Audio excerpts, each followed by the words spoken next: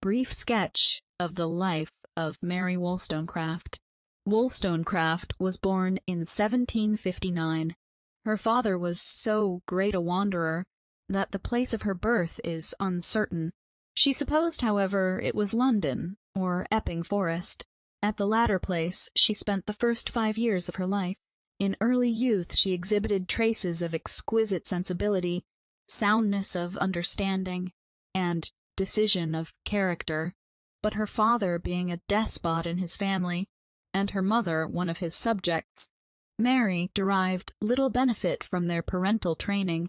She received no literary instructions but such as were to be had in ordinary day schools. Before her 16th year she became acquainted with Mr. Clare, a clergyman, and Miss Frances Blood, the latter 2 years older than herself, who, possessing good taste and some knowledge of the fine arts, seems to have given the first impulse to the formation of her character. At the age of 19, she left her parents and resided with a Mrs. Dawson for 2 years, when she returned to the parental roof to give attention to her mother, whose ill health made her presence necessary. On the death of her mother, Mary bade a final adieu to her father's house, and became the inmate of F. Blood. Thus situated, their intimacy increased, and a strong attachment was reciprocated. In 1783 she commenced a day school at Newington Green, in conjunction with her friend, F. Blood. At this place she became acquainted with Dr. Price, to whom she became strongly attached. The regard was mutual. It is said that she became a teacher from motives of benevolence, or rather philanthropy, and during the time she continued in the profession, she gave proof of superior qualification for the performance of its arduous and important duties. Her friend and coadjutor married and removed to Lisbon, in Portugal, where she died of a pulmonary disease, the symptoms of which were visible before her marriage. So true was Mary's attachment to her, that she entrusted her school to the care of others, for the purpose of attending Frances in her closing scene. She aided, as did Dr. Young, in stealing Narcissa a grave. Her mind was expanded by this residence in a foreign country, and though clear of religious bigotry before, she took some instructive lessons on the evils of superstition and intolerance. On her return she found the school had suffered by her absence, and having previously decided to apply herself to literature, she now resolved to commence. In 1787 she made or received proposals from Johnson, a publisher in London, who was already acquainted with her talents as an author. During the 3 subsequent years, she was actively engaged, more in translating, condensing, and compiling than in the production of original works. At this time she labored under much depression of spirits, or the loss of her friend. This rather increased, perhaps, by the publication of Mary, a novel which was mostly composed of incidents and reflections connected with their intimacy. The pecuniary concerns of her father becoming embarrassed, Mary practiced a rigid economy in her expenditures, and with her savings was enabled to procure her sisters' and brothers' situations, to which, without her aid, they could not have had access. Her father was sustained at length from her funds. She even found means to take under her protection an orphan child. She had acquired a facility in the arrangement and expression of thoughts, in her avocation of translator and compiler, which was no doubt of great use to her afterward. It was not long until she had occasion for them. The eminent Burke produced his celebrated Reflections on the Revolution in France. Mary, full of sentiments of liberty, and indignant at what she thought subversive of it, seized her pen and produced the first attack upon that famous work. It succeeded well, for though intemperate and contemptuous, it was vehemently and impetuously eloquent, and though Burke was beloved by the enlightened friends of freedom, they were dissatisfied and disgusted with what they deemed an outrage upon it. It is said that Mary had not wanted confidence in her own powers before, but the reception this work met from the public gave her an opportunity of judging what those powers were. In the estimation of others, it was shortly after this, that she commenced the work to which these remarks are prefixed. What are its merits will be decided in the judgment of each reader.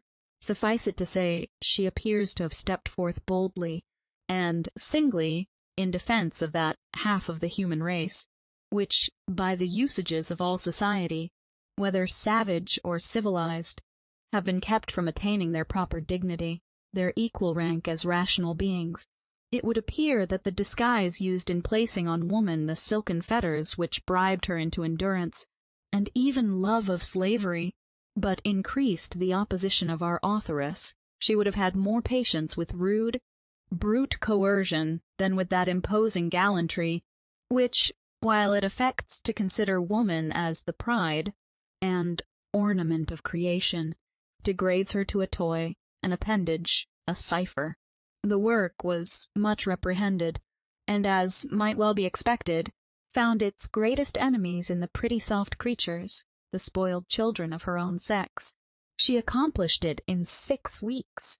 In 1792, she removed to Paris, where she became acquainted with Gilbert Imlay, of the United States, and from this acquaintance grew an attachment, which brought the parties together, without legal formalities, to which she objected on account of some family embarrassments, in which he would thereby become involved. The engagement was, however, considered by her of the most sacred nature, and they formed the plan of emigrating to America, where they should be enabled to accomplish it. These were the days of Robespierrean cruelty, and Imlay left Paris for Havre, whither after a time Mary followed him. They continued to reside there until he left Havre for London, under pretense of business, and with a promise of rejoining her soon at Paris, which, however, he did not, but in 1795 sent for her to London. In the meantime she had become the mother of a female child, whom she called Frances in commemoration of her early friendship. Before she went to England, she had some gloomy forebodings that the affections of Imlay had waned if they were not estranged from her. On her arrival, those forebodings were sorrowfully confirmed. His attentions were too formal and constrained to pass unobserved by her penetration, and though he ascribed his manner and his absence to business duties, she saw his affection for her was only something to be remembered.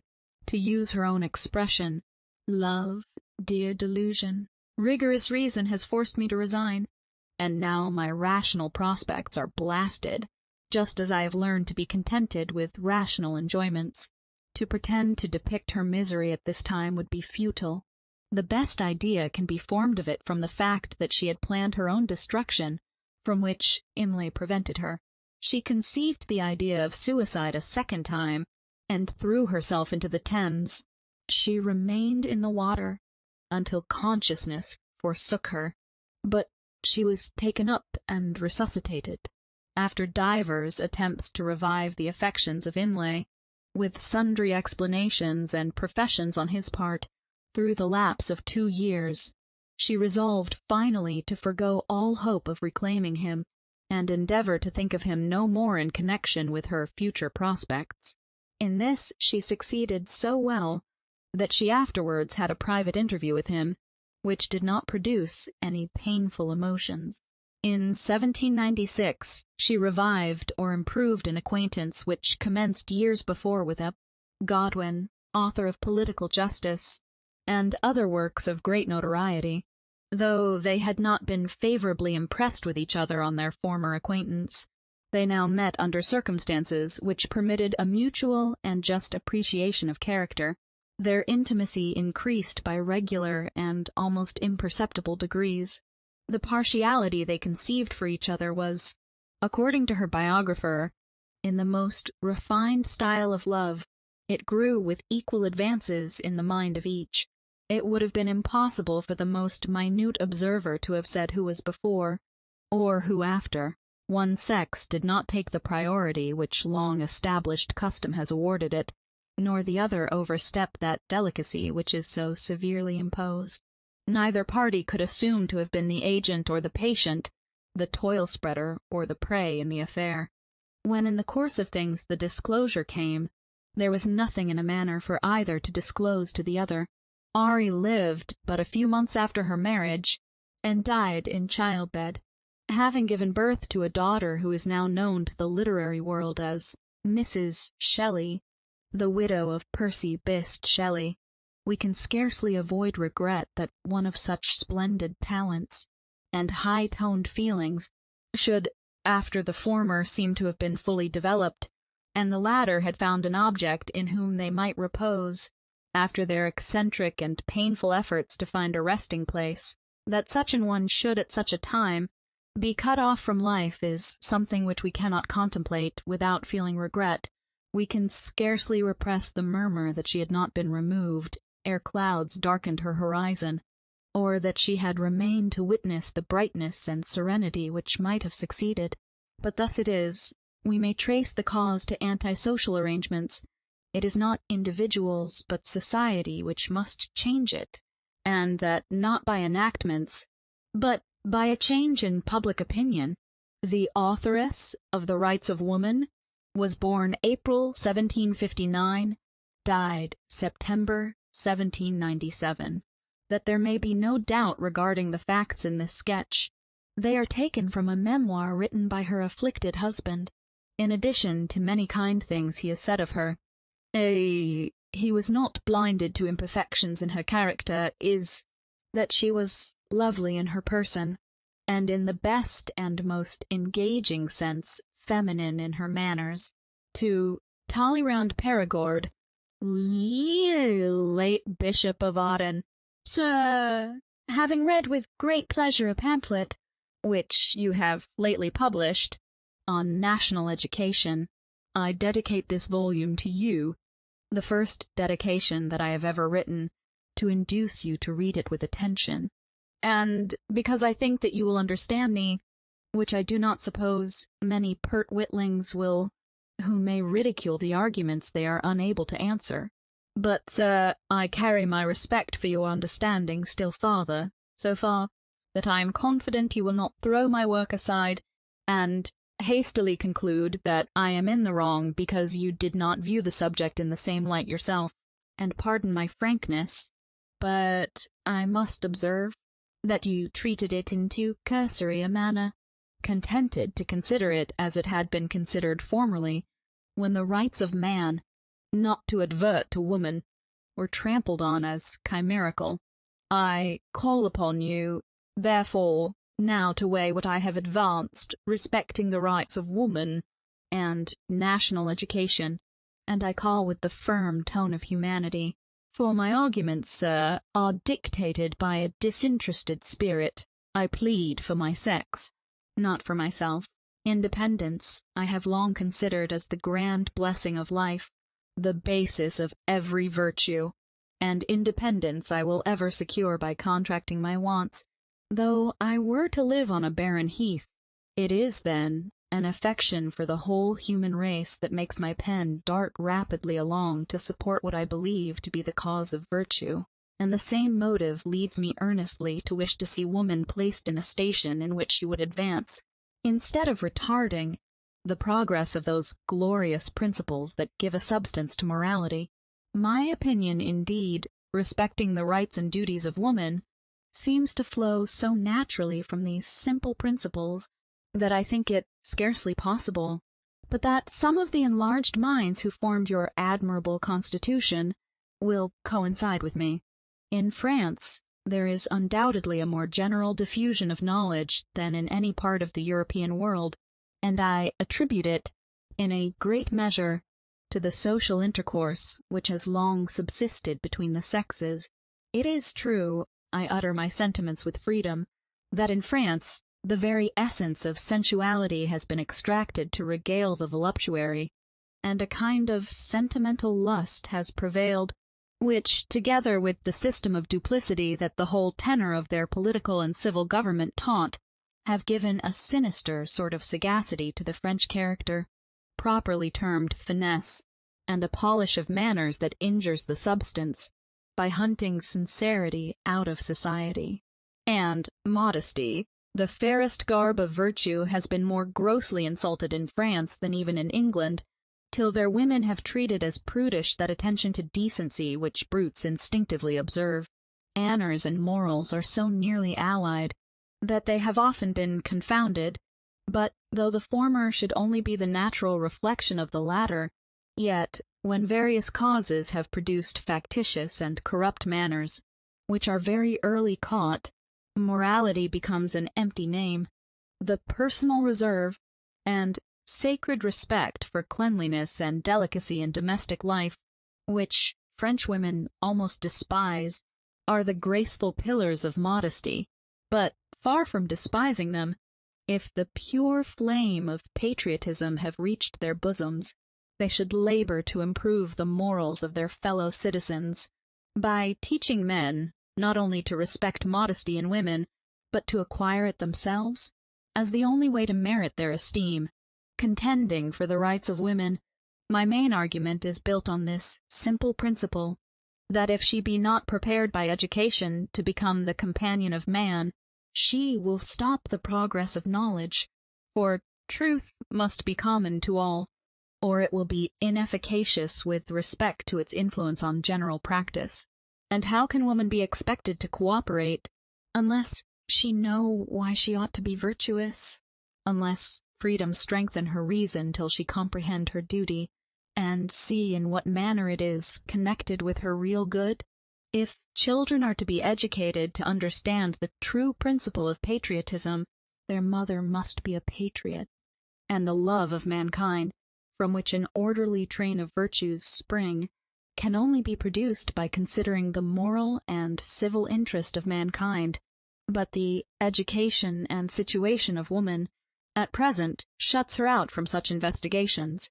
In this work I have produced many arguments, which to me were conclusive, to prove that the prevailing notion respecting a sexual character was subversive of morality, and I have contended that to render the human body and mind more perfect, chastity must more universally prevail, and that chastity will never be respected in the male world till the person of a woman is not, as it were, idolized when little virtue or sense embellish it with the grand traces of mental beauty, or the interesting simplicity of affection.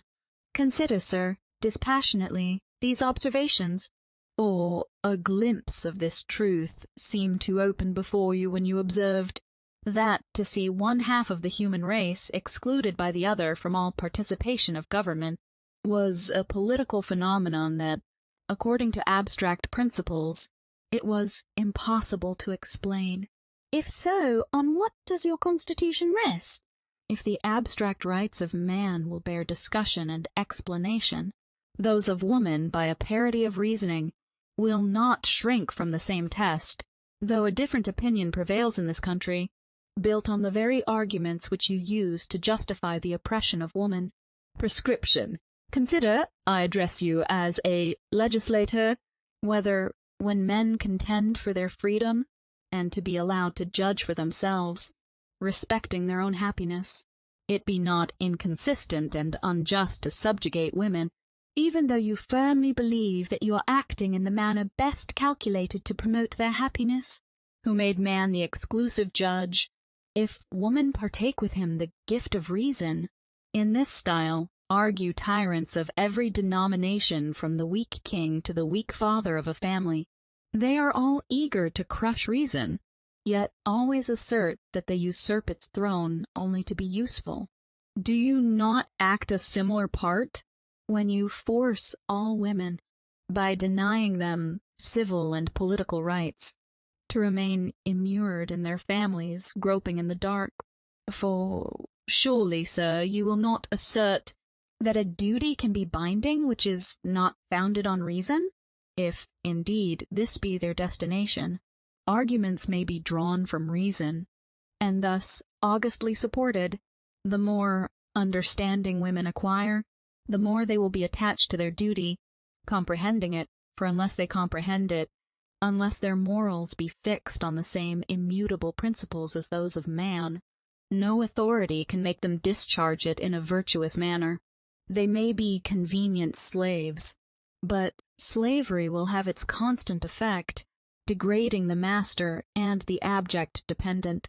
But if women are to be excluded, without having a voice, from a participation of the natural rights of mankind, prove first, to ward off the charge of injustice and inconsistency, that they want reason, else this flaw in your new constitution, the first constitution founded on reason, will ever show that man must, in some shape, act like a tyrant, and tyranny, in whatever part of society it rears its brazen front, will ever undermine morality, have repeatedly asserted, and produced what appeared to me irrefragable arguments drawn from matters of fact, to prove my assertion that women cannot by force be confined to domestic concerns.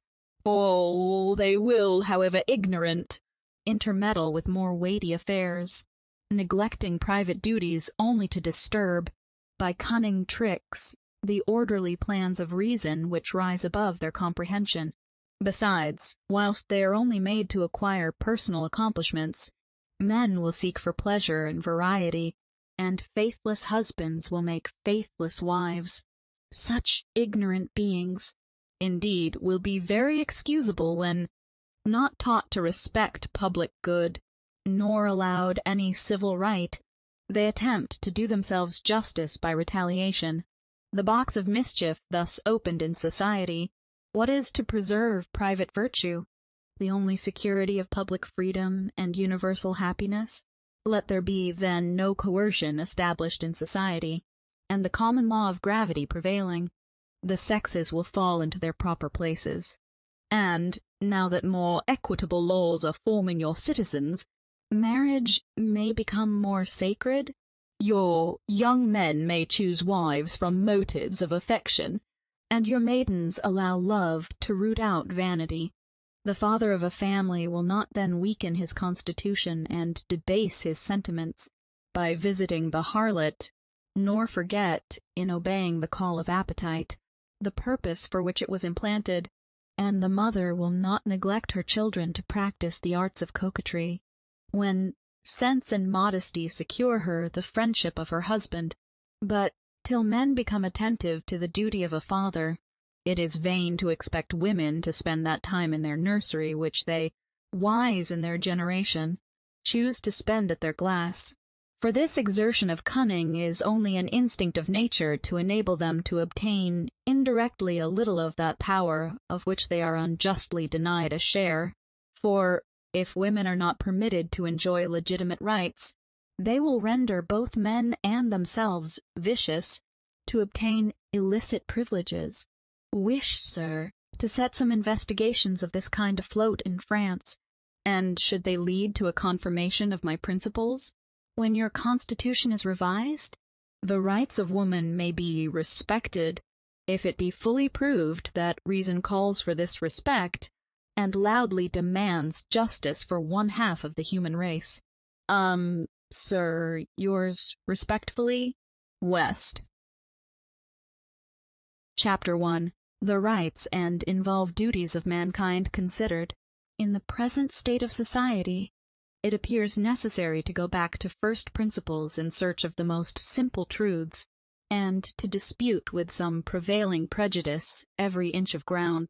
To clear my way, I must be allowed to ask some plain questions, and the answers will probably appear as unequivocal as the axioms on which reasoning is built, though when entangled with various motives of action, they are formally contradicted, either by the words or conduct of men.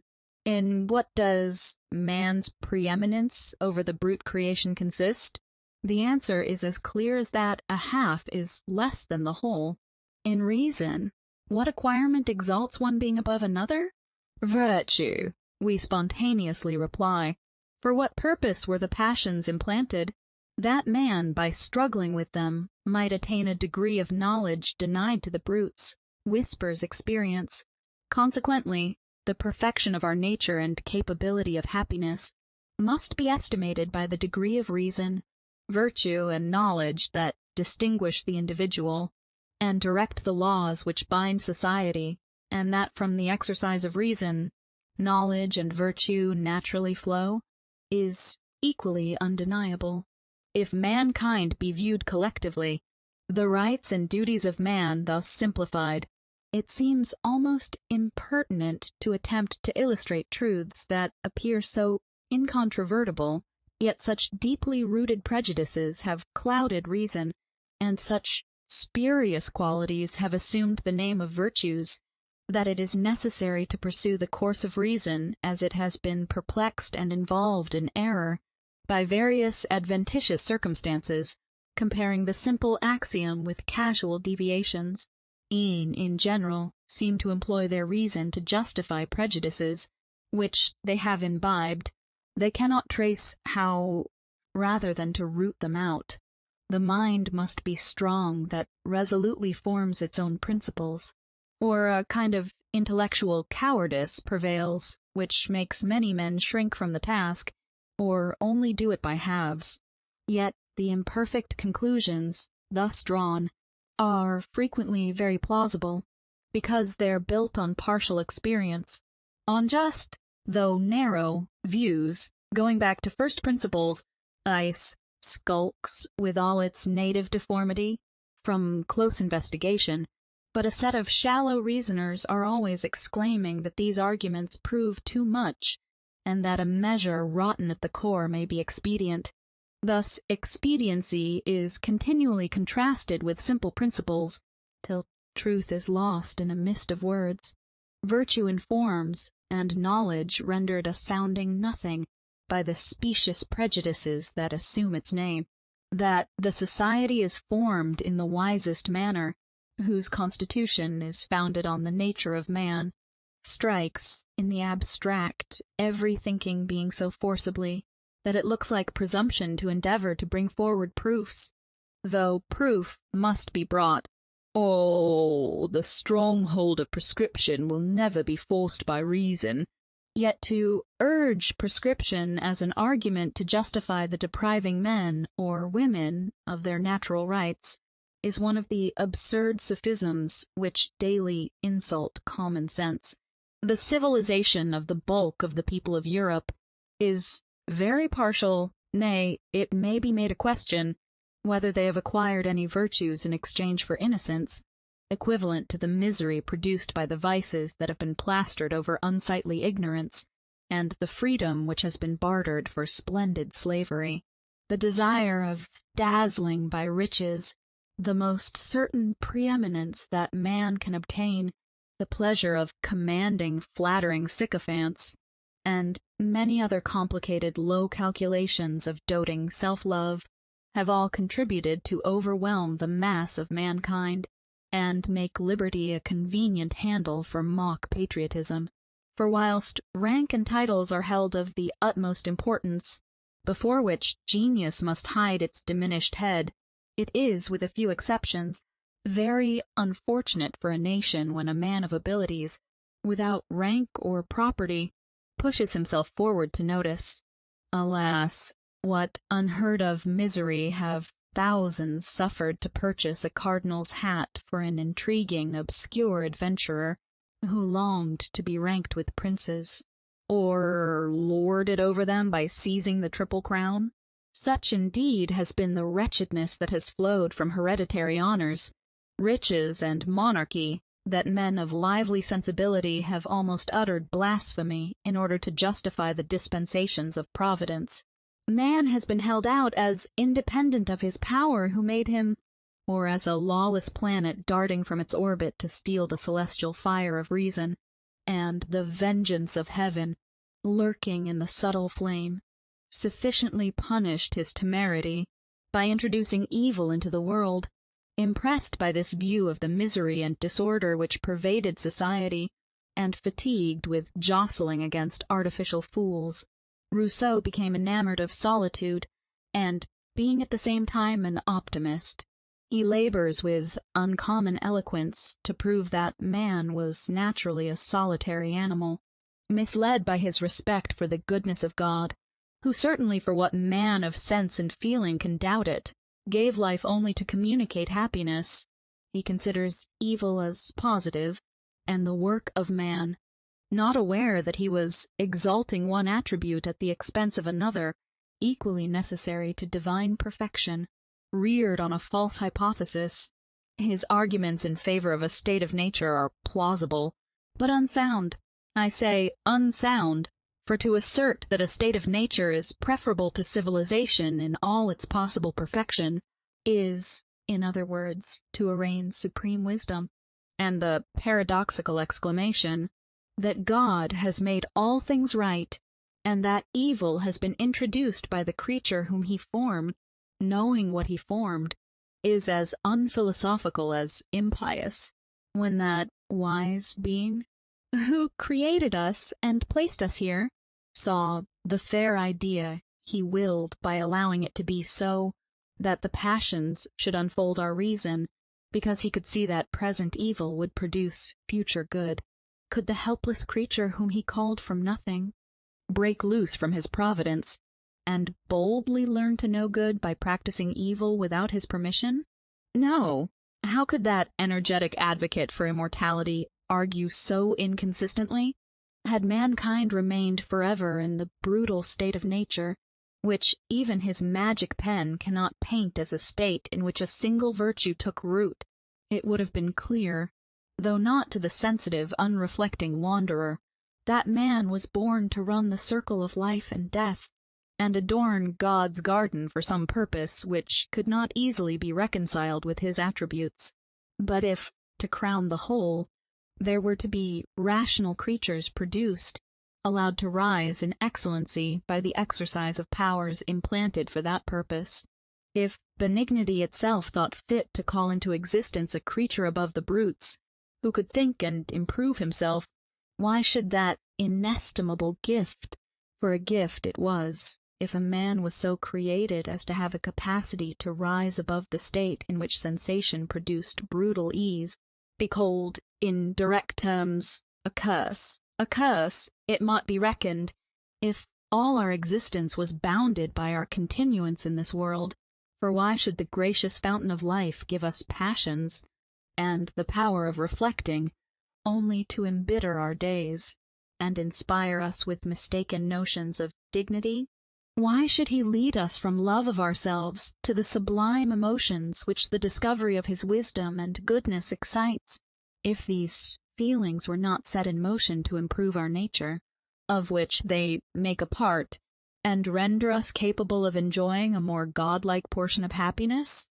Firmly persuaded that no evil exists in the world that God did not design to take place, I build my belief on the perfection of God. Rousseau exerts himself to prove that all was right originally, a crowd of authors that all is now right, and I, that all will be right. But, true to his first position, next to a state of nature, Rousseau celebrates barbarism, and, apostrophizing the shade of Fabricius, he forgets that, in conquering the world, the Romans never dreamed of establishing their own liberty on a firm basis, or of extending the reign of virtue. Eager to support his system, he stigmatizes as vicious every effort of genius, and uttering the apotheosis of savage virtues, he exalts those to demigods, who were scarcely human, the brutal Spartans, who, in defiance of justice and gratitude, sacrificed in cold blood the slaves that had shown themselves men to rescue their oppressors. Disgusted with artificial manners and virtues, the citizen of Geneva, instead of properly sifting the subject, threw away the wheat with the chaff, without waiting to inquire whether the evils, which his ardent soul turned from indignantly, were the consequence of civilization, or the vestiges of barbarism. He saw vice trampling on virtue, and the semblance of goodness taking place of the reality. He saw talents bent by power to sinister purposes, and never thought of tracing the gigantic mischief up to arbitrary power, up to the hereditary distinctions that clash with the mental superiority that naturally raises a man above his fellows. He did not perceive that the regal power, in a few generations, introduces idiotism into the noble stem, and holds out baits to render thousands idle and vicious. nothing can set the regal character in a more contemptible point of view than the various crimes that have elevated men to the supreme dignity. Vile intrigues, unnatural crimes, and every vice that degrades our nature have been the steps to this distinguished eminence. Yet millions of men have supinely allowed the nerveless limbs of the posterity of such rapacious prowlers to rest quietly on their ensanguined thrones. What but a pestilential vapor can hover over society, when its chief director is only instructed in the invention of crimes, or the stupid routine of childish ceremonies? Will men never be wise? Will they never cease to expect corn from tares, and figs from thistles? It is impossible for any man, when the most favorable circumstances concur, to acquire sufficient knowledge and strength of mind to discharge the duties of a king, entrusted with uncontrolled power. How then must they be violated when his very elevation is an insuperable bar to the attainment of either wisdom or virtue, when all the feelings of a man are stifled by flattery, and reflection shut out by pleasure? Surely it is madness to make the fate of thousands depend on the caprice of a weak fellow creature, whose very station sinks him necessarily below the meanest of his subjects. But one power should not be thrown down to exalt another, for all power intoxicates weak man, and its abuse proves that the more equality there is established among men, the more virtue and happiness will reign in society. But this, and any similar maxim deduced from simple reason, raises an outcry. The Church or the State is in danger if faith in the wisdom of antiquity is not implicit, and they who, roused by the sight of human calamity, dare to attack human authority, are reviled as despisers of God and enemies of man. These are bitter calumnies, yet they reached one of the best of men, Dr. Price, whose ashes still preach peace, and whose memory demands a respectful pause, when subjects are discussed that lay so near his heart. After attacking the sacred majesty of kings, I shall scarcely excite surprise by adding my firm persuasion that every profession, in which great subordination of rank constitutes its power, is highly injurious to morality. Standing army, for instance, is incompatible with freedom, because subordination and rigor are the very sinews of military discipline, and despotism is necessary to give vigor to enterprises that one will directs. A spirit inspired by romantic notions of honor, a kind of morality founded on the fashion of the age, can only be felt by a few officers, whilst the main body must be moved by command, like the waves of the sea. For the strong wind of authority pushes the crowd of subalterns forward, they scarcely know or care why, with headlong fury. Besides, nothing can be so prejudicial to the morals of the inhabitants of country towns as the occasional residence of a set of idle, superficial young men, whose only occupation is gallantry, and whose polished manners render vice more dangerous by concealing its deformity under gay, ornamental drapery, an air of fashion which is but a badge of slavery, and proves that the soul has not a strong individual character, awes simple country people into an imitation of the vices, when they cannot catch the slippery graces of politeness. Every corps is a chain of despots, who, submitting and tyrannizing without exercising their reason, become deadweights of vice and folly on the community. A man of rank or fortune, sure of rising by interest, has nothing to do but to pursue some extravagant freak, whilst the needy gentleman, who is to rise as the phrase turns, by his merit becomes a servile parasite or vile pander. Sailors, the naval gentlemen, come under the same description, only their vices assume a different and a grosser cast. They are more positively indolent, when not discharging the ceremonials of their station, whilst the insignificant fluttering of soldiers may be termed active idleness. more confined to the society of men. The former acquire a fondness for humor and mischievous tricks, whilst the latter, mixing frequently with well-bred women, catch a sentimental cant. But mind is equally out of the question, whether they indulge the horse laugh or polite simper. I be allowed to extend the comparison to a profession where more mind is certainly to be found, for the clergy have superior opportunities of improvement, though subordination almost equally cramps their faculties. The blind submission imposed at college to forms of belief serves as a novitiate to the curate who most obsequiously respects the opinion of his rector or patron, if he means to rise in his profession. Perhaps there cannot be a more forcible contrast than between the servile, dependent gait of a poor curate, and the courtly mien of a bishop, and the respect and contempt they inspire render the discharge of their separate functions equally useless. It is of great importance to observe that the character of every man is, in some degree, formed by his profession. A man of sense may only have a cast of countenance that wears off as you trace his individuality, whilst the weak common man has scarcely ever any character. But what belongs to the body? At least, all his opinions have been so steeped in the vat consecrated by authority, that the faint spirit which the grape of his own vine yields cannot be distinguished. Society, therefore, as it becomes more enlightened, should be very careful not to establish bodies of men who must necessarily be made foolish or vicious by the very constitution of their profession. In the infancy of society, when men were just emerging out of barbarism, chiefs and priests, touching the most powerful springs of savage conduct, hope and fear, must have had unbounded sway. An aristocracy, of course, is naturally the first form of government, but clashing interests soon losing their equipoise, a monarchy and hierarchy break out of the confusion of ambitious struggles, and the foundation of both is secured by feudal tenures. This appears to be the origin of monarchical and priestly power, and the dawn of civilization.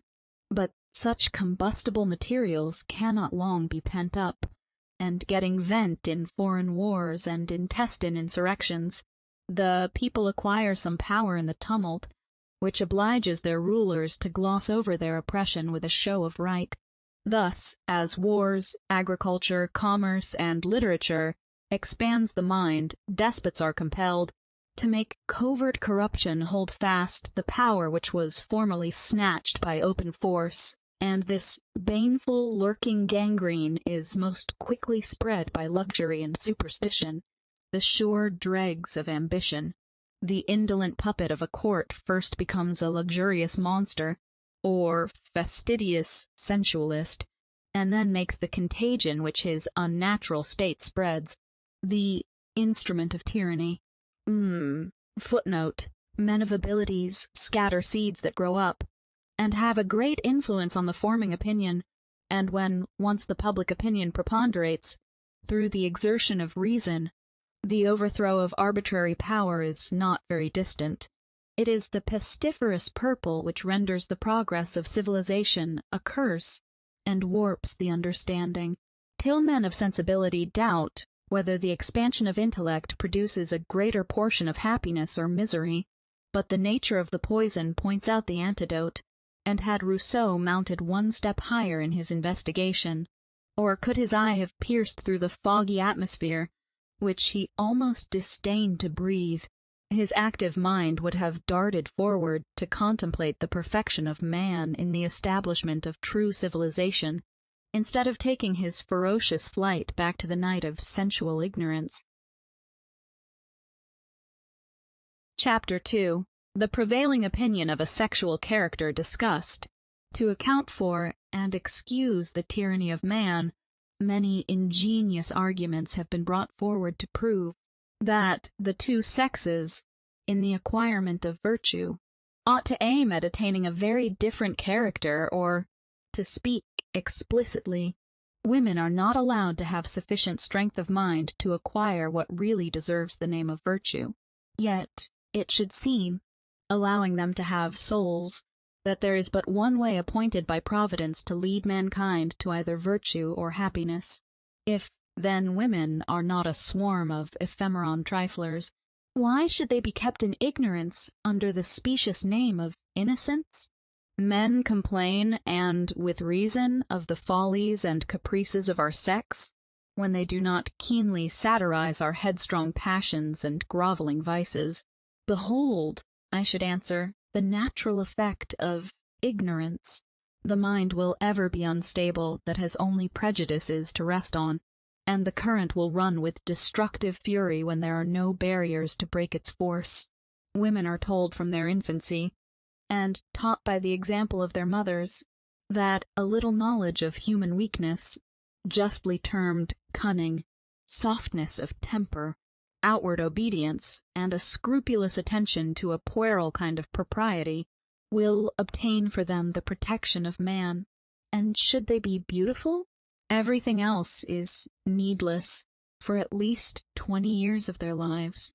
Thus, Milton describes our first frail mother, though when he tells us that women are formed for softness and sweet attractive grace, I cannot comprehend his meaning, unless, in the true Mahometan strain, he meant to deprive us of souls, and insinuate that we were beings only designed by sweet attractive grace, and docile blind obedience, to gratify the senses of man when he can no longer soar on the wing of contemplation. How grossly do they insult us, who thus advise us only to render ourselves gentle, domestic brutes, for instance, the winning softness, so warmly and frequently recommended, that governs by obeying. What childish expressions, and how insignificant is the being! Can it be an immortal one, who will condescend to govern by such sinister methods? Certainly, says Lord Bacon, man is of kin to the beasts by his body, and if he be not of kin to God by his spirit, he is a base and ignoble creature. Men, indeed, appear to me to act in a very unphilosophical manner, when they try to secure the good conduct of women by attempting to keep them always in a state of childhood. Rousseau was more consistent when he wished to stop the progress of reason in both sexes, for if men eat of the tree of knowledge, women will come in for a taste, but from the imperfect cultivation which their understandings now receive, they only attain a knowledge of evil. Children, I grant, should be innocent, but when the epithet is applied to men, or women, it is but a civil term for weakness. For, if it be allowed that women were destined by Providence to acquire human virtues, and by the exercise of their understandings, that stability of character which is the firmest ground to rest our future hopes upon, they must be permitted to turn to the fountain of light, and not forced to shape their course by the twinkling of a mere satellite. Milton, I grant, was of a very different opinion, for he only bends to the indefeasible right of beauty, though it would be difficult to render two passages, which I now mean to contrast, consistent, but into similar inconsistencies are great men often led by their senses, to whom thus Eve with perfect beauty adorned, my author and disposer, what thou bidst unargued I obey, so God ordains. God is thy law, thou mine. To know no more is woman's happiest knowledge and her prey. These are exactly the arguments that I've used to children, but I have added, your reason is now gaining strength, and, till it arrives at some degree of maturity, you must look up to me for advice. Then you ought to think, and only rely on God. Yet, in the following lines, Milton seems to coincide with me, when he makes Adam thus expostulate with his Maker, "Hast thou not made me here thy substitute, and these inferior far beneath me set?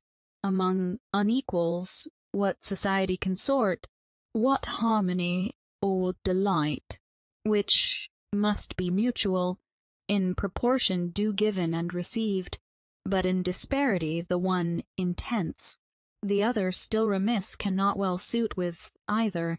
but soon prove tedious alike. Of fellowship I speak, such as I seek fit to participate all rational delight.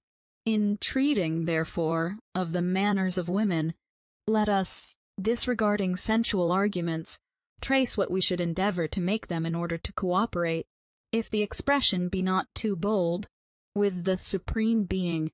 By individual education, I mean, for the sense of the word is not precisely defined, such an attention to a child as will slowly sharpen the senses, or the temper, regulate the passions, as they begin to ferment, and set the understanding to work before the body arrives at maturity, so that the man may only have to proceed, not to begin, the important task of learning to think and reason. To prevent any misconstruction, I must add that I do not believe that a private education can work the wonders which some sanguine writers have attributed to it. Men and women must be educated, in a great degree, by the opinions and manners of the society they live in. In every age there has been a stream of popular opinion that has carried all before it, and given a family character, as it were, to the century.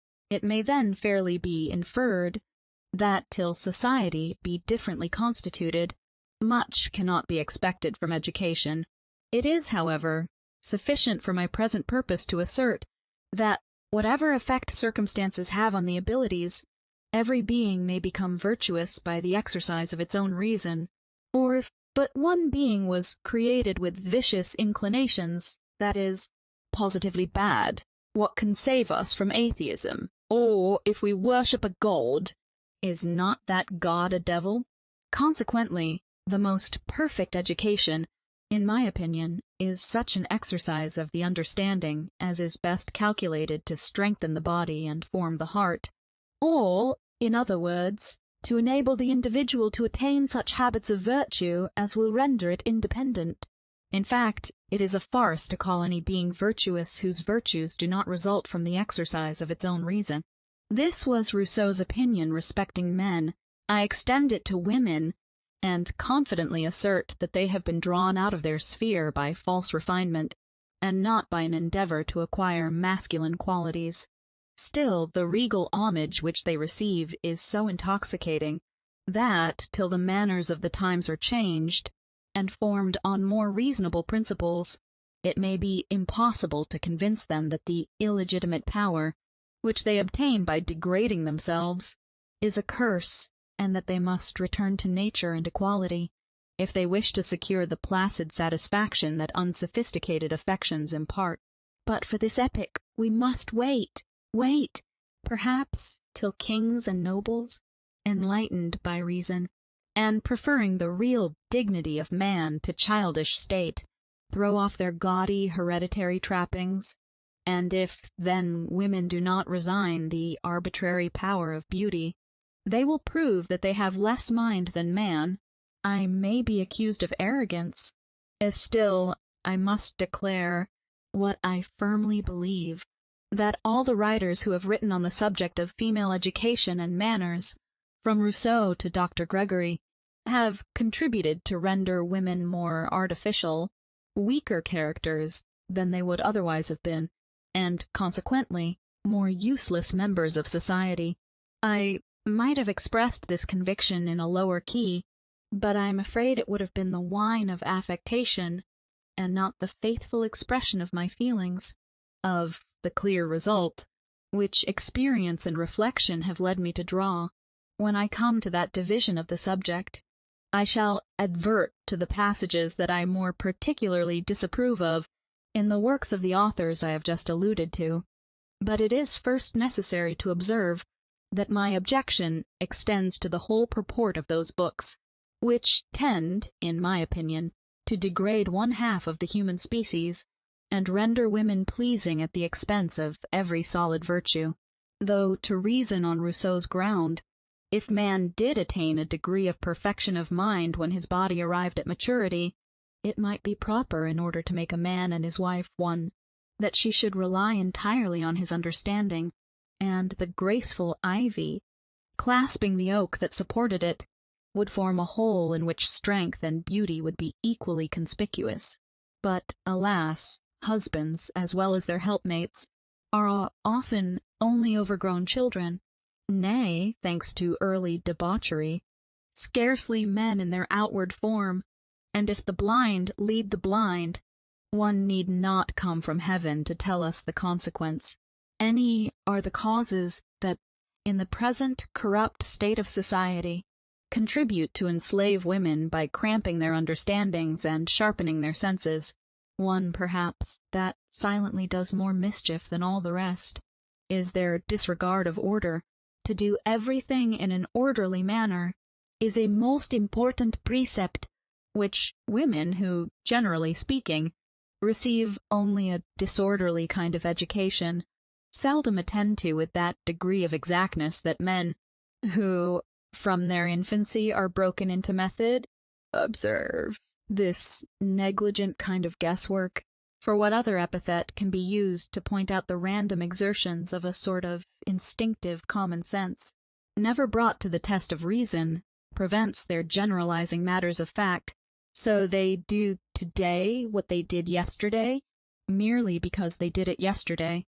This contempt of the understanding in early life has more baneful consequences than is commonly supposed, for the little knowledge which women of strong minds attain is, from various circumstances, of a more desultory kind than the knowledge of men, and it is acquired more by sheer observations on real life, than from comparing what has been individually observed with the results of experience generalized by speculation. Led by their dependent situation and domestic employments more into society, what they learn is rather by snatches, and as learning is with them, in general, only a secondary thing, they do not pursue any one branch with that persevering ardor necessary to give vigor to the faculties, and clearness to the judgment. In the present state of society, a little learning is required to support the character of a gentleman, and boys are obliged to submit to a few years of discipline. But in the education of women, the cultivation of the understanding is always subordinate to the acquirement of some corporeal accomplishment. Even while enervated by confinement and false notions of modesty, the body is prevented from attaining that grace and beauty which relaxed, half-formed limbs never exhibit. Besides, in youth, their faculties are not brought forward by emulation, and having no serious scientific study, if they have natural sagacity, it is turned too soon on life and manners. They dwell on effects and modifications without tracing them back to causes, and complicated rules to adjust behavior are a weak substitute for simple principles. As a proof that education gives this appearance of weakness to females, we may instance the example of military men, who are, like them, sent into the world before their minds have been stored with knowledge or fortified by principles. The consequences are similar. Soldiers acquire a little superficial knowledge, snatched from the muddy current of conversation, and from continually mixing with society, they gain what is termed a knowledge of the world, and this acquaintance with manners and customs has frequently been confounded with a knowledge of the human heart. But can the crude fruit of casual observation, never brought to the test of judgment, formed by comparing speculation and experience, deserve such a distinction? Soldiers, as well as women, practice the minor virtues with punctilious politeness. Where is then the sexual difference? When the education has been the same, all the difference that I can discern arises from the superior advantage of liberty, which enables the former to see more of life. It is, wandering from my present subject, perhaps, to make a political remark, but, as it was produced naturally by the train of my reflections, I shall not pass it silently over. Standing armies can never consist of resolute, robust men. They may be well-disciplined machines, but they will seldom contain men under the influence of strong passions or with very vigorous faculties. And as for any depth of understanding, I will venture to affirm that it is as rarely to be found in the army as amongst women, and the cause, I maintain, is the same. It may be further observed that officers are also particularly attentive to their persons, fond of dancing, crowded rooms, adventures, and ridicule. Like the fair sex, the business of their lives is gallantry. They were taught to please, and they only live to please. Yet they do not lose their rank in the distinction of sexes, for they are still reckoned superior to women, though in what their superiority consists, beyond what I've just mentioned, it is difficult to discover. The great misfortune is this, that they both acquire manners before morals, and a knowledge of life before they have from reflection any acquaintance with the grand ideal outline of human nature. The consequence is natural. Satisfied with common nature, they become a prey to prejudices, and taking all their opinions on credit, they blindly submit to authority, so that if they have any sense, it is a kind of instinctive glance that catches proportions and decides with respect to manners, but fails when arguments are to be pursued below the surface, or opinions analyzed. Not the same remark be applied to women? Nay, the argument may be carried still further, for they are both thrown out of a useful station by the unnatural distinctions established in civilized life. Riches and hereditary honors have made ciphers of women to give consequence to the numerical figure, and idleness has produced a mixture of gallantry and despotism in society, which leads the very men who are the slaves of their mistresses to tyrannize over their sisters, wives, and daughters. This is only keeping them in rank and file. It is true, strengthen the female mind by enlarging it, and there will be an end to blind obedience. But as blind obedience is ever sought for by power, tyrants and sensualists are in the right when they endeavor to keep women in the dark, because the former only want slaves, and the latter a plaything. The sensualist indeed has been the most dangerous of tyrants, and women have been duped by their lovers, as princes by their ministers, whilst dreaming that they reigned over them. Now principally allude to Rousseau, for his character of Sophia is undoubtedly a captivating one, though it appears to me grossly unnatural. However, it is not the superstructure, but the foundation of her character, the principles on which her education was built, that I mean to attack.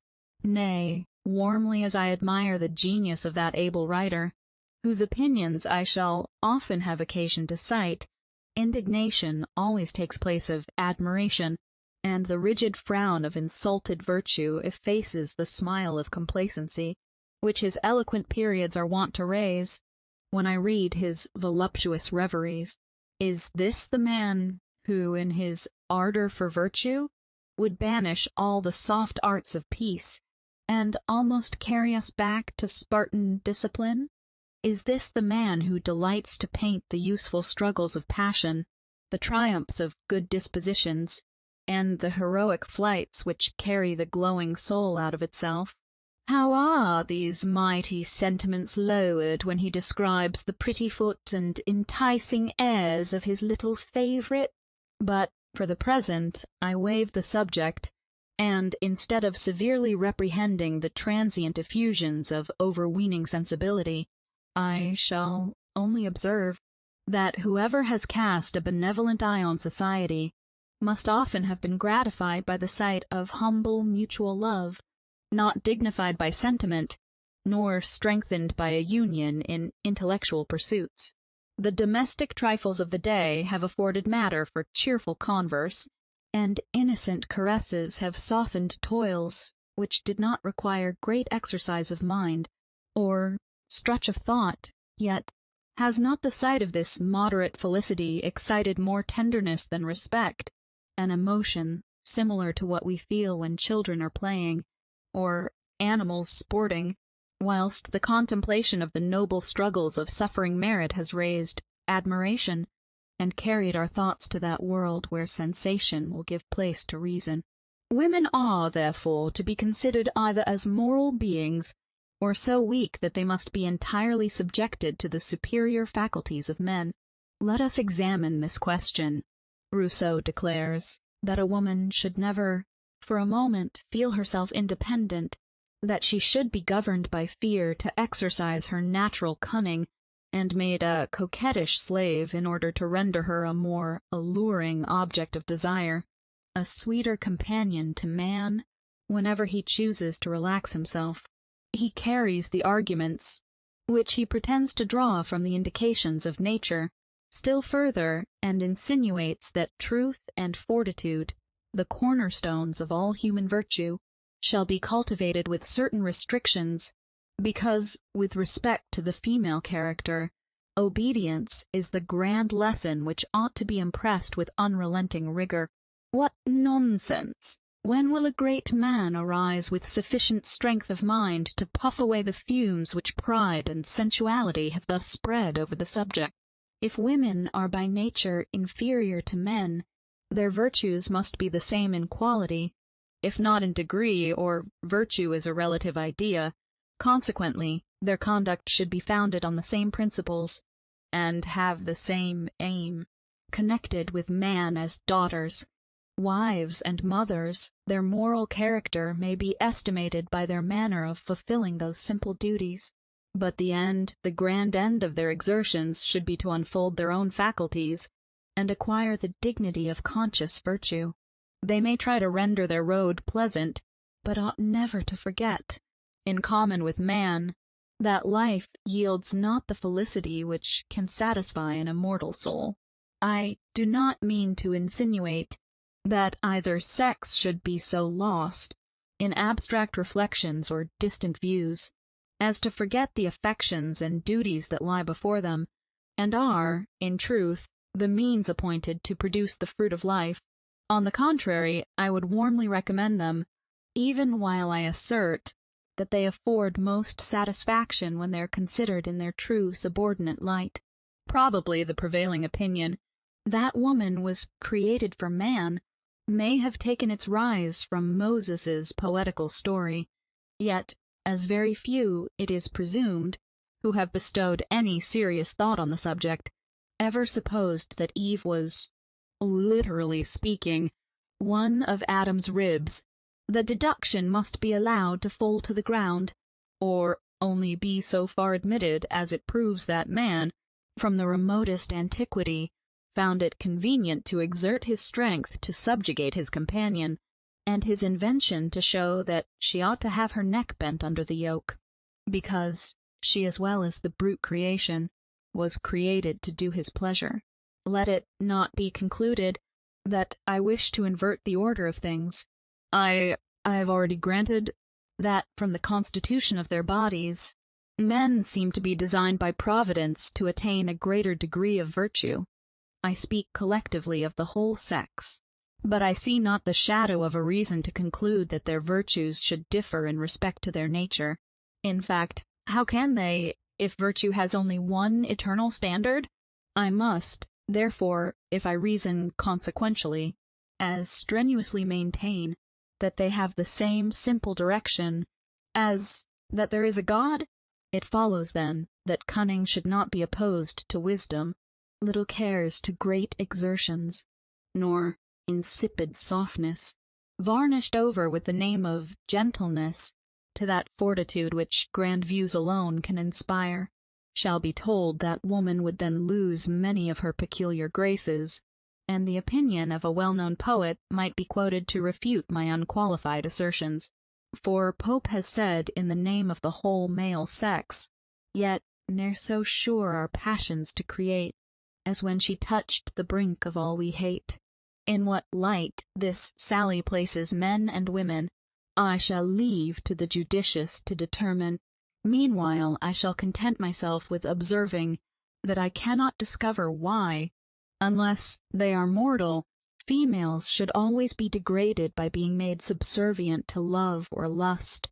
To speak disrespectfully of love is, I know, high treason against sentiment and fine feelings, but I wish to speak the simple language of truth, and rather to address the head than the heart. To endeavor to reason love out of the world would be to out Quixote Cervantes, and equally offend against common sense. but an endeavor to restrain this tumultuous passion, and to prove that it should not be allowed to dethrone superior powers, or to usurp the scepter which the understanding should ever coolly wield, appears less wild. Youth is the season for love in both sexes, but in those days of thoughtless enjoyment, provision should be made for the more important years of life, when reflection takes place of sensation. But Rousseau, and most of the male writers who have followed his steps, have warmly inculcated that the whole tendency of female education ought to be directed to one point to render them pleasing. Let me reason with the supporters of this opinion, who have any knowledge of human nature. Do they imagine that marriage can eradicate the habitude of life? The woman who has only been taught to please will soon find that her charms are oblique sunbeams, and that they cannot have much effect on her husband's heart when they are seen every day. When the summer is past and gone, will she then have sufficient native energy to look into herself for comfort, and cultivate her dormant faculties? Or is it not more rational to expect that she will try to please other men, and in the emotions raised by the expectation of new conquests, endeavor to forget the mortification her love or pride has received? When the husband ceases to be a lover, and the time will inevitably come, her desire of pleasing will then grow languid, or become a spring of bitterness, and love, perhaps the most evanescent of all passions, gives place to jealousy or vanity. Now speak of women who are restrained by principle or prejudice. Such women, though they would shrink from an intrigue with real abhorrence, yet nevertheless wish to be convinced by the homage of gallantry that they are cruelly neglected by their husbands, or days and weeks are spent in dreaming of the happiness enjoyed by congenial souls, till the health is undermined and the spirits broken by discontent. How then can the great art of pleasing be such a necessary study? It is only useful to a mistress.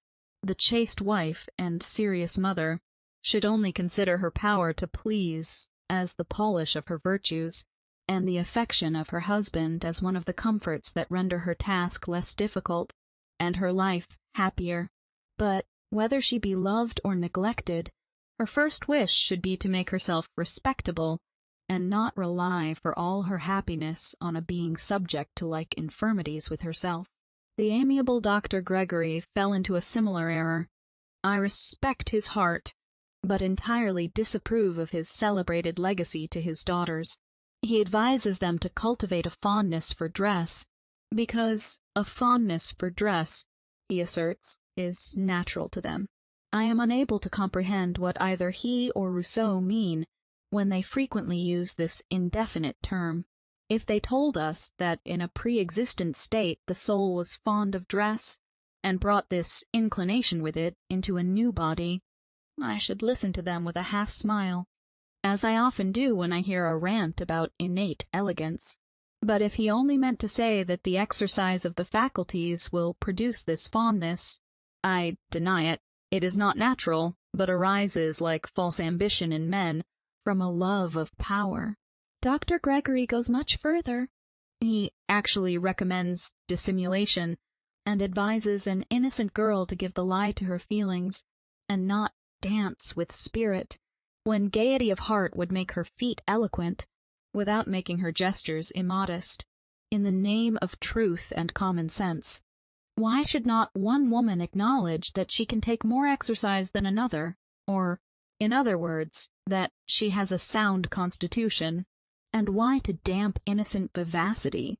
Is she darkly to be told that men will draw conclusions which she little thinks of? Let the libertine draw what inference he pleases, but I hope that no sensible mother will restrain the natural frankness of youth by instilling such indecent cautions. Out of the abundance of the heart the mouth speaketh, and a wiser than Solomon hath said, that the heart should be made clean, and not trivial ceremonies observed, which it is not very difficult to fulfill with scrupulous exactness when vice reigns in the heart. Women ought to endeavor to purify their hearts, But can they do so when their uncultivated understandings make them entirely dependent on their senses for employment and amusement, when no noble pursuit sets them above the little vanities of the day, or enables them to curb the wild emotions that agitate a reed over which every passing breeze has power? To gain the affections of a virtuous man, is affectation necessary? Nature has given woman a weaker frame than man, but to ensure her husband's affections, must a wife, who, by the exercise of her mind and body, whilst she was discharging the duties of a daughter, wife, and mother, has allowed her constitution to retain its natural strength, and her nerves a healthy tone, is she, I say, to condescend to use art and feign a sickly delicacy in order to secure her husband's affection? Weakness may excite tenderness, and gratify the arrogant pride of man, but the lordly caresses of a protector will not gratify a noble mind that pants for and deserves to be respected. Fondness is a poor substitute for friendship. In Heraclio, I grant that all these arts are necessary. The epicure must have his palate tickled, or he will sink into apathy. But have women so little ambition as to be satisfied with such a condition? Can they supinely dream life away in the lap of pleasure, or in the languor of weariness, rather than assert their claim to pursue reasonable pleasures, and render themselves conspicuous by practicing the virtues which dignify mankind? Surely she is not an immortal soul who can loiter life away, merely employed to adorn her person, that she may amuse the languid hours, and soften the cares of a fellow creature who is willing to be enlivened by her smiles and tricks, when the serious business of life is over. Besides, the woman who strengthens her body and exercises her mind will, by managing her family and practicing various virtues, become the friend and not the humble dependent of her husband, and if she deserves his regard by possessing such substantial qualities, she will not find it necessary to conceal her affection, nor to pretend to an unnatural coldness of constitution to excite her husband's passions. In fact, if we revert to history, we shall find that the women who have distinguished themselves have neither been the most beautiful nor the most gentle of their sex. Nature, or to speak with strict propriety God, has made all things right, but man has sought him out many inventions to mar the work. I now allude to that part of Dr. Gregory's treatise, where he advises a wife never to let her husband know the extent of her sensibility or affection. Voluptuous precaution, and as ineffectual as absurd. Love, from its very nature, must be transitory. To seek for a secret that would render it constant would be as wild a search as for the philosopher's stone, or the grand panacea, and the discovery would be equally useless, or rather pernicious to mankind. The most holy band of society is friendship. It has been well said by a shrewd satirist that rare as true love is, true friendship is still rarer. This is an obvious truth, and the cause, not lying deep, will not elude a slight glance of inquiry. Love, the common passion, in which chance and sensation take place of choice and reason, is in some degree felt by the mass of mankind. For it is not necessary to speak, at present, of the emotions that rise above or sink below love. This passion, naturally increased by suspense and difficulties, draws the mind out of its accustomed state, and exalts the affections. But the security of marriage, allowing the fever of love to subside, a healthy temperature is thought insipid only by those who have not sufficient intellect to substitute the calm tenderness of friendship, the confidence of respect, instead of blind admiration, and the sensual emotions of fondness. This must be, the course of nature. Friendship or indifference inevitably succeeds love, and this constitution seems perfectly to harmonize with the system of government which prevails in the moral world. Passions are spurs to action, and open the mind, but they sink into mere appetites, become a personal momentary gratification when the object is gained, and the satisfied mind rests in enjoyment. The man who had some virtue whilst he was struggling for a crown often becomes a voluptuous tyrant when it graces his brow, and, when the lover is not lost in the husband, the debtor, to prey to childish caprices and fond jealousies, neglects the serious duties of life, and the caresses which should excite confidence in his children are lavished on the overgrown child.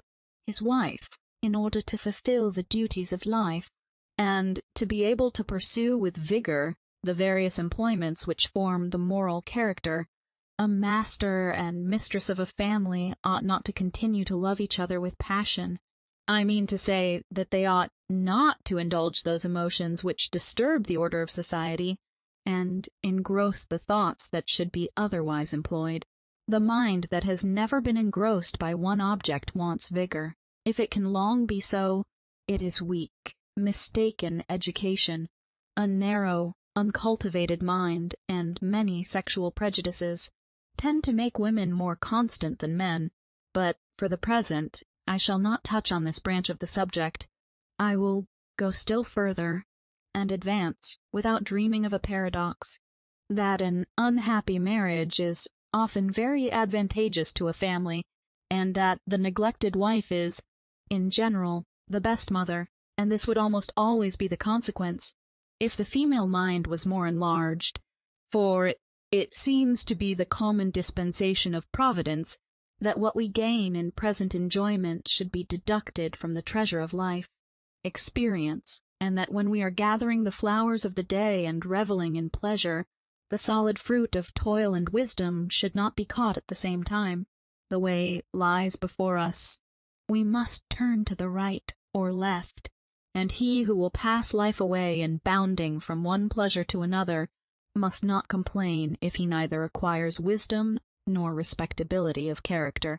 Supposing for a moment that the soul is not immortal, and that man was only created for the present scene, I think we should have reason to complain that love, infantine fondness, ever grew insipid and palled upon the sense.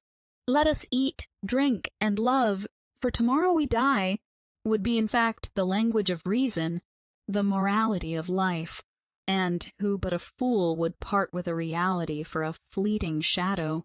But if, awed by observing the improvable powers of the mind, we disdain to confine our wishes or thoughts to such a comparatively mean field of action, that only appears grand and important as it is connected with a boundless prospect and sublime hopes, what necessity is there for falsehood in conduct? And why must the sacred majesty of truth be violated to detain a deceitful good that saps the very foundation of virtue? Why must the female mind be tainted by coquettish arts to gratify the sensualist, and prevent love from subsiding into friendship or compassionate tenderness, when there are not qualities on which friendship can be built? Let the honest heart show itself, and reason teach passion to submit to necessity, or let the dignified pursuit of virtue and knowledge raise the mind above those emotions which rather embitter than sweeten the cup of life, when they are not restrained within due bounds. Do not mean to allude to the romantic passion, which is the concomitant of genius. Who can clip its wings? But that grand passion not proportioned to the puny enjoyments of life is only true to the sentiment, and feeds on itself. The passions which have been celebrated for their durability have always been unfortunate.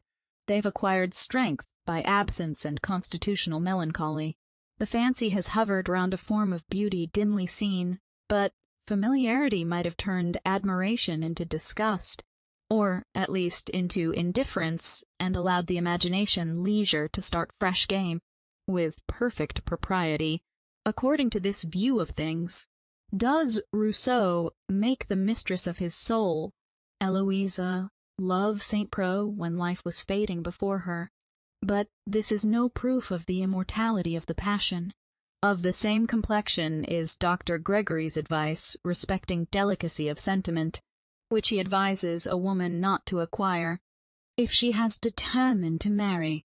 This determination, however perfectly consistent with his former advice, he calls indelicate, and earnestly persuades his daughters to conceal it, though it may govern their conduct, as if it were indelicate to have the common appetites of human nature, noble morality, and consistent with the cautious prudence of a little soul that cannot extend its views beyond the present minute division of existence. If all the faculties of woman's mind are only to be cultivated as they respect her dependence on man, if, when she obtains a husband, she has arrived at her goal, and meanly proud is satisfied with such a paltry crown, let her grovel contentedly, scarcely raised by her employments above the animal kingdom. But if she is struggling for the prize of her high calling, let her cultivate her understanding without stopping to consider what character the husband may have whom she is destined to marry. Let her only determine, without being too anxious about present happiness, to acquire the qualities that ennoble a rational being, and a rough, inelegant husband may shock her taste without destroying her peace of mind. She will not model her soul to suit the frailties of her companion, but to bear with them. His character may be a trial, but not an impediment to virtue. If Dr. Gregory confined his remark to romantic expectations of constant love and congenial feelings, he should have recollected that experience will banish what advice can never make us cease to wish for, when the imagination is kept alive at the expense of reason. It frequently happens that women who have fostered a romantic, unnatural delicacy of feeling waste their lives in imagining how happy they should have been with a husband who could love them with a fervid, increasing affection every day and all day, but they might as well pine married as single, and would not be a jot more unhappy with a bad husband than longing for a good one. That a proper education, or, to speak with more precision, a well-stored mind, would enable a woman to support a single life with dignity, I grant, but that she should avoid cultivating her taste, lest her husband should occasionally shock it, is quitting a substance for a shadow. To say the truth, I do not know of what use is an improved taste, if the individual be not rendered more independent of the casualties of life, if new sources of enjoyment, only dependent on the solitary operations of the mind, are not opened. People of taste, married or single without distinction, will ever be disgusted by various things that touch not less observing minds. On this conclusion the argument must not be allowed to hinge, but in the whole sum of enjoyment is taste to be denominated a blessing? The question is, whether it procures most pain or pleasure? The answer will decide the propriety of Dr. Gregory's advice, and show how absurd and tyrannic it is thus to lay down a system of slavery, or to attempt to educate moral beings by any other rules than those deduced from pure reason, which apply to the whole species. Gentleness of manners, forbearance, and long-suffering are such amiable godlike qualities, that in sublime poetic strains the deity has been invested with them, and perhaps no representation of his goodness so strongly fastens on the human affections as those that represent him abundant in mercy and willing to pardon. Gentleness, considered in this point of view, bears on its front all the characteristics of grandeur, combined with the winning graces of condescension. But what a different aspect it assumes when it is the submissive demeanor of dependence, the support of weakness that loves, because it wants protection, and is forbearing because it must silently endure injuries, smiling under the lash at which it dare not snarl.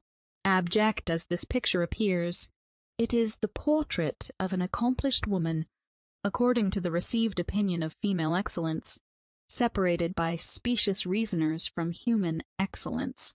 Or they, Vide Rousseau and Swedenborg, kindly restore the rib, and make one moral being of a man and woman, not forgetting to give her all the submissive charms. How women are to exist in that state where there is to be neither marrying nor giving in marriage, we are not told, For though moralists have agreed that the tenor of life seems to prove that man is prepared by various circumstances for a future state, they constantly concur in advising woman only to provide for the present. Gentleness, docility, and a spaniel-like affection are, on this ground, consistently recommended as the cardinal virtues of the sex, and, disregarding the arbitrary economy of nature, one writer has declared that it is masculine for a woman to be melancholy. She was created to be the toy of man, his rattle, and it must jingle in his ears. Whenever, dismissing reason, he chooses to be amused. To recommend gentleness, indeed, on a broad basis, is strictly philosophical. A frail being should labor to be gentle, but when forbearance confounds right and wrong, it ceases to be a virtue, and, however convenient it may be found in a companion, that companion will ever be considered as an inferior, and only inspire a vapid tenderness, which easily degenerates into contempt. Still, if advice could really make a being gentle, whose natural disposition admitted not of such a fine polish, something toward the advancement of order would be attained. But if, as might quickly be demonstrated, only affectation be produced by this indiscriminate counsel, which throws a stumbling block in the way of gradual improvement and true melioration of temper, the sex is not much benefited by sacrificing solid virtues to the attainment of superficial graces, though for a few years they may procure the individual's regal sway.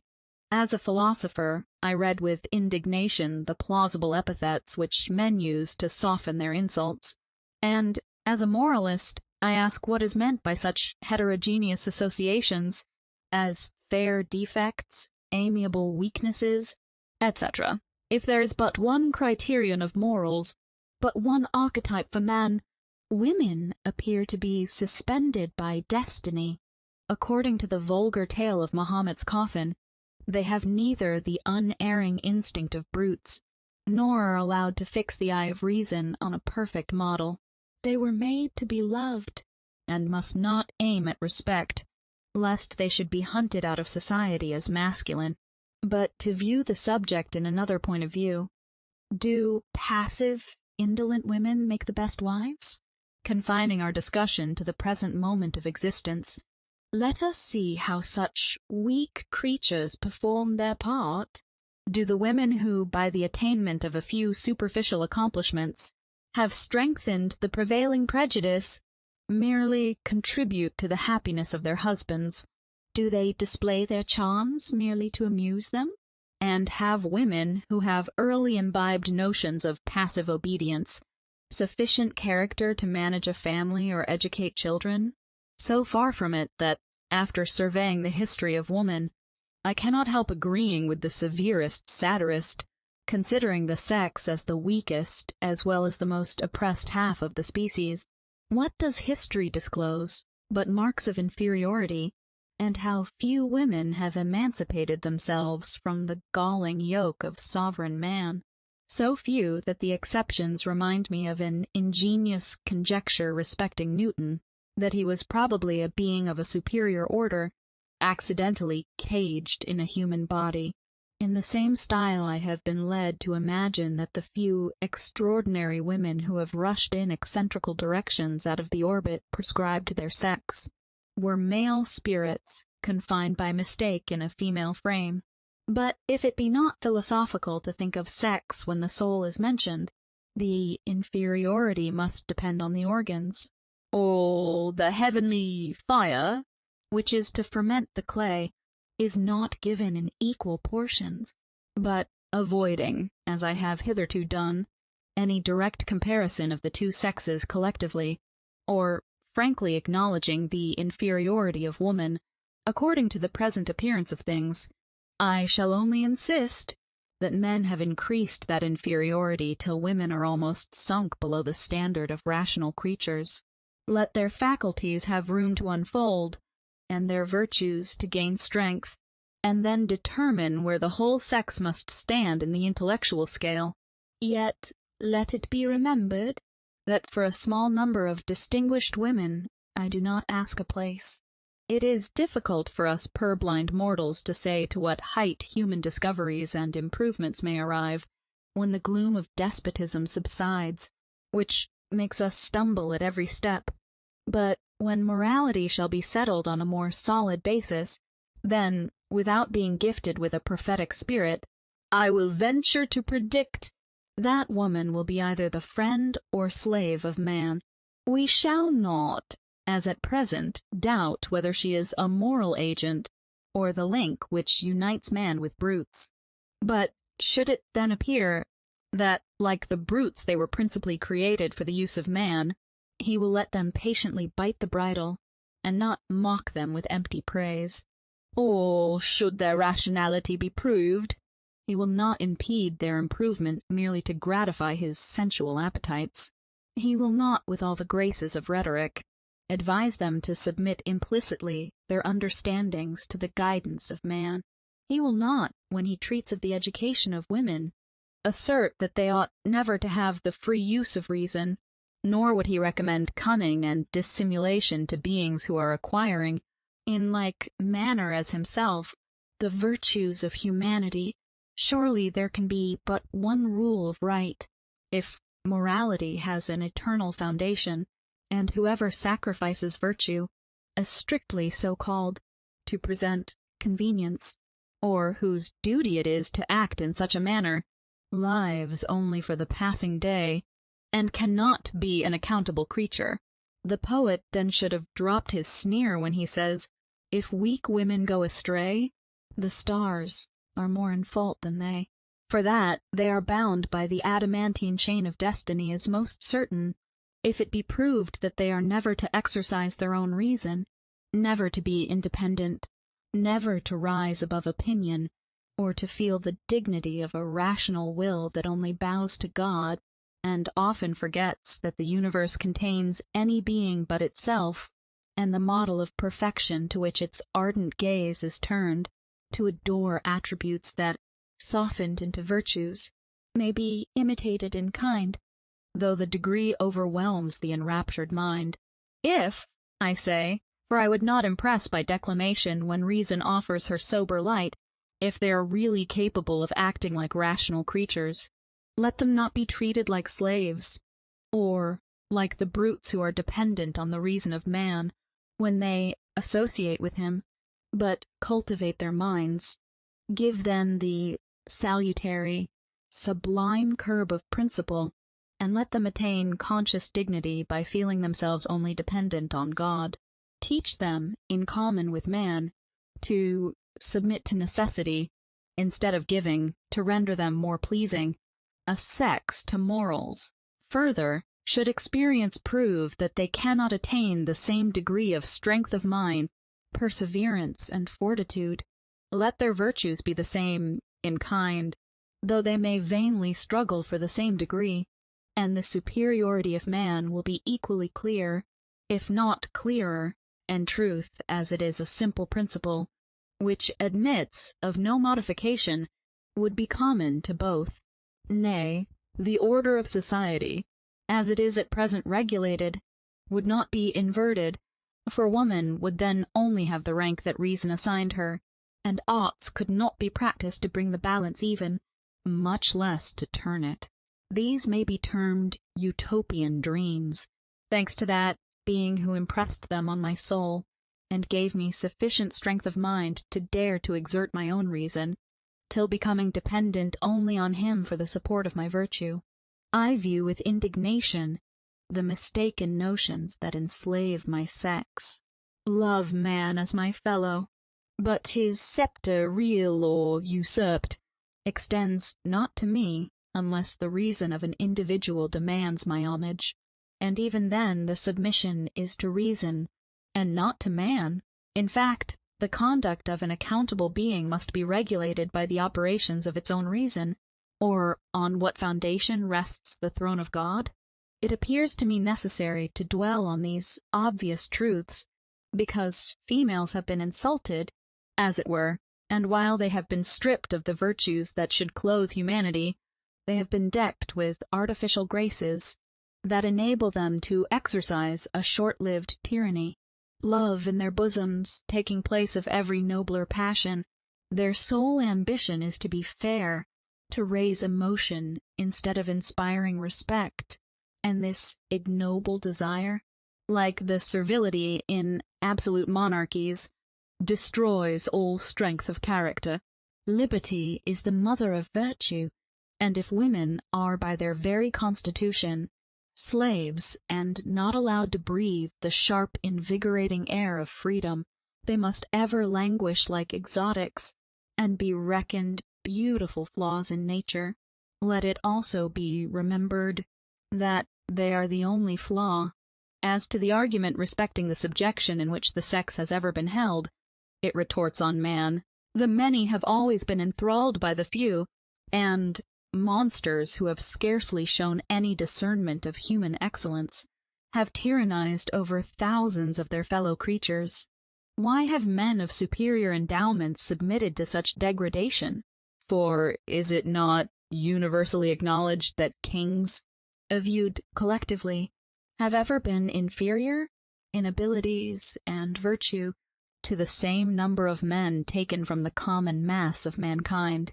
Yet, have they not, and are they not still treated with a degree of reverence that is an insult to reason? China is not the only country where a living man has been made a god. Men have submitted to superior strength, to enjoy with impunity the pleasure of the moment.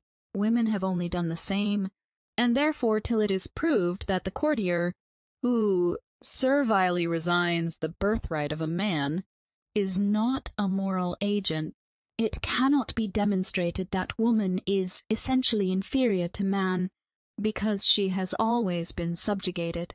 Brutal force has hitherto governed the world, and that the science of politics is in its infancy is evident from philosophers scrupling to give the knowledge most useful to man that determinate distinction. Shall not pursue this argument any further than to establish an obvious inference, that as sound politics diffuse liberty, mankind, including woman, will become more wise and virtuous. Chapter 3. The same subject continued. Bodily strength, from being the distinction of heroes, is now sunk into such unmerited contempt, that men, as well as women, seem to think it unnecessary. The latter, as it takes from their feminine graces, and from that lovely weakness, the source of their undue power, and the former, because it appears inimical with the character of a gentleman, that they have both by departing from one extreme run into another, may easily be proved. But it first may be proper to observe that a vulgar error has obtained a degree of credit which has given force to a false conclusion, in which an effect has been mistaken for a cause. People of genius have, very frequently, impaired their constitutions by study, or careless inattention to their health, and the violence of their passions bearing a proportion to the vigor of their intellects. The sword's destroying the scabbard has become almost proverbial, and superficial observers have inferred from thence that men of genius have commonly weak, or, to use a more fashionable phrase, delicate constitutions.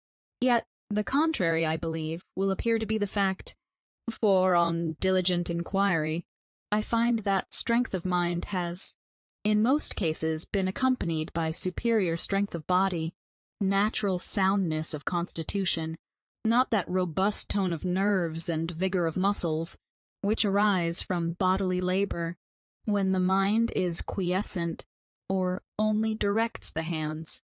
Dr. Priestley has remarked, in the preface to his biographical chart, that the majority of great men have lived beyond 45, and considering the thoughtless manner in which they lavished their strength, when investigating a favorite science, they have wasted the lamp of life, forgetful of the midnight hour, or when, lost in poetic dreams, fancy has peopled the scene, and the soul has been disturbed, till it shook the constitution, by the passions that meditation had raised, whose objects, the baseless fabric of a vision, faded before the exhausted eye. They must have had iron frames, Shakespeare never grasped the airy dagger with a nerveless hand, nor did Milton tremble when he led Satan far from the confines of his dreary prison. These were not the ravings of imbecility, the sickly effusions of distempered brains, but the exuberance of fancy, that, in a fine frenzy, wandering, was not continually reminded of its material shackles.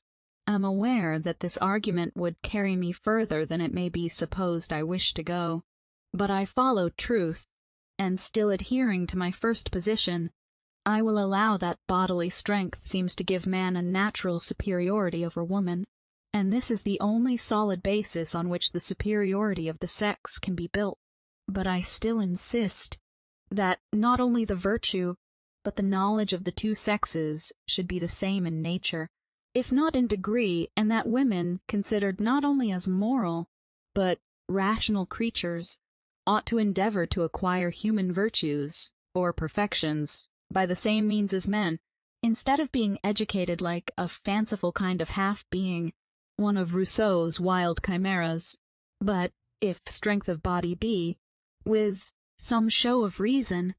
The boast of men, why are women so infatuated as to be proud of a defect?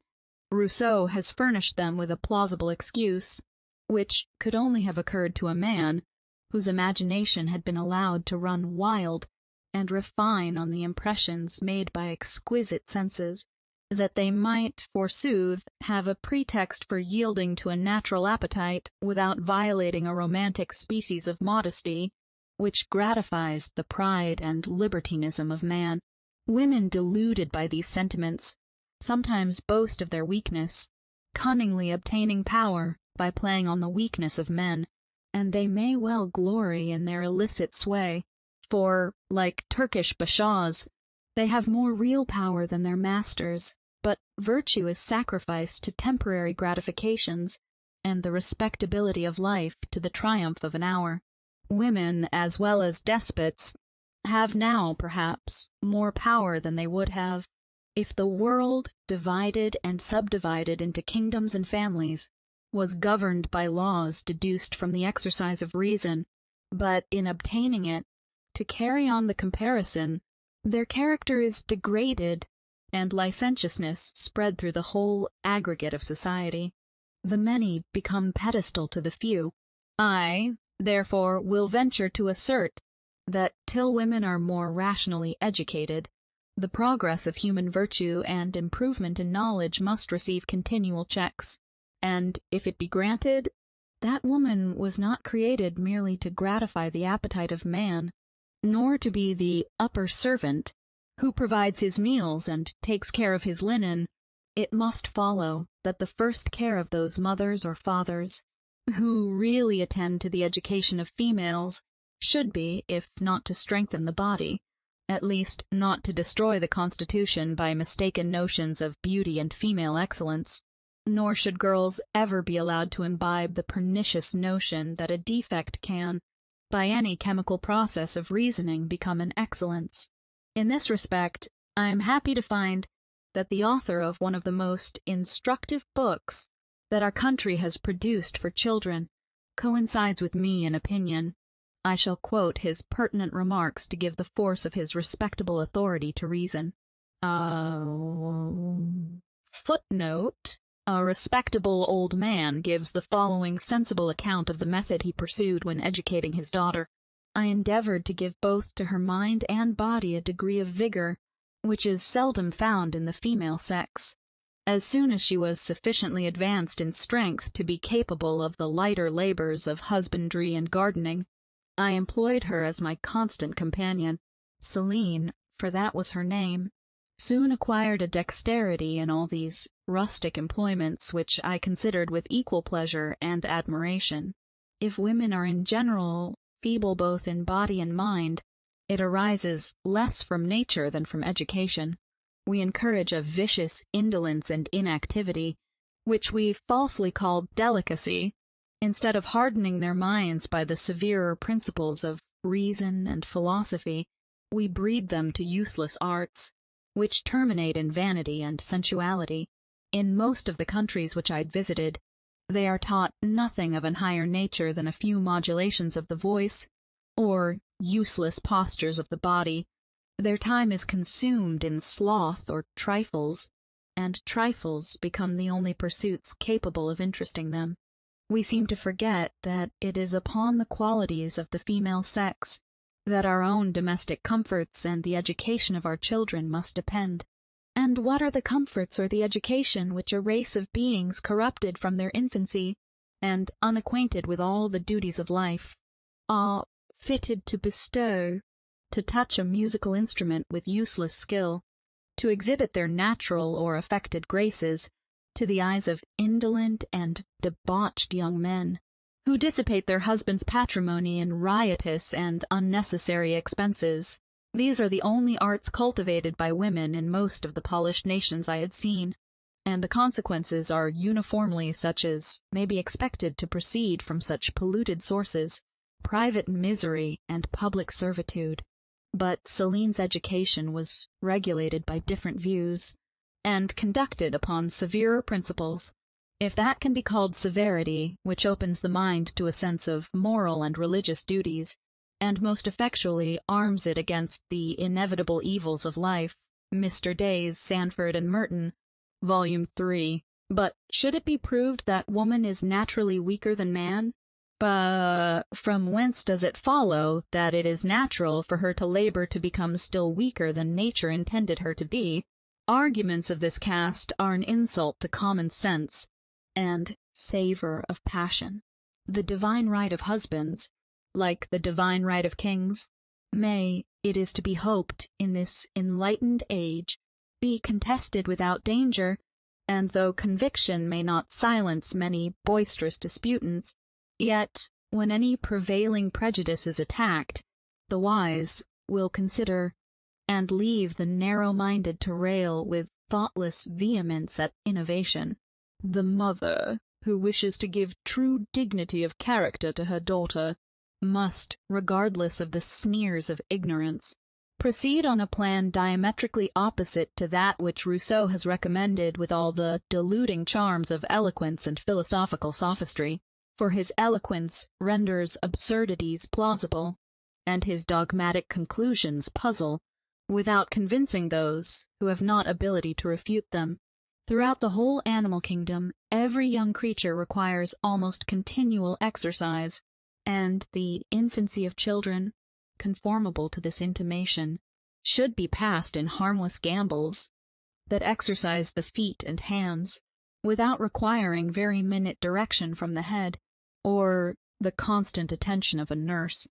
In fact, the care necessary for self-preservation is the first natural exercise of the understanding, as little inventions to amuse the present moment unfold the imagination, but these wise designs of nature are counteracted by mistaken fondness or blind zeal.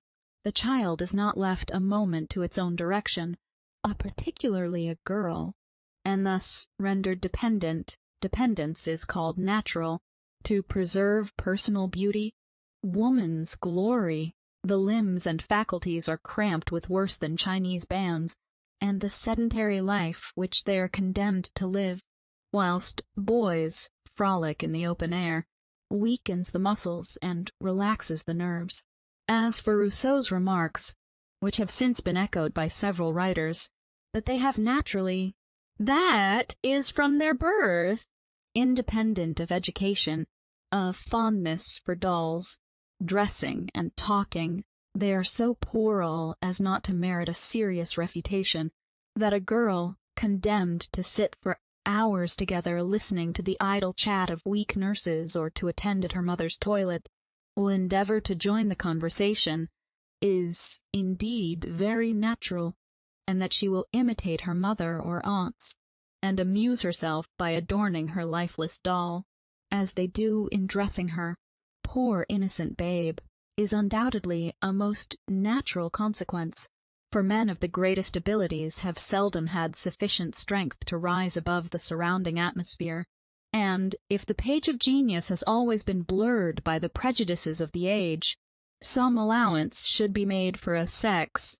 who, like kings, always see things through a false medium. In this manner may the fondness for dress, conspicuous in women, be easily accounted for, without supposing it the result of a desire to please the sex on which they are dependent. The absurdity, in short, of supposing that a girl is naturally a coquette, and that a desire connected with the impulse of nature to propagate the species should appear even before an improper education has, by heating the imagination, called it forth prematurely, is so unphilosophical that such a sagacious observer as Rousseau would not have adopted it, if he had not been accustomed to make reason give way to his desire of singularity, and truth to a favorite paradox. Yet thus to give a sex to mind was not very consistent with the principles of a man who argued so warmly and so well for the immortality of the soul. But what a weak barrier is truth when it stands in the way of an hypothesis! Rousseau respected, almost adored virtue, and yet allowed himself to love with sensual fondness. His imagination constantly prepared inflammable fuel for his inflammable senses. But, in order to reconcile his respect for self-denial, or fortitude, and those heroic virtues, which a mind like his could not coolly admire, he labors to invert the law of nature, and broaches a doctrine pregnant with mischief, and derogatory to the character of supreme wisdom. His ridiculous stories, which tend to prove that girls are naturally attentive to their persons, without laying any stress on daily example, are below contempt, and that a little miss should have such a correct taste as to neglect the pleasing amusement of making O's, merely because she perceived that it was an ungraceful attitude, should be selected with the anecdotes of the learned pig. Footnote. I once knew a young person who learned to write before she learned to read, and began to write with her needle before she could use a pen. At first, indeed, she took it into her head to make no other letter than the O. This letter she was constantly making of all sizes, and always the wrong way. Unluckily one day, as she was intent on this employment, she happened to see herself in the looking-glass, when, taking a dislike to the constrained attitude in which she sat while writing, she threw away her pen, like another Pallas, and determined against making the O any more. Her brother was also equally averse to writing. It was the confinement, however, and not the constrained attitude, that most disgusted him. Rousseau's Emilius have, probably, had an opportunity of observing more girls in their infancy than J. Rousseau. I can recollect my own feelings, and I've looked steadily around me, yet, so far from coinciding with him in opinion respecting the first dawn of the female character, I will venture to affirm that a girl whose spirits have not been damped by inactivity, or innocence tainted by false shame, will always be a romp, and the doll will never excite attention unless confinement allows her no alternative.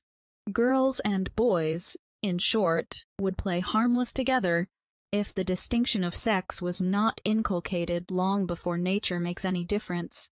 I will go further and affirm as an indisputable fact that most of the women, in the circle of my observation, who have acted like rational creatures, or shown any vigor of intellect, have accidentally been allowed to run wild, as some of the elegant formers of the fair sex would insinuate. The baneful consequences which flow from inattention to health during infancy and youth extend further than is supposed. Dependence of body naturally produces dependence of mind, and how can she be a good wife or mother, the greater part of whose time is employed to guard against or endure sickness? Nor can it be expected that a woman will resolutely endeavor to strengthen her constitution and abstain from enervating indulgences, if artificial notions of beauty, and false descriptions of sensibility, have been early entangled with her motives of action. Most men are sometimes obliged to bear with bodily inconveniences, and to endure occasionally the inclemency of the elements. But genteel women are, literally speaking, slaves to their bodies, and glory in their subjection, once knew a weak woman of fashion, who was more than commonly proud of her delicacy and sensibility. She thought a distinguishing taste and puny appetite the height of all human perfection, and acted accordingly. I have seen this weak, sophisticated being neglect all the duties of life, yet recline with self-complacency on a sofa, and boast of her want of appetite as a proof of delicacy that extended to, or perhaps arose from, her exquisite sensibility, for it is difficult to render intelligible such ridiculous jargon. Yet at the moment I've seen her insult a worthy old gentlewoman, whom unexpected misfortunes had made dependent on her ostentatious bounty, and who, in better days, had claims on her gratitude. Is it possible that a human creature should have become such a weak and depraved being?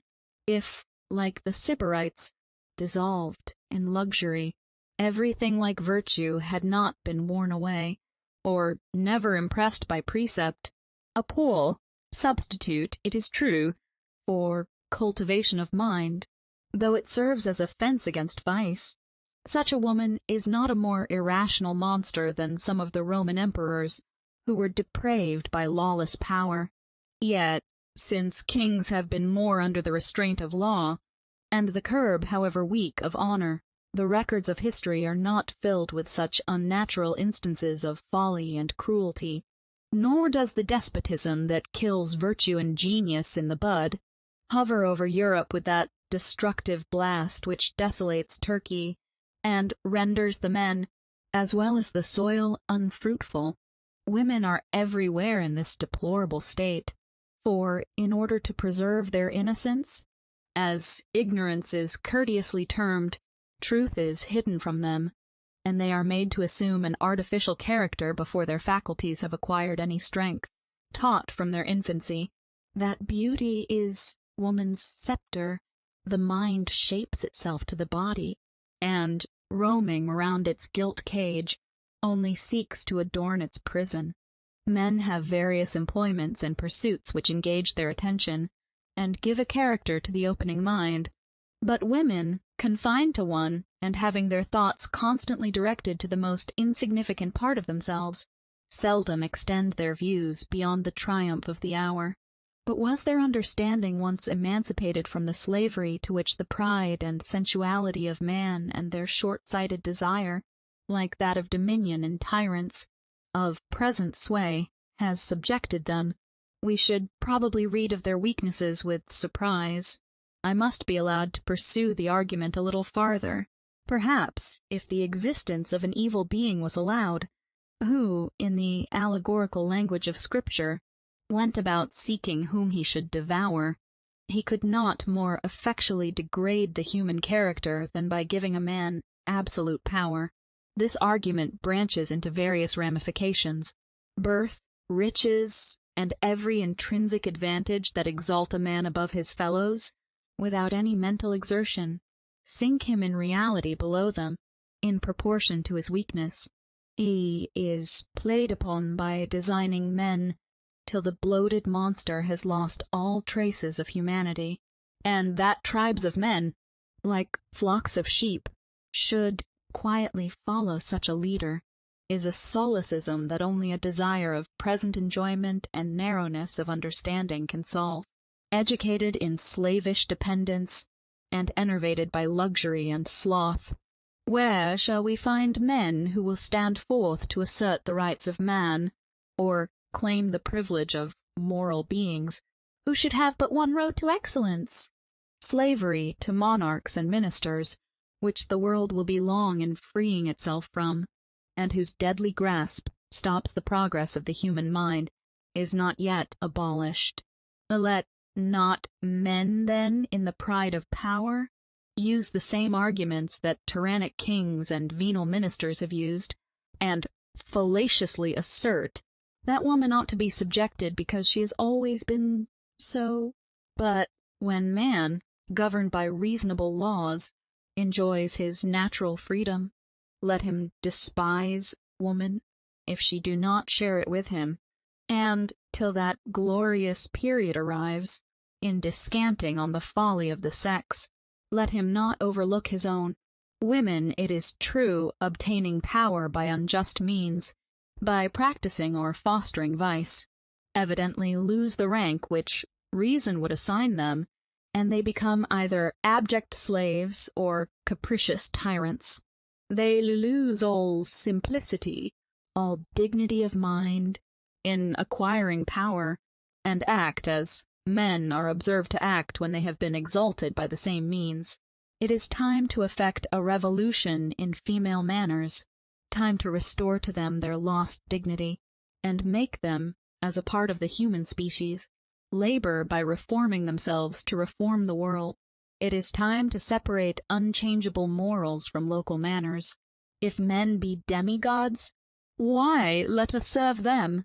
And if the dignity of the female soul be as disputable as that of animals, if their reason does not afford sufficient light to direct their conduct whilst unerring instinct is denied, they're surely of all creatures the most miserable and, bent beneath the iron hand of destiny, must submit to be a fair defect in creation.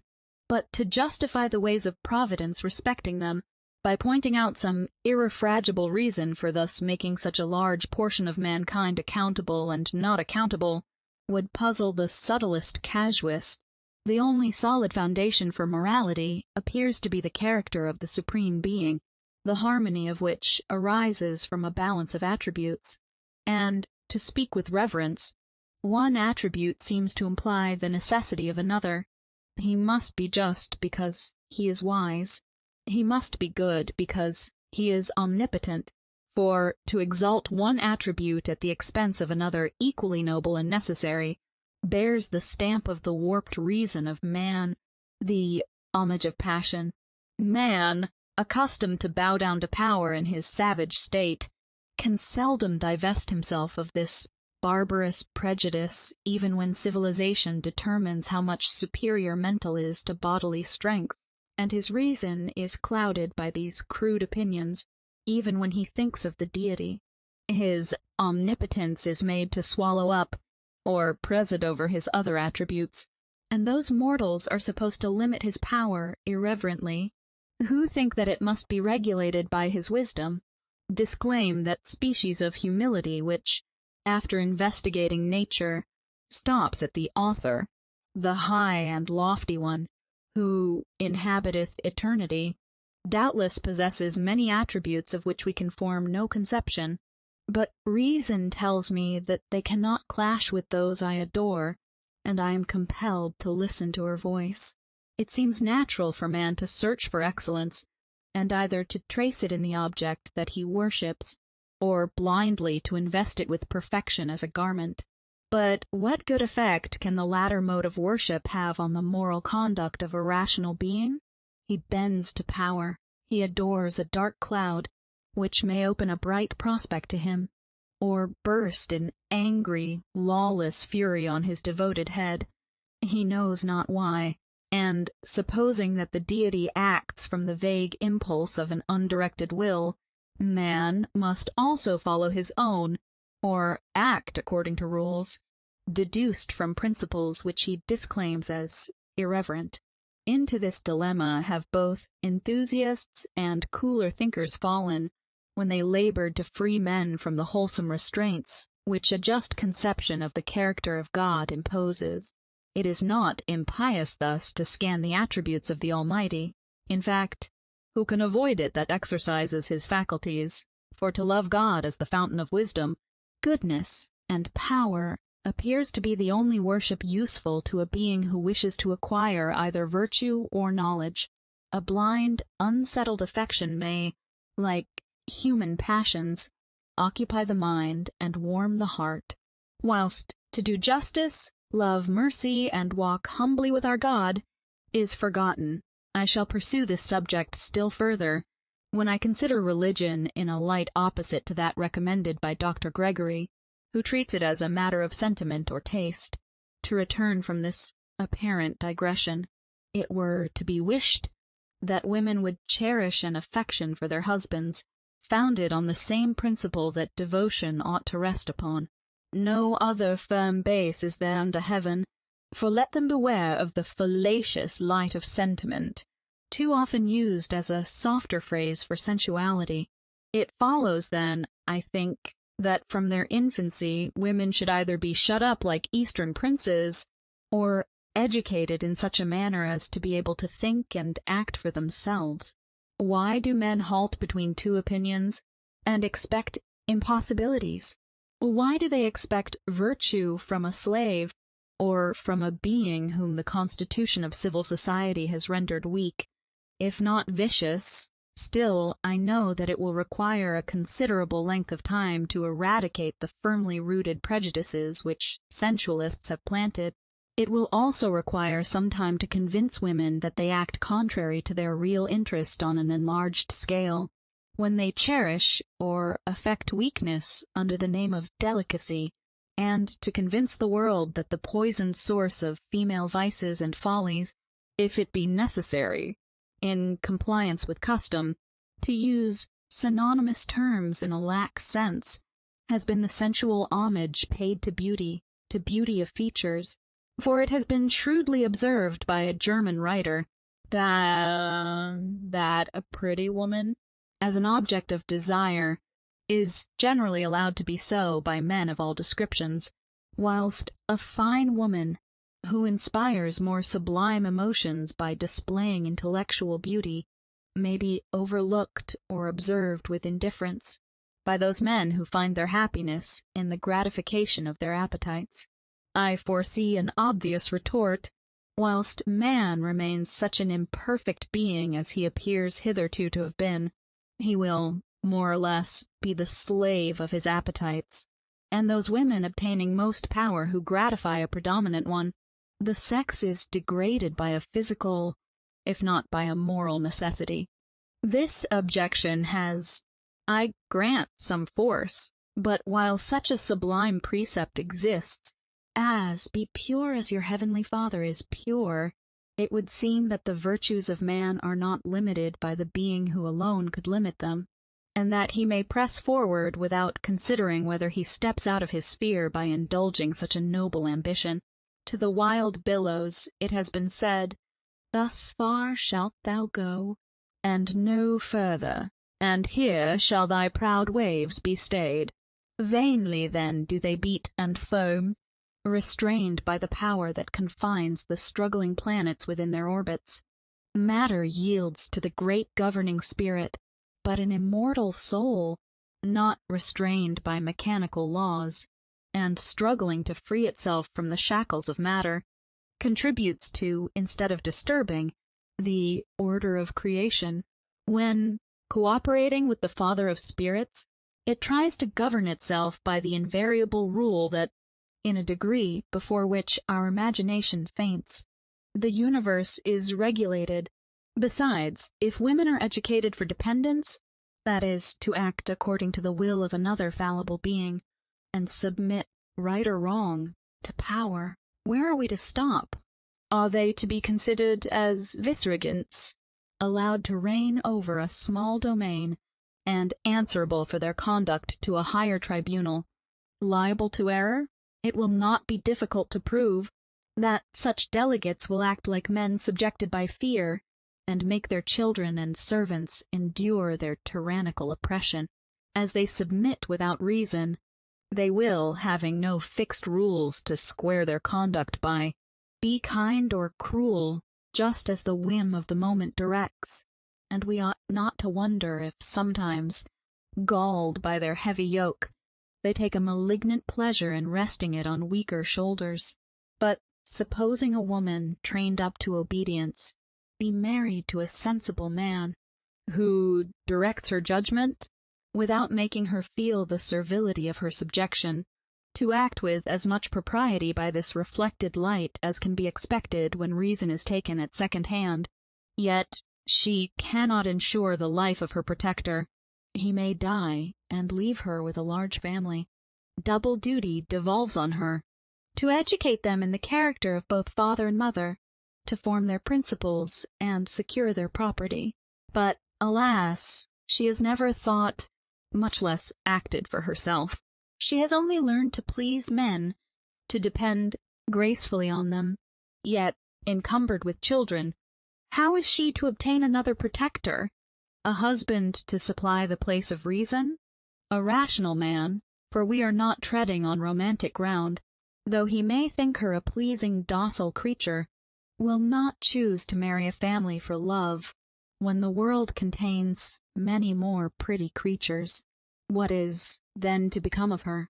She either falls an easy prey to some mean fortune-hunter, who defrauds her children of their paternal inheritance, and renders her miserable, or becomes the victim of discontent and blind indulgence, unable to educate her sons, or impress them with respect, for it is not a play on words to assert that people are never respected, though filling an important station, who are not respectable.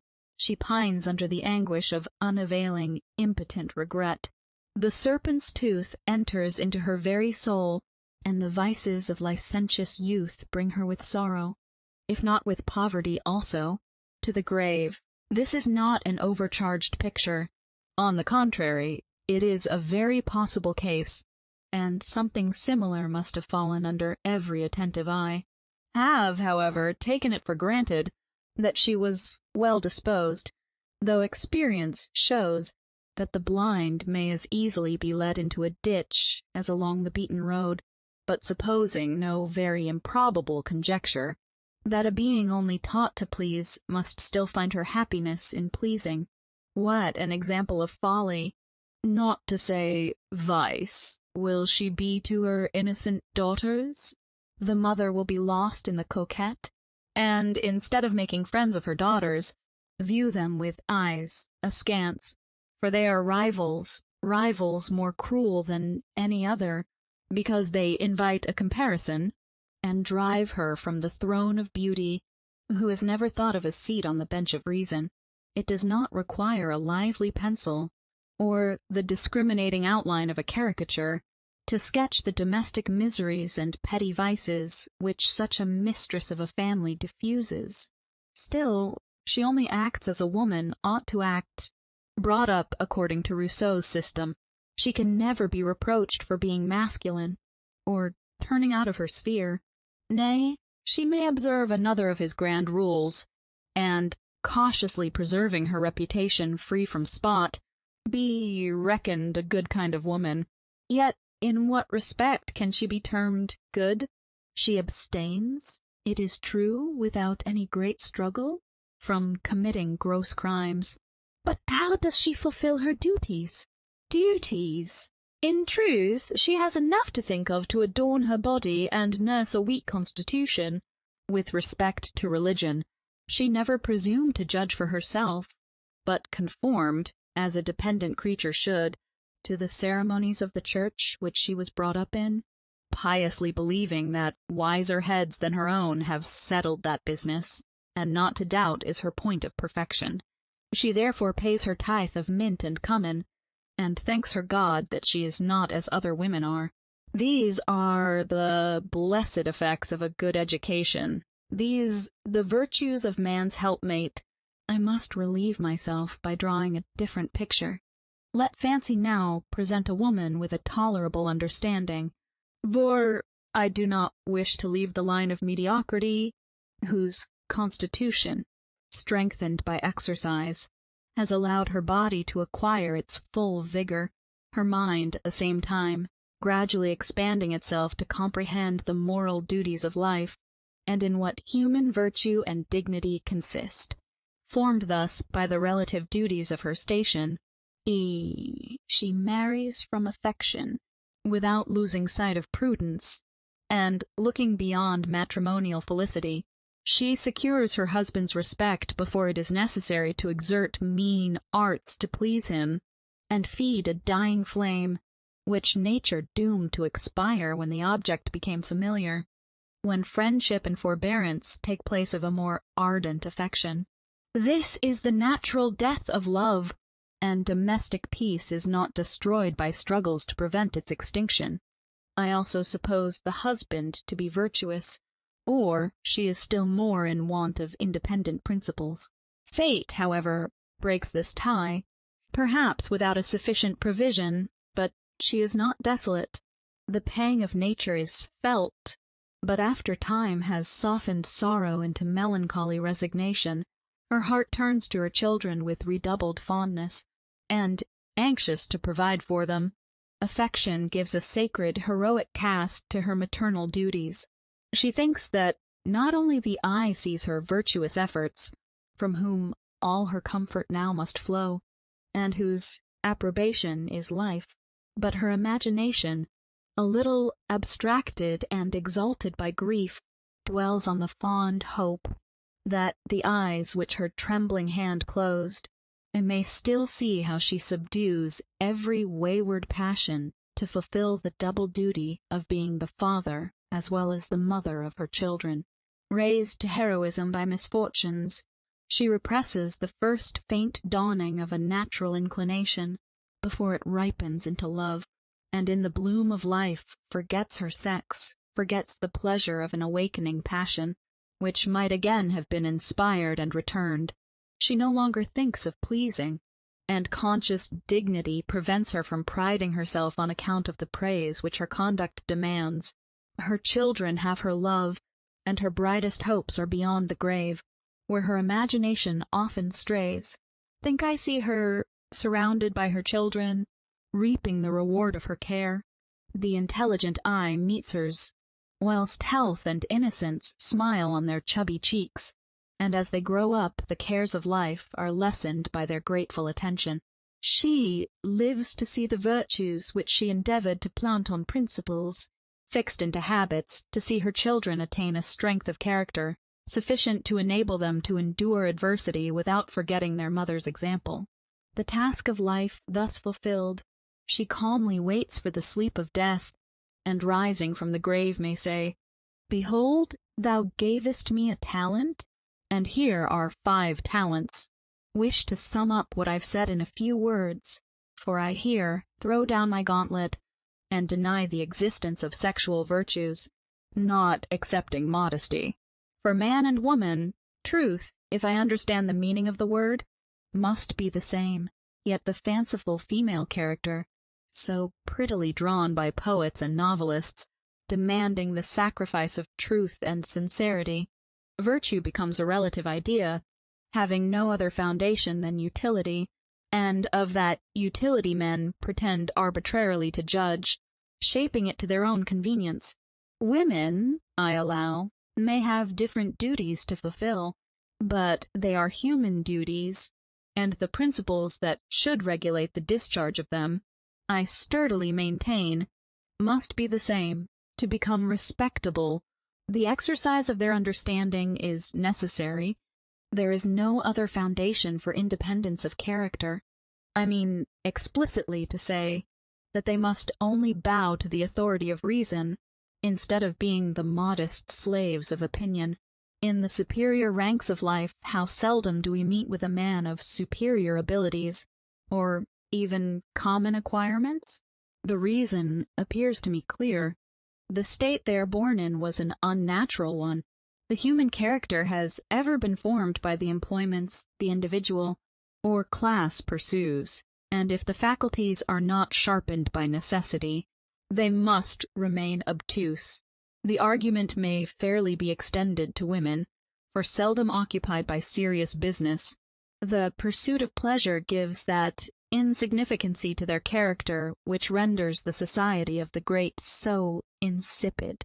The same want of firmness, produced by a similar cause, forces them both to fly from themselves to noisy pleasures and artificial passions, till vanity takes place of every social affection, and the characteristics of humanity can scarcely be discerned. Such are the blessings of civil governments, as they are at present organized, that wealth and female softness equally tend to debase mankind, and are produced by the same cause. But, allowing women to be rational creatures, they should be incited to acquire virtues which they may call their own. For how can a rational being be ennobled by anything that is not obtained by its own exertions? Chapter 4.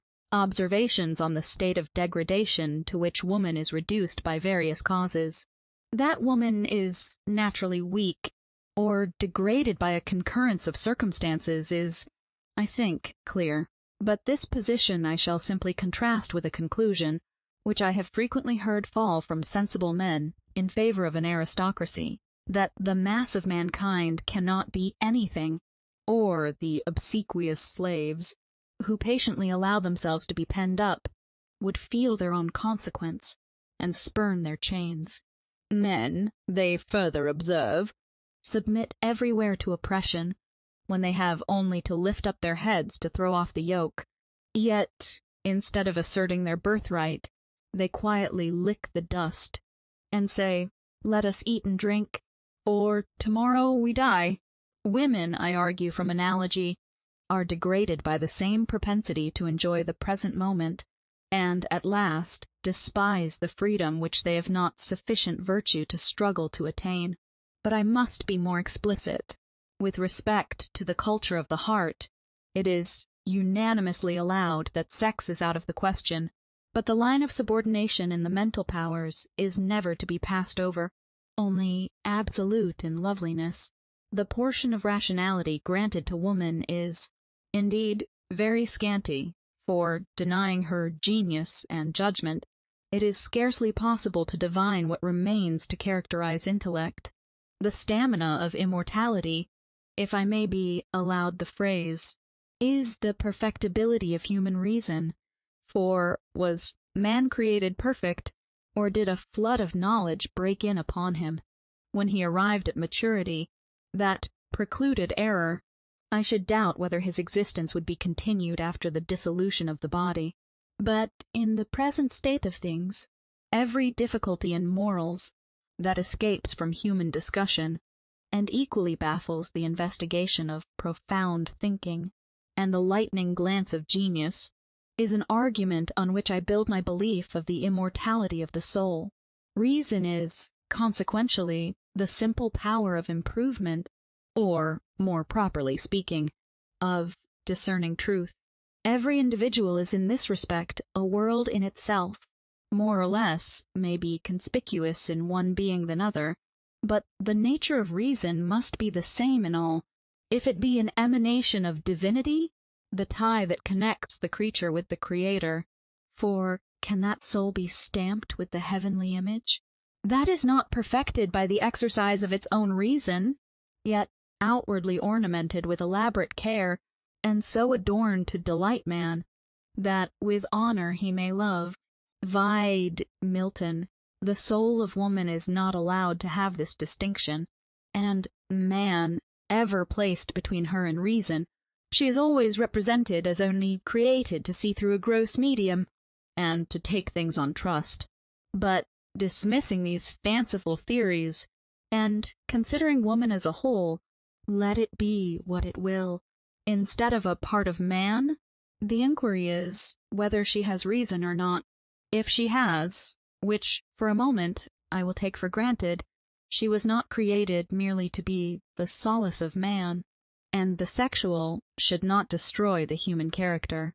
Into this error men have, probably, been led by viewing education in a false light, not considering it as the first step to form a being advancing gradually toward perfection.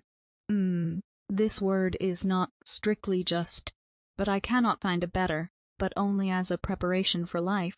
On this sensual error, for I must call it so, has the false system of female manners been reared, which robs the whole sex of its dignity, and classes the brown and fair with the smiling flowers that only adorn the land. This has ever been the language of men, and the fear of departing from a supposed sexual character has made even women of superior sense adopt the same sentiments. Thus, understanding, strictly speaking, has been denied to woman, and instinct sublimated into wit and cunning, for the purposes of life, has been substituted in its stead. The power of generalizing ideas, of drawing comprehensive conclusions from individual observations, is the only acquirement for an immortal being that really deserves the name of knowledge. merely to observe without endeavoring to account for anything, may, in a very incomplete manner, serve as the common sense of life. But where is the store laid up that is to clothe the soul when it leaves the body? This power has not only been denied to women, but writers have insisted that it is inconsistent, with a few exceptions, with their sexual character. Let men prove this, and I shall grant that woman only exists for man. I must, however, previously remark that the power of generalizing ideas, to any great extent, is not very common amongst men or women, but this exercise is the true cultivation of the understanding, and everything conspires to render the cultivation of the understanding more difficult in the female than the male world. Naturally led by this assertion to the main subject of the present chapter, and shall now attempt to point out some of the causes that degrade the sex, and prevent women from generalizing their observations. Shall not go back to the remote annals of antiquity to trace the history of woman. It is sufficient to allow that she has always been either a slave or a despot, and to remark that each of these situations equally retards the progress of reason. The grand source of female folly and vice has ever appeared to me to arise from narrowness of mind, and the very constitution of civil governments has put almost insuperable obstacles in the way to prevent the cultivation of the female understanding. Yet virtue can be built on no other foundation. The same obstacles are thrown in the way of the rich, and the same consequences ensue.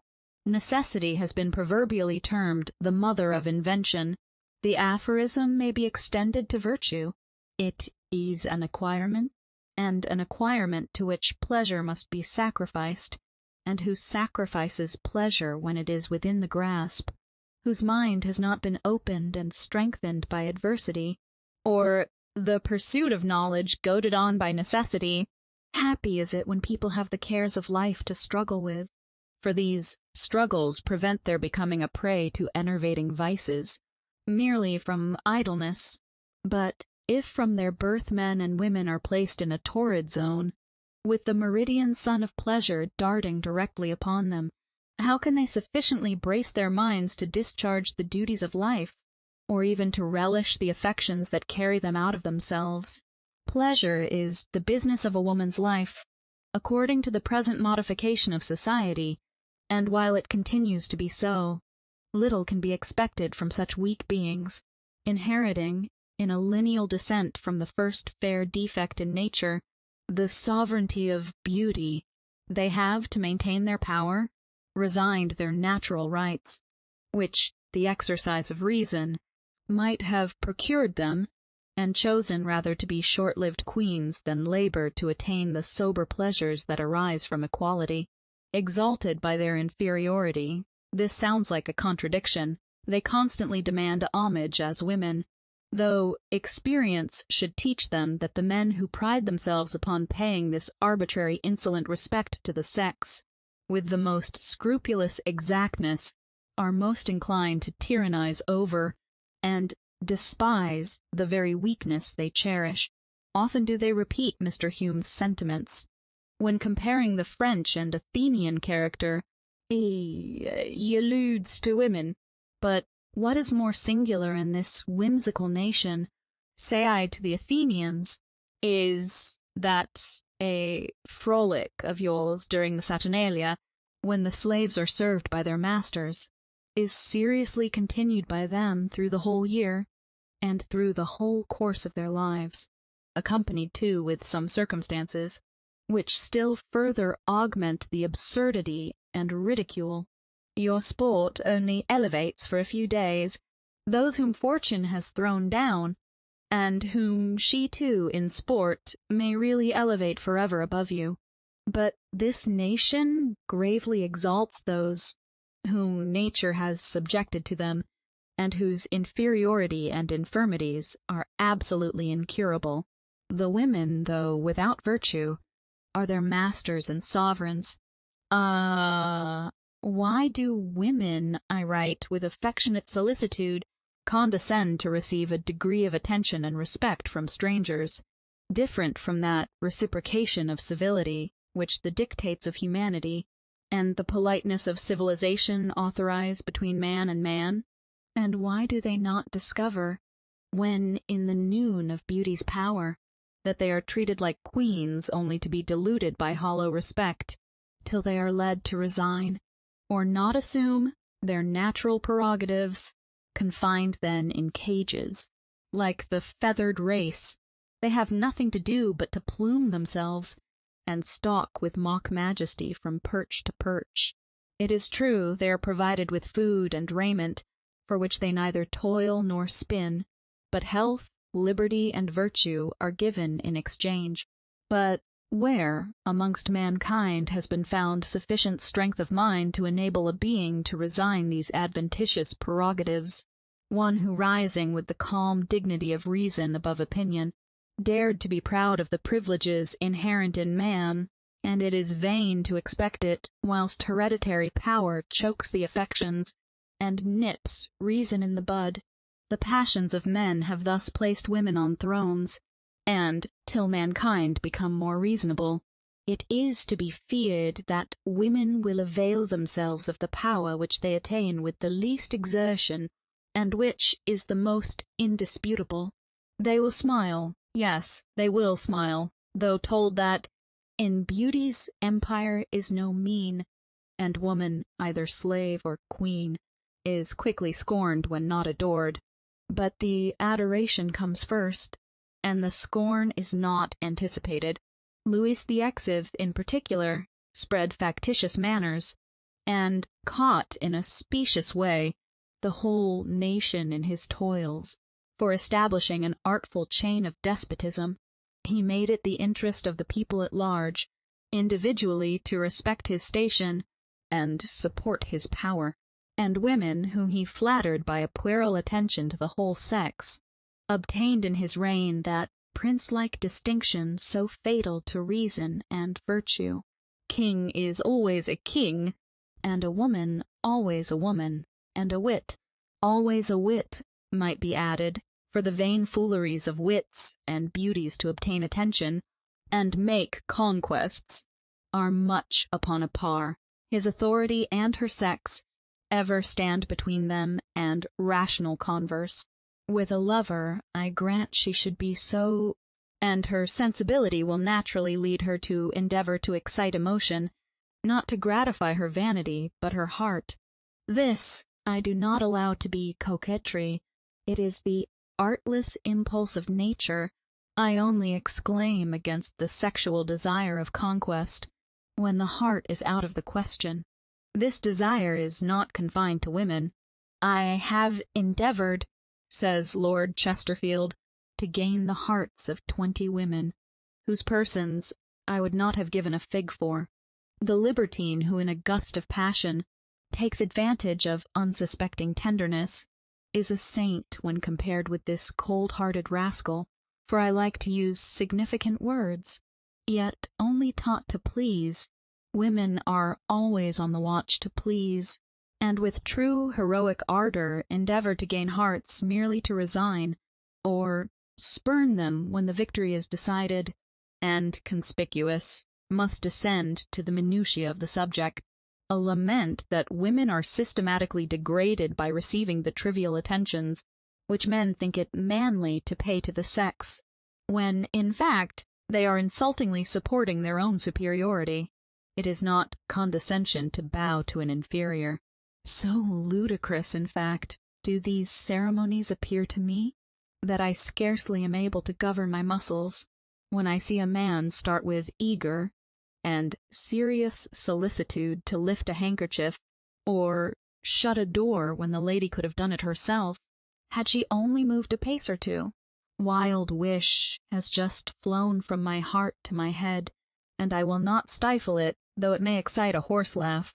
I do earnestly wish to see the distinction of sex confounded in society, unless where love animates the behavior, for this distinction is, I am firmly persuaded, the foundation of the weakness of character ascribed to woman, is the cause why the understanding is neglected, whilst accomplishments are acquired with sedulous care, and the same cause accounts for their preferring the graceful before the heroic virtues. Mankind, including every description, wish to be loved and respected for something, and the common herd will always take the nearest road to the completion of their wishes. The respect paid to wealth and beauty is the most certain and unequivocal, and, of course, will always attract the vulgar eye of common minds. Abilities and virtues are absolutely necessary to raise men from the middle rank of life into notice, and the natural consequence is notorious. The middle rank contains most virtue and abilities. Men have thus, in one station at least, an opportunity of exerting themselves with dignity, and of rising by the exertions which really improve a rational creature.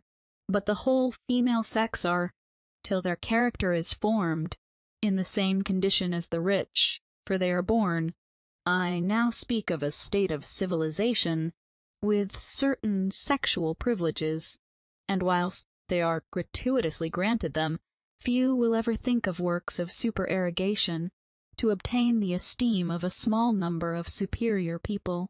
When do we hear of women who, starting out of obscurity, boldly claim respect on account of their great abilities or daring virtues? Where are they to be found? To be observed, to be attended to be taken notice of with sympathy, complacency, and approbation, are all the advantages which they seek. True, my male readers will probably exclaim, but let them, before they draw any conclusion, recollect that this was not written originally as descriptive of women, but of the rich. In Dr. Smith's theory of moral sentiments, I found a general character of people of rank and fortune, that, in my opinion, might with the greatest propriety be applied to the female sex. I refer the sagacious reader to the whole comparison, but must be allowed to quote a passage to enforce an argument that I mean to insist on as the one most conclusive against a sexual character.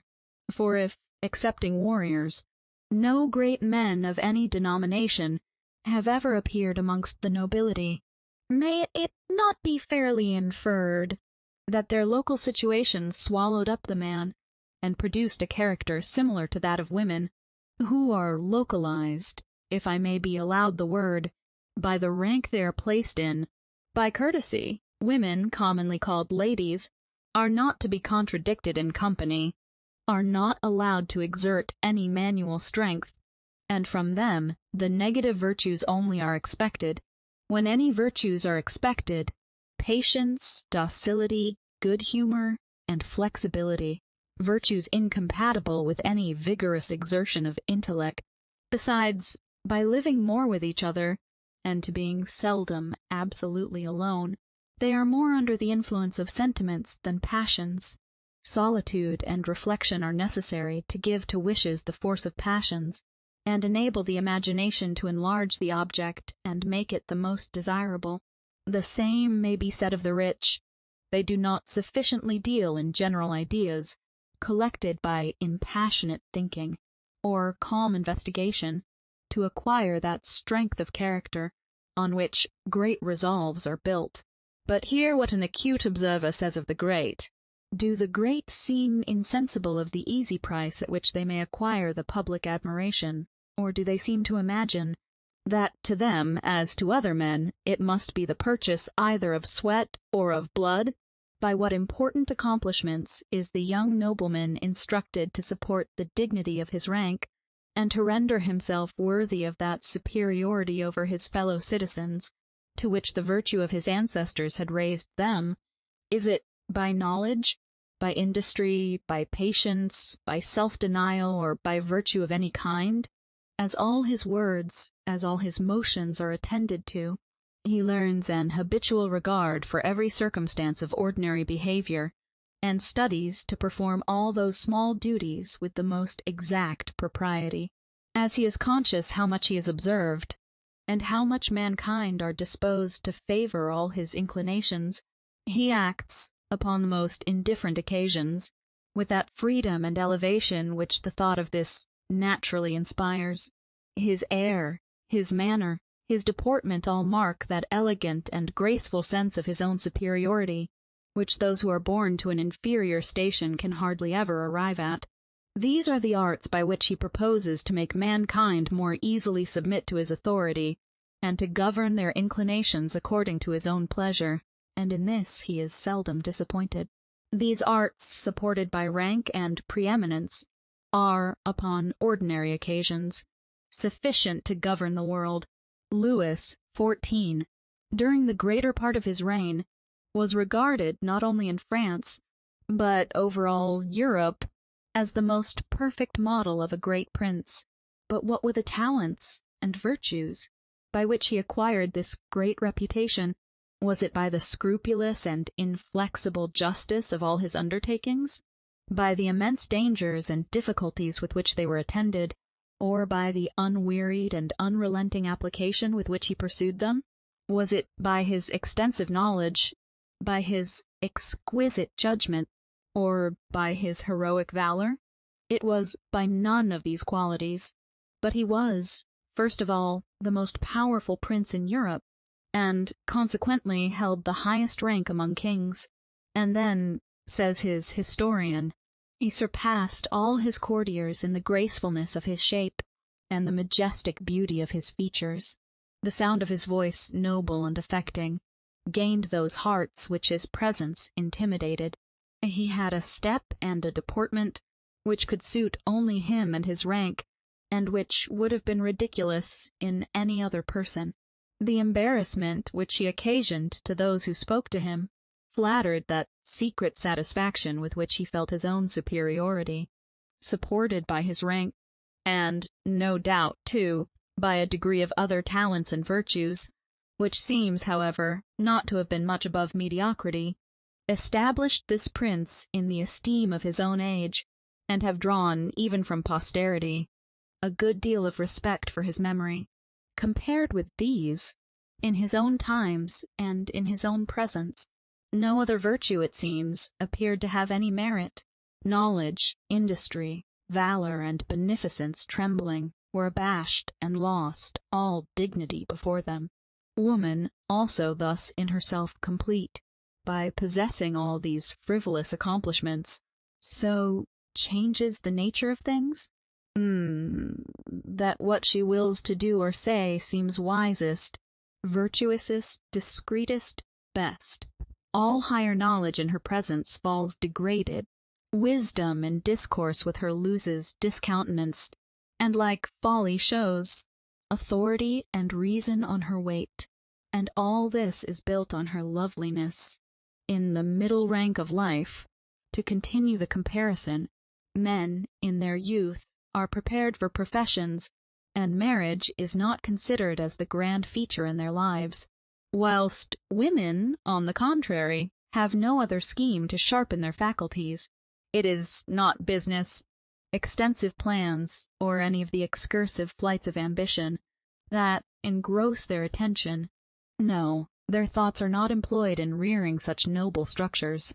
To rise in the world, and have the liberty of running from pleasure to pleasure, they must marry advantageously, and to this object their time is sacrificed, and their persons often legally prostituted. A man, when he enters any profession, has his eye steadily fixed on some future advantage, and the mind gains great strength by having all its efforts directed to one point, and, full of his business, pleasure is considered as mere relaxation, whilst women seek for pleasure as the main purpose of existence. In fact, from the education which they receive from society, the love of pleasure may be said to govern them all. But does this prove that there is a sex in souls? It would be just as rational to declare that the courtiers in France, when a destructive system of despotism had formed their character, were not men because liberty, virtue, and humanity were sacrificed to pleasure and vanity, fatal passions which have ever domineered over the whole race. The same love of pleasure, fostered by the whole tendency of their education, gives a trifling turn to the conduct of women in most circumstances. For instance, they are ever anxious about secondary things, and on the watch for adventures, instead of being occupied by duties. A man, when he undertakes a journey, has, in general, the end in view. A woman thinks more of the incidental occurrences, the strange things that may possibly occur on the road, the impression that she may make on her fellow travelers, and, above all, she is anxiously intent on the care of the finery that she carries with her, which is more than ever a part of herself. When going to figure on a new scene, when, to use an apt French turn of expression, she's going to produce a sensation, can dignity of mind exist with such trivial cares? In short, women in general, as well as the rich of both sexes, have acquired all the follies and vices of civilization, and missed the useful fruit. It is not necessary for me always to premise that I speak of the condition of the whole sex, leaving exceptions out of the question. Their senses are inflamed, and their understandings neglected. Consequently, they become the prey of their senses, delicately termed sensibility, and are blown about by every momentary gust of feeling. They are, therefore, in a much worse condition than they would be in, were they in a state nearer to nature, ever restless and anxious. Their over-exercised sensibility not only renders them uncomfortable themselves, but troublesome, to use a soft phrase, to others. All their thoughts turn on things calculated to excite emotion, and, feeling when they should reason, their conduct is unstable, and their opinions are wavering, not the wavering produced by deliberation or progressive views, but by contradictory emotions.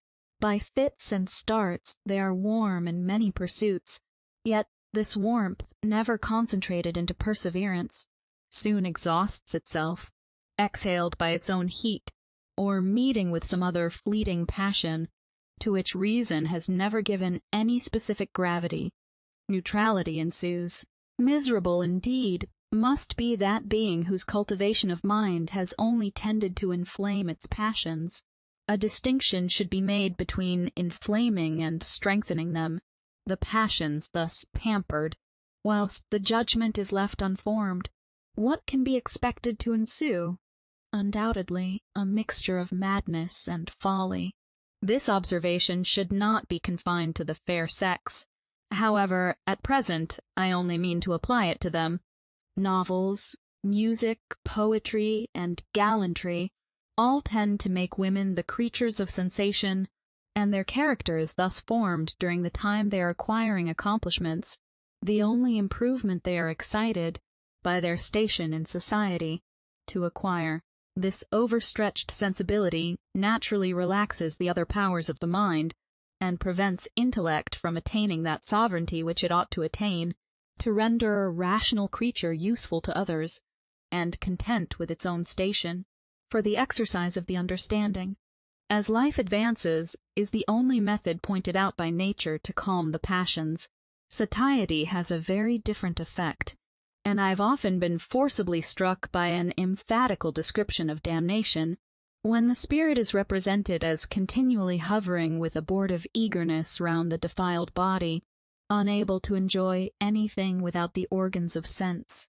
Yet, to their senses are women made slaves, because it is by their sensibility that they obtain present power, and will moralists pretend to assert that this is the condition in which one half of the human race should be encouraged to remain with listless inactivity and stupid acquiescence? Kind instructors, what were we created for? To remain, it may be said, innocent? They mean in a state of childhood.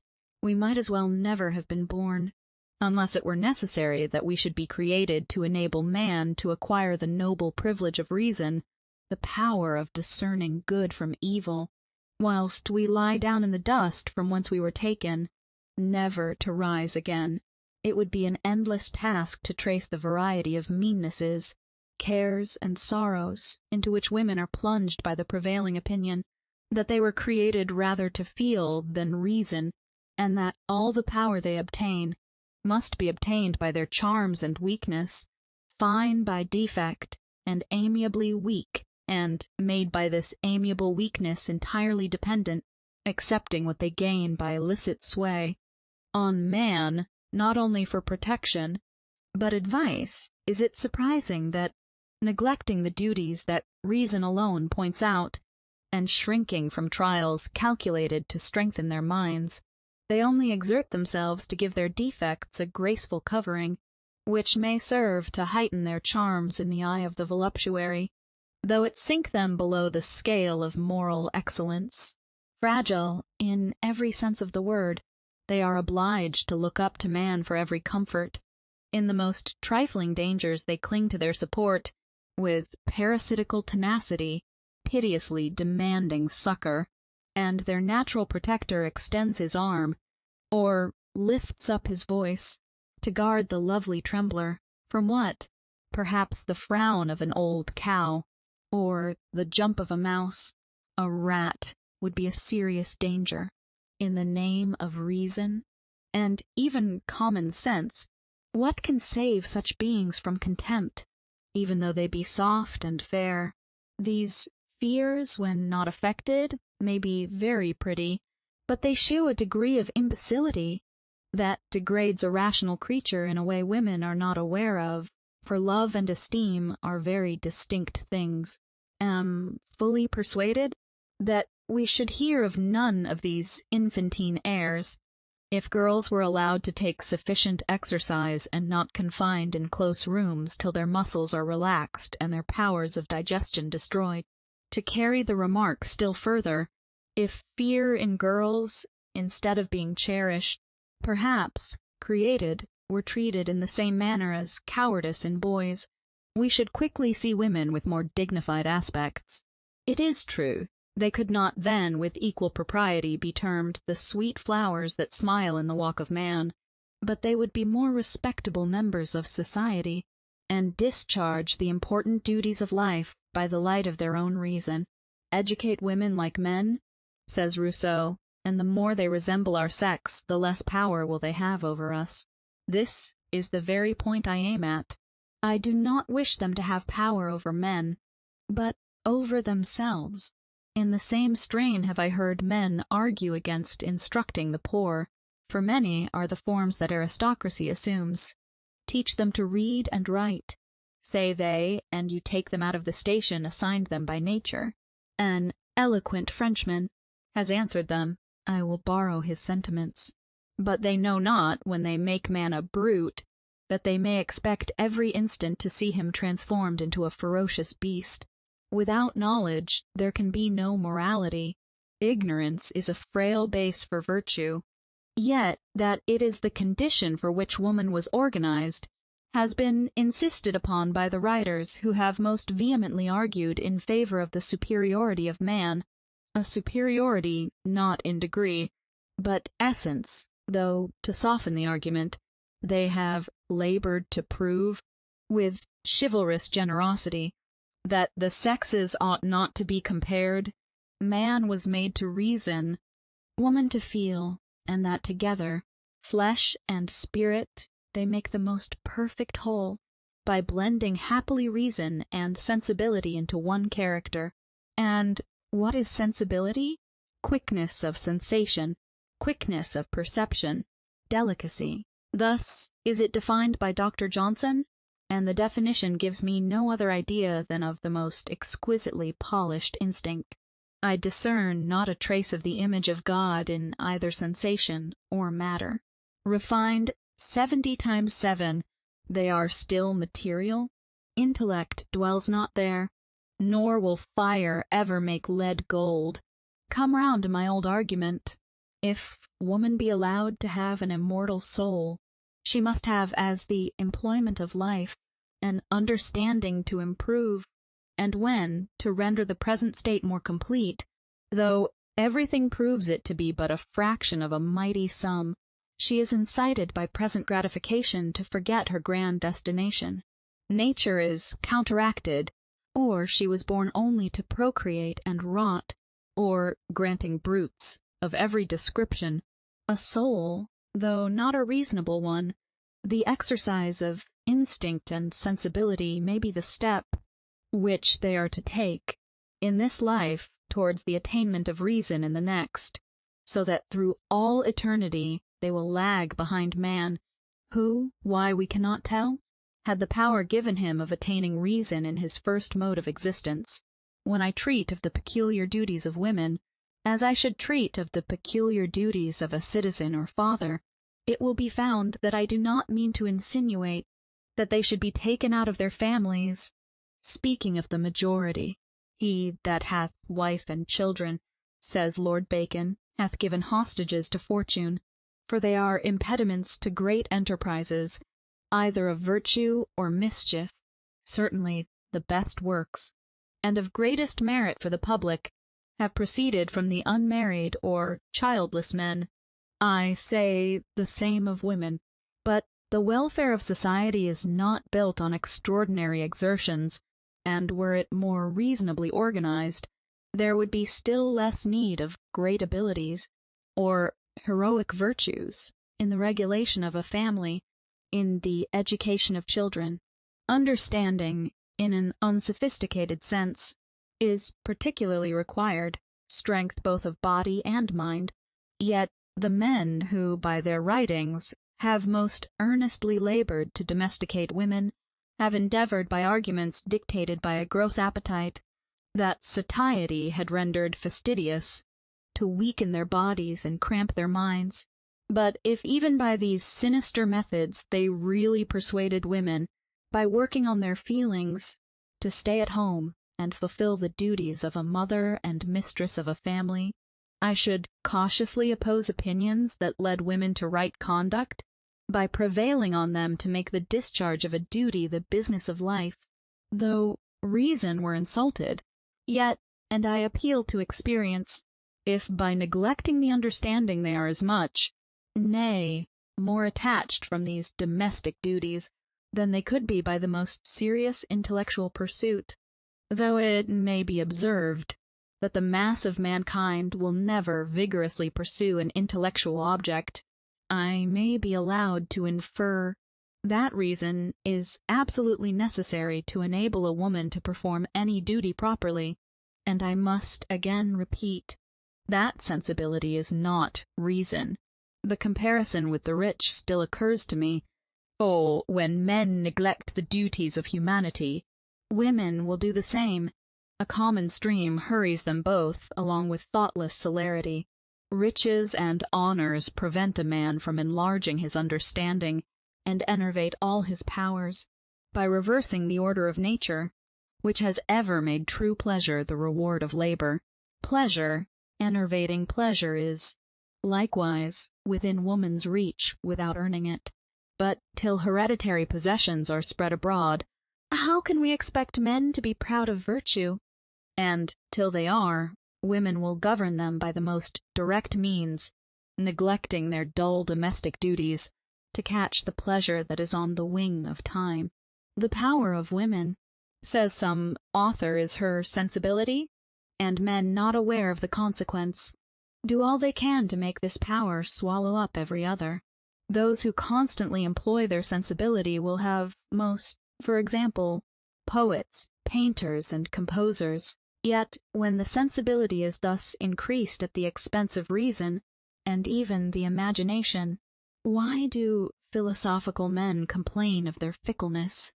The sexual attention of man particularly acts on female sensibility, and this sympathy has been exercised from their youth up. A husband cannot long pay those attentions with the passion necessary to excite lively emotions, and the heart, accustomed to lively emotions, turns to a new lover, or pines in secret, the prey of virtue or prudence. I mean, when the heart has really been rendered susceptible, and the taste formed. Or I am apt to conclude, from what I have seen in fashionable life, that vanity is oftener fostered than sensibility by the mode of education and the intercourse between the sexes, which I have reprobated, and that coquetry more frequently proceeds from vanity than from that inconstancy which overstrained sensibility naturally produces. Another argument that has had a great weight with me must, I think, have some force with every considerate, benevolent heart. Girls who have been thus weakly educated are often cruelly left by their parents without any provision, and, of course, are dependent on not only the reason, but the bounty of their brothers. These brothers are, to view the fairest side of the question, good sort of men and give as a favor what children of the same parents had an equal right to. In this equivocal, humiliating situation, a docile female may remain some time with a tolerable degree of comfort.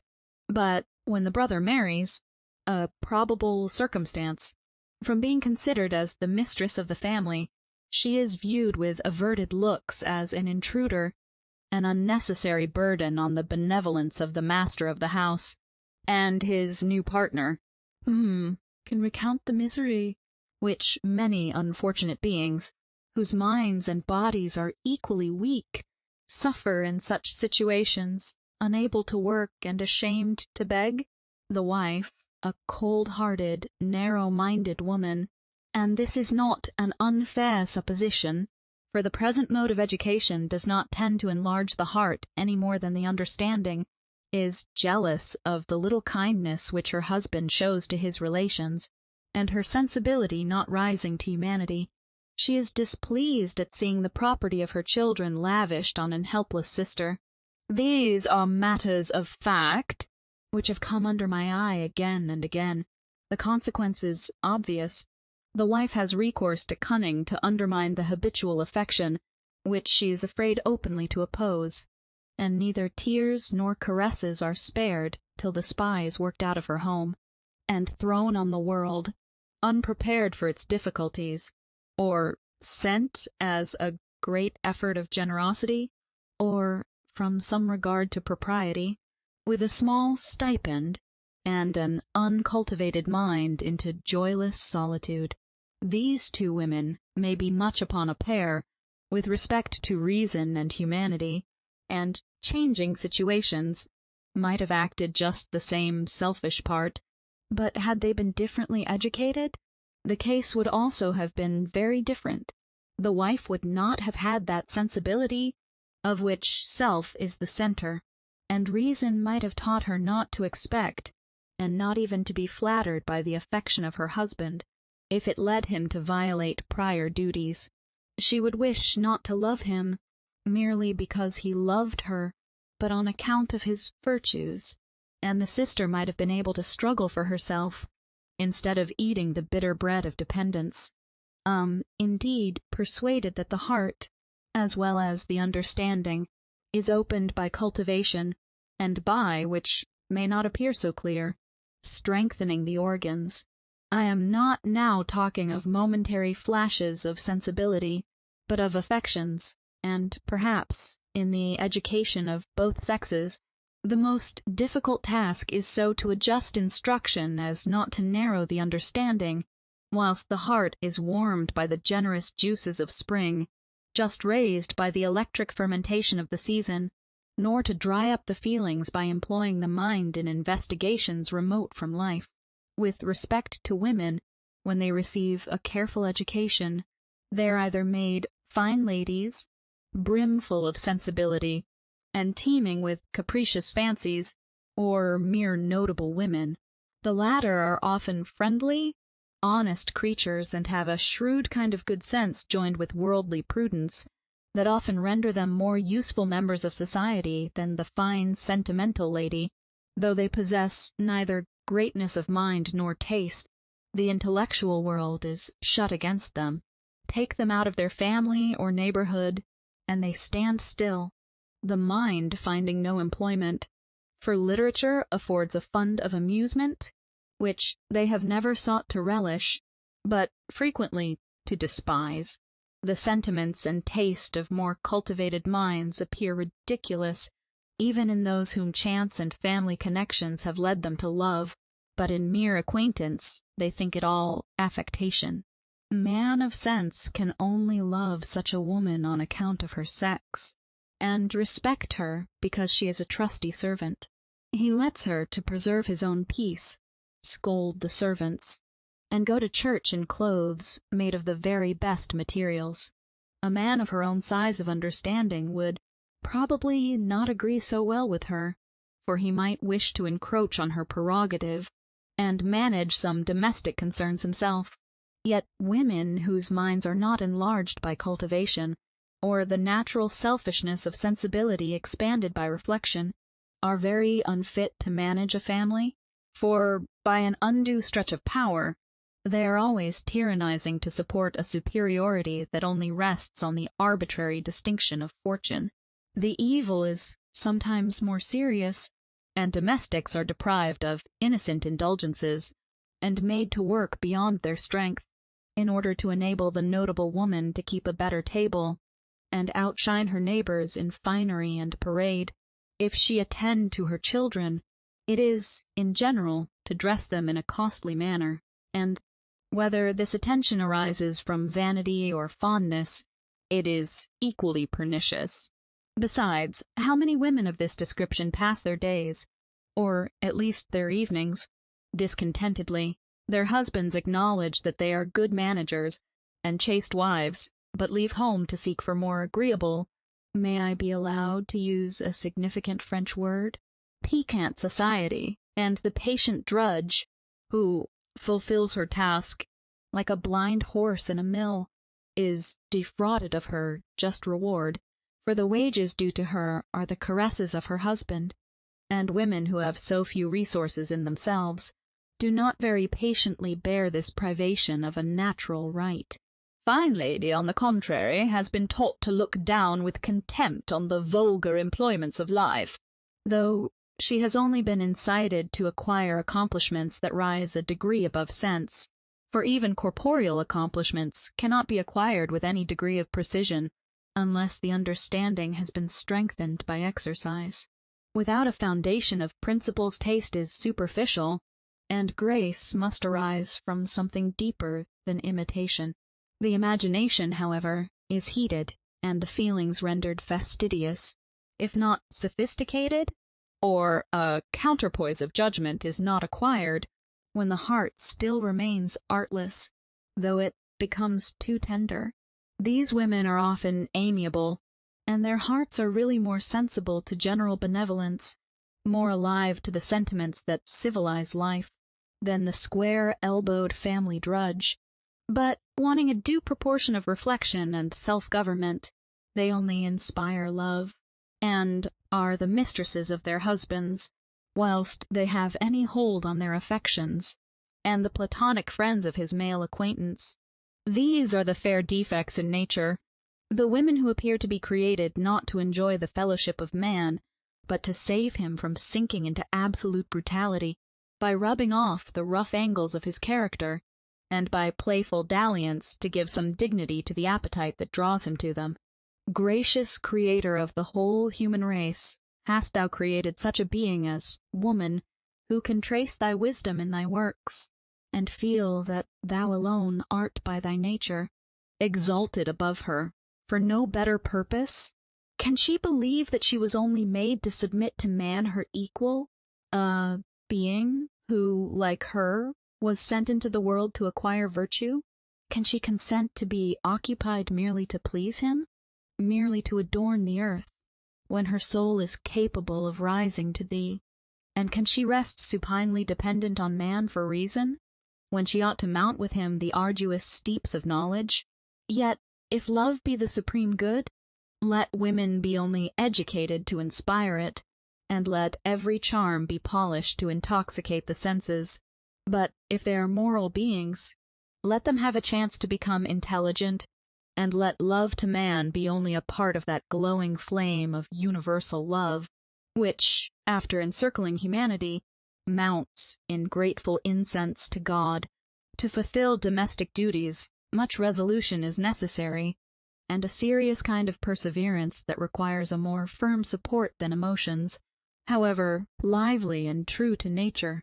To give an example of order, the soul of virtue, some austerity of behavior must be adopted, scarcely to be expected from a being who, from its infancy, has been made the weathercock of its own sensations. Whoever rationally means to be useful must have a plan of conduct, and, in the discharge of the simplest duty, we are often obliged to act contrary to the present impulse of tenderness or compassion. Severity is frequently the most certain, as well as the most sublime proof of affection, and the want of this power over the feelings, and of that lofty, dignified affection which makes a person prefer the future good of the beloved object to a present gratification, is the reason why so many fond mothers spoil their children, and has made it questionable whether negligence or indulgence is most hurtful, but I'm inclined to think that the latter has done most harm. Mankind seem to agree that children should be left under the management of women during their childhood. Now, from all the observation that I've been able to make, women of sensibility are the most unfit for this task, because they will infallibly, carried away by their feelings, spoil a child's temper. The management of the temper, the first and most important branch of education, requires the sober, steady eye of reason, a plan of conduct equally distant from tyranny and indulgence. Yet these are the extremes that people of sensibility alternately fall into, always shooting beyond the mark. I have followed this train of reasoning much further, till I have concluded that a person of genius is the most improper person to be employed in education, public or private. Minds of this rare species see things too much in masses, and seldom, if ever, have a good temper. That habitual cheerfulness, termed good humor, is, perhaps, as seldom united with great mental powers as with strong feelings, and those people who follow, with interest and admiration, the flights of genius, or with cooler approbation suck in the instruction which has been elaborately prepared for them by the profound thinker, ought not to be disgusted if they find the former choleric and the latter morose, because liveliness of fancy and a tenacious comprehension of mind are scarcely compatible with that pliant urbanity which leads a man, at least, to bend to the opinions and prejudices of others, instead of roughly confronting them. But, treating of education or manners, minds of a superior class are not to be considered. They may be left to chance. It is the multitude, with moderate abilities, who call for instruction, and catch the color of the atmosphere they breathe.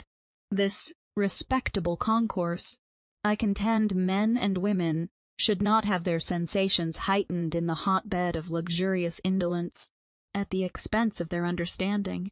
For, unless there be a ballast of understanding, they will never become either virtuous or free. An aristocracy, founded on property, or sterling talents, will ever sweep before it the alternately timid and ferocious slaves of feeling. Numberless are the arguments, to take another view of the subject, brought forward with a show of reason, because supposed to be deduced from nature, that men have used morally and physically to degrade the sex. I must notice a few. The female understanding has often been spoken of with contempt, as arriving sooner at maturity than the male. I shall not answer this argument by alluding to the early proofs of reason, as well as genius, in Cowley, Milton, and Pope. Many other names might be added, but only appeal to experience to decide whether young men, who are early introduced into company, and examples now abound, do not acquire the same precocity. So notorious is this fact, that the bare mentioning of it must bring before people, who at all mix in the world, the idea of a number of swaggering apes of men whose understandings are narrowed by being brought into the society of men when they ought to have been spinning a top or twirling a hoop.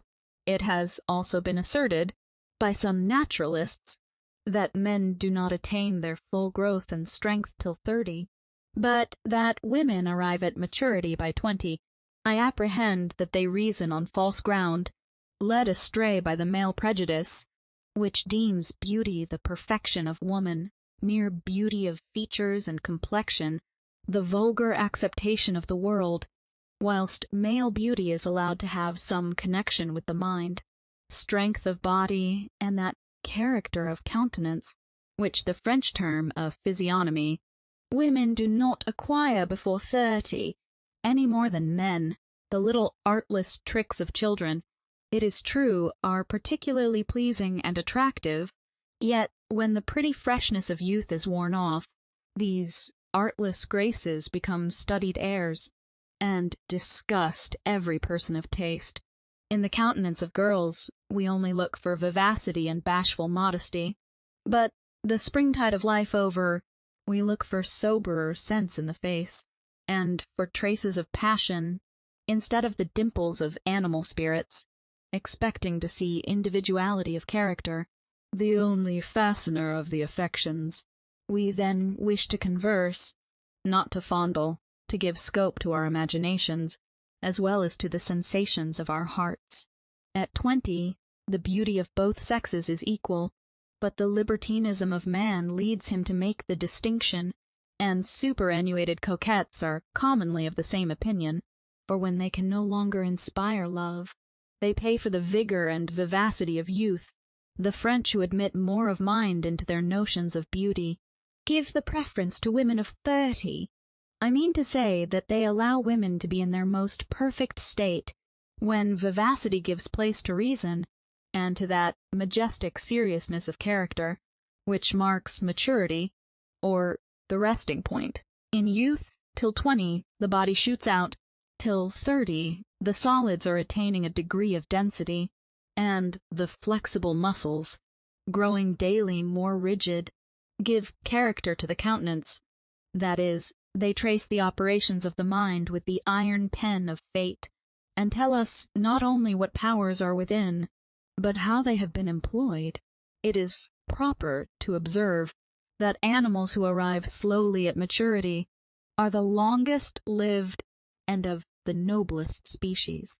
Men cannot, however, claim any natural superiority from the grandeur of longevity, for in this respect nature has not distinguished the male.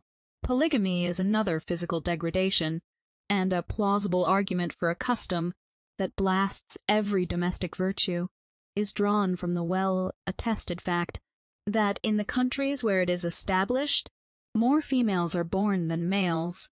This appears to be an indication of nature, and to nature apparently reasonable speculations must yield. A further conclusion obviously presents itself.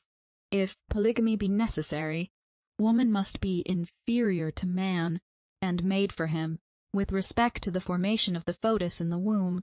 We are very ignorant, but it appears to me probable that an accidental physical cause may account for this phenomenon, and prove it not to be a law of nature. I have met with some pertinent observations on the subject in Forster's account of the isles of the South Sea. That will explain my meaning. After observing that of the two sexes amongst animals, the most vigorous and hottest constitution always prevails, and produces its kind, he adds, if this be applied to the inhabitants of Africa, it is evident that the men there, accustomed to polygamy, are enervated by the use of so many women, and therefore less vigorous.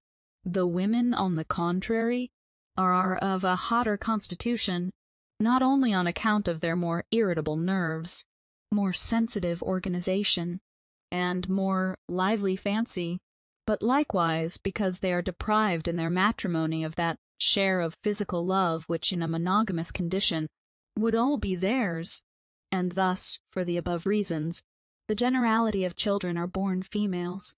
In the greater part of Europe, it has been proved by the most accurate lists of mortality that the proportion of men to women is nearly equal, or, if any difference takes place, the males born are more numerous, in the proportion of 105 to 100. The necessity of polygamy, therefore, does not appear. Yet, when a man seduces a woman, it should, I think, be termed a left-handed marriage, and the man should be legally obliged to maintain the woman and her children, unless adultery, a natural divorcement, abrogated the law, and this law should remain in force as long as the weakness of women caused the word seduction to be used as an excuse for their frailty and want of principle.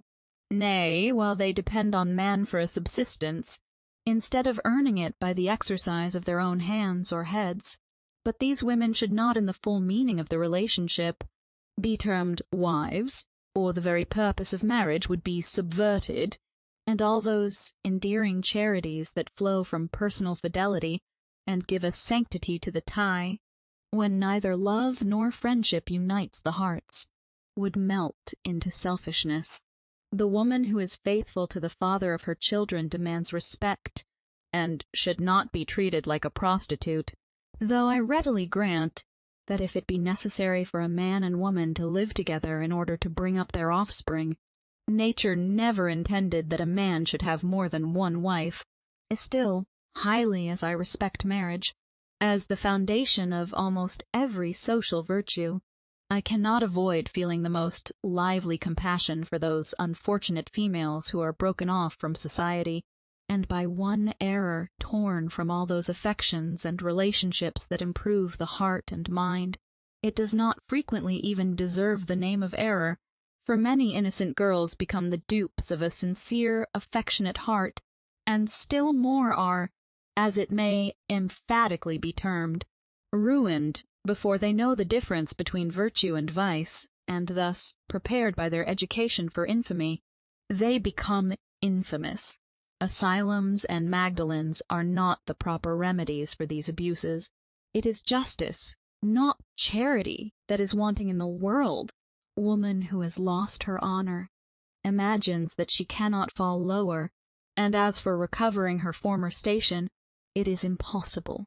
No exertion can wash this stain away. Losing thus every spur, and having no other means of support, prostitution becomes her only refuge, and the character is quickly depraved by circumstances over which the poor wretch has little power, unless she possesses an uncommon portion of sense and loftiness of spirit.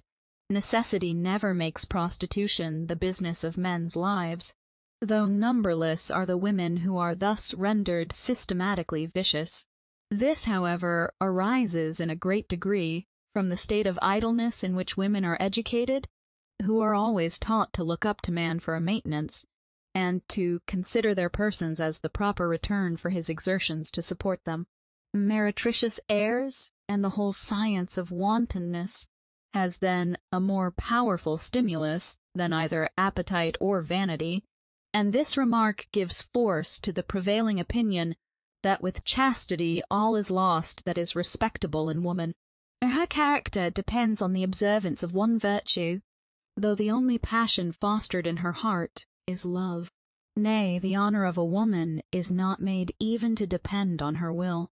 When Richardson makes Clarissa tell Lovelace that he had robbed her of her honor, he must have had strange notions of honor and virtue, for miserable beyond all names of misery is the condition of a being who could be degraded without its own consent. This excess of strictness I've heard vindicated as a salutary error. I shall answer in the words of Leibniz, errors are often useful, but it is commonly to remedy other errors. Most of the evils of life arise from a desire of present enjoyment that outruns itself. The obedience required of women in the marriage state comes under this description. The mind, naturally weakened by depending on authority, never exerts its own powers, and the obedient wife is thus rendered a weak, indolent mother. Or, supposing that this is not always the consequence, a future state of existence is scarcely taken into the reckoning when only negative virtues are cultivated, or in treating of morals, particularly when women are alluded to. Writers have too often considered virtue in a very limited sense, and made the foundation of it solely worldly utility. Nay, a still more fragile base has been given to this stupendous fabric, and the wayward, fluctuating feelings of men have been made the standard of virtue. Yes, virtue as well as religion has been subjected to the decisions of taste. It would almost provoke a smile of contempt if the vain absurdities of man did not strike us on all sides, to observe how eager men are to degrade the sex from whom they pretend to receive the chief pleasure of life. And I have frequently, with full conviction, retorted Pope's sarcasm on them, or, to speak explicitly, it has appeared to me applicable to the whole human race. A love of pleasure or sway seems to divide mankind, and the husband who lords it in his little harem thinks only of his pleasure or his convenience. To such lengths, indeed, does an intemperate love of pleasure carry some prudent men, or worn-out libertines, who marry to have a safe companion, that they seduce their own wives. Hymen banishes modesty, and chaste love takes its flight. Love, considered as an animal appetite, cannot long feed on itself without expiring, and this extinction, in its own flame, may be termed the violent death of love. But the wife who has thus been rendered licentious will probably endeavor to fill the void left by the loss of her husband's attentions, for she cannot contentedly become merely an upper servant after having been treated like a goddess. She is still handsome, and, instead of transferring her fondness to her children, she only dreams of enjoying the sunshine of life. Besides, there are many husbands so devoid of sense and parental affection that, during the first effervescence of voluptuous fondness, they refuse to let their wives suckle their children. They are only to dress and live to please them, and love, even innocent love, soon sinks into lasciviousness when the exercise of a duty is sacrificed to its indulgence. Personal attachment is a very happy foundation for friendship. Yet, when even two virtuous young people marry, it would perhaps be happy if some circumstance checked their passion, if the recollection of some prior attachment, or disappointed affection, made it on one side, at least rather a match founded on esteem. In that case, they would look beyond the present moment, and try to render the whole of life respectable, by forming a plan to regulate a friendship which only death ought to dissolve.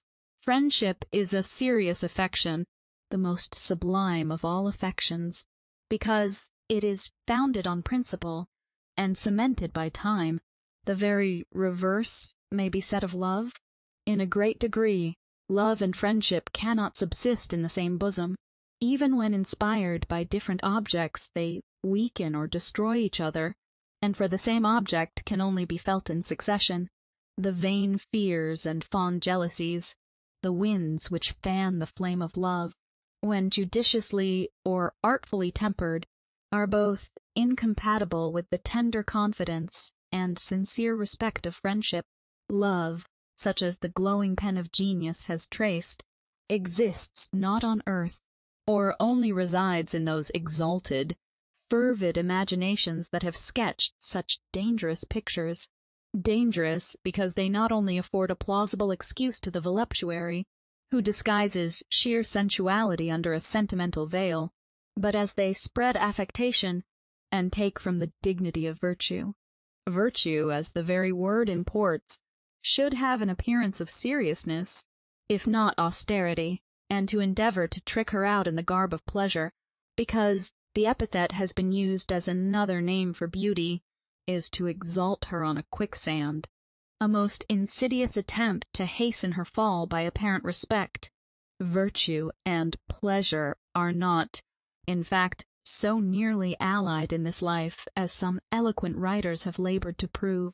Pleasure prepares the fading wreath, and mixes the intoxicating cup, but the fruit which virtue gives is the recompense of toil, and, gradually seen as it ripens, only affords calm satisfaction. Nay, appearing to be the result of the natural tendency of things, it is scarcely observed. Bread, the common food of life, seldom thought of as a blessing, supports the constitution, and preserves health. Still feasts delight the heart of man, though disease and even death lurk in the cup or dainty that elevates the spirits or tickles the palate. The lively, heated imagination, in the same style, draws the picture of love, as it draws every other picture, with those glowing colors, which the daring hand will steal from the rainbow that is directed by a mind, condemned, in a world like this, to prove its noble origin, by panting after unattainable perfection, ever pursuing what it acknowledges to be a fleeting dream. An imagination of this vigorous cast can give existence to insubstantial forms, and stability to the shadowy reveries which the mind naturally falls into when realities are found vapid. It can then depict love with celestial charms, and dote on the grand ideal object. It can imagine a degree of mutual affection that shall refine the soul, and not expire when it has served as a scale to heavenly, and, like devotion, make it absorb every meaner affection and desire in each other's arms, as in a temple with its summit lost in the clouds. The world is to be shut out, and every thought and wish that do not nurture pure affection and permanent virtue. Permanent virtue, alas! Rousseau, respectable visionary, thy paradise would soon be violated by the entrance of some unexpected guest. Like Milton's, it would only contain angels, or men sunk below the dignity of rational creatures. Happiness is not material. It cannot be seen or felt. Yet the eager pursuit of the good which everyone shapes to his own fancy proclaims man the lord of this lower world, and to be an intelligential creature, who is not to receive, but acquire happiness.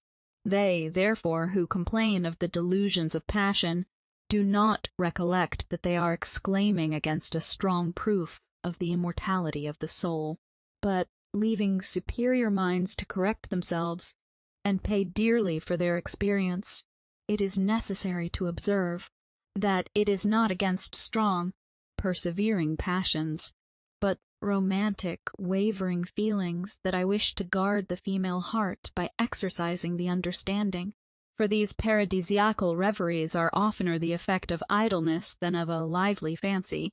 Women have seldom sufficient serious employment to silence their feelings. A round of little cares, or vain pursuits, frittering away all strength of mind and organs, they become naturally only objects of sense. In short, the whole tenor of female education, the education of society, tends to render the best disposed, romantic and inconstant, and the remainder vain and mean. In the present state of society, this evil can scarcely be remedied. I am afraid, in the slightest degree, should a more laudable ambition ever gain ground, they may be brought nearer to nature and reason, and become more virtuous and useful as they grow more respectable.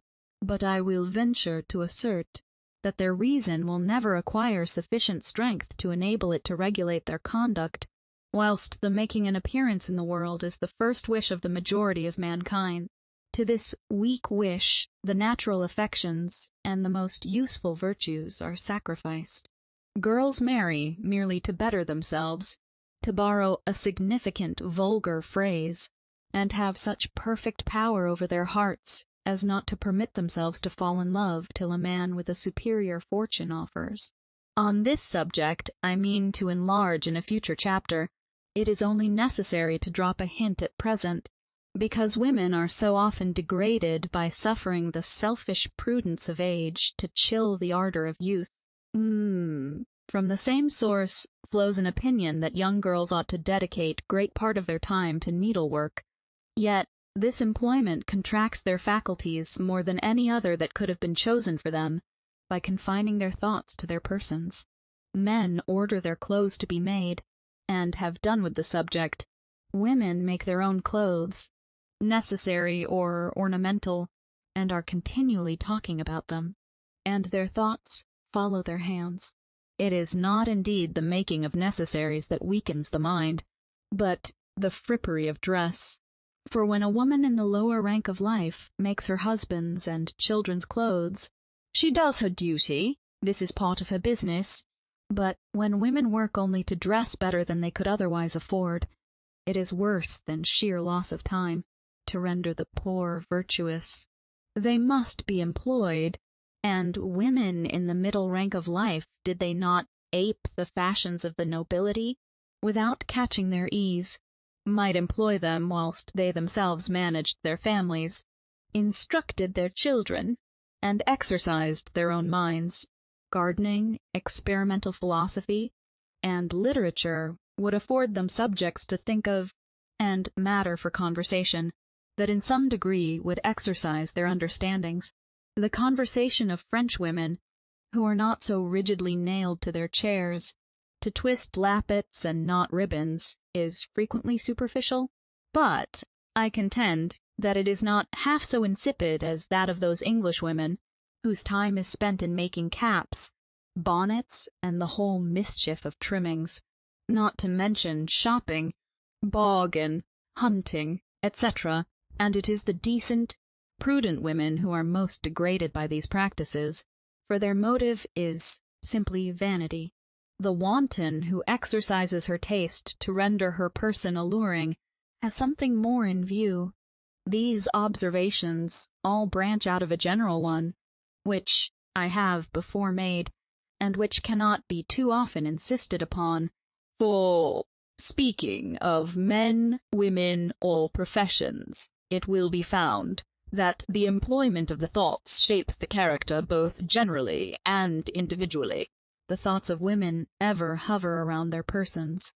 And is it surprising that their persons are reckoned most valuable? Yet some degree of liberty of mind is necessary even to form the person, and this may be one reason why some gentle wives have so few attractions beside that of sex. Add to this, sedentary employments render the majority of women sickly, and false notions of female excellence make them proud of this delicacy, though it be another fetter, that by calling the attention continually to the body, cramps the activity of the mind. Women of quality seldom do any of the manual part of their dress, consequently only their taste is exercised, and they acquire by thinking less of the finery, when the business of their toilet is over, that ease which seldom appears in the deportment of women, who dress merely for the sake of dressing. In fact, the observation with respect to the middle rank, the one in which talents thrive best, extends not to women, for those of the superior class, by catching, at least, a smattering of literature, and conversing more with men, on general topics, acquire more knowledge than the women who ape their fashions and faults without sharing their advantages. With respect to virtue, to use the word in a comprehensive sense, I have seen most in low life. Many poor women maintain their children by the sweat of their brow, and keep together families that the vices of the fathers would have scattered abroad, but gentlewomen are too indolent to be actively virtuous, and are softened rather than refined by civilization. Indeed, the good sense which I have met with among the poor women who have had few advantages of education, and yet have acted heroically, strongly confirmed me in the opinion that trifling employments have rendered women a trifler. Men, taking her, I take her body, says Ranger. Body. The mind is left to rust, so that while physical love enervates man, as being his favorite recreation, he will endeavor to enslave woman, and who can tell how many generations may be necessary to give vigor to the virtue and talents of the freed posterity of abject slaves? Supposing that women are voluntary slaves, slavery of any kind is unfavorable to human happiness and improvement. Knox's Essays, in tracing the causes that, in my opinion, have degraded woman, I have confined my observations to such as universally act upon the morals and manners of the whole sex, and to me it appears clear that they all spring from want of understanding. Whether this arises from a physical or accidental weakness of faculties, time alone can determine, for I shall not lay any great stress upon the example of a few women, Sappho, Eloisa, Mrs. Macaulay, the Empress of Russia, Madame Dion, etc. These, and many more, may be reckoned exceptions, and are not all heroes, as well as heroines, exceptions to general rules. I wish to see women neither heroines nor brutes, but reasonable creatures, who, from having received a masculine education, have acquired courage and resolution, I only contend that the men who have been placed in similar situations have acquired a similar character. I speak of bodies of men, and that men of genius and talents have started out of a class in which women have never yet been placed. Chapter 5. Animadversions on some of the writers who have rendered women objects of pity, bordering on contempt. The opinions speciously supported in some modern publications on the female character and education, which have given the tone to most of the observations made, in a more cursory manner, on the sex, remain now to be examined. Section 5.1. I shall begin with Rousseau, and give a sketch of the character of women in his own words, interspersing comments and reflections. My comments, it is true, will all spring from a few simple principles, and might have been deduced from what I've already said, but the artificial structure has been raised with so much ingenuity that it seems necessary to attack it in a more circumstantial manner, and make the application myself. Sophia, says Rousseau, should be as perfect a woman as Emilius is a man, and to render her so, it is necessary to examine the character which nature has given to the sex. He then proceeds to prove that women ought to be weak and passive, because she has less bodily strength than man, and from hence infers that she was formed to please and to be subject to him, and that it is her duty to render herself agreeable to her master, this being the grand end of her existence. Supposing women to have been formed only to please and be subject to man, the conclusion is just: she ought to sacrifice every other consideration to render herself agreeable to him, and let this brutal desire of self-preservation be the grand spring of all her actions. When it is proved to be the iron bed of fate, to fit which her character should be stretched or contracted, regardless of all moral or physical distinctions. But if, as I think may be demonstrated, the purposes of even this life, viewing the whole, are subverted by practical rules built upon this ignoble base, I may be allowed to doubt whether woman was created for man, and though the cry of irreligion, or even atheism, be raised against me, I will simply declare that were an angel from heaven to tell me that Moses's beautiful, poetical cosmogony and the account of the fall of man were literally true, I could not believe what my reason told me was derogatory to the character of the Supreme Being, and, having no fear of the devil before mine eyes, I venture to call this a suggestion of reason, instead of resting my weakness on the broad shoulders of the first seducer of my frail sex. It being once demonstrated, continues Rousseau, that man and woman are not, nor ought to be, constituted alike in temperament and character, it follows, of course, that they should not be educated in the same manner. In pursuing the directions of nature, they ought indeed to act in concert, but they should not be engaged in the same employments. The end of their pursuits should be the same, but the means they should take to accomplish them, and, of consequence, their tastes and inclinations should be different. Rousseau's Emilius, Volume 3, page 176. Girls are from their earliest infancy fond of dress. Not content with being pretty, they are desirous of being thought so. We see, by all their little airs, that this thought engages their attention, and they are hardly capable of understanding what is said to them, before they are to be governed by talking to them of what people will think of their behavior.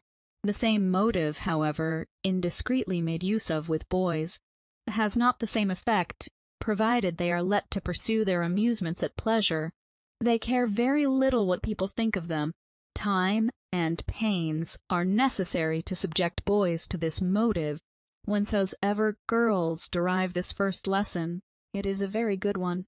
As the body is born, in a manner before the soul, our first concern should be to cultivate the former. This order is common to both sexes, but the object of that cultivation is different. In the one sex, it is the development of corporeal powers, in the other that of personal charms. Not that either the quality of strength or beauty ought to be confined exclusively to one sex, but only that the order of the cultivation of both is in that respect reverse. Women certainly require as much strength as to enable them to move and act gracefully, and men as much address as to qualify them to act with ease. Children of both sexes have a great many amusements in common, and so they all. Have they not also many such when they are grown up? Each sex has also its peculiar taste to distinguish in this particular. Boys love sports of noise and activity, to beat the drum, to whip the top, and to drag about their little carts. Girls, on the other hand, are fonder of things of show and ornament, such as mirrors, trinkets, and dolls. The doll is the peculiar amusement of the females, from whence we see their taste plainly adapted to their destination. The physical part of the art of pleasing lies in dress, and this is all which children are capacitated to cultivate of that art. Here then we see a primary propensity firmly established, which you need only to pursue and regulate. The little creature will doubtless be very desirous to know how to dress up her doll, to make its sleeve knots, its flounces, its headdress, etc. She is obliged to have so much recourse to the people about her for their assistance in these articles, that it would be much more agreeable to her to owe them all to her own industry. Hence we have a good reason for the first lessons which are usually taught these young females, in which we do not appear to be setting them a task, but obliging them by instructing them in what is immediately useful to themselves, and, in fact, almost all of them learn with reluctance to read and write, but very readily apply themselves to the use of their needles. They imagine themselves already grown up, and think with pleasure that such qualifications will enable them to decorate themselves. This is certainly only an education of the body, but Rousseau is not the only man who has indirectly said that merely the person of a young woman, without any mind unless animal spirits come under that description, is very pleasing. To render it weak, and what some may call beautiful, the understanding is neglected, and girls forced to sit still, play with dolls, and listen to foolish conversations. The effect of habit is insisted upon as an undoubted indication of nature. I know it was Rousseau's opinion that the first years of youth should be employed to form the body, though in educating Emilius he deviates from this plan, yet the difference between strengthening the body, on which strength of mind in a great measure depends, and only giving it an easy motion, is very wide. Rousseau's observations, it is proper to remark, were made in a country where the art of pleasing was refined only to extract the grossness of vice. He did not go back to nature, or his ruling appetite disturbed the operations of reason, else he would not have drawn these crude inferences. In France, boys and girls, particularly the latter, are only educated to please, to manage their persons, and regulate their exterior behavior, and their minds are corrupted at a very early age by the worldly and pious cautions they receive to guard them against immodesty. I speak of past times. The very confessions which mere children are obliged to make, and the questions asked by the holy men, I assert these facts on good authority, were sufficient to impress a sexual character, and the education of society was a school of coquetry and art. At the age of 10 or 11, nay, often much sooner, girls began to coquet, and talked, unreproved, of establishing themselves in the world by marriage. In short, they were made women, almost from their very birth, and compliments were listened to instead of instruction. These, weakening the mind, nature was supposed to have acted like a stepmother when she formed this afterthought of creation, not allowing them understanding. However, it was but consistent to subject them to authority, independent of reason, and to prepare them for this subjection, he gives the following advice. Girls ought to be active and diligent, nor is that all. They should also be early subjected to restraint. This Misfortune, if it really be one, is inseparable from their sex, nor do they ever throw it off but to suffer more cruel evils. They must be subject all their lives to the most constant and severe restraint, which is that of decorum. It is, therefore, necessary to accustom them early to such confinement, that it may not afterward cost them too dear, and to the suppression of their caprices, that they may the more readily submit to the will of others. If, indeed, they are fond of being always at work, they should be sometimes compelled to lay it aside. Dissipation, levity, and inconstancy are faults that readily spring up from their first propensities, when corrupted or perverted by too much indulgence. To prevent this abuse, we should learn them, above all things, to lay a due restraint on themselves. The life of a modest woman is reduced, by our absurd institutions, to a perpetual conflict with herself. Not but it is just that this sex should partake of the sufferings which arise from those evils it hath caused us. And why is the life of a modest woman a perpetual conflict? I should answer, that this very system of education makes it so. Modesty, temperance, and self-denial are the sober offspring of reason. But when sensibility is nurtured at the expense of the understanding, such weak beings must be restrained by arbitrary means, and be subjected to continual conflicts. But give their activity of mind a wider range, and nobler passions and motives will govern their appetites and sentiments. The common attachment and regard of a mother, nay, mere habit, will make her beloved by her children, if she does nothing to incur their hate. Even the restraint she lays them under, if well directed, will increase their affection, instead of lessening it, because a state of dependence being natural to the sex, they perceive themselves formed for obedience. This is begging the question, for servitude not only debases the individual, but its effects seem to be transmitted to posterity. Considering the length of time that women have been dependent, is it surprising that some of them hug their chains, and fawn like the spaniel? These dogs, observes a naturalist, at first kept their ears erect, but custom has superseded nature, and a token of fear is become a beauty.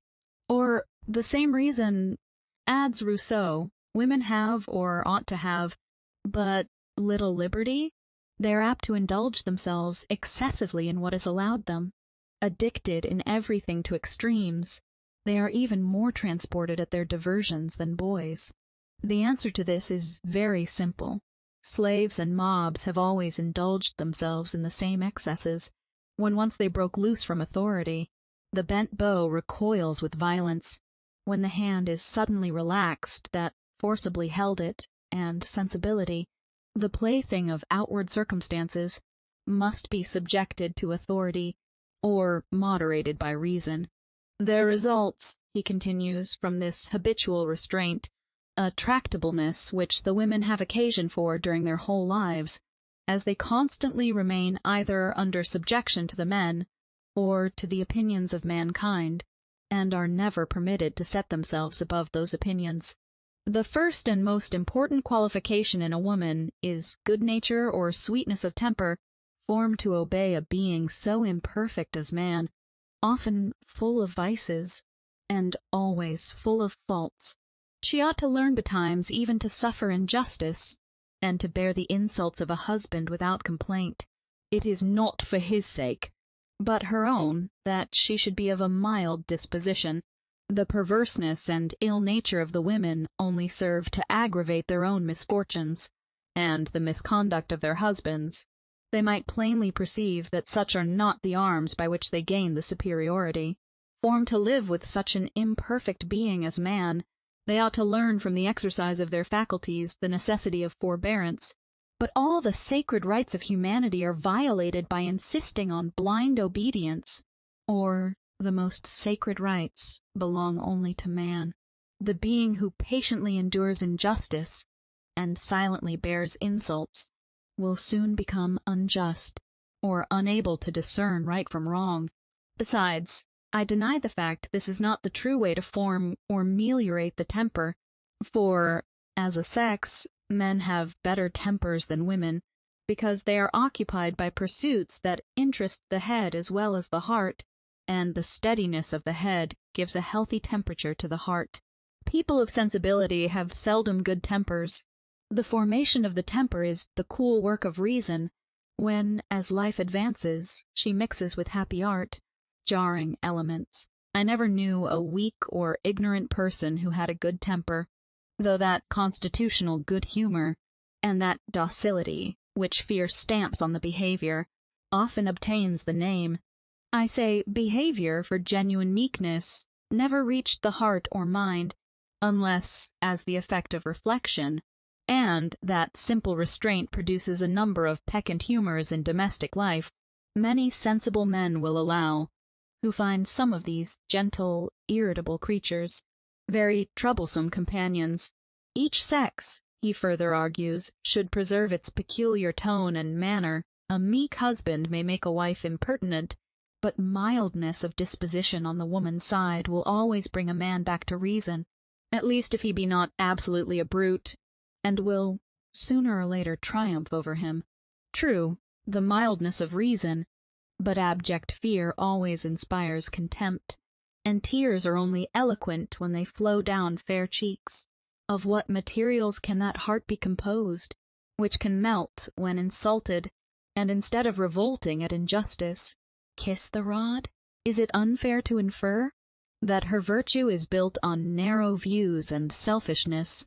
Who can caress a man with true feminine softness the very moment when he treats her tyrannically?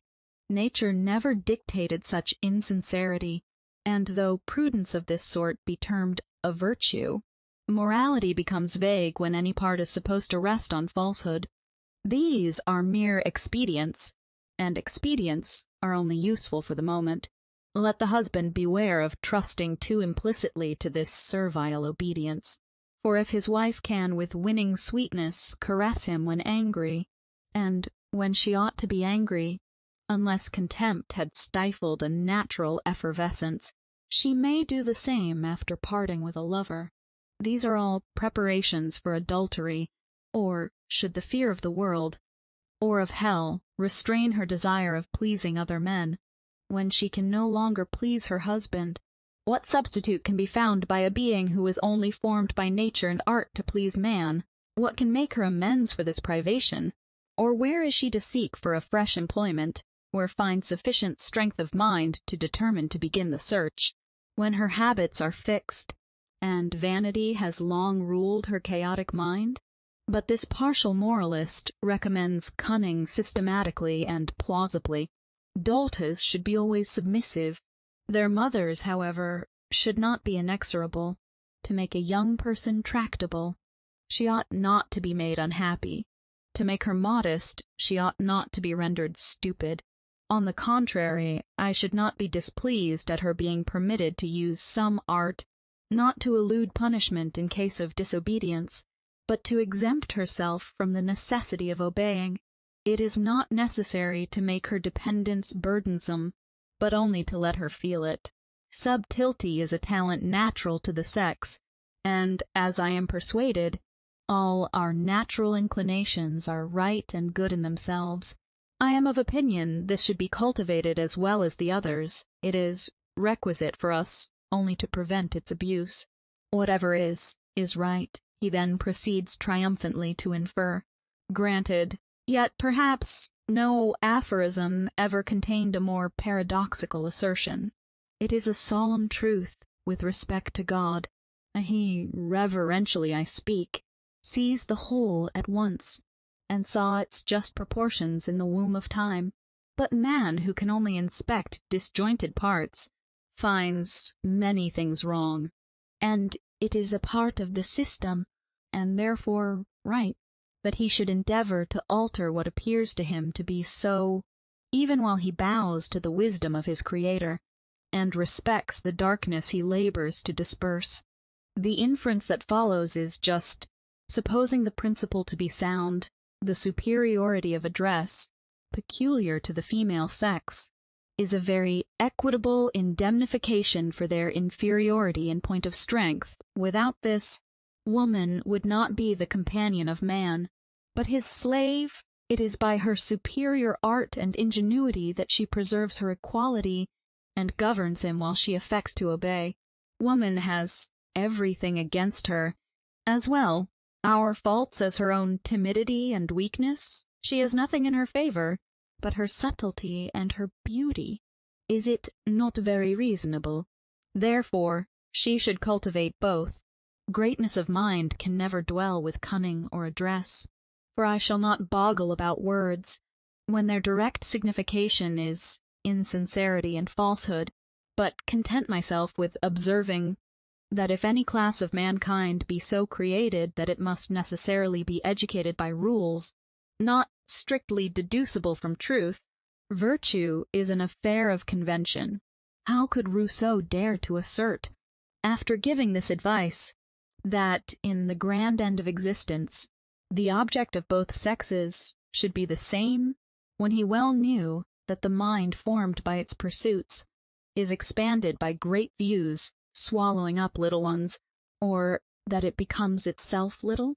E'en have superior strength of body, but were it not for mistaken notions of beauty, women would acquire sufficient to enable them to earn their own subsistence, the true definition of independence, and to bear those bodily inconveniences and exertions that are requisite to strengthen the mind. Let us then, by being allowed to take the same exercise as boys, not only during infancy, but youth, arrive at perfection of body, that we may know how far the natural superiority of man extends. For what reason or virtue can be expected from a creature when the seed time of life is neglected? None. Did not the winds of heaven casually scatter many useful seeds in the fallow ground?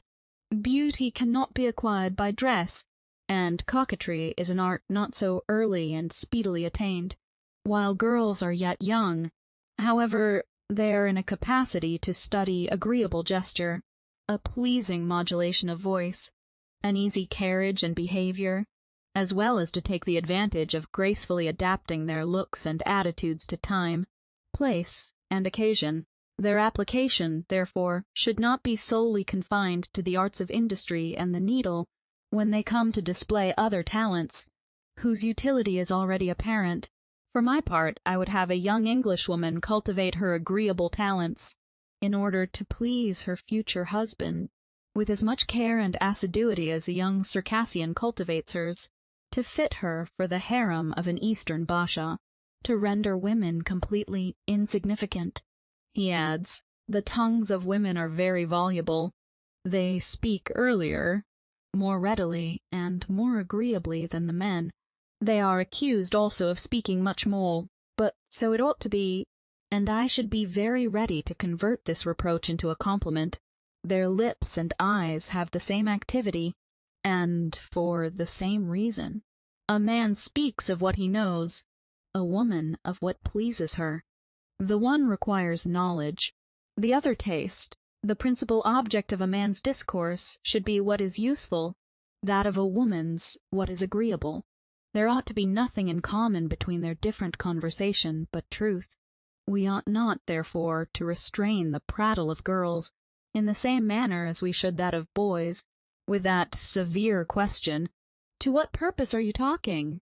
but by another, which is no less difficult to answer, "How will your discourse be received?" In infancy, while they are as yet incapable to discern good from evil, they ought to observe it as a law, never to say anything disagreeable to those whom they are speaking to.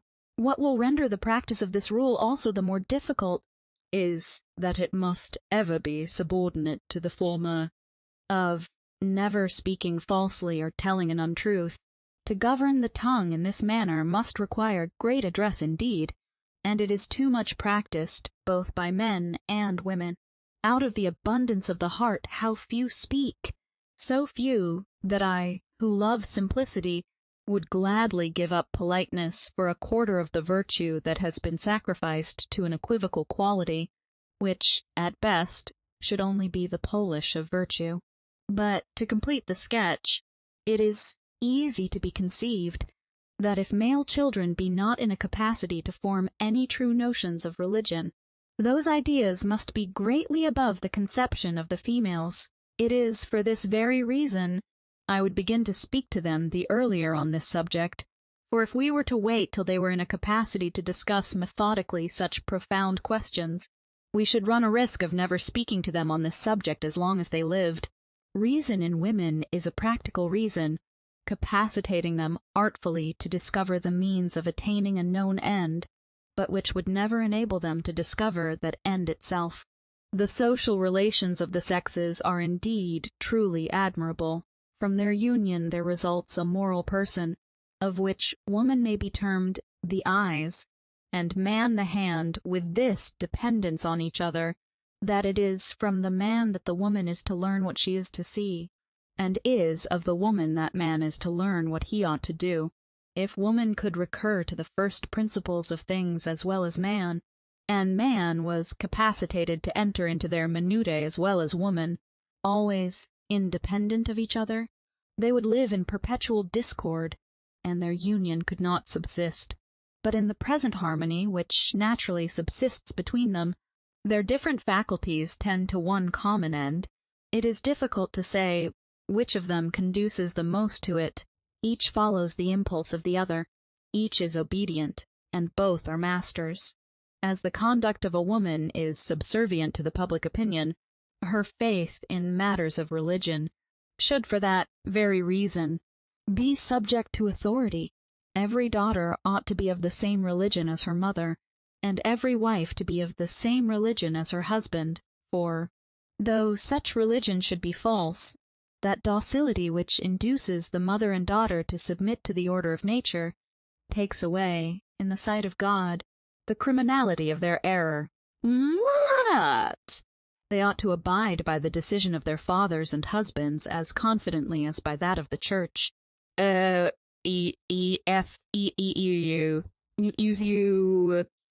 is to be the consequence? If the mother's and husband's opinion should chance not to agree, an ignorant person cannot be reasoned out of an error, and when persuaded to give up one prejudice for another, the mind is unsettled. Indeed, the husband may not have any religion to teach her, though in such a situation she will be in great want of a support to her virtue, independent of worldly considerations. As authority ought to regulate the religion of the women, it is not so needful to explain to them the reasons for their belief, as to lay down precisely the tenets they are to believe, for the creed, which presents only obscure ideas to the mind, is the source of fanaticism, and that which presents absurdities leads to infidelity. Absolute, uncontroverted authority, it seems, must subsist somewhere, but is not this a direct and exclusive appropriation of reason? The rights of humanity have been thus confined to the male line from Adam downwards. Rousseau would carry his male aristocracy still further, for he insinuates that he should not blame those who contend for leaving woman in a state of the most profound ignorance, if it were not necessary, in order to preserve her chastity, and justify the man's choice in the eyes of the world, to give her a little knowledge of men, and the customs produced by human passions, else she might propagate at home without being rendered less voluptuous and innocent by the exercise of her understanding, excepting, indeed, during the first year of marriage, when she might employ it to dress. Like Sophia, her dress is extremely modest in appearance, and yet very coquettish in fact. She does not make a display of her charms, she conceals them, but in concealing them, she knows how to affect your imagination. Everyone who sees her will say, "There is a modest and discreet girl," but while you are near her, your eyes and affections wander all over her person, so that you cannot withdraw them, and you would conclude that every part of her dress, simple as it seems, was only put in its proper order to be taken to pieces by the imagination. Is this modesty? Is this a preparation for immortality? Again, what opinion are we to form of a system of education when the author says of his heroine, that with her doing things well is but a secondary concern. Her principal concern is to do them neatly. Secondary, in fact, are all her virtues and qualities, for, respecting religion, he makes her parents thus address her. Accustomed to submission, your husband will instruct you in good time. After thus cramping a woman's mind, if, in order to keep it fair, he has not made it quite a blank, he advises her to reflect, that a reflecting man may not yawn in her company when he is tired of caressing her. What has she to reflect about? Who must obey? And would it not be a refinement on cruelty only to open her mind to make the darkness and misery of her fate visible? Yet these are his sensible remarks. How consistent with what I've already been obliged to quote. To give a fair view of the subject, the reader may determine. They, who pass their whole lives in working for their daily bread, have no ideas beyond their business or their interest, and all their understanding seems to lie in their fingers' ends. This ignorance is neither prejudicial to their integrity nor their morals. It is often of service to them.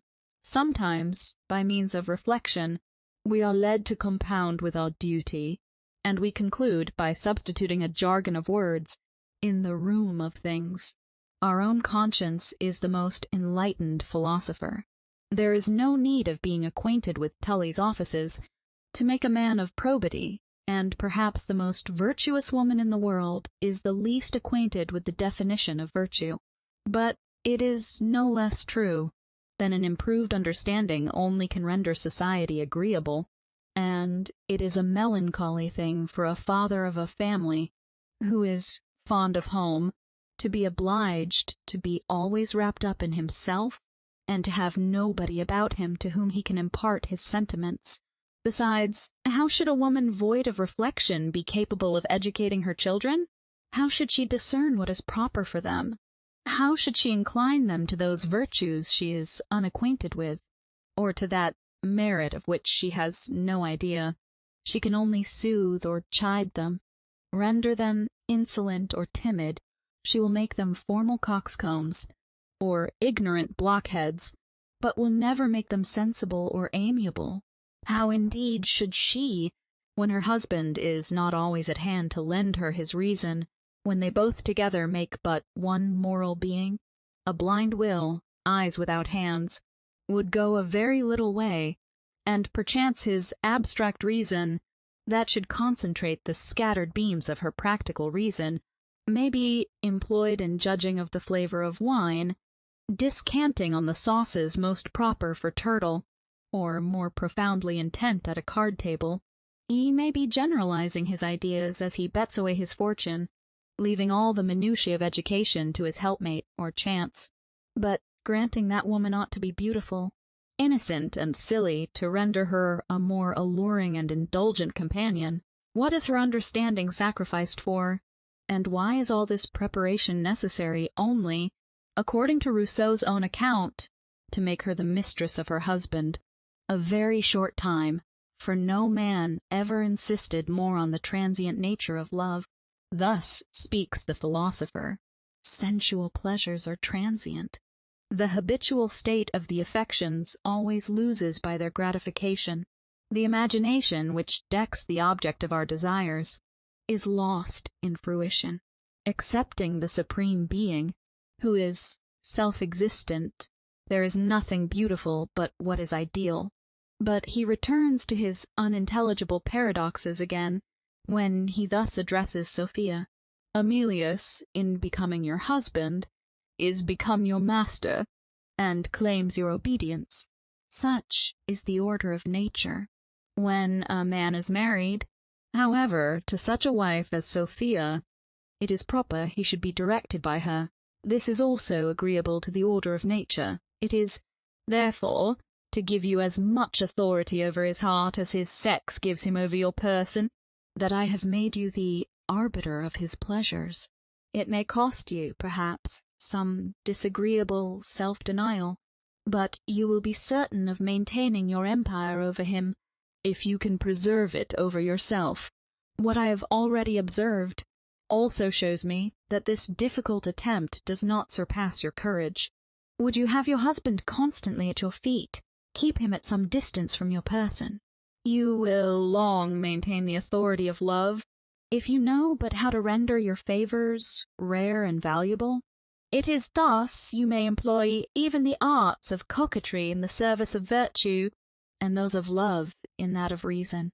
Shall close my extracts with a just description of a comfortable couple, and yet you must not imagine that even such management will always suffice. Whatever precaution be taken, enjoyment will, by degrees, take off the edge of passion. But when love hath lasted as long as possible, a pleasing habitude supplies its place, and the attachment of a mutual confidence succeeds to the transports of passion. Children often form a more agreeable and permanent connection between married people than even love itself. When you cease to be the mistress of Emilius, you will continue to be his wife and friend. You will be the mother of his children. Rousseau's Emilius. Children, he truly observes, form a much more permanent connection between married people than love. Beauty, he declares, will not be valued, or even seen after a couple have lived 6 months together. Artificial graces and coquetry will likewise pall on the senses. Why then does he say that a girl should be educated for her husband with the same care as for an Eastern harem? Now appeal from the reveries of fancy and refined licentiousness to the good sense of mankind, whether, if the object of education be to prepare women to become chaste wives and sensible mothers, the method so plausibly recommended in the foregoing sketch be the one best calculated to produce those ends? Will it be allowed that the surest way to make a wife chaste is to teach her to practice the wanton arts of a mistress, termed virtuous coquetry by the sensualist who can no longer relish the artless charms of sincerity, or taste the pleasure arising from a tender intimacy, when confidence is unchecked by suspicion, and rendered interesting by sense? The man who can be contented to live with a pretty useful companion without a mind has lost in voluptuous gratifications a taste for more refined enjoyments. He has never felt the calm satisfaction that refreshes the parched heart, like the silent dew of heaven, of being beloved by one who could understand him. In the society of his wife he is still alone, unless when the man is sunk in the brute. The charm of life, says a grave philosophical reasoner, is sympathy. Nothing pleases us more than to observe in other men a fellow feeling with all the emotions of our own breast. But, according to the tenor of reasoning by which women are kept from the tree of knowledge, the important years of youth, the usefulness of age, and the rational hopes of futurity are all to be sacrificed to render woman an object of desire for a short time. Besides, how could Rousseau expect them to be virtuous and constant when reason is neither allowed to be the foundation of their virtue, nor truth the object of their inquiries? But all Rousseau's errors in reasoning arose from sensibility, and sensibility to their charms women are very ready to forgive. When he should have reasoned, he became impassioned, and reflection inflamed his imagination, instead of enlightening his understanding. Even his virtues also led him farther astray, for, born with a warm constitution and lively fancy, nature carried him toward the other sex with such eager fondness that he soon became lascivious. Had he given way to these desires, the fire would have extinguished itself in a natural manner. But virtue, and a romantic kind of delicacy, made him practice self-denial. Yet, when fear, delicacy, or virtue restrained him, he debauched his imagination, and reflecting on the sensations to which fancy gave force, he traced them in the most glowing colors, and sunk them deep into his soul. He then sought for solitude, not to sleep with the man of nature, or calmly investigate the causes of things under the shade where Sir Isaac Newton indulged contemplation, but merely to indulge his feelings. And so warmly has he painted what he forcibly felt, that, interesting the heart and inflaming the imagination of his readers, In proportion to the strength of their fancy, they imagine that their understanding is convinced, when they only sympathize with a poetic writer, who skillfully exhibits the objects of sense, most voluptuously shadowed, or gracefully veiled, and thus making us feel, whilst dreaming that we reason. Erroneous conclusions are left in the mind. Why was Rousseau's life divided between ecstasy and misery? Can any other answer be given than this, that the effervescence of his imagination produced both? But had his fancy been allowed to cool, it is possible that he might have acquired more strength of mind. Still, if the purpose of life be to educate the intellectual part of man, all with respect to him was right. Yet, had not death led to a nobler scene of action, it is probable that he would have enjoyed more equal happiness on earth, and have felt the calm sensations of the man of nature, instead of being prepared for another stage of existence by nourishing the passions which agitate the civilized man. But peace to his manes. I war not with his ashes, but his opinions. I war only with the sensibility that led him to degrade woman by making her the slave of love. Cursed vassalage, first idolized till love's hot fire be o'er, then slaves to those who courted us before. Dryden.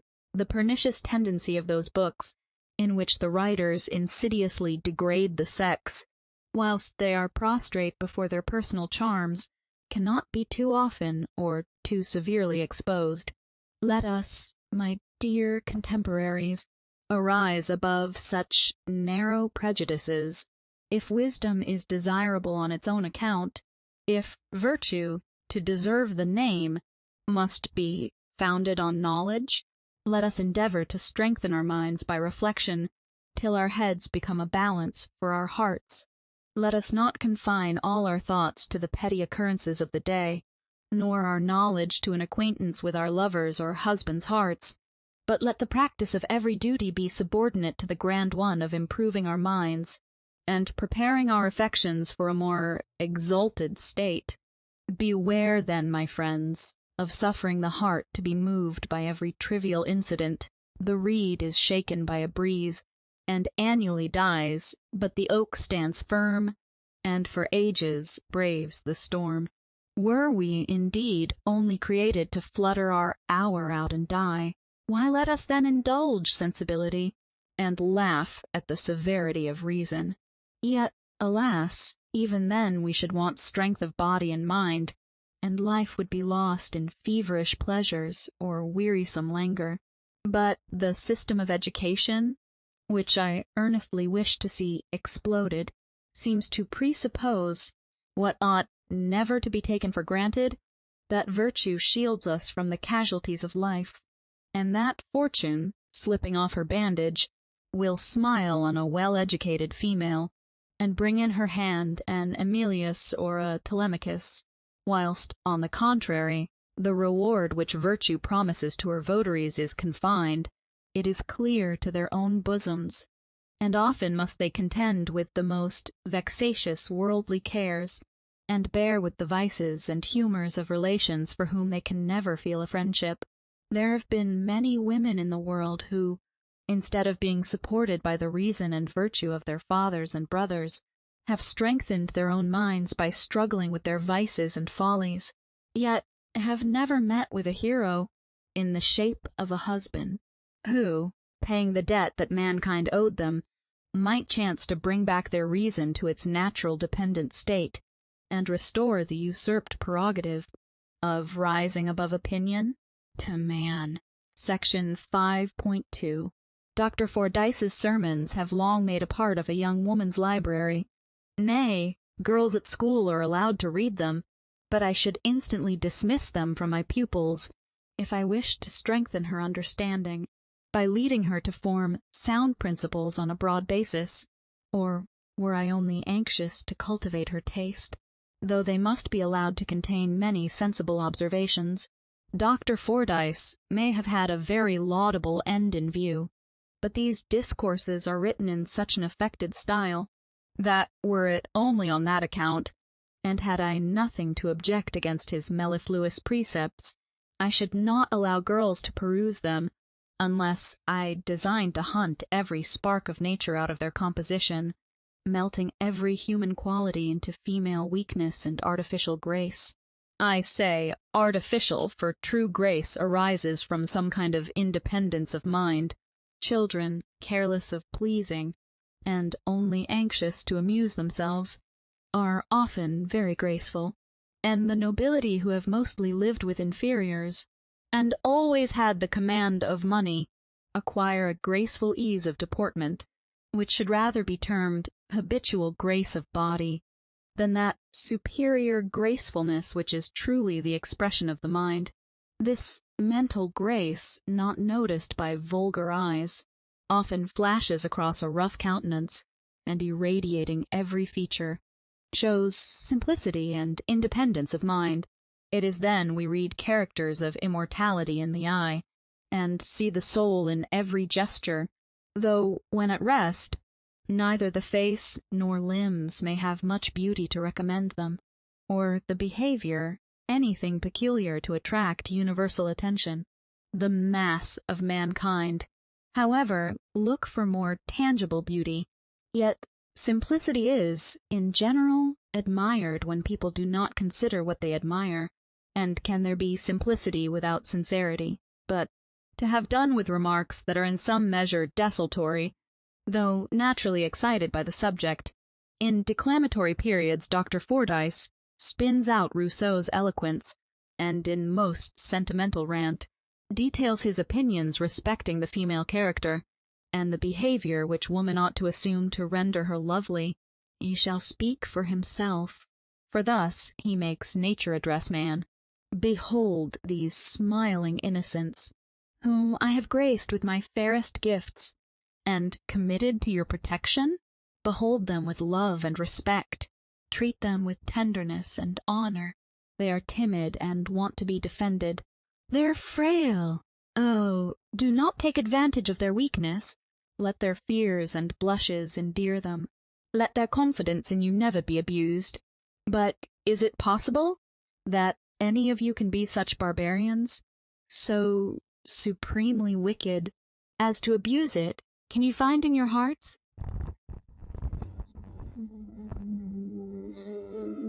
trusting creatures of their treasure, or do anything to strip them of their native robe of virtue?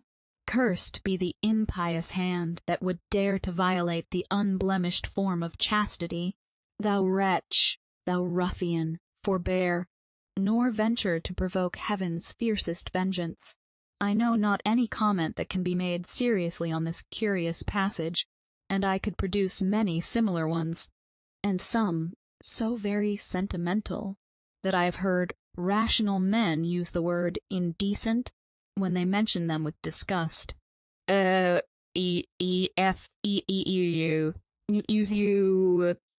you, would be the most emphatical comment, were it drawled out in a whining voice.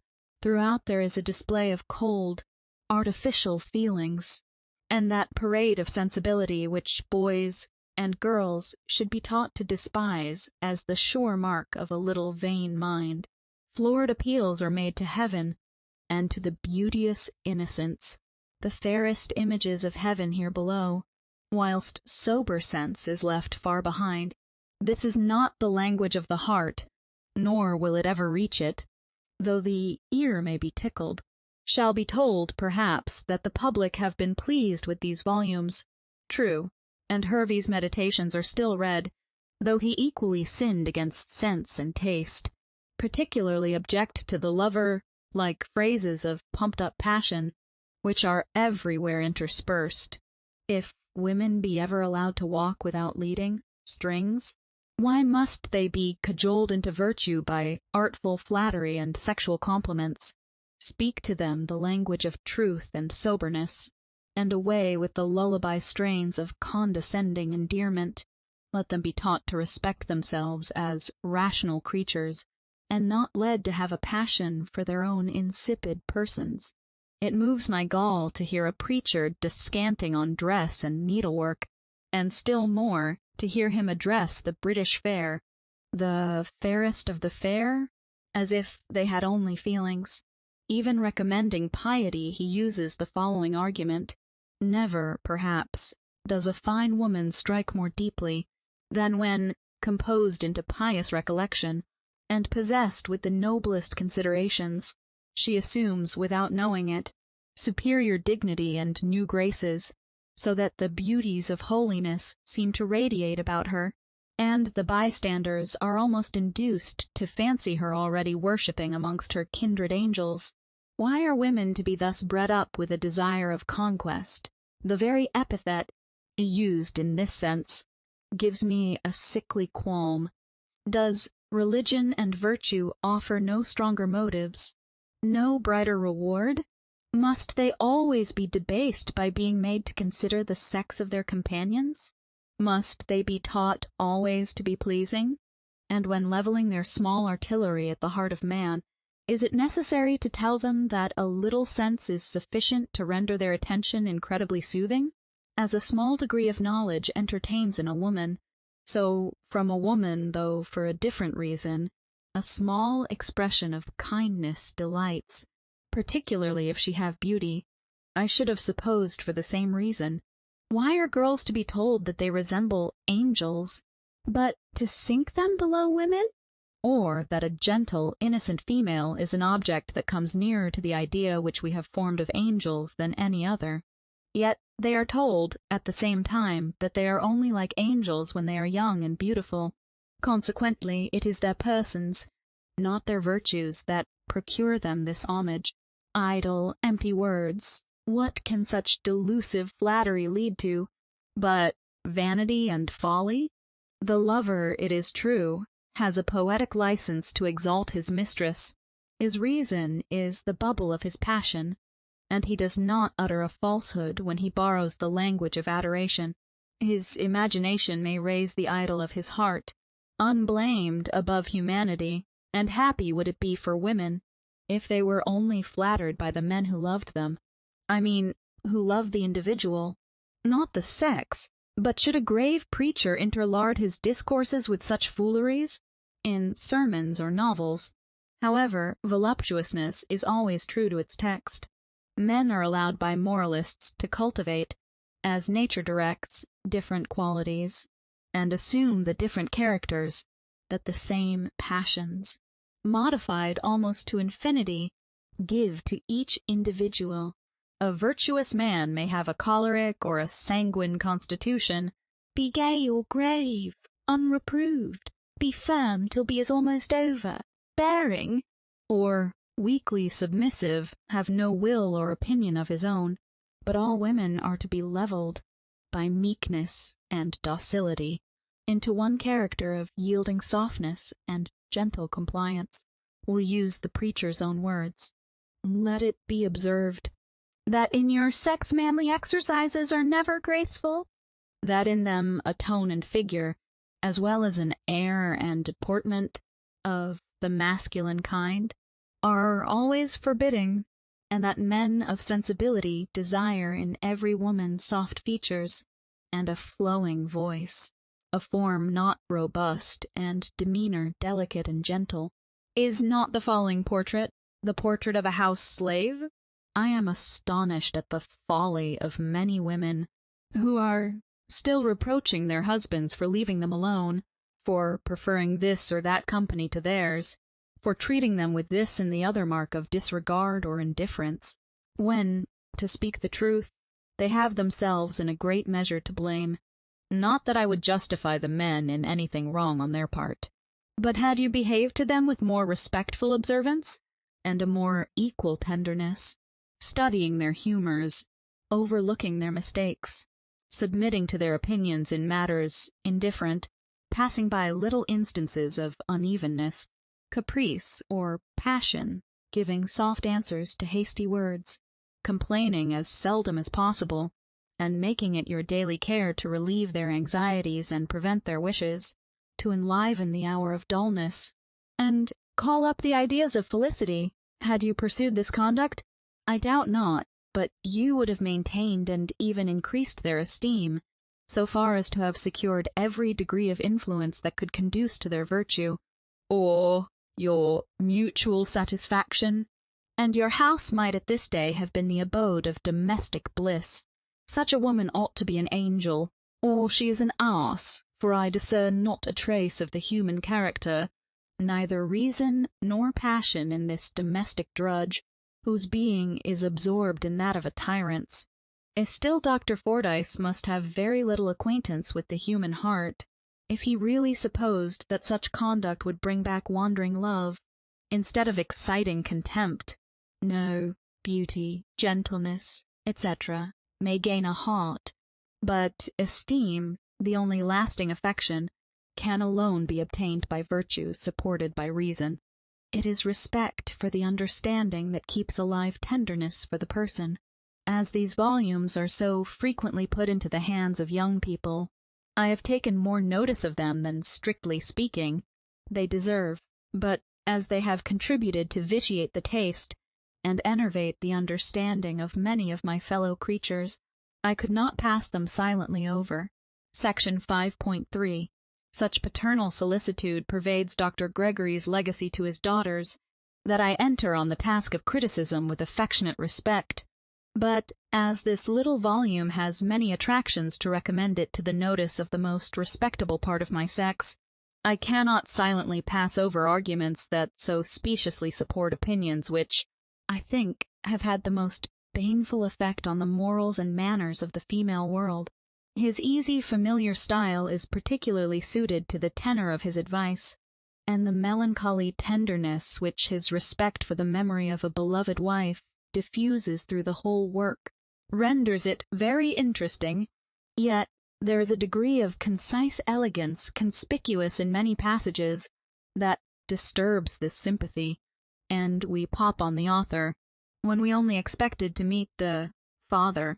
Besides, having two objects in view, he seldom adhered steadily to either, for, wishing to make his daughters amiable, and fearing lest unhappiness should only be the consequence of instilling sentiments that might draw them out of the track of common life, without enabling them to act with consonant independence and dignity, he checks the natural flow of his thoughts, and neither advises one thing nor the other.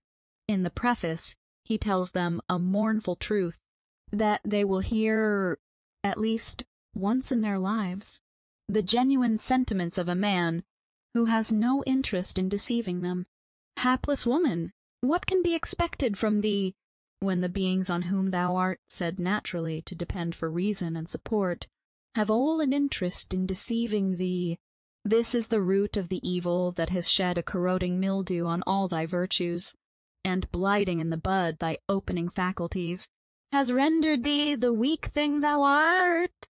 It is this separate interest, this insidious state of warfare, that undermines morality, and divides mankind. If love has made some women wretched, how many more has the cold, unmeaning intercourse of gallantry rendered vain and useless? Yet this heartless attention to the sex is reckoned so manly, so polite, that till society is very differently organized, I fear this vestige of Gothic manners will not be done away by a more reasonable and affectionate mode of conduct.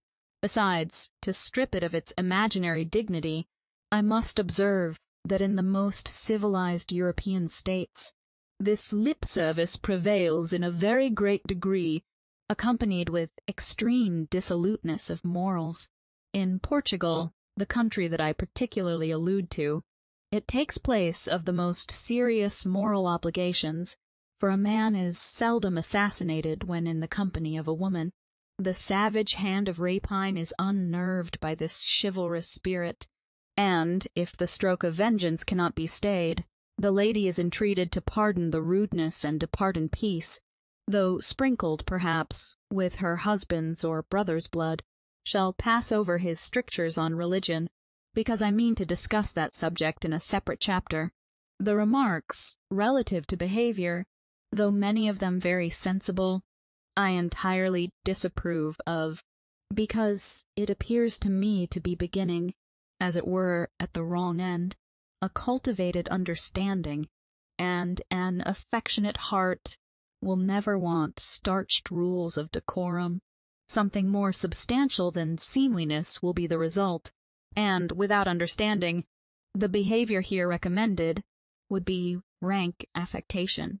Decorum, indeed, is the one thing needful. Decorum is to supplant nature, and banish all simplicity and variety of character out of the female world.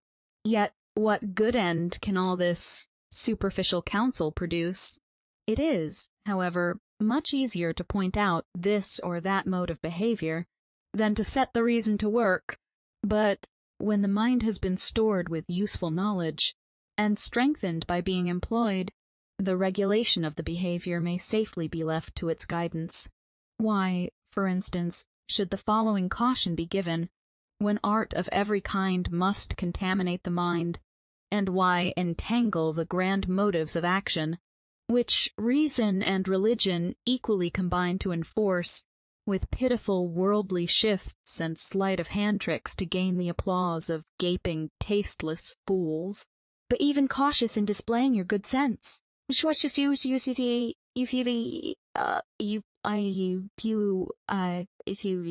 will be thought you assume a superiority over the rest of the company. But if you happen to have any learning, keep it a profound secret, especially from the men, who generally look with a jealous and malignant eye on a woman of great parts, and a cultivated understanding. If men of real merit, as he afterwards observes, are superior to this meanness, where is the necessity that the behavior of the whole sex should be modulated to please fools, or men who, having little claim to respect as individuals, choose to keep close in their phalanx? Men, indeed, who insist on their common superiority, having only this sexual superiority, are certainly very excusable.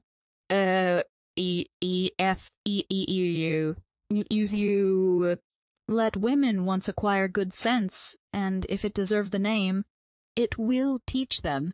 Or, of what use will it be how to employ it? There would be no end to rules for behavior, if it be proper always to adopt the tone of the company, for thus, forever varying the key, a flat would often pass for a natural note. Surely it would have been wiser to have advised women to improve themselves till they rose above the fumes of vanity, and then to let the public opinion come round. For where are rules of accommodation to stop? The narrow path of truth and virtue inclines neither to the right nor left. It is a straightforward business, and they, who are earnestly pursuing their road, may bound over many decorous prejudices, without leaving modesty behind. Make the heart clean, and give the head employment, and I will venture to predict that there will be nothing offensive in the behavior. The air of fashion, which many young people are so eager to attain, always strikes me like the studied attitudes of some modern prince, copied with tasteless servility after the antiques. The soul is left out, and none of the parts are tied together by what may properly be termed character. This varnish of fashion, which seldom sticks very close to sense, may dazzle the weak, but leave nature to itself, and it will seldom disgust the wise. Besides, when a woman has sufficient sense not to pretend to anything which she does not understand in some degree, there is no need of determining to hide her talents under a bushel. Let things take their natural course, and all will be well. It is this system of dissimulation, throughout the volume, that I despise. Women are always to seem to be this and that, yet virtue might apostrophize them. In the words of Hamlet, seems, I know not seems, have that within that passeth show. As still the same tone occurs, for, in another place, after recommending, without sufficiently discriminating, delicacy, he adds, the men will complain of your reserve. They will assure you that a franker behavior would make you more amiable. But, trust me, they are not sincere when they tell you so. I acknowledge that on some occasions it might render you more agreeable as companions, but it would make you less amiable as women. an important distinction, which many of your sex are not aware of. This desire of being always women is the very consciousness that degrades the sex. Excepting with a lover, I must repeat with emphasis a former observation.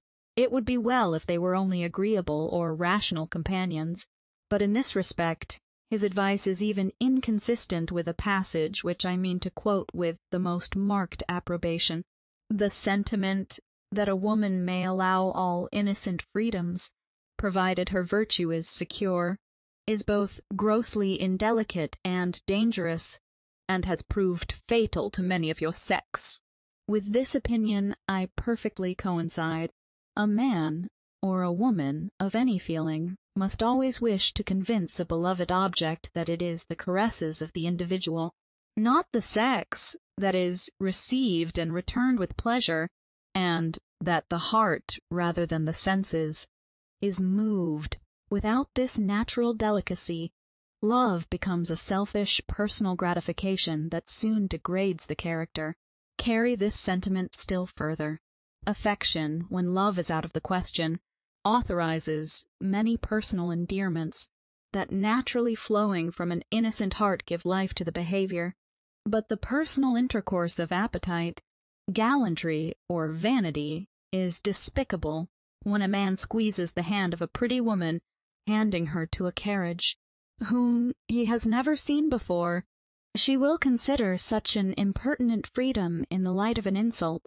If she have any true delicacy, instead of being flattered by this unmeaning homage to beauty, these are the privileges of friendship, or the momentary homage which the heart pays to virtue when it flashes suddenly on the notice. Mere animal spirits have no claim to the kindnesses of affection. Wishing to feed the affections with what is now the food of vanity, I would fain persuade my sex to act from simpler principles. Let them merit love, and they will obtain it, though they may never be told that the power of a fine woman over the hearts of men of the finest parts, is even beyond what she conceives. Have already noticed the narrow cautions with respect to duplicity, female softness, delicacy of constitution, for these are the changes which he rings around without ceasing, in a more decorous manner. It is true than Rousseau, but it all comes home to the same point, and whoever is at the trouble to analyze these sentiments will find the first principles not quite so delicate as the superstructure. The subject of amusements is treated in too cursory a manner, but with the same spirit. When I treat of friendship, love, and marriage, it will be found that we materially differ in opinion. I shall not then forestall what I have to observe on these important subjects, but confine my remarks to the general tenor of them, to that cautious family prudence, to those confined views of partial unenlightened affection, which exclude pleasure and improvement, by vainly wishing to ward off sorrow and error, and by thus guarding the hardened mind, destroy also all their energy. It is far better to be often deceived than never to trust, to be disappointed in love than never to love, to lose a husband's fondness than forfeit his esteem. Happy would it be for the world, and for individuals, of course, if all this unavailing solicitude to attain worldly happiness on a confined plan were turned into an anxious desire to improve the understanding. Wisdom is the principal thing, therefore get wisdom, and with all thy gettings get understanding. How long, ye simple ones, will ye love simplicity, and hate knowledge? Saith wisdom to the daughters of men. Section 5.4. I do not mean to allude to all the writers who have written on the subject of female manners. It would in fact be only beating over the old ground, for they have, in general, written in the same strain, but attacking the boasted prerogative of man, the prerogative that may emphatically be called the iron scepter of tyranny, the original sin of tyrants. I declare against all power built on prejudices, however hoary. If the submission demanded be founded on justice, there is no appealing to a higher power, for God is justice itself. Let us then, as children of the same parent, if not bastardized by being the younger born, reason together, and learn to submit to the authority of reason when her voice is distinctly heard. But, if it be proved that this throne of prerogative only rests on a chaotic mass of prejudices that have no inherent principle of order to keep them together, or on an elephant, tortoise, or even the mighty shoulders of a son of the earth, they may escape, who dare to brave the consequence without any breach of duty, without sinning against the order of things. Whilst reason raises man above the brutal herd, and death is big with promises, they alone are subject to blind authority who have no reliance on their own strength. They are free who will be free.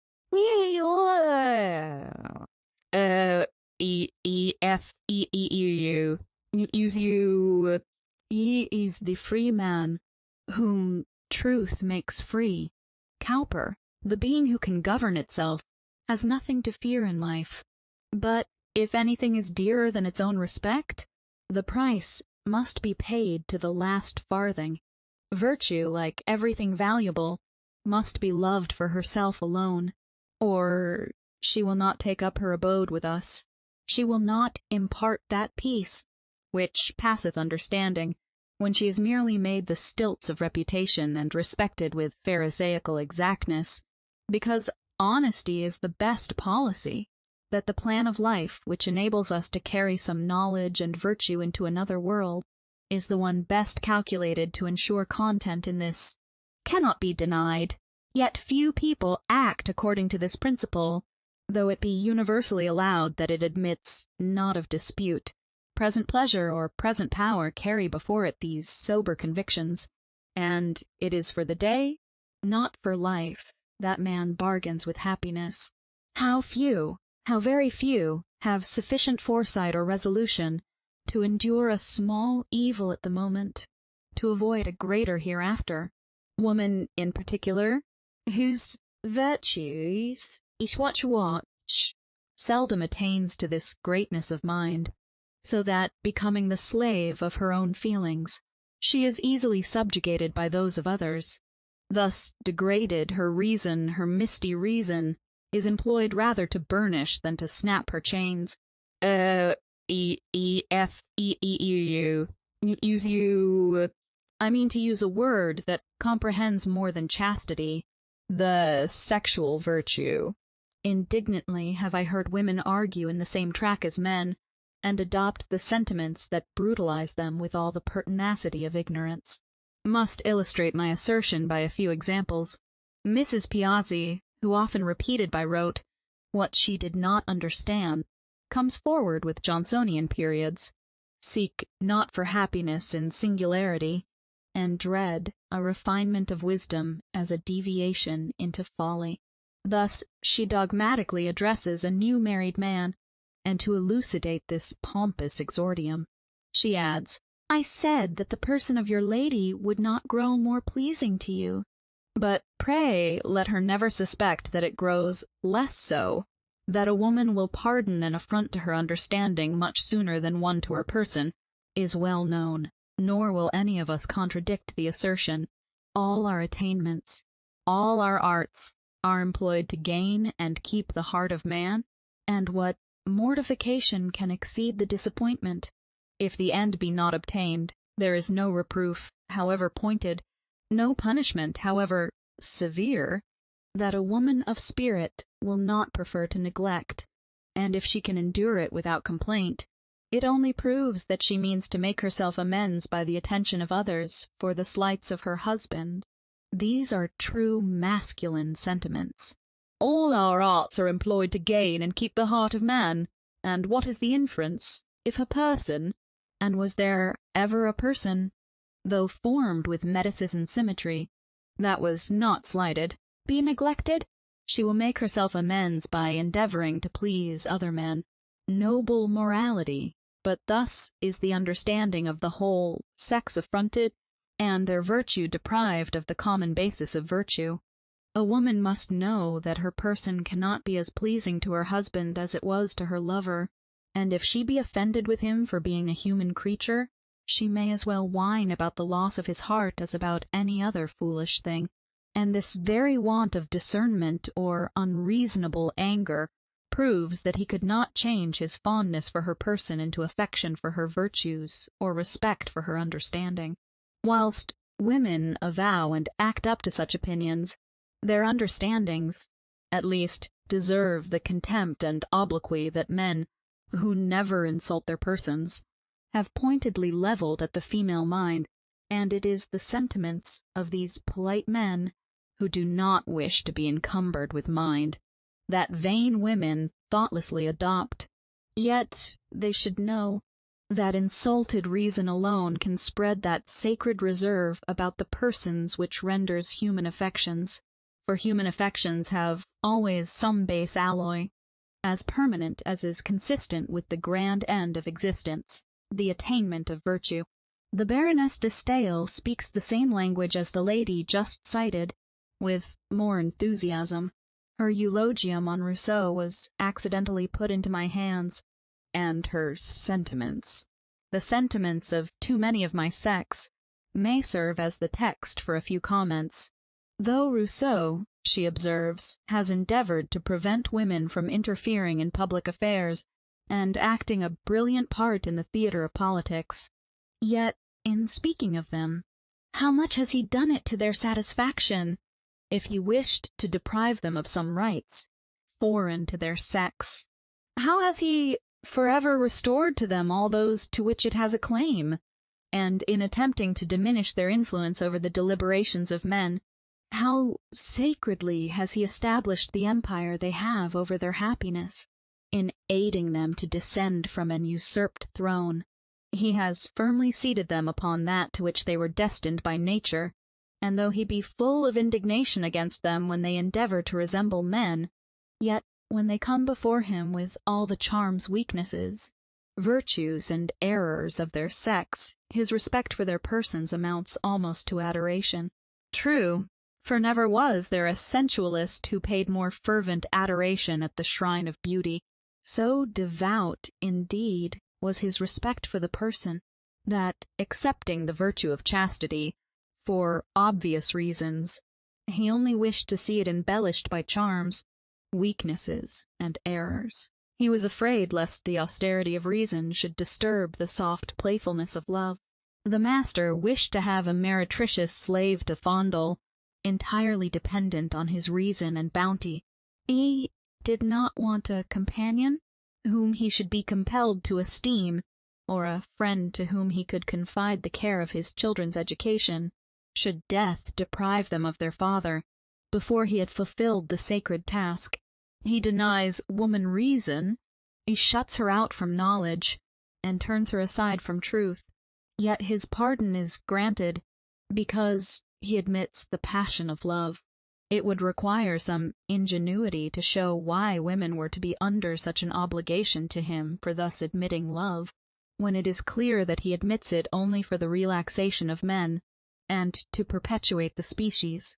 But he talked with passion, and that powerful spell worked on the sensibility of a young encomiast.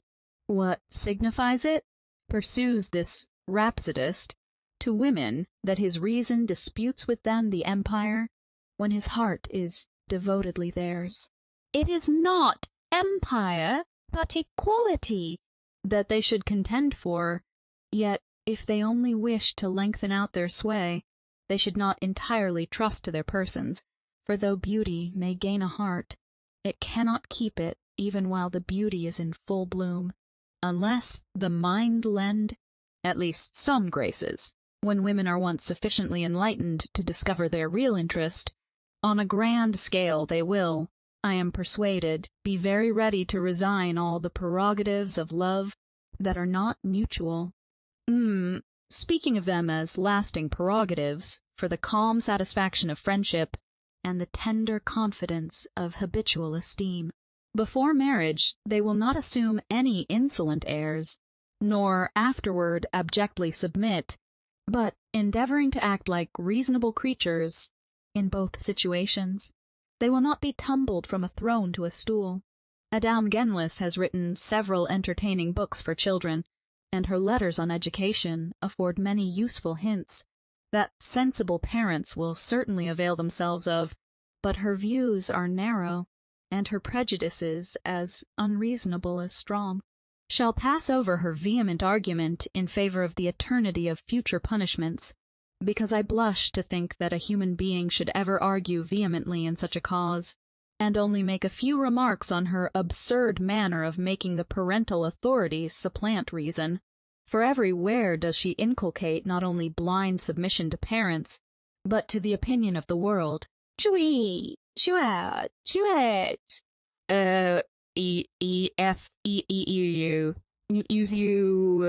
A person is not to act in this or that way, though convinced they are right in so doing, because some equivocal circumstances may lead the world to suspect that they acted from different motives. This is sacrificing the substance for a shadow. Let people but watch their own hearts, and act rightly as far as they can judge, and they may patiently wait till the opinion of the world comes round. It is best to be directed by a simple motive, for justice has too often been sacrificed to propriety, another word for convenience. She tells a story of a young man engaged by his father's expressed desire to a girl of fortune. Before the marriage could take place, she is deprived of her fortune, and thrown friendless on the world. The father practices the most infamous arts to separate his son from her, and when the son detects his villainy, and, following the dictates of honor, marries the girl, nothing but misery ensues, because forsooth he married without his father's consent. On what ground can religion or morality rest, when justice is thus set at defiance? In the same style she represents an accomplished young woman, as ready to marry anybody that her mamma pleased to recommend, and as actually marrying the young man of her own choice, without feeling any emotions of passion, because that a well-educated girl had not time to be in love. Is it possible to have much respect for a system of education that thus insults reason and nature? Any similar opinions occur in her writings, mixed with sentiments that do honor to her head and heart. Yet so much superstition is mixed with her religion, and so much worldly wisdom with her morality, that I should not let a young person read her works, unless I could afterwards converse on the subjects, and point out the contradictions. Chapon's letters are written with such good sense, and unaffected humility, and contain so many useful observations, that I only mention them to pay the worthy writer this tribute of respect. I cannot, it is true, always coincide in opinion with her, but I always respect her. The very word respect brings Mrs. Macaulay to my remembrance, the woman of the greatest abilities, undoubtedly, that this country has ever produced, and yet this woman has been suffered to die without sufficient respect being paid to her memory. Posterity, however, will be more just, and remember that Catherine Macaulay was an example of intellectual acquirements supposed to be incompatible with the weakness of her sex. In her style of writing, indeed, no sex appears, for it is like the sense it conveys, strong and clear. Will not call hers a masculine understanding, because I admit not of such an arrogant assumption of reason, but I contend that it was a sound one, and that her judgment, the matured fruit of profound thinking, was a proof that a woman can acquire judgment in the full extent of the word, possessing more penetration than sagacity, more understanding than fancy. She writes with sober energy and argumentative closeness, yet sympathy and benevolence give an interest to her sentiments, and that vital heat to arguments, which forces the reader to weigh them.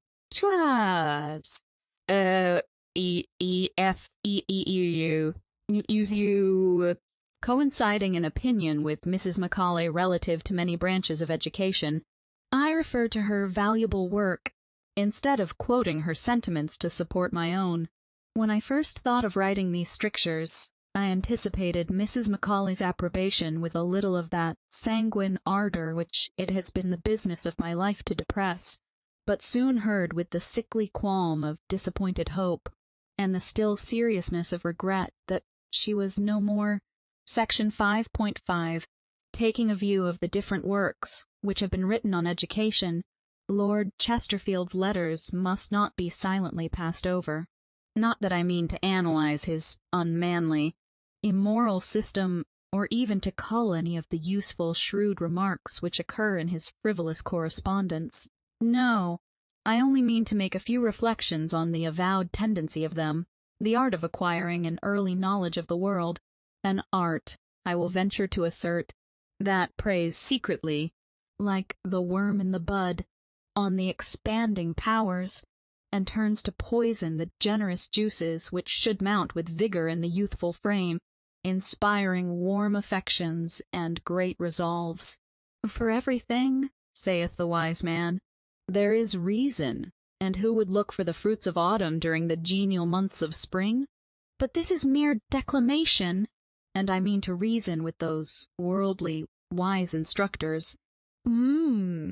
Instead of cultivating the judgment, instill prejudices and render hard the heart that gradual experience would only have cooled. An early acquaintance with human infirmities, or what is termed knowledge of the world, is the surest way, in my opinion, to contract the heart and damp the natural youthful ardor which produces not only great talents, but great virtues, for the vain attempt to bring forth the fruit of experience, before the sapling has thrown out its leaves, only exhausts its strength, and prevents its assuming a natural form, just as the form and strength of subsiding metals are injured when the attraction of cohesion is disturbed. Tell me, ye who have studied the human mind, is it not a strange way to fix principles by showing young people that they are seldom stable? And how can they be fortified by habits when they are proved to be fallacious by example? Why is the ardor of youth thus to be damped, and the luxuriancy of fancy cut to the quick? This dry caution may, it is true, guard a character from worldly mischances, but will infallibly preclude excellence in either virtue or knowledge. The stumbling block thrown across every path by suspicion will prevent any vigorous exertions of genius or benevolence, and life will be stripped of its most alluring charm long before its calm evening, when man should retire to contemplation for comfort and support. Young man who has been bred up with domestic friends, and led to store his mind with as much speculative knowledge as can be acquired by reading and the natural reflections which youthful ebullitions of animal spirits and instinctive feelings inspire, will enter the world with warm and erroneous expectations. But this appears to be the course of nature, and in morals, as well as in works of taste, we should be observant of her sacred indications, and not presume to lead when we ought obsequiously to follow. In the world, few people act from principle.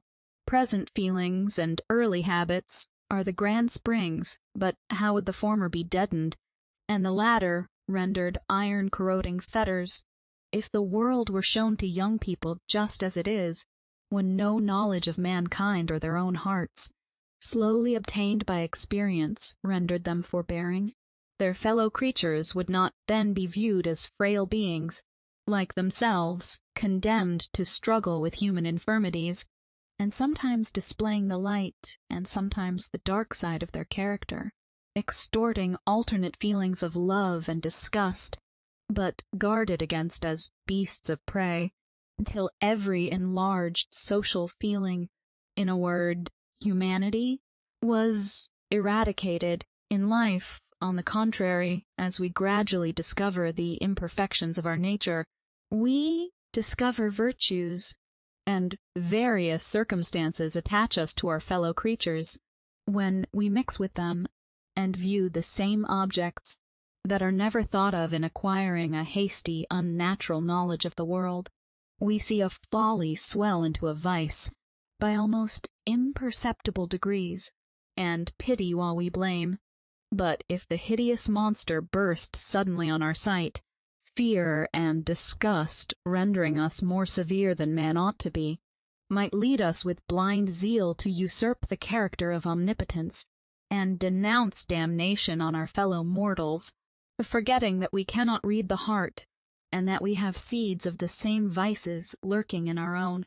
I've already remarked that we expect more from instruction than mere instruction can produce, for, instead of preparing young people to encounter the evils of life with dignity, and to acquire wisdom and virtue by the exercise of their own faculties, precepts are heaped upon precepts, and blind obedience required, when conviction should be brought home to reason. Suppose, for instance, that a young person in the first ardor of friendship deifies the beloved object. What harm can arise from this mistaken, enthusiastic attachment? Perhaps it is necessary for virtue first to appear in a human form to impress youthful hearts. The ideal model, which a more matured and exalted mind looks up to, and shapes for itself, would elude their sight? He who loves not his brother whom he hath seen, how can he love God? Asked the wisest of men. It is natural for youth to adorn the first object of its affection with every good quality, and the emulation produced by ignorance, or, to speak with more propriety, by inexperience, brings forward the mind capable of forming such an affection, and when, in the lapse of time, perfection is found not to be within the reach of mortals, virtue, abstractly, is thought beautiful, and wisdom sublime. Admiration then gives place to friendship, properly so called, because it is cemented by esteem, and the being walks alone, only dependent on heaven for that emulous panting after perfection which ever glows in a noble mind. But this knowledge a man must gain by the exertion of his own faculties, and this is surely the blessed fruit of disappointed hope, for he who delighteth to diffuse happiness and show mercy to the weak creatures who are learning to know him, never implanted a good propensity to be a tormenting ignis fatuus.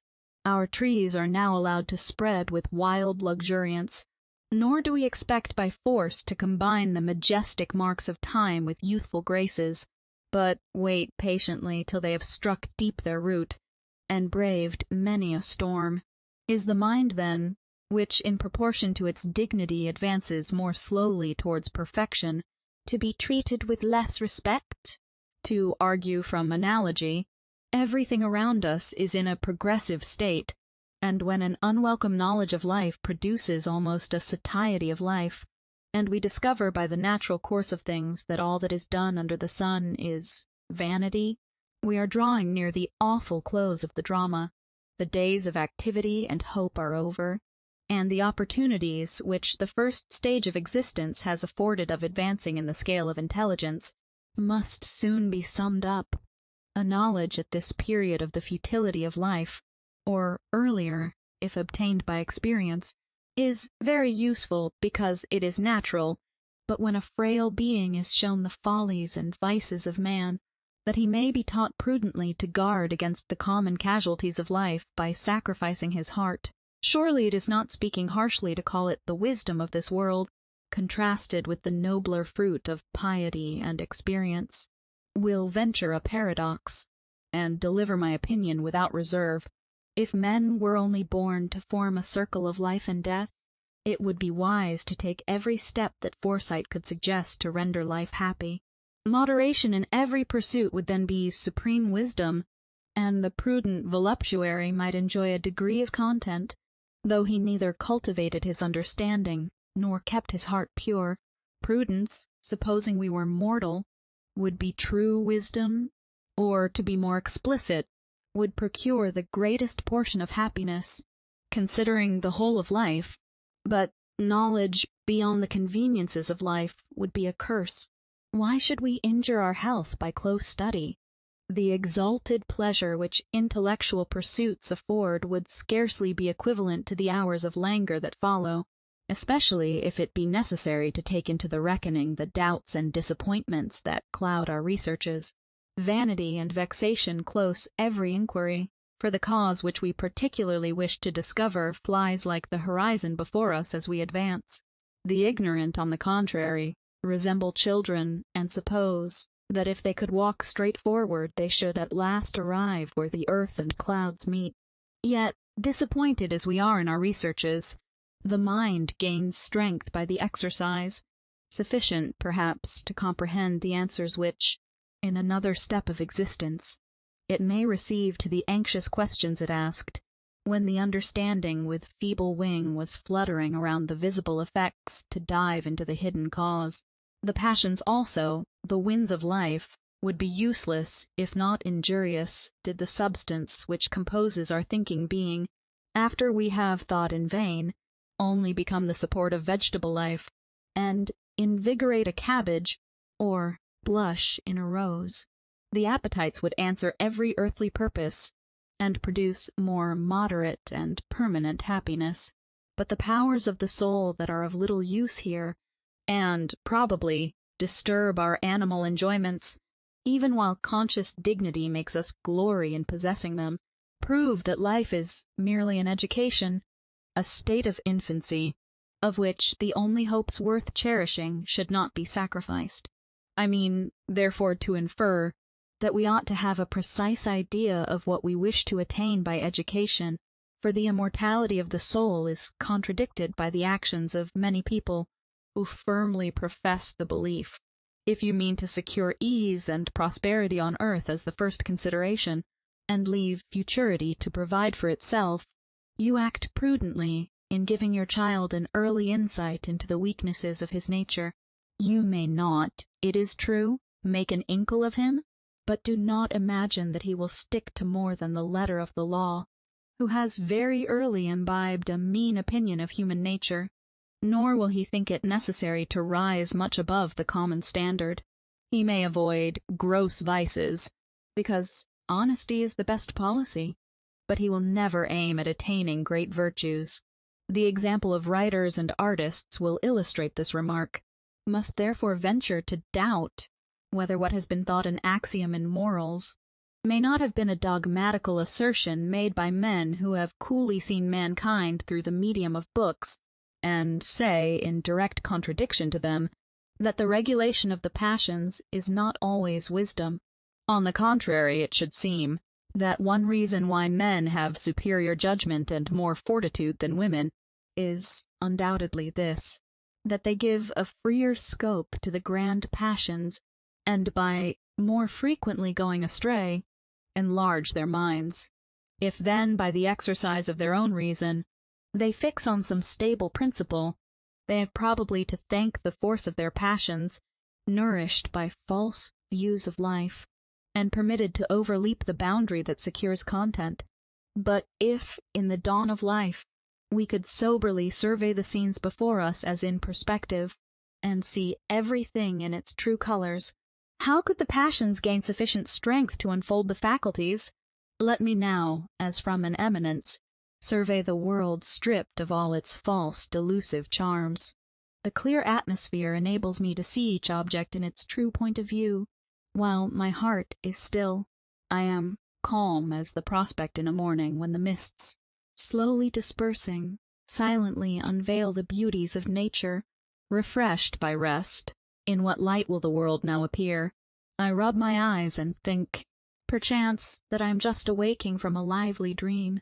See the sons and daughters of men pursuing shadows, and anxiously wasting their powers to feed passions which have no adequate object. If the very excess of these blind impulses pampered by that lying, yet constantly trusted guide, the imagination did not, by preparing them for some other state, render short-sighted mortals wiser without their own concurrence, or, what comes to the same thing, when they were pursuing some imaginary present good. After viewing objects in this light, it would not be very fanciful to imagine that this world was a stage on which a pantomime is daily performed for the amusement of superior beings. How would they be diverted to see the ambitious man consuming himself by running after a phantom, and pursuing the bubble fame in the cannon's mouth, that was to blow him to nothing? For when consciousness is lost, it matters not whether we mount in a whirlwind or descend in rain, and should they compassionately invigorate his sight, and show him the thorny path which led to eminence, that, like a quicksand, sinks as he ascends, disappointing his hopes when almost within his grasp, would he not leave to others the honor of amusing them, and labor to secure the present moment, though from the constitution of his nature he would not find it very easy to catch the flying stream. Such slaves are we to hope and fear. But vain as the ambitious man's pursuit would be, he is often striving for something more substantial than fame. That indeed would be the veriest meteor, the wildest fire that could lure a man to ruin. What? Renounce the most trifling gratification to be applauded when he should be no more. Wherefore this struggle, whether man is mortal or immortal, if that noble passion did not really raise the being above his fellows? And love, what diverting scenes would it produce? Pantaloon's tricks must yield to more egregious folly. To see a mortal adorn an object with imaginary charms, and then fall down and worship the idol which he had himself set up. How ridiculous! But what serious consequences ensue to rob man of that portion of happiness which the deity by calling him into existence has, or on what can his attributes rest, indubitably promised. Would not all the purposes of life have been much better fulfilled if he had only felt what has been termed physical love?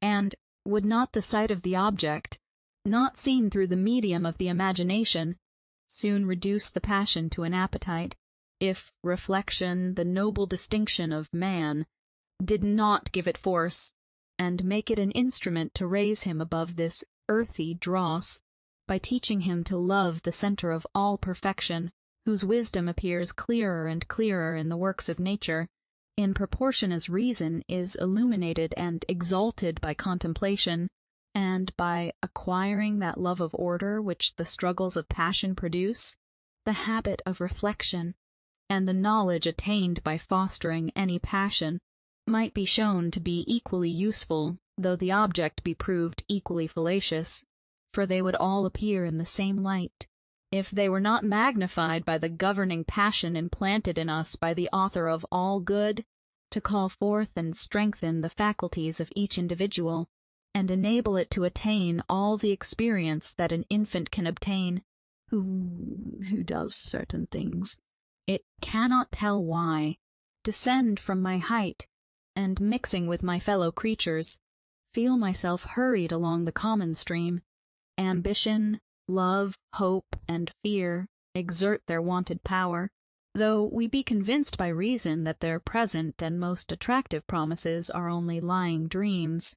But had the cold hand of circumspection damped each generous feeling before it had left any permanent character, or fixed some habit, what could be expected but selfish prudence and reason just rising above instinct?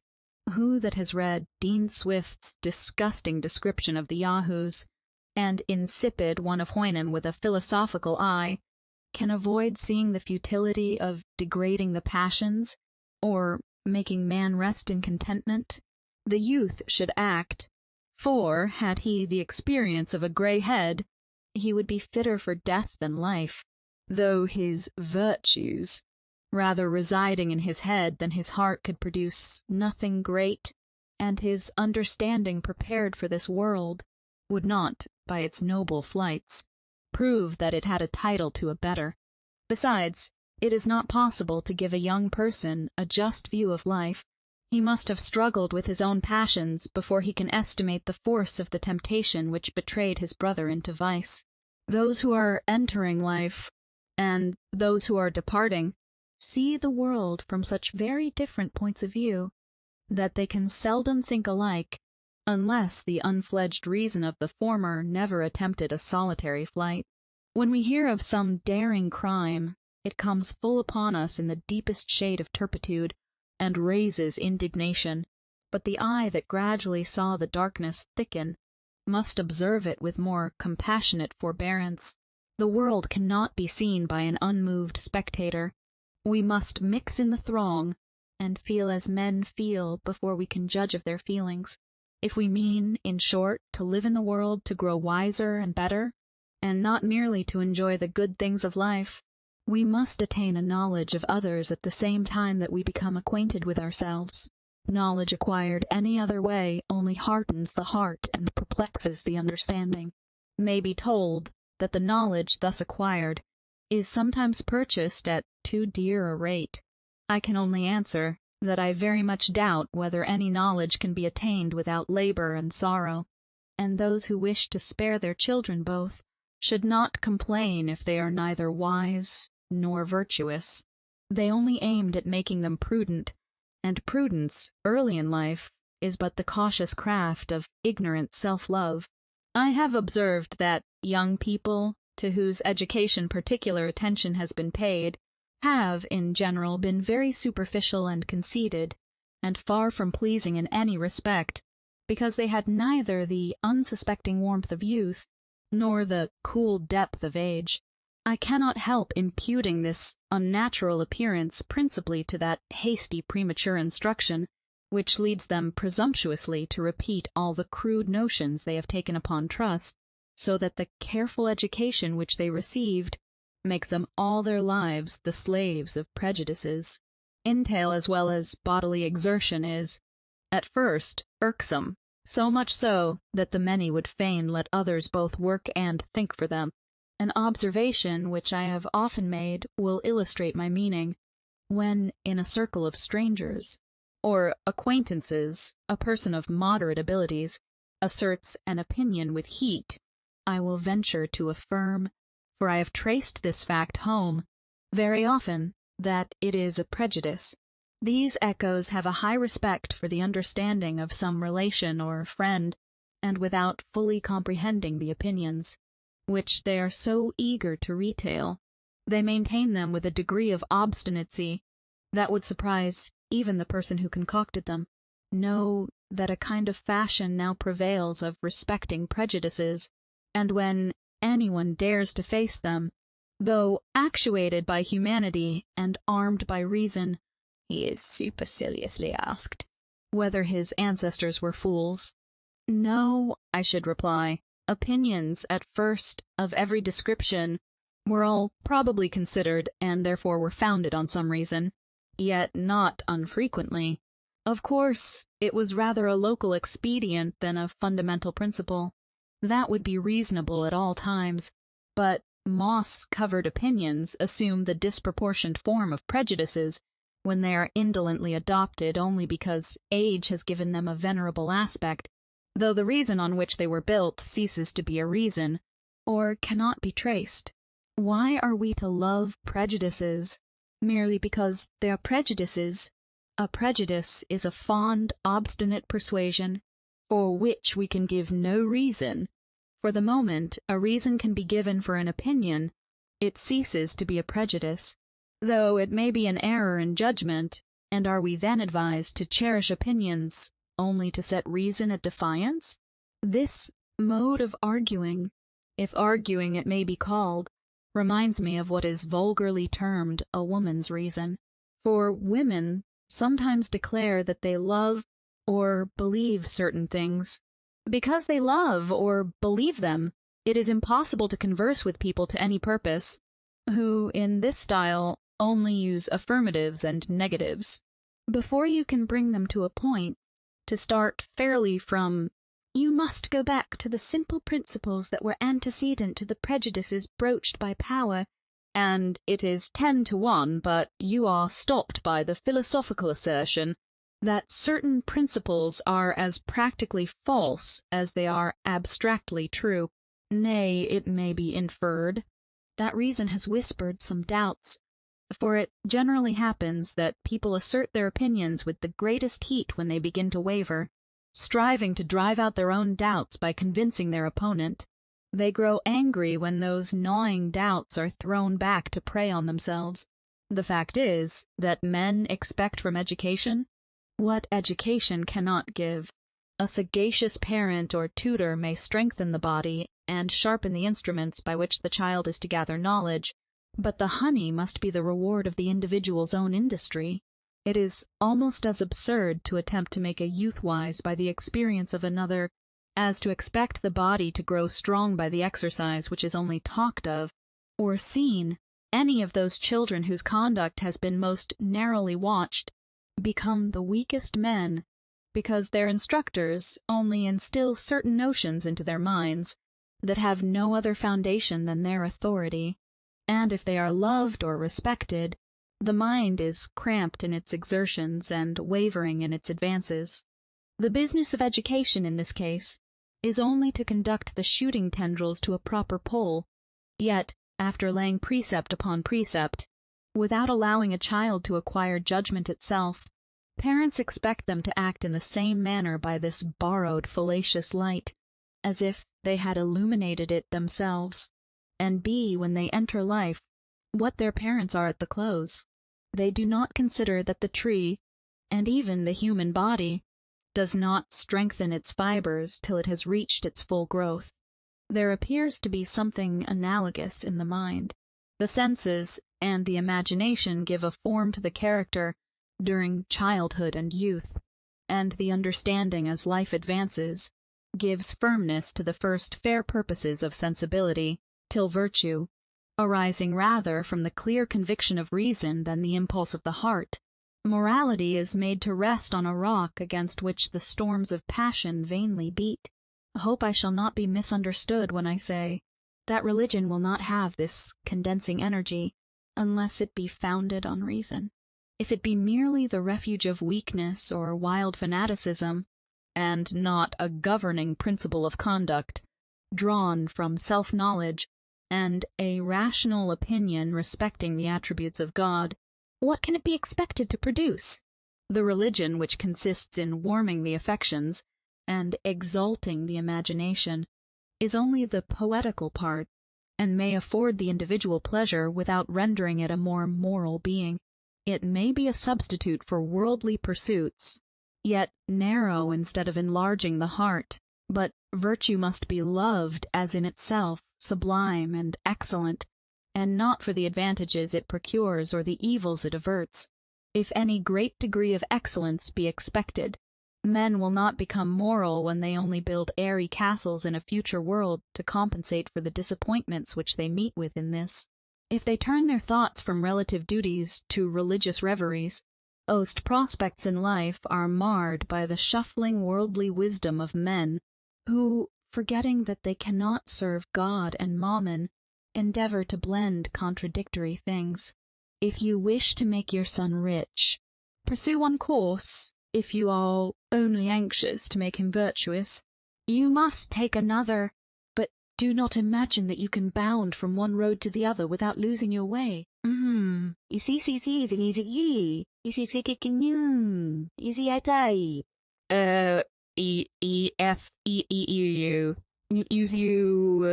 See an excellent essay on this subject by Mrs. Barbauld in Miscellaneous Pieces in Prose.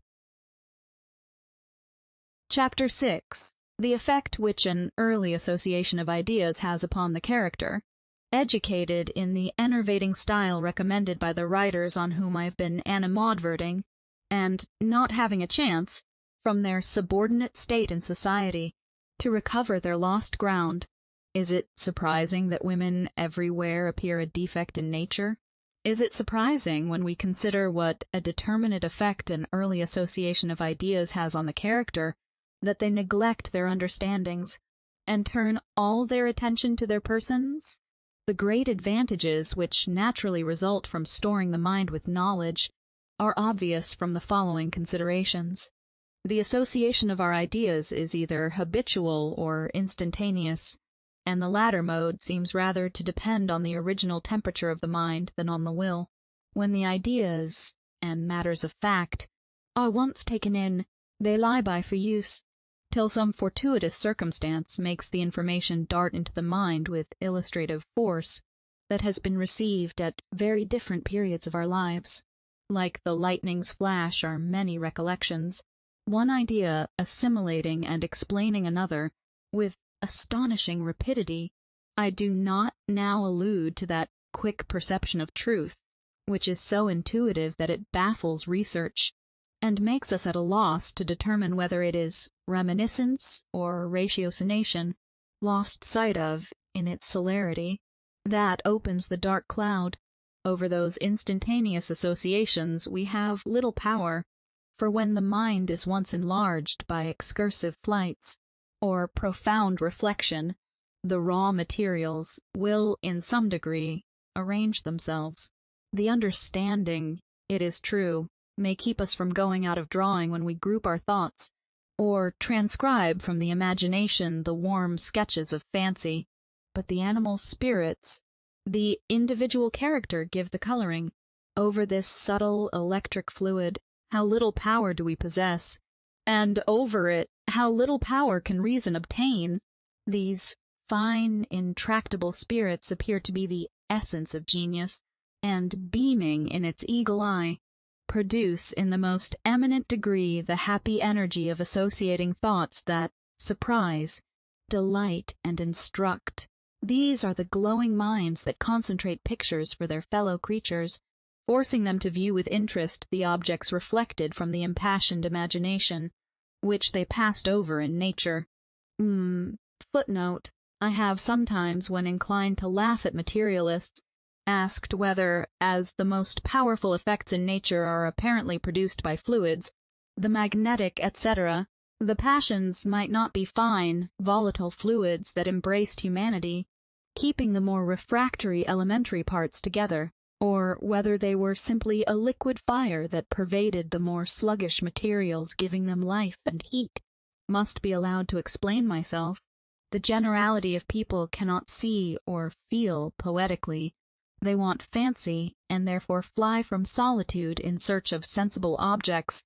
But when an author lends them his eyes, they can see as he saw, and be amused by images they could not select, though lying before them.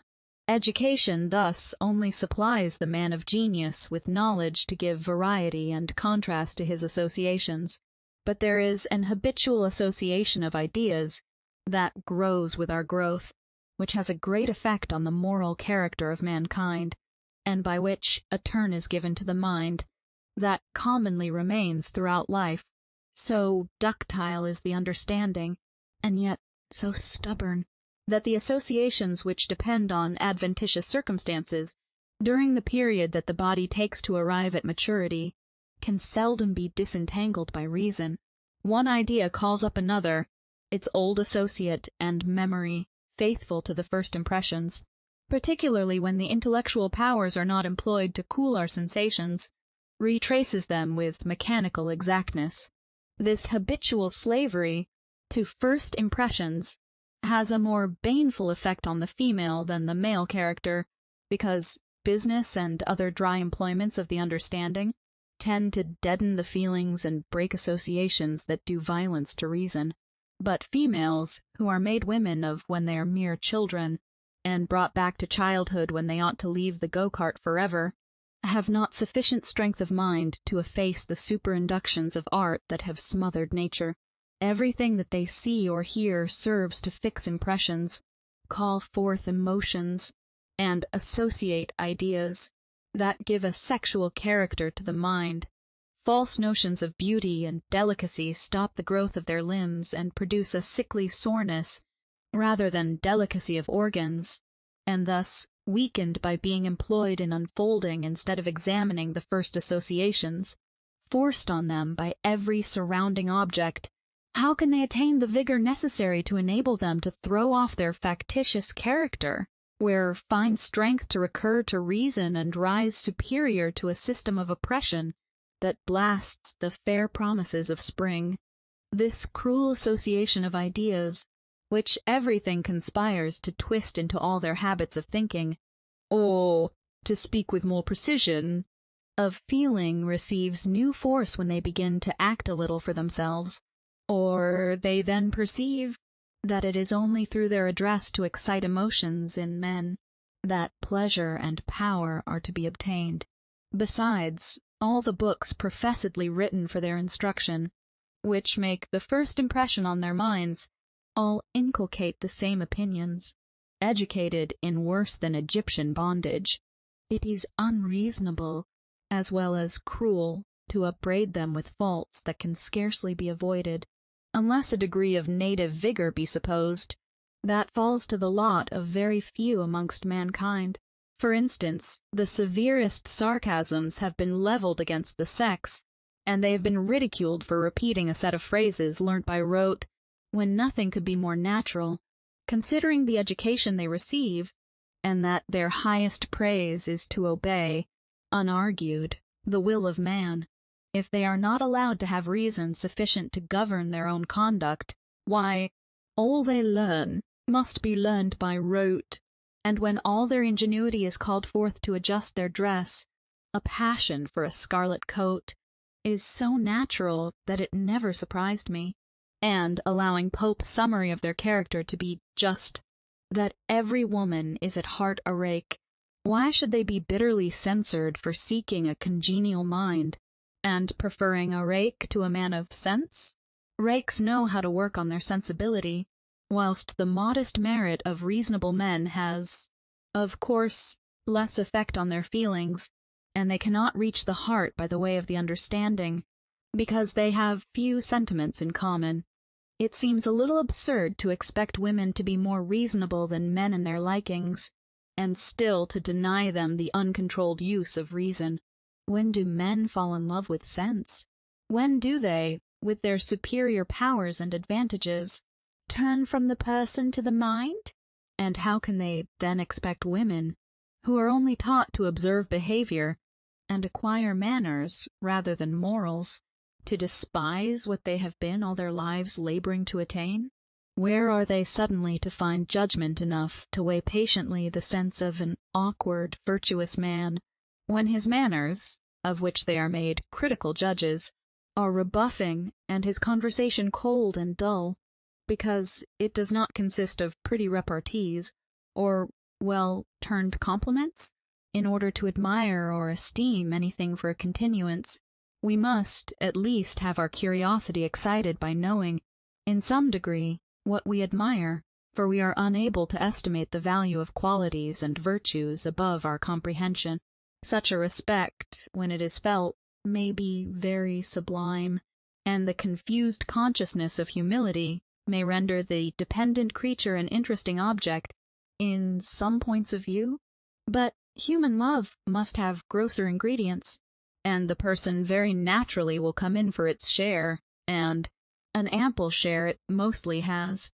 Love is, in a great degree, an arbitrary passion, and will reign like some other stalking mischiefs, by its own authority, without deigning to reason, and it may also be easily distinguished from esteem, the foundation of friendship, because it is often excited by evanescent beauties and graces, though to give an energy to the sentiment something more solid must deepen their impression and set the imagination to work, to make the most fair, the first good.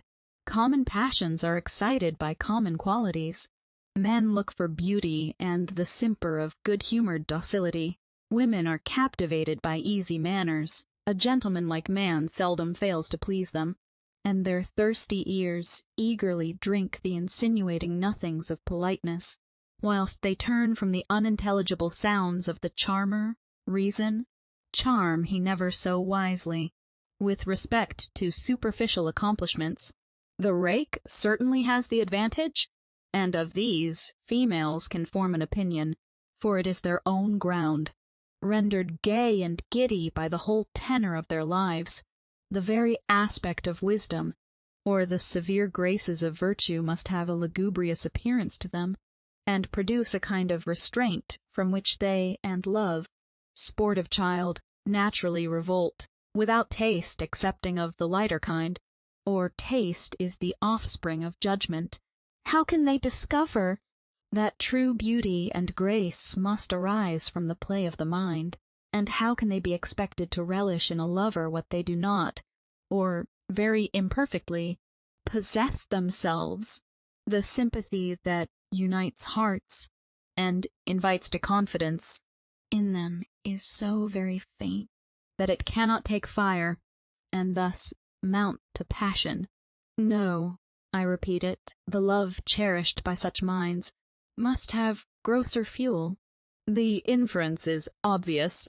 Till women are led to exercise their understandings, they should not be satirized for their attachment to rakes, nor even for being rakes at heart. When it appears to be the inevitable consequence of their education, they who live to please must find their enjoyments, their happiness, in pleasure, It is a trite yet true remark that we never do anything well, unless we love it for its own sake. Supposing, however, for a moment that women were, in some future revolution of time, to become what I sincerely wish them to be, even love would acquire more serious dignity, and be purified in its own fires, and virtue giving true delicacy to their affections, they would turn with disgust from a rake. Reasoning then, as well as feeling, the only province of woman, at present they might easily guard against exterior graces, and quickly learn to despise the sensibility that had been excited and hackneyed in the ways of women, whose trade was vice, and allurements wanton airs. They would recollect that the flame, one must use appropriate expressions, which they wished to light up, had been exhausted by lust, and that the sated appetite, losing all relish for pure and simple pleasures, could only be roused by licentious arts of variety. What satisfaction could a woman of delicacy promise herself in a union with such a man, when the very artlessness of her affection might appear insipid? Thus does Dryden describe the situation, where love is duty on the female side, on theirs mere sensual gust, and sought with surly pride. But one grand truth women have yet to learn, though much it imports them to act accordingly. In the choice of a husband they should not be led astray by the qualities of a lover, for a lover the husband, even supposing him to be wise and virtuous, cannot long remain. Were women more rationally educated, could they take a more comprehensive view of things, they would be contented to love but once in their lives, and after marriage calmly let passion subside into friendship, into that tender intimacy which is the best refuge from care, yet is built on such pure, is still affections, that idle jealousies would not be allowed to disturb the discharge of the sober duties of life, nor to engross the thoughts that ought to be otherwise employed. This is a state in which many men live, but few, very few women, and the difference may easily be accounted for, without recurring to a sexual character. Men, for whom we are told women are made, have too much occupied the thoughts of women, and this association has so entangled love with all their motives of action, and, to harp a little on an old string, having been solely employed either to prepare themselves to excite love, or actually putting their lessons in practice, they cannot live without love.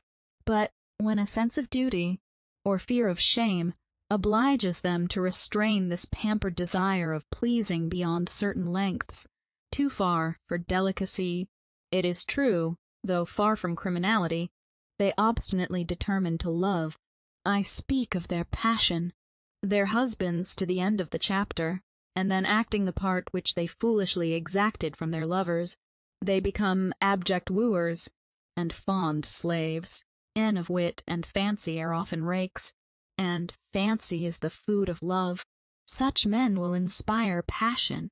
Half the sex, in its present infantine state, would pine for a Lovelace, a man so witty, so graceful, and so valiant. And can they deserve blame for acting according to principles so constantly inculcated? They want a lover and protector, and behold him kneeling before them, bravery prostrate to beauty. The virtues of a husband are thus thrown by love into the background, and gay hopes, or lively emotions, banish reflection till the day of reckoning comes, and come it surely will, to turn the sprightly lover into a surly, suspicious tyrant, who contemptuously insults the very weakness he fostered. Or, supposing the rake reformed, he cannot quickly get rid of old habits. When a man of abilities is first carried away by his passions, it is necessary that sentiment and taste varnish the enormities of vice, and give a zest to brutal indulgences. But when the gloss of novelty is worn off, and pleasure palls upon the sense, lasciviousness becomes barefaced, and enjoyment only the desperate effort of weakness flying from reflection as from a legion of devils. Oh, virtue, thou art not an empty name. All that life can give, thou givest, if much comfort cannot be expected from the friendship of a reformed rake of superior abilities, what is the consequence when he lacketh sense, as well as principles? Verily misery in its most hideous shape. When the habits of weak people are consolidated by time, a reformation is barely possible, and actually makes the beings miserable who have not sufficient mind to be amused by innocent pleasure. Like the tradesman who retires from the hurry of business, nature presents to them only a universal blank, and the restless thoughts prey on the damped spirits. Their reformation as well as his retirement actually makes them wretched, because it deprives them of all employment, by quenching the hopes and fears that set in motion their sluggish minds. If such be the force of habit, if such be the bondage of folly, how carefully ought we to guard the mind from storing up vicious associations, and equally careful should we be to cultivate the understanding, to save the poor wight from the weak dependent state of even harmless ignorance. For it is the right use of reason alone which makes us independent of everything, excepting the unclouded reason, whose service is perfect freedom. Chapter 7. Modesty comprehensively considered, and not as a sexual virtue. Modesty, sacred offspring of sensibility and reason. True delicacy of mind may unblamed presume to investigate thy nature, and trace to its covert the mild charm, that, mellowing each harsh feature of a character, renders what would otherwise only inspire cold admiration, lovely. Thou that smoothest the wrinkles of wisdom, and softenest the tone of the more sublime virtues, till they all melt into humanity, thou that spreadest the ethereal cloud that surrounding love heightens every beauty, it half shades, breathing those coy sweets that steal into the heart, and charm the senses, modulate for me the language of persuasive reason, till I rouse my sex from the flowery bed, on which they supinely sleep life away. In speaking of the association of our ideas, I've noticed two distinct modes, and in defining modesty, it appears to me equally proper to discriminate that purity of mind, which is the effect of chastity, from a simplicity of character that leads us to form a just opinion of ourselves, equally distant from vanity or presumption, though by no means incompatible with a lofty consciousness of our own dignity. Modesty, in the latter signification of the term, is that soberness of mind which teaches a man not to think more highly of himself than he ought to think, and should be distinguished from humility, because humility is a kind of self-abasement. A modest man often conceives a great plan, and tenaciously adheres to it, conscious of his own strength, till success gives it a sanction that determines its character. Milton was not arrogant when he suffered a suggestion of judgment to escape him that proved a prophecy, nor was General Washington when he accepted of the command of the American forces. The latter has always been characterized as a modest man, but had he been merely humble, he would probably have shrunk back irresolute, afraid of trusting to himself the direction of an enterprise on which so much depended. Modest man is steady, an humble man timid, and a vain one presumptuous. This is the judgment which the observation of many characters has led me to form. Jesus Christ was modest, Moses was humble, and Peter vain. Thus, discriminating modesty from humility in one case, I do not mean to confound it with bashfulness in the other. Bashfulness, in fact, is so distinct from modesty that the most bashful lass, or raw country lout, often becomes the most impudent, for their bashfulness being merely the instinctive timidity of ignorance, custom soon changes it into assurance. Footnote. Such is the country, maiden's fright, when first a redcoat is in sight. Behind the door she hides her face. Next time at distance eyes the lace. She now can all his terrors stand, nor from his squeeze withdraws her hand.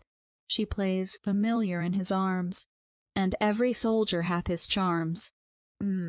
From tent to tent she spreads her flame, for custom conquers fear and shame. The shameless behavior of the prostitutes who infest the streets of London, raising alternate emotions of pity and disgust, may serve to illustrate this remark. They trample on virgin bashfulness with a sort of bravado, and glorying in their shame, become more audaciously lewd than men, however depraved, to whom the sexual quality has not been gratuitously granted, ever appear to be. But these poor, ignorant wretches never had any modesty to lose, when they consigned themselves to infamy, for modesty is a virtue, not a quality. No, they were only bashful, shame-faced innocents, and losing their innocence, their shame-facedness was rudely brushed off. A virtue would have left some vestiges in the mind, had it been sacrificed to passion, to make us respect the grand ruin. Purity of mind, or that genuine delicacy, which is the only virtuous support of chastity, is near kin to that refinement of humanity which never resides in any but cultivated minds. It is something nobler than innocence. It is the delicacy of reflection, and not the coyness of ignorance, the reserve of reason, which, like habitual cleanliness, is seldom seen in any great degree, unless the soul is active, may easily be distinguished from rustic shyness or wanton skittishness, and so far from being incompatible with knowledge, it is its fairest fruit. What a gross idea of modesty had the writer of the following remark! The lady who asked the question whether women may be instructed in the modern system of botany, consistently with female delicacy, was accused of ridiculous prudery. Nevertheless, if she had proposed the question to me, I should certainly have answered, "They cannot." Thus is the fair book of knowledge to be shut with an everlasting seal. On reading similar passages I have reverentially lifted up my eyes and heart to him who liveth forever and ever, and said, O my Father, hast thou by the very constitution of her nature forbid thy child to seek thee in the fair forms of truth? And can her soul be sullied by the knowledge that awfully calls her to thee? Have then philosophically pursued these reflections till I inferred that those women who have most improved their reason must have the most modesty, though a dignified sedateness of deportment may have succeeded the playful, bewitching bashfulness of youth. Footnote. Modesty is the graceful, calm virtue of maturity, bashfulness the charm of vivacious youth. And thus have I argued, to render chastity the virtue from which unsophisticated modesty will naturally flow, the attention should be called away from employments which only exercise the sensibility, and the heart made to beat time to humanity, rather than to throb with love. The woman who has dedicated a considerable portion of her time to pursuits purely intellectual, and whose affections have been exercised by humane plans of usefulness, must have more purity of mind, as a natural consequence, than the ignorant beings whose time and thoughts have been occupied by gay pleasures or schemes to conquer hearts. The regulation of the behavior is not modesty, though those who study rules of decorum are, in general, termed modest women. Make the heart clean, let it expand and feel for all that is human, instead of being narrowed by selfish passions, and let the mind frequently contemplate subjects that exercise the understanding, without heeding the imagination, and artless modesty will give the finishing touches to the picture. She who can discern the dawn of immortality in the streaks that shoot athwart the misty night of ignorance, promising a clearer day, will respect, as a sacred temple, the body that enshrines such an improvable soul. True love, likewise, spreads this kind of mysterious sanctity round the beloved object, making the lover most modest when in her presence. So reserved is affection, that, receiving or returning personal endearments, it wishes not only to shun the human eye, as a kind of profanation, but to diffuse an encircling, cloudy obscurity to shut out even the saucy, sparkling sunbeams. Yet, that affection does not deserve the epithet of chaste which does not receive a sublime gloom of tender melancholy, that allows the mind for a moment to stand still and enjoy the present satisfaction when a consciousness of the divine presence is felt, for this must ever be the food of joy. As I have always been fond of tracing to its source in nature any prevailing custom, I have frequently thought that it was a sentiment of affection for whatever had touched the person of an absent or lost friend, which gave birth to that respect for relics, so much abused by selfish priests. Devotion, or love, may be allowed to hallow the garments as well as the person, or the lover must want fancy, who has not a sort of sacred respect for the glove or slipper of his mistress. He could not confound them with vulgar things of the same kind. This fine sentiment, perhaps, would not bear to be analyzed by the experimental philosopher, but of such stuff is human rapture made up. A shadowy phantom glides before us, obscuring every other object. Yet, when the soft cloud is grasped, the form melts into common air, leaving a solitary void, or sweet perfume, stolen from the violet, that memory long holds dear. But I have tripped unawares on fairy ground, feeling the balmy gale of spring stealing on me, though November frowns. As a sex, women are more chaste than men, and as modesty is the effect of chastity, they may deserve to have this virtue ascribed to them in rather an appropriated sense. Yet I must be allowed to add an hesitating if, for I doubt whether chastity will produce modesty, though it may propriety of conduct, when it is merely a respect for the opinion of the world, and when coquetry and the lovelorn tales of novelists employ the thoughts. Nay, from experience and reason, I should be led to expect to meet with more modesty amongst men than women, simply because men exercise their understandings more than women. But, with respect to propriety of behavior, excepting one class of females, women have evidently the advantage. What can be more disgusting than that impudent dross of gallantry, thought so manly, which makes many men stare insultingly at every female they meet? Is this respect for the sex? This loose behavior shows such habitual depravity, such weakness of mind, that it is vain to expect much public or private virtue, till both men and women grow more modest, till men, curbing a sensual fondness for the sex, or an affectation of manly assurance, more properly speaking, impudence, treat each other with respect, unless appetite or passion gives the tone, peculiar to it, to their behavior. I mean even personal respect, the modest respect of humanity, and fellow feeling, not the libidinous mockery of gallantry, nor the insolent condescension of protectorship.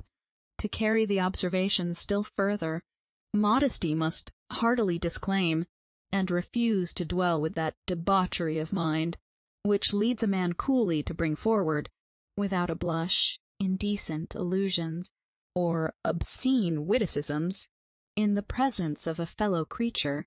Women are now out of the question. Oh, then it is brutality. Respect for man, as man, is the foundation of every noble sentiment. How much more modest is the libertine who obeys the call of appetite or fancy, than the lewd joker who sets the table in a roar. This is one of the many instances in which the sexual distinction respecting modesty has proved fatal to virtue and happiness. It is, however, carried still further, and woman, weak woman, made by her education the slave of sensibility, is required on the most trying occasions to resist that sensibility. Can anything, says Knox, be more absurd than keeping women in a state of ignorance, and yet so vehemently to insist on their resisting temptation? Thus, when virtue or honor make it proper to check a passion, the burden is thrown on the weaker shoulders, contrary to reason and true modesty, which, at least, should render the self-denial mutual, to say nothing of the generosity of bravery, supposed to be a manly virtue. In the same strain runs Rousseau's and Dr. Gregory's advice respecting modesty, strangely miscalled, for they both desire a wife to leave it in doubt whether sensibility or weakness led her to her husband's arms. The woman is immodest who can let the shadow of such a doubt remain on her husband's mind a moment. But to state the subject in a different light, the want of modesty, which I principally deplore as subversive of morality, arises from the state of warfare so strenuously supported by voluptuous men as the very essence of modesty, though in fact its bane, because it is a refinement on sensual desire, that men fall into who have not sufficient virtue to relish the innocent pleasures of love. A man of delicacy carries his notions of modesty still further, for neither weakness nor sensibility will gratify him. He looks for affection. Again, men boast of their triumphs over women. What do they boast of? Truly, the creature of sensibility was surprised by her sensibility into folly, into vice, and the dreadful reckoning falls heavily on her own weak head. When reason wakes, for where art thou to find comfort, forlorn and disconsolate one? He who ought to have directed thy reason, and supported thy weakness, has betrayed thee. In a dream of passion thou consentedst to wander through flowery lawns, and heedlessly stepping over the precipice to which thy guide, instead of guarding, lured thee, thou startest from thy dream only to face a sneering, frowning world, and to find thyself alone in a waste, for he that triumphed in thy weakness is now pursuing new conquests. But for thee, there is no redemption on this side the grave. And what resource hast thou in an enervated mind to raise a sinking heart? Footnote: the poor moth fluttering round a candle burns its wings. But if the sexes be really to live in a state of warfare, if nature has pointed it out, let men act nobly, or let pride whisper to them that the victory is mean when they merely vanquish sensibility. The real conquest is that over affection not taken by surprise, when, like Heloisa, a woman gives up all the world, deliberately, for love. I do not now consider the wisdom or virtue of such a sacrifice.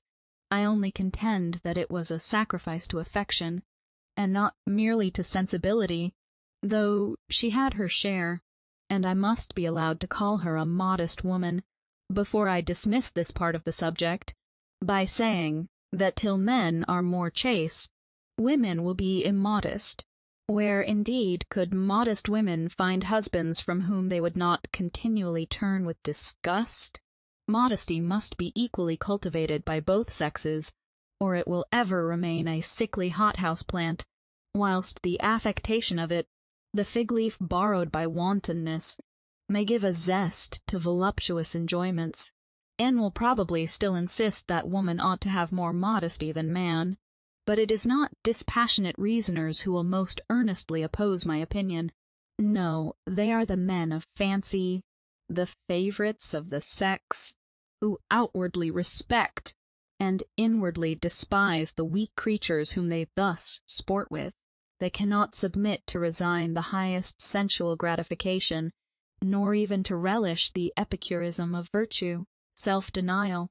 To take another view of the subject, confining my remarks to women, the ridiculous falsities which are told to children, from mistaken notions of modesty, tend very early to inflame their imaginations and set their little minds to work, respecting subjects, which nature never intended they should think of, till the body arrived at some degree of maturity. Then the passions naturally begin to take place of the senses, as instruments to unfold the understanding, and form the moral character. In nurseries and boarding schools, I fear, girls are first spoiled, particularly in the latter.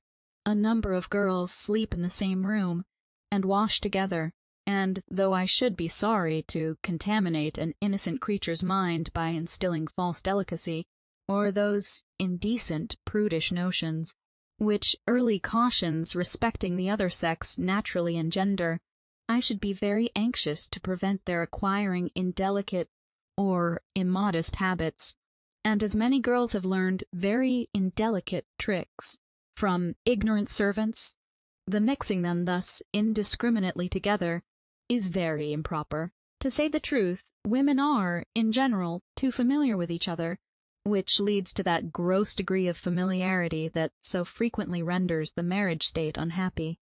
Why in the name of decency are sisters, female intimates, or ladies and their waiting women, to be so grossly familiar as to forget the respect which one human creature owes to another?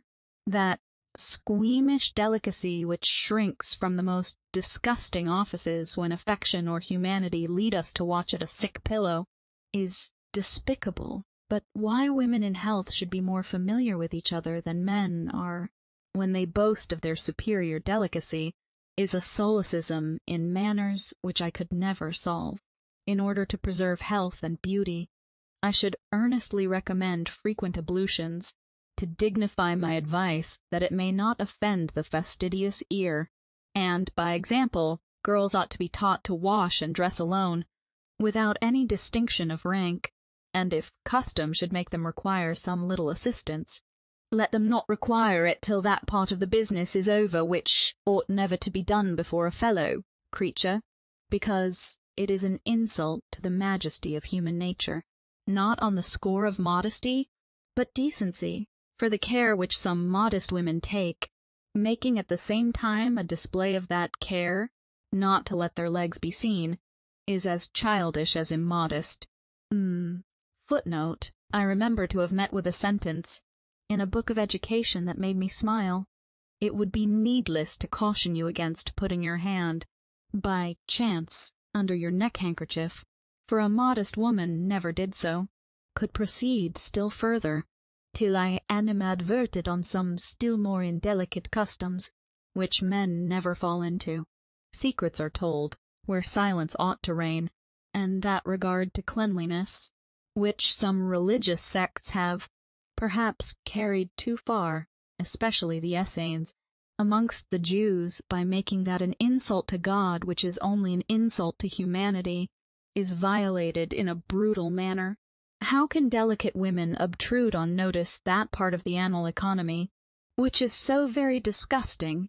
And is it not very rational to conclude that the women who have not been taught to respect the human nature of their own sex, in these particulars, will not long respect the mere difference of sex in their husbands, after their maidenish bashfulness is once lost? I, in fact, have generally observed that women fall into old habits, and treat their husbands as they did their sisters or female acquaintance. Besides, women from necessity, because their minds are not cultivated, have recourse, very often, to what I familiarly term bodily wit, and their intimacies are of the same kind. In short, with respect to both mind and body, they are too intimate. That decent personal reserve, which is the foundation of dignity of character, must be kept up between women, or their minds will never gain strength or modesty. On this account also, I object to many females being shut up together in nurseries, schools, or convents. I cannot recollect without indignation the jokes and hoyden tricks which knots of young women indulged themselves in, when in my youth accident threw me, an awkward rustic, in their way. They were almost on a par with the double meanings, which shake the convivial table when the glass is circulated freely. But it is vain to attempt to keep the heart pure, unless the head is furnished with ideas, and set to work to compare them, in order to acquire judgment, by generalizing simple ones, and modesty, by making the understanding damp the sensibility. It may be thought that I lay too great a stress on personal reserve, but it is ever the handmaid of modesty, so that were I to name the graces that ought to adorn beauty, I should instantly exclaim, cleanliness, neatness, and personal reserve. It is obvious, I suppose, that the reserve has nothing sexual in it, and that I think it equally necessary in both sexes.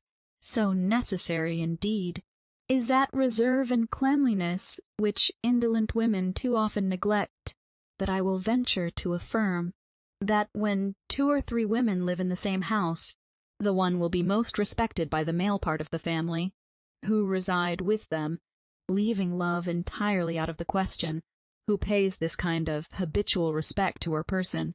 When domestic friends meet in the morning, there will naturally prevail an affectionate seriousness, especially if each look forward to the discharge of daily duties, and it may be reckoned fanciful, but this sentiment has frequently risen spontaneously in my mind.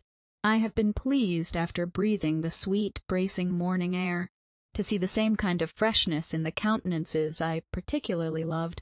I was glad to see them braced, as it were, for the day, and ready to run their course with the sun.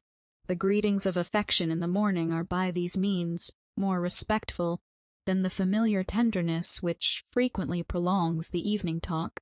Nay, I have often felt hurt, not to say disgusted, when a friend has appeared, who I parted with full dressed the evening before, with her clothes huddled on, because she chose to indulge herself in bed till the last moment.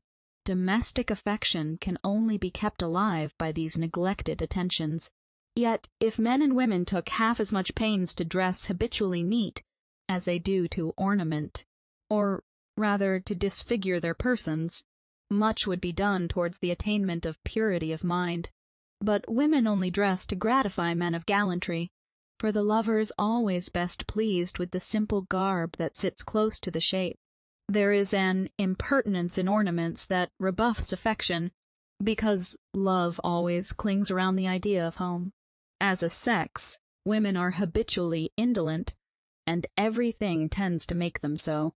I do not forget the starts of activity which sensibility produces, but as these flights of feeling only increase the evil, they are not to be confounded with the slow, orderly walk of reason. So great in reality is their mental and bodily indolence, that till their body be strengthened and their understanding enlarged by active exertions, there is little reason to expect that modesty will take place of bashfulness. They may find it prudent to assume its semblance, but the fair veil will only be worn on gala days. Perhaps there is not a virtue that mixes so kindly with every other as modesty. It is the pale moonbeam that renders more interesting every virtue it softens, giving mild grandeur to the contracted horizon. Nothing can be more beautiful than the poetical fiction, which makes Diana with her silver crescent the goddess of chastity. I have sometimes thought that wandering with sedate step in some lonely recess, a modest dame of antiquity must have felt a glow of conscious dignity when, after contemplating the soft, shadowy landscape, she has invited with placid fervor the mild reflection of her sister's beams to turn to her chaste bosom. Christian has still nobler motives to incite her to preserve her chastity and acquire modesty, for her body has been called the temple of the living God, of that God who requires more than modesty of mien. His eye searcheth the heart, and let her remember that if she hopeth to find favor in the sight of purity itself, her chastity must be founded on modesty, and not on worldly prudence, or verily a good reputation will be her only reward for that awful intercourse, that sacred communion, which virtue establishes between man and his Maker, must give rise to the wish of being pure as he is pure. After the foregoing remarks, it is almost superfluous to add that I consider all those feminine airs of maturity which succeed bashfulness, to which truth is sacrificed, to secure the heart of a husband, or rather to force him to be still a lover when nature would, had she not been interrupted in her operations, have made love give place to friendship, as immodest. The tenderness which a man will feel for the mother of his children is an excellent substitute for the ardor of unsatisfied passion, but to prolong that ardor is indelicate, not to say immodest, or women to feign an unnatural coldness of constitution. Women as well as men ought to have the common appetites and passions of their nature. They are only brutal when unchecked by reason, but the obligation to check them is the duty of mankind, not a sexual duty. Nature in these respects may safely be left to herself. Let women only acquire knowledge and humanity, and love will teach them modesty. There is no need of falsehoods. Disgusting is futile, for studied rules of behavior only impose on shallow observers. A man of sense soon sees through, and despises the affectation. The behavior of young people, to each other as men and women, is the last thing that should be thought of in education. In fact, behavior in most circumstances is now so much thought of that simplicity of character is rarely to be seen. Yet, if men were only anxious to cultivate each virtue, and let it take root firmly in the mind, the grace resulting from it, its natural exterior mark, would soon strip affectation of its flaunting plumes, because, fallacious as unstable, is the conduct that is not founded upon truth. Footnote: the behavior of many newly married women has often disgusted me. They seem anxious never to let their husbands forget the privilege of marriage, and to find no pleasure in his society unless he is acting the lover. Short, indeed, must be the reign of love, when the flame is thus constantly blown up, without its receiving any solid fuel. Would ye, my sisters, really possess modesty, ye must remember that the possession of virtue, of any denomination, is incompatible with ignorance and vanity. Ye must acquire that soberness of mind, which the exercise of duties, and the pursuit of knowledge, alone inspire, or you will still remain in a doubtful, dependent situation, and only be loved whilst ye are fair. The downcast eye, the rosy blush, the retiring grace, are all proper in their season, but modesty, being the child of reason, cannot long exist with the sensibility that is not tempered by reflection. Besides, when love, even innocent love, is the whole employ of your lives, your hearts will be too soft to afford modesty that tranquil retreat, where she delights to dwell, in close union with humanity. Chapter 8. Morality undermined by sexual notions of the importance of a good reputation. It has long since occurred to me that advice respecting behavior, and all the various modes of preserving a good reputation, which have been so strenuously inculcated on the female world, were specious poisons that, encrusting morality, eat away the substance, and that this measuring of shadows produced a false calculation, because their length depends so much on the height of the sun, and other adventitious circumstances. Whence arises the easy fallacious behavior of a courtier? From this situation, undoubtedly, for standing in need of dependence, he is obliged to learn the art of denying without giving offense, and of evasively feeding hope with the chameleon's food. Thus does politeness sport with truth, and, eating away the sincerity and humanity natural to man, produce the fine gentleman. Women in the same way acquire, from a supposed necessity, an equally artificial mode of behavior.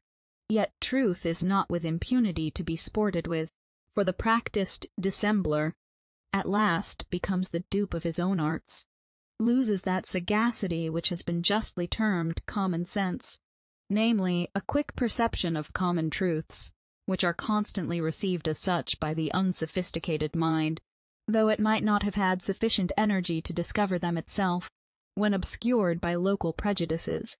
The greater number of people take their opinions on trust, to avoid the trouble of exercising their own minds, and these indolent beings naturally adhere to the letter, rather than the spirit of a law, divine or human. Women, says some author, I cannot recollect who, mind not what only heaven sees. Why, indeed, should they? It is the eye of man that they have been taught to dread, and if they can lull their Argus to sleep, they seldom think of heaven or themselves, because their reputation is safe, and it is reputation, not chastity and all its fair train, that they are employed to keep free from spot, not as a virtue, but to preserve their station in the world. To prove the truth of this remark, I need only advert to the intrigues of married women, particularly in high life, and in countries where women are suitably married, according to their respective ranks by their parents.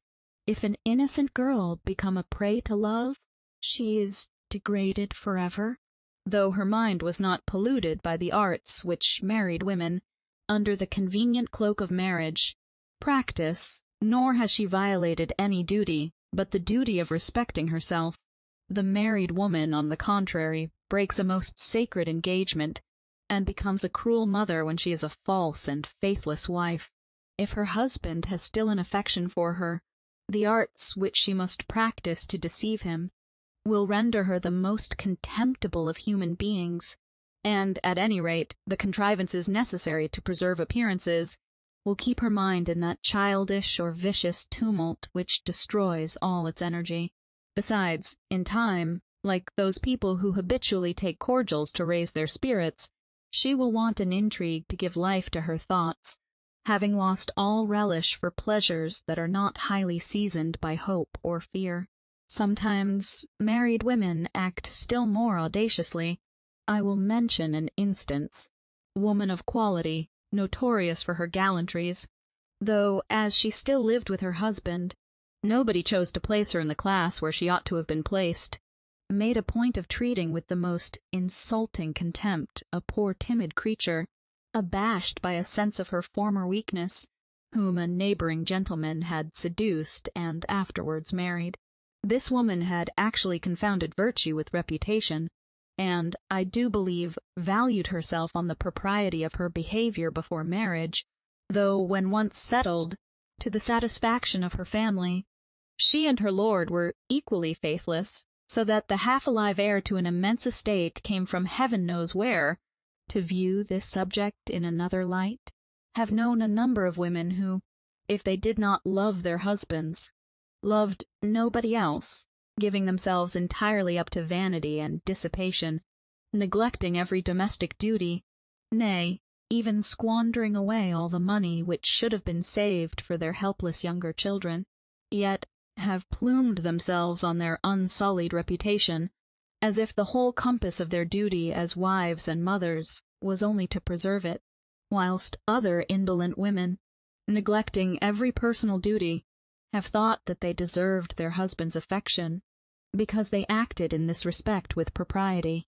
Weak minds are always fond of resting in the ceremonials of duty, but morality offers much simpler motives, and it were to be wished that superficial moralists had said less respecting behavior and outward observances, or, unless virtue of any kind is built on knowledge, it will only produce a kind of insipid decency. Respect for the opinion of the world has, however, been termed the principal duty of woman in the most express words, for Rousseau declares, that reputation is no less indispensable than chastity. A man, adds he, secure in his own good conduct, depends only on himself, and may brave the public opinion, but a woman in behaving well performs but half her duty, as what is thought of her is as important to her as what she really is. It follows hence that the system of a woman's education should, in this respect, be directly contrary to that of ours. Opinion is the grave of virtue among the men, but its throne among women. It is strictly logical to infer that the virtue that rests on opinion is merely worldly, and that it is the virtue of a being to whom reason has been denied. But, even with respect to the opinion of the world, I am convinced that this class of reasoners are mistaken. This regard for reputation, independent of its being one of the natural rewards of virtue, however, took its rise from a cause that I have already deplored as the grand source of female depravity, the impossibility of regaining respectability by a return to virtue. though men preserve theirs during the indulgence of vice. It was natural for women then to endeavor to preserve what once lost was lost forever, till this care swallowing up every other care, reputation for chastity, became the one thing needful to the sex. But vain is the scrupulosity of ignorance, for neither religion nor virtue, when they reside in the heart, require such a puerile attention to mere ceremonies, because the behavior must, upon the whole, be proper, when the motive is pure. To support my opinion, I can produce very respectable authority, and the authority of a cool reasoner ought to have weight to enforce consideration, though not to establish a sentiment. Speaking of the general laws of morality, Dr. Smith observes that by some very extraordinary and unlucky circumstance, a good man may come to be suspected of a crime of which he was altogether incapable, and upon that account be most unjustly exposed for the remaining part of his life to the horror and aversion of mankind. By an accident of this kind he may be said to lose his all, notwithstanding his integrity and justice, in the same manner as a cautious man, notwithstanding his utmost circumspection, may be ruined by an earthquake or an inundation. Accidents of the first kind, however, are perhaps still more rare, and still more contrary to the common course of things than those of the second, and it still remains true that the practice of truth, justice, and humanity is a certain and almost infallible method of acquiring what those virtues chiefly aim at, the confidence and love of those we live with. A person may be easily misrepresented with regard to a particular action, but it is scarcely possible that he should be so with regard to the general tenor of his conduct. An innocent man may be believed to have done wrong. This, however, will rarely happen.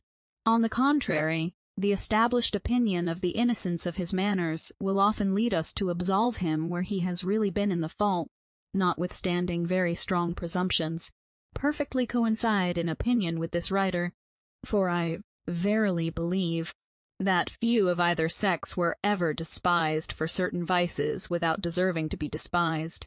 I speak not of the calumny of the moment, which hangs over a character, like one of the dense fogs of November over this metropolis, till it gradually subsides before the common light of day.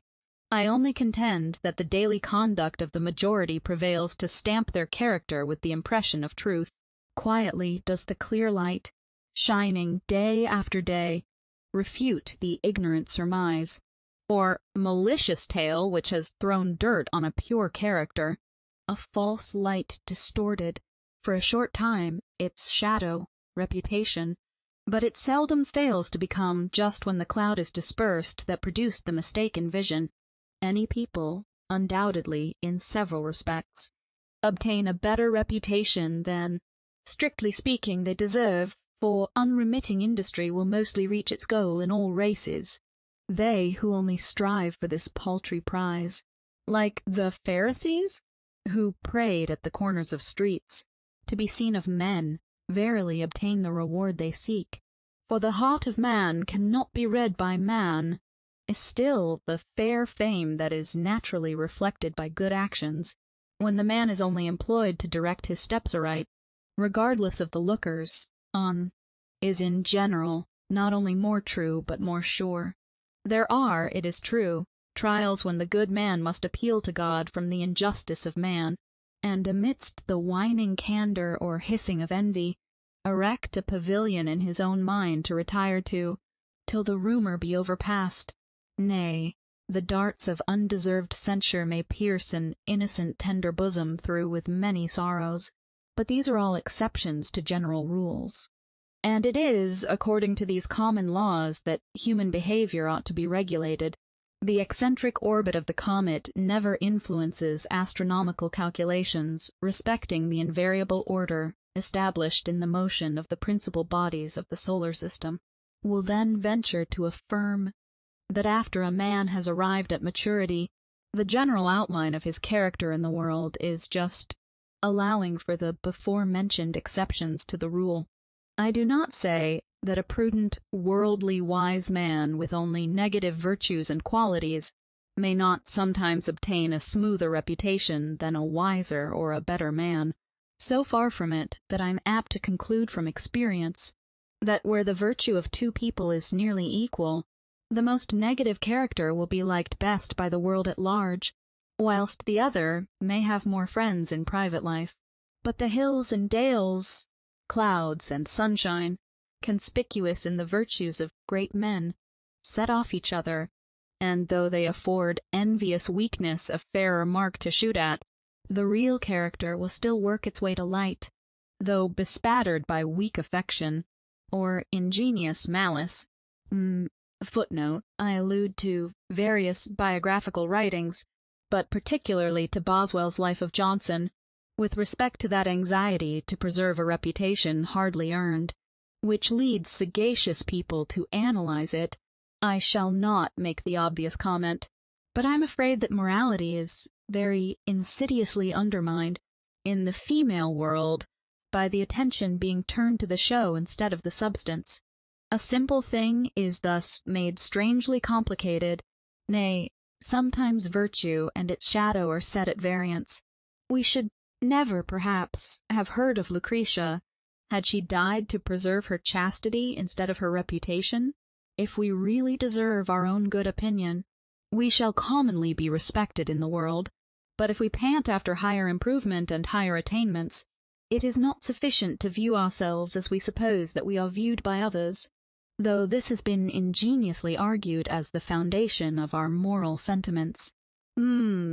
Smith, because each bystander may have his own prejudices, besides the prejudices of his age or country, we should rather endeavor to view ourselves, as we suppose that being views us, who seeth each thought ripen into action, and whose judgment never swerves from the eternal rule of right. Righteous are all his judgments, just as merciful the humble mind that seeketh to find favor in his sight, and calmly examines its conduct when only his presence is felt, will seldom form a very erroneous opinion of its own virtues. During the still hour of self-collection, the angry brow of offended justice will be fearfully deprecated, or the tie which draws man to the deity will be recognized in the pure sentiment of reverential adoration that swells the heart without exciting any tumultuous emotions. In these solemn moments, man discovers the germ of those vices which, like the Java tree, shed a pestiferous vapor around. Death is in the shade, and he perceives them without abhorrence, because he feels himself drawn by some cord of love to all his fellow creatures, for whose follies he is anxious to find every extenuation in their nature, in himself.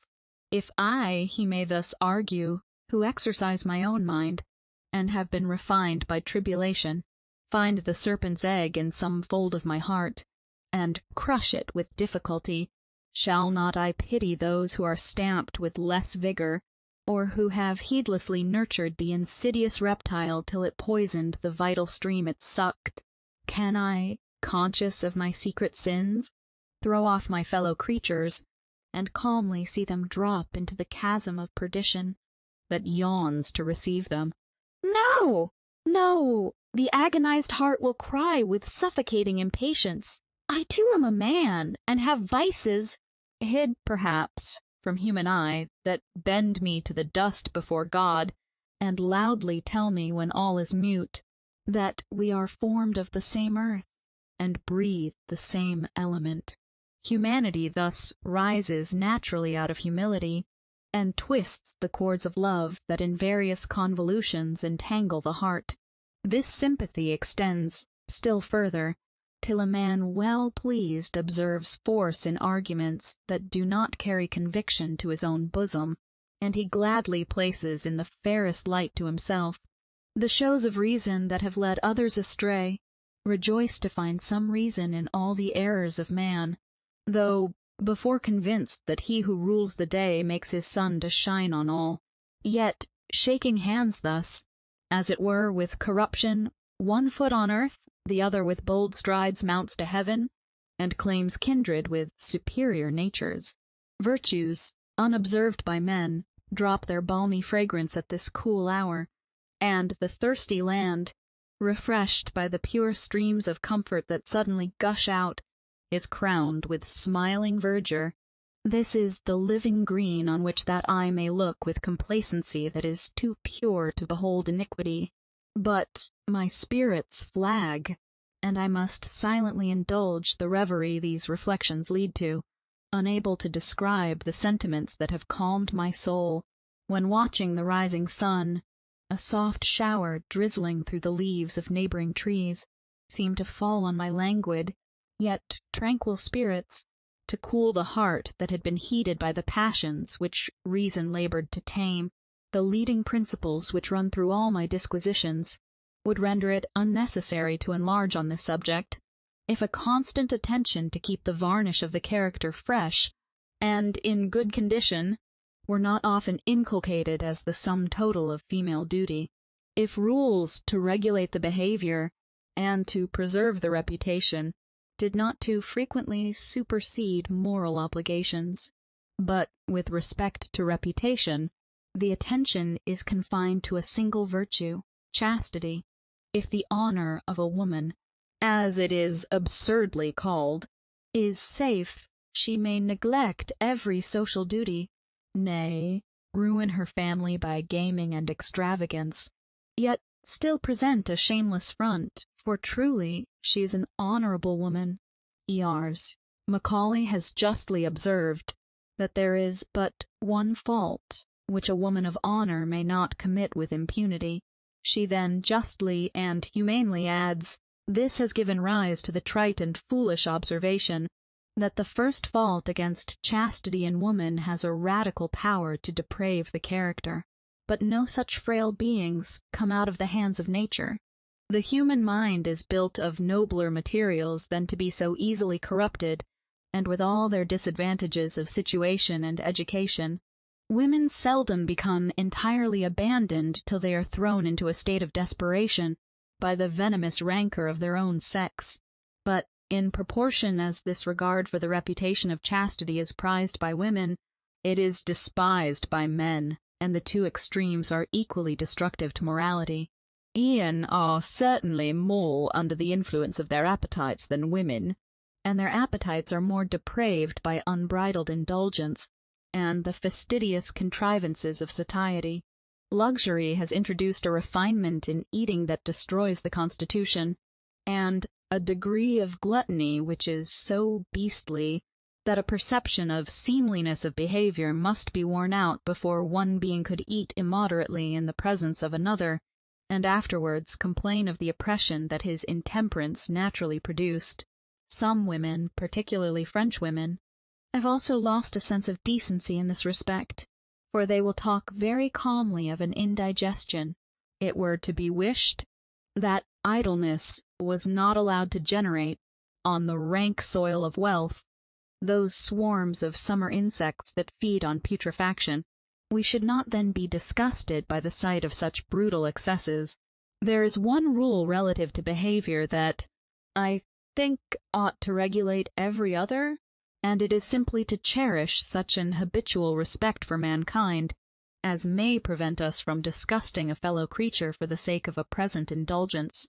The shameful indolence of many married women, and others a little advanced in life, frequently leads them to sin against delicacy. Or, though convinced that the person is the band of union between the sexes, yet how often do they from sheer indolence, or to enjoy some trifling indulgence, disgust the depravity of the appetite, which brings the sexes together, has had a still more fatal effect. Nature must ever be the standard of taste, the gauge of appetite, yet how grossly is nature insulted by the voluptuary, leaving the refinements of love out of the question. Nature, by making the gratification of an appetite, in this respect, as well as every other, a natural and imperious law to preserve the species, exalts the appetite, and mixes a little mind and affection with a sensual gust, the feelings of a parent mingling with an instinct merely animal, give it dignity, and the man and woman often meeting on account of the child, A mutual interest and affection is excited by the exercise of a common sympathy. Women then having necessarily some duty to fulfill, more noble than to adorn their persons, would not contentedly be the slaves of casual appetite, which is now the situation of a very considerable number who are, literally speaking, standing dishes to which every glutton may have access. May be told that, great as this enormity is, it only affects a devoted part of the sex, devoted for the salvation of the rest. But, false as every assertion might easily be proved, that recommends the sanctioning a small evil to produce a greater good. The mischief does not stop here, for the moral character and peace of mind of the chaster part of the sex is undermined by the conduct of the very women to whom they allow no refuge from guilt, whom they inexorably consign to the exercise of arts that lure their husbands from them, debauch their sons, and force them. Let not modest women start to assume in some degree the same character themselves, for I will venture to assert that all the causes of female weakness, as well as depravity, which I have already enlarged on, branch out of one grand cause, want of chastity in men. This intemperance, so prevalent, depraves the appetite to such a degree that a wanton stimulus is necessary to rouse it, but the parental design of nature is forgotten, and the mere person, and that for a moment, alone engrosses the thoughts. So voluptuous indeed often grows the lustful prowler, that he refines on female softness. To satisfy this genius of men, women are made systematically voluptuous, and though they may not all carry their libertinism to the same height, yet this heartless intercourse with the sex, which they allow themselves, depraves both sexes, because the taste of men is vitiated, and women, of all classes, naturally square their behavior to gratify the taste by which they obtain pleasure and power, women becoming consequently weaker, in mind and body, than they ought to be, were one of the grand ends of their being taken into the account, that of bearing and nursing children, have not sufficient strength to discharge the first duty of a mother, and sacrificing to lasciviousness the parental affection that ennobles instinct, either destroy the embryo in the womb, or cast it off when born. Nature in everything demands respect, and those who violate her laws seldom violate them with impunity. The weak, enervated women who particularly catch the attention of libertines are unfit to be mothers, though they may conceive, so that the rich sensualist, who has rioted among women, spreading depravity and misery, when he wishes to perpetuate his name, receives from his wife only an half-formed being that inherits both its father's and mother's weakness. Contrasting the humanity of the present age with the barbarism of antiquity, great stress has been laid on the savage custom of exposing the children whom their parents could not maintain, whilst the man of sensibility, who thus, perhaps, complains by his promiscuous amours, produces a most destructive barrenness and contagious flagitiousness of manners. Surely nature never intended that women, by satisfying an appetite, should frustrate the very purpose for which it was implanted? Have before observed that men ought to maintain the women whom they have seduced. This would be one means of reforming female manners, and stopping an abuse that has an equally fatal effect on population and morals. Another, no less obvious, would be to turn the attention of woman to the real virtue of chastity. Or to little respect has that woman a claim, on the score of modesty, though her reputation may be white as the driven snow, who smiles on the libertine whilst she spurns the victims of his lawless appetites and their own folly. Besides, she has a taint of the same folly, pure as she esteems herself, when she studiously adorns her person only to be seen by men, to excite respectful sighs, and all the idle homage of what is called innocent gallantry. Did women really respect virtue for its own sake? They would not seek for a compensation in vanity, for the self-denial which they are obliged to practice to preserve their reputation, nor would they associate with men who set reputation at defiance. The two sexes mutually corrupt and improve each other. This I believe to be an indisputable truth, extending it to every virtue. Chastity, modesty, public spirit, and all the noble train of virtues, on which social virtue and happiness are built, should be understood and cultivated by all mankind, or they will be cultivated to little effect. And, instead of furnishing the vicious or idle with a pretext for violating some sacred duty, by terming it a sexual one, it would be wiser to show that nature has not made any difference, for that the unchaste man doubly defeats the purpose of nature by rendering women barren and destroying his own constitution, though he avoids the shame that pursues the crime in the other sex. These are the physical consequences. The moral are still more alarming, for virtue is only a nominal distinction when the duties of citizens, husbands, wives, fathers, mothers, and directors of families become merely the selfish ties of convenience. Why, then, do philosophers look for public spirit? Public spirit must be nurtured by private virtue, or it will resemble the factitious sentiment which makes women careful to preserve their reputation, and men their honor. A sentiment that often exists unsupported by virtue, unsupported by that sublime morality which makes the habitual breach of one duty a breach of the whole moral law. Chapter 9. Of the pernicious effects which arise from the unnatural distinctions established in society, from the respect paid to property flow, as from a poisoned fountain, most of the evils and vices which render this world such a dreary scene to the contemplative mind.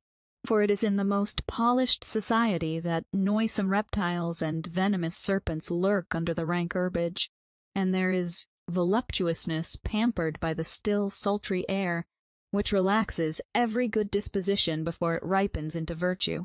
One class presses on another, for all are aiming to procure respect on account of their property, and property, once gained, will procure the respect due only to talents and virtue. Men neglect the duties incumbent on man, yet are treated like demigods. Religion is also separated from morality by a ceremonial veil, yet men wonder that the world is almost, literally speaking, a den of sharpers or oppressors. There is a homely proverb, which speaks a shrewd truth, that whoever the devil finds idle he will employ, and what but habitual idleness can hereditary wealth and titles produce? For man is so constituted that he can only attain a proper use of his faculties by exercising them, and will not exercise them unless necessity, of some kind, first set the wheels in motion. Virtue, likewise, can only be acquired by the discharge of relative duties, but the importance of these sacred duties will scarcely be felt by the being who is cajoled out of his humanity by the flattery of sycophants. There must be more equality established in society, or morality will never gain ground, and this virtuous equality will not rest firmly even when founded on a rock, if one half of mankind are chained to its bottom by fate, for they will be continually undermining it through ignorance or pride. It is vain to expect virtue from women till they are, in some degree, independent of men. Nay, it is vain to expect that strength of natural affection which would make them good wives and good mothers.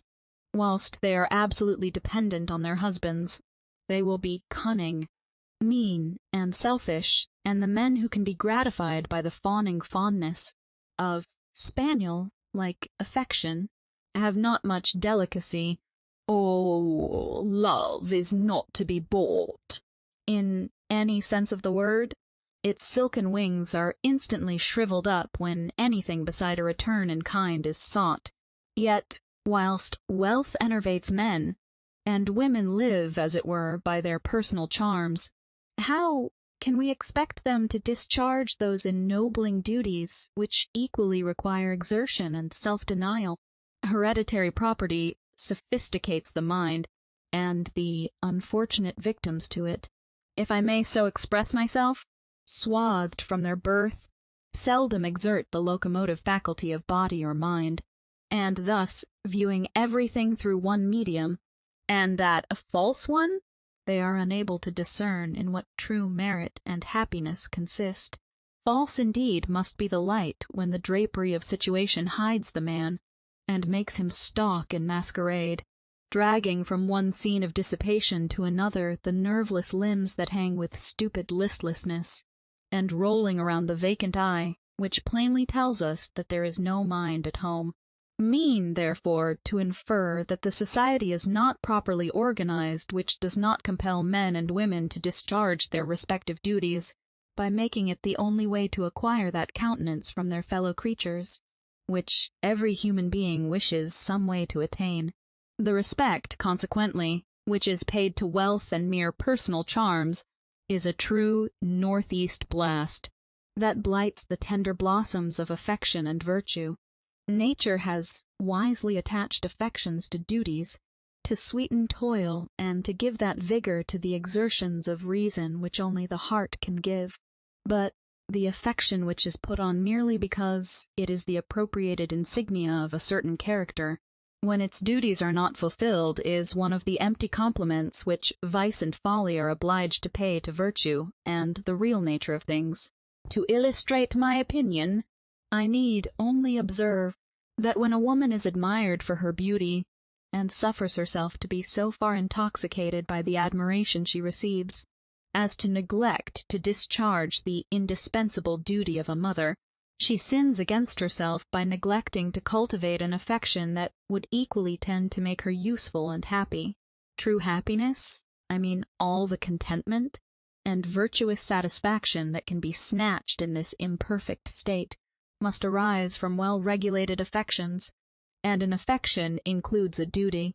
Men are not aware of the misery they cause, and the vicious weakness they cherish, by only inciting women to render themselves pleasing. They do not consider that they thus make natural and artificial duties clash, by sacrificing the comfort and respectability of a woman's life to voluptuous notions of beauty, when in nature they all harmonize. Cold would be the heart of a husband, were he not rendered unnatural by early debauchery, who did not feel more delight at seeing his child suckled by its mother, than the most artful wanton tricks could ever raise. Yet this natural way of cementing the matrimonial tie, and twisting esteem with fonder recollections, wealth leads women to spurn, to preserve their beauty, and wear the flowery crown of the day, that gives them a kind of right to reign for a short time over the sex. They neglect to stamp impressions on their husbands' hearts, that would be remembered with more tenderness when the snow on the head began to chill the bosom, than even their virgin charms. The maternal solicitude of a reasonable, affectionate woman is very interesting, and the chastened dignity with which a mother returns the caresses that she and her child receive from a father who has been fulfilling the serious duties of his station, is not only a respectable, but a beautiful sight. So singular, indeed, are my feelings, and I have endeavored not to catch factitious ones, that after having been fatigued with the sight of insipid grandeur and the slavish ceremonies that, with cumbrous pomp, supplied the place of domestic affections, I have turned to some other scene to relieve my eye, by resting it on the refreshing green everywhere scattered by nature. I have then viewed with pleasure a woman nursing her children, and discharging the duties of her station with, perhaps, merely a servant maid to take off her hands the servile part of the household business. I have seen her prepare herself and children, with only the luxury of cleanliness, to receive her husband, who, returning weary home in the evening, found smiling babes and a clean hearth. My heart has loitered in the midst of the group, and has even throbbed with sympathetic emotion, when the scraping of the well-known foot has raised a pleasing tumult, Whilst my benevolence has been gratified by contemplating this artless picture, I have thought that a couple of this description, equally necessary and independent of each other, because each fulfilled the respective duties of their station, possessed all that life could give, raised sufficiently above abject poverty not to be obliged to weigh the consequence of every farthing they spend, and having sufficient to prevent their attending to a frigid system of economy which narrows both heart and mind. I declare, so vulgar are my conceptions, that I know not what is wanted to render this the happiest as well as the most respectable situation in the world, but a taste for literature, to throw a little variety and interest into social converse, and some superfluous money to give to the needy, and to buy books, for it is not pleasant when the heart is opened by compassion, and the head active in arranging plans of usefulness, to have a prim urchin continually twitching back the elbow to prevent the hand from drawing out an almost empty purse, whispering at the same time some prudential maxim about the priority of justice. Destructive, however, as riches and inherited honors are to the human character, women are more debased and cramped, if possible by them, than men, because men may still, in some degree, unfold their faculties by becoming soldiers and statesmen. As soldiers, I grant, they can now only gather, for the most part, vainglorious laurels, whilst they adjust to a hair the European balance, taking especial care that no bleak northern nook or sound incline the beam. But the days of true heroism are over, when a citizen fought for his country like a Fabricius or a Washington, and then returned to his farm to let his virtuous fervor run in a more placid, but not a less salutary stream. No, our British heroes are oftener sent from the gaming table than from the plough, and their passions have been rather inflamed by hanging with dumb suspense on the turn of a die, than sublimated by panting after the adventurous march of virtue in the historic page. The statesman, it is true, might with more propriety quit the faro bank, or card table, to guide the helm, for he has still but to shuffle and trick. The whole system of British politics, if system it may courteously be called, consisting in multiplying dependents and contriving taxes which grind the poor to pamper the rich. Thus, a war, or any wild goose chase is, as the vulgar use the phrase, a lucky turn-up of patronage for the minister, whose chief merit is the art of keeping himself in place. It is not necessary, then, that he should have bowels for the poor, so he can secure for his family the odd trick. Oh, should some show respect for what is termed with ignorant ostentation an Englishman's birth, right, be expedient to bubble the gruff mastiff that he has to lead by the nose, he can make an empty show very safely by giving his single voice and suffering his light squadron to file off to the other side. And when a question of humanity is agitated, he may dip a sop in the milk of human kindness to silence Cerberus, and talk of the interest which his heart takes in an attempt to make the earth no longer cry for vengeance as it sucks in its children's blood, though his cold hand may a very moment rivet their chains. By sanctioning the abominable traffic, a minister is no longer a minister than while he can carry a point, which he is determined to carry. Yet it is not necessary that a minister should feel like a man, when a bold push might shake his seat. But to have done with these episodical observations, let me return to the more specious slavery which chains the very soul of woman, keeping her forever under the bondage of ignorance. The preposterous distinctions of rank, which render civilization a curse, by dividing the world between voluptuous tyrants and cunning, envious dependents, corrupt almost equally every class of people, because respectability is not attached to the discharge of the relative duties of life, but to the station, and when the duties are not fulfilled, the affections cannot gain sufficient strength to fortify the virtue of which they are the natural reward. Still, there are some loopholes out of which a man may creep, and dare to think and act for himself, but for a woman it is an Herculean task, because she has difficulties peculiar to her sex to overcome, which require almost superhuman powers.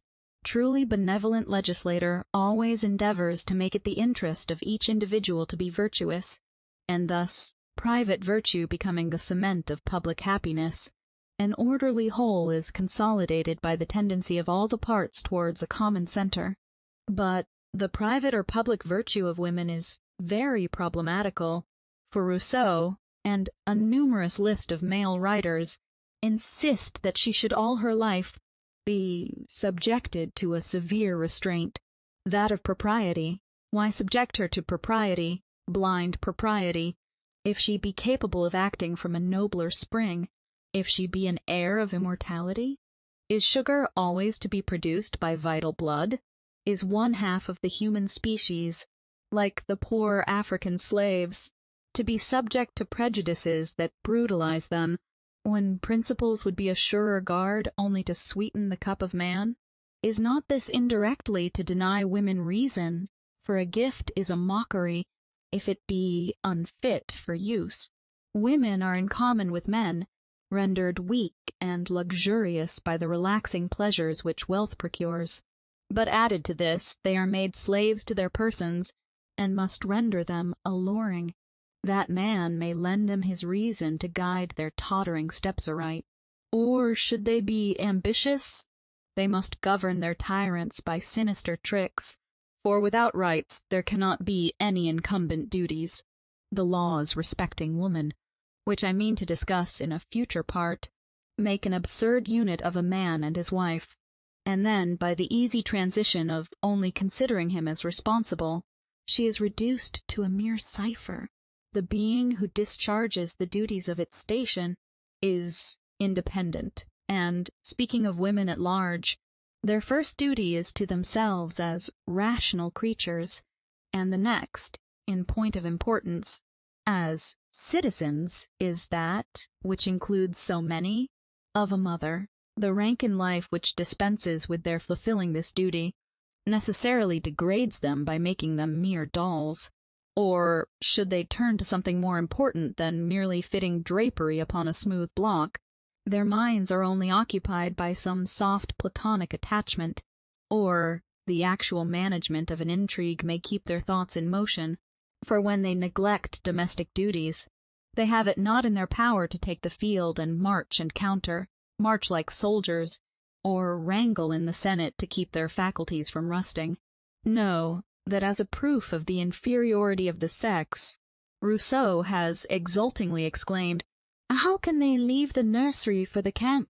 And the camp has by some moralists been termed the school of the most heroic virtues, though I think it would puzzle a keen casuist to prove the reasonableness of the greater number of wars that have dubbed heroes. I do not mean to consider this question critically, because, having frequently viewed these freaks of ambition as the first natural mode of civilization, when the ground must be torn up, and the woods cleared by fire and sword, I do not choose to call them pests. But surely the present system of war has little connection with virtue of any denomination, being rather the school of finesse and effeminacy than of fortitude. Yet, if defensive war, the only justifiable war in the present advanced state of society, where virtue can show its face and ripen amidst the rigors which purify the air on the mountain's top, were alone to be adopted as just and glorious, the true heroism of antiquity might again animate female bosoms, but fair and softly.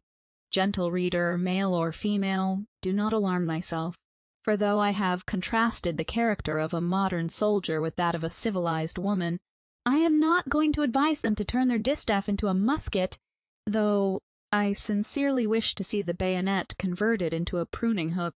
I only recreated an imagination, fatigued by contemplating the vices and follies, which all proceed from a feculent stream of wealth that has muddied the pure rills of natural affection. By supposing that society will some time or other be so constituted, that man must necessarily fulfill the duties of a citizen, or be despised, and that while he was employed in any of the departments of civil life, His wife, also an active citizen, should be equally intent to manage her family, educate her children, and assist her neighbors. But to render her really virtuous and useful, she must not, if she discharge her civil duties, want individually the protection of civil laws. She must not be dependent on her husband's bounty for her subsistence during his life, or support after his death, for how can a being be generous who has nothing of its own, or virtuous who is not free? The wife, in the present state of things, who is faithful to her husband, and neither suckles nor educates her children, scarcely deserves the name of a wife, and has no right to that of a citizen. But take away natural rights, and there is, of course, an end of duties. Women thus infallibly become only the wanton solace of men, when they are so weak in mind and body that they cannot exert themselves, unless to pursue some frothy pleasure, or to invent some frivolous fashion. What can be a more melancholy sight to a thinking mind than to look into the numerous carriages that drive helter-skelter about this metropolis in a morning full of pale-faced creatures who are flying from themselves? I have often wished, with Dr. Johnson, to place some of them in a little shop, with half a dozen children looking up to their languid countenances for support. I am much mistaken if some latent vigor would not soon give health and spirit to their eyes, and some lines drawn by the exercise of reason on the blank cheeks, which before were only undulated by dimples, might restore lost dignity to the character, or rather enable it to attain the true dignity of its nature. Virtue is not to be acquired even by speculation, much less by the negative supineness that wealth naturally generates. Besides, when poverty is more disgraceful than even vice, is not morality cut to the quick? Still, to avoid misconstruction, though I consider that women in the common walks of life are called to fulfill the duties of wives and mothers by religion and reason, I cannot help lamenting that women of a superior caste have not a road open by which they can pursue more extensive plans of usefulness and independence. I may excite laughter by dropping an hint, which I mean to pursue some future time, for I really think that women ought to have representatives, instead of being arbitrarily governed without having any direct share allowed them in the deliberations of government. But as the whole system of representation is now, in this country, only a convenient handle for despotism, they need not complain, for they are as well represented as a numerous class of hard-working mechanics, who pay for the support of royalty when they can scarcely stop their children's mouths with bread. How are they represented, whose very sweat supports the splendid stud of an heir apparent, or varnishes the chariot of some female favorite who looks down on shame? Taxes on the very necessaries of life enable an endless tribe of idle princes and princesses to pass with stupid pomp before a gaping crowd, who almost worship the very parade which costs them so dear. This is mere Gothic grandeur, something like the barbarous, useless parade of having sentinels on horseback at Whitehall, which I could never view without a mixture of contempt and indignation. How strangely must the mind be sophisticated when this sort of state impresses it! But till these monuments of folly are levelled by virtue, similar follies will leaven the whole mass. For the same character, in some degree, will prevail in the aggregate of society, and the refinements of luxury, or the vicious repinings of envious poverty, will equally banish virtue from society, considered as the characteristic of that society, or only allow it to appear as one of the stripes of the harlequin coat, worn by the civilized man. In the superior ranks of life, every duty is done by deputies, as if duties could ever be waived, and the vain pleasures which consequent idleness forces the rich to pursue appear so enticing to the next rank, that the numerous scramblers for wealth sacrifice everything to tread on their heels. The most sacred trusts are then considered as sinecures, because they were procured by interest, and only sought to enable a man to keep good company. Women, in particular, all want to be ladies, which is simply to have nothing to do, but listlessly to go they scarcely care where, for they cannot tell what. But what have women to do in society? I may be asked, but to loiter with easy grace. Surely you would not condemn them all to suckle fools, and chronicle small beer. No, women might certainly study the art of healing, and be physicians as well as nurses, and midwifery decency seems to allot to them, though I am afraid the word midwife, in our dictionaries, will soon give place to a caucheur, and one proof of the former delicacy of the sex be effaced from the language. They might also study politics, and settle their benevolence on the broadest basis, for the reading of history will scarcely be more useful than the perusal of romances, if read as mere biography, if the character of the times, the political improvements, arts, etc., be not observed. In short, if it be not considered as the history of man, and not of particular men, who filled a niche in the temple of fame, and dropped into the black rolling stream of time, that silently sweeps all before it, into the shapeless void called eternity, or shape can it be called? That shape hath none. Business of various kinds they might likewise pursue, if they were educated in a more orderly manner, which might save many from common and legal prostitution. Women would not then marry for a support, as men accept of places under government, and neglect the implied duties, nor would an attempt to earn their own subsistence, a most laudable one, sink them almost to the level of those poor abandoned creatures who live by prostitution. For are not milliners and mantua-makers reckoned the next class? The few employments open to women, so far from being liberal, are menial, and when a superior education enables them to take charge of the education of children as governesses, they are not treated like the tutors of sons, though even clerical tutors are not always treated in a manner calculated to render them respectable in the eyes of their pupils, to say nothing of the private comfort of the individual. But as women educated like gentlewomen are never designed for the humiliating situation which necessity sometimes forces them to fill, these situations are considered in the light of a degradation, and they know little of the human heart, who need to be told that nothing so painfully sharpens the sensibility as such a fall in life.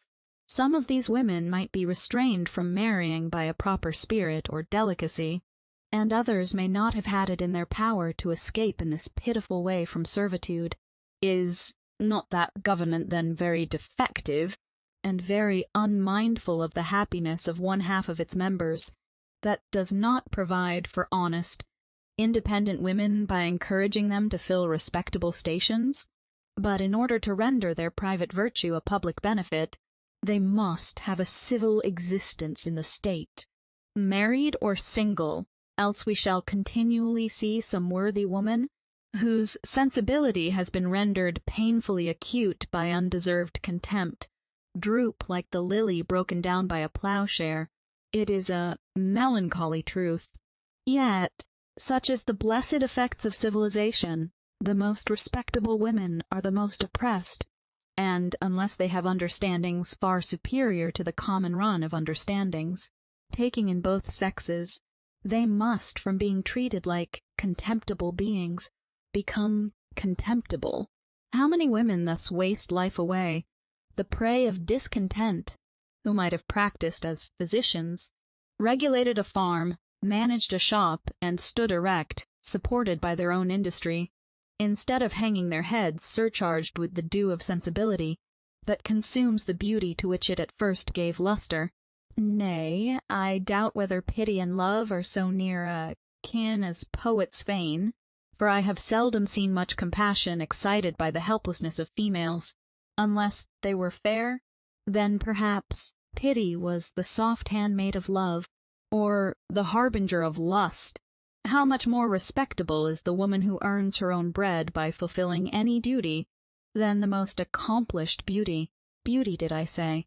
So sensible am I of the beauty of moral loveliness, or the harmonious propriety that attunes the passions of a well-regulated mind, that I blush at making the comparison. Yet I sigh to think how few women aim at attaining this respectability by withdrawing from the giddy whirl of pleasure, or the indolent calm that stupefies the good sort of women it sucks in, proud of their weakness. However, they must always be protected, guarded from care and all the rough toils that dignify the mind. If this be the fiat of fate, if they will make themselves insignificant and contemptible, sweetly to waste life away, let them not expect to be valued when their beauty fades, for it is the fate of the fairest flowers to be admired and pulled to pieces by the careless hand that plucked them. In how many ways do I wish, from the purest benevolence, to impress this truth on my sex, yet I fear that they will not listen to a truth that dear-bought experience has brought home to many an agitated bosom, nor willingly resign the privileges of rank and sex for the privileges of humanity, to which those have no claim who do not discharge its duties. Those writers are particularly useful, in my opinion, who make man feel for man, independent of the station he fills, or the drapery of factitious sentiments. I then would fain convince reasonable men of the importance of some of my remarks, and prevail on them to weigh dispassionately the whole tenor of my observations. I appeal to their understandings, and, as a fellow creature, claim, in the name of my sex, some interest in their hearts. I entreat them to assist to emancipate their companion, to make her a help meet for them.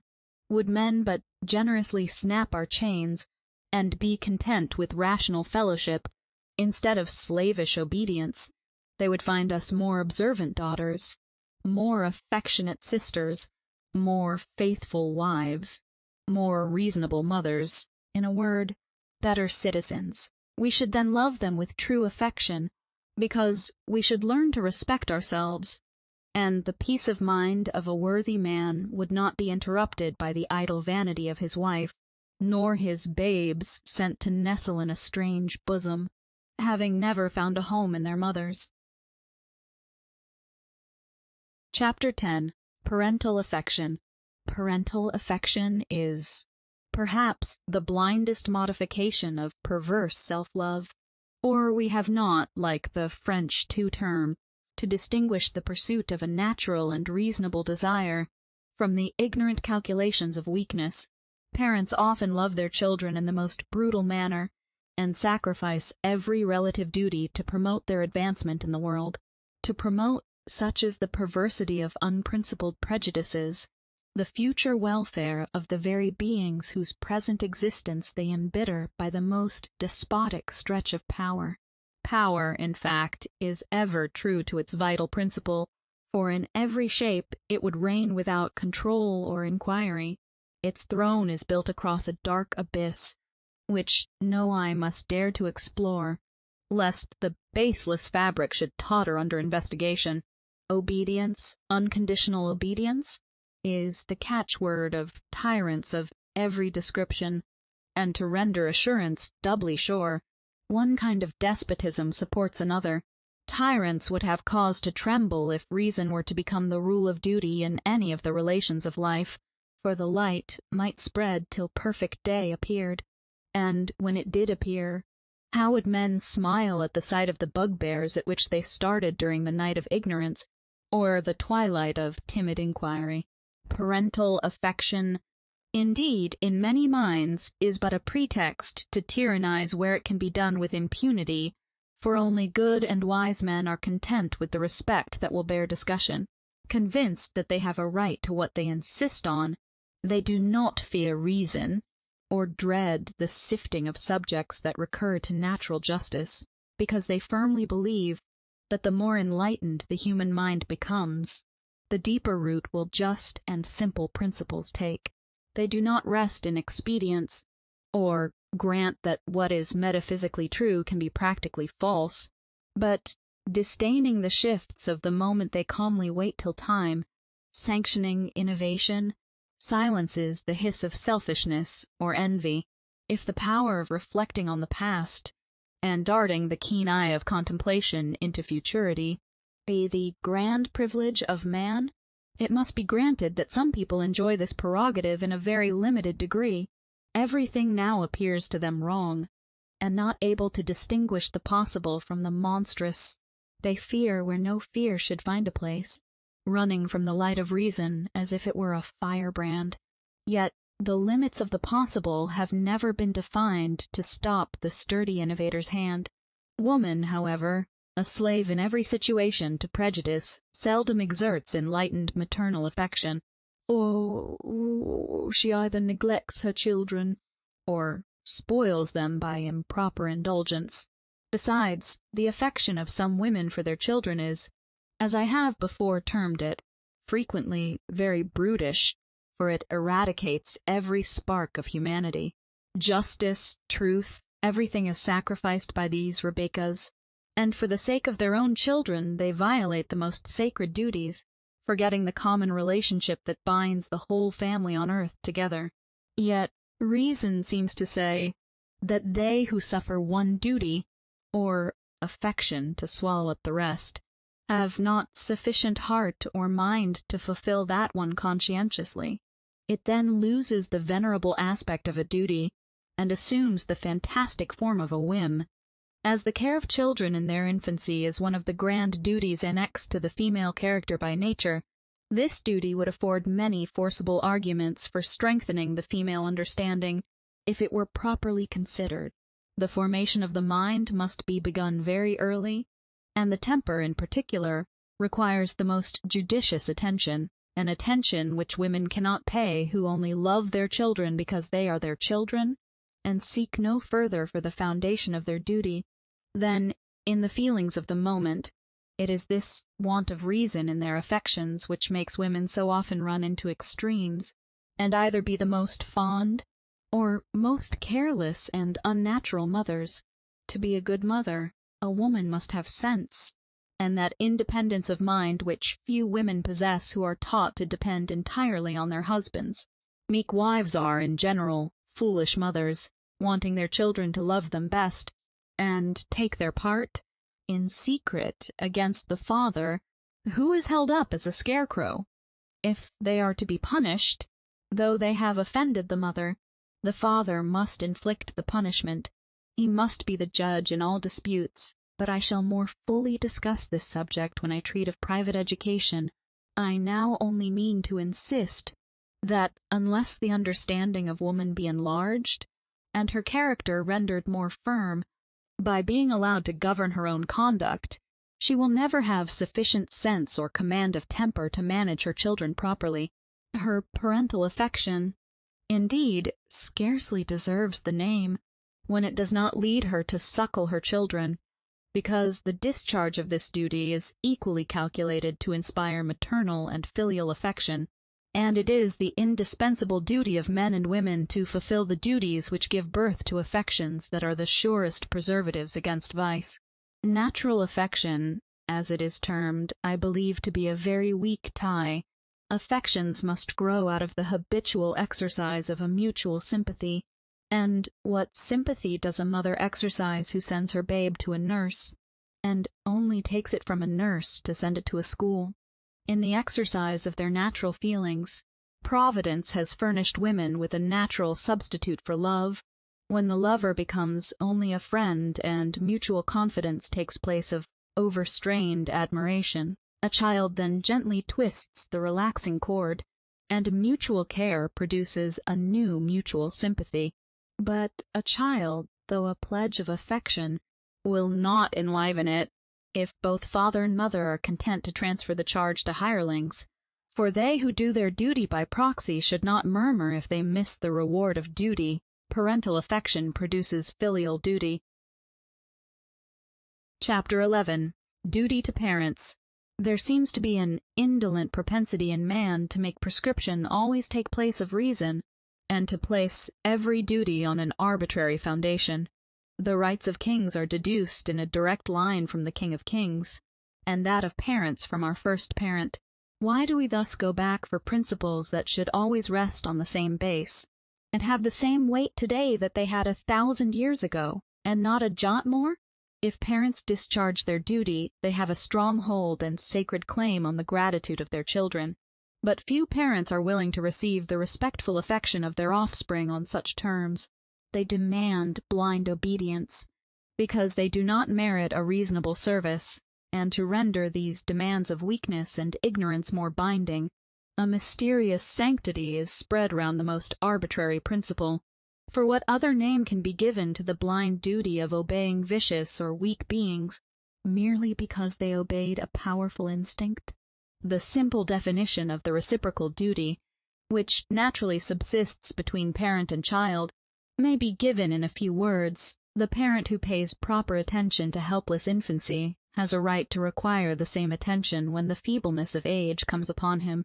But to subjugate a rational being to the mere will of another, after he is of age to answer to society for his own conduct, is a most cruel and undue stretch of power, and perhaps as injurious to morality as those religious systems which do not allow right and wrong to have any existence, but in the divine will.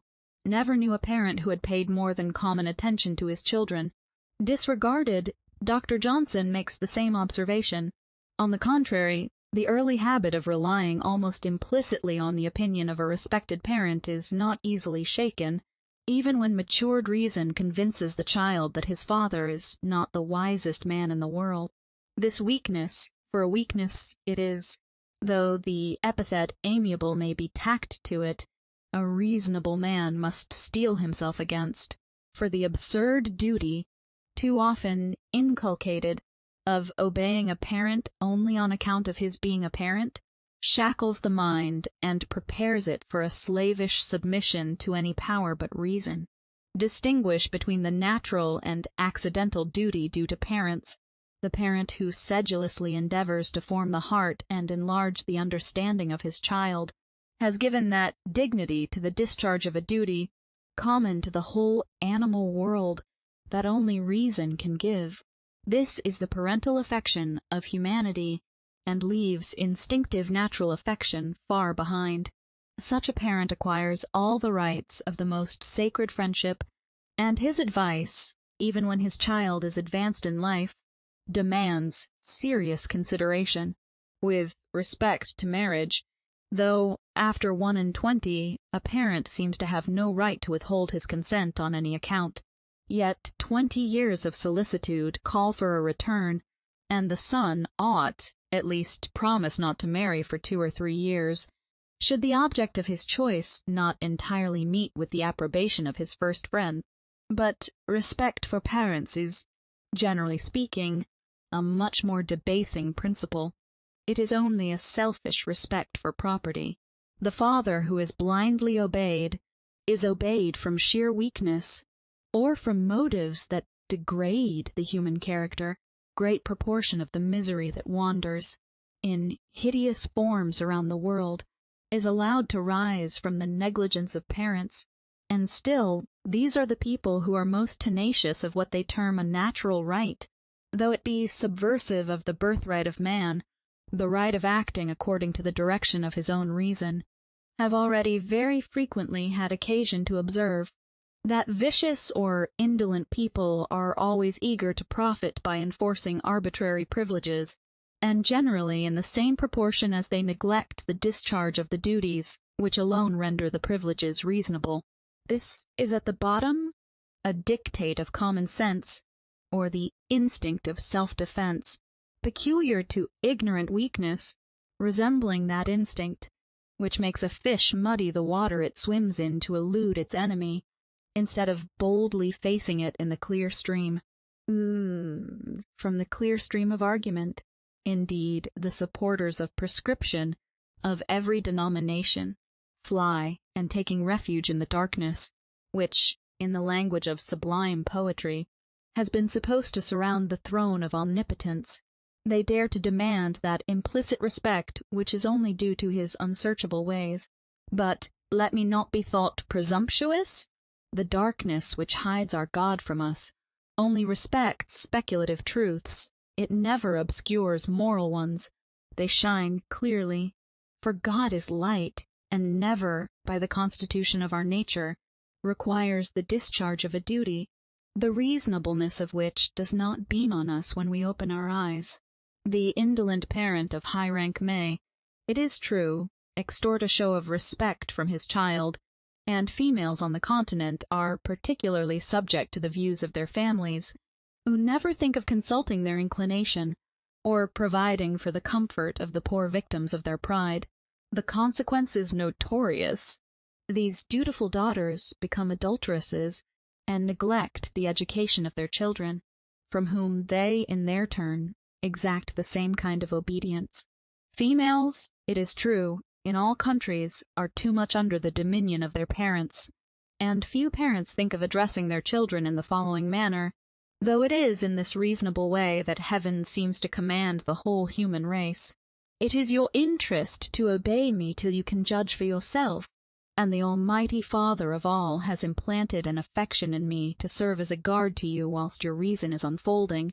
But when your mind arrives at maturity, you must only obey me, or rather respect my opinions, so far as they coincide with the light that is breaking in on your own mind. Slavish bondage to parents cramps every faculty of the mind, and Mr. Locke very judiciously observes that if the mind be curbed and humbled too much in children, if their spirits be abased and broken much by too strict an hand over them, they lose all their vigor and industry. This strict hand may, in some degree, account for the weakness of women, for girls, from various causes, are more kept down by their parents, in every sense of the word, than boys. The duty expected from them is, like all the duties arbitrarily imposed on women, more from a sense of propriety, more out of respect for decorum, than reason, and thus taught slavishly to submit to their parents, they are prepared for the slavery of marriage. I may be told that a number of women are not slaves in the marriage state.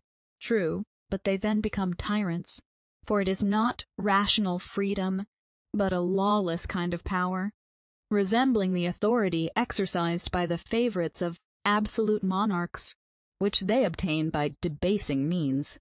I do not, likewise, dream of insinuating that either boys or girls are always slaves. I only insist that when they are obliged to submit to authority blindly, their faculties are weakened, and their tempers rendered imperious or abject.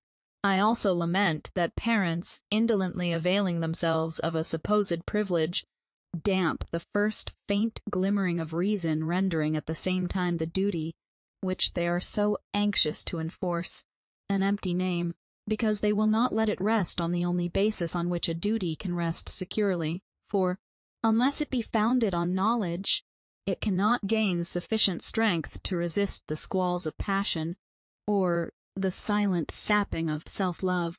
But it is not the parents who have given the surest proof of their affection for their children, or, to speak more properly, who by fulfilling their duty have allowed a natural parental affection to take root in their hearts, the child of exercised sympathy and reason, and not the overweening offspring of selfish pride, who most vehemently insist on their children submitting to their will, merely because it is their will.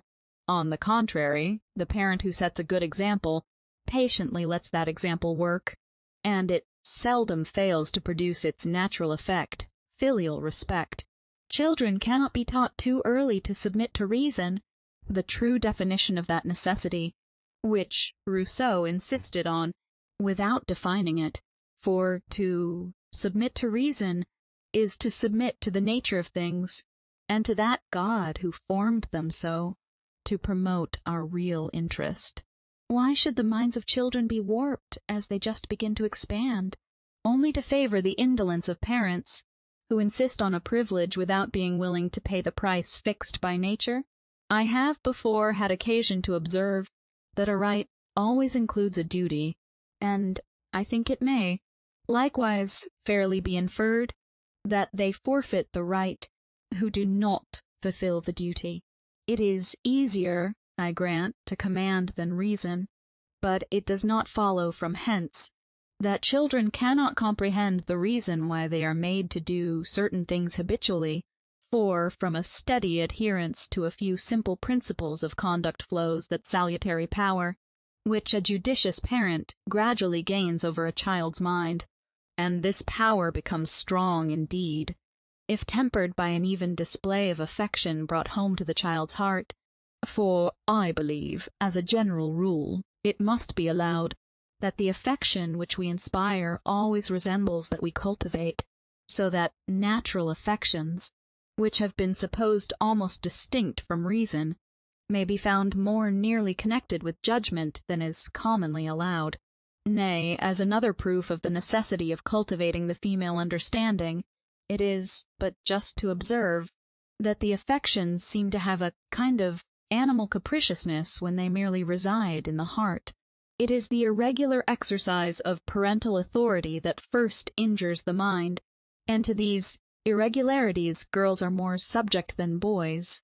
The will of those who never allow their will to be disputed, unless they happen to be in a good humor, when they relax proportionally, is almost always unreasonable.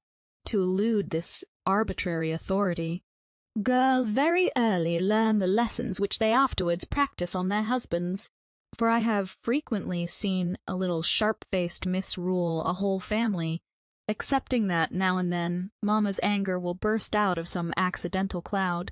Either her hair was ill-dressed or she had lost more money at cards the night before than she was willing to own to her husband, or some such moral cause of anger.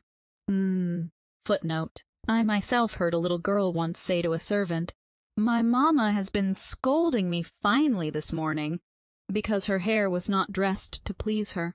Though this remark was pert, it was just, and what respect could a girl acquire for such a parent, without doing violence to reason?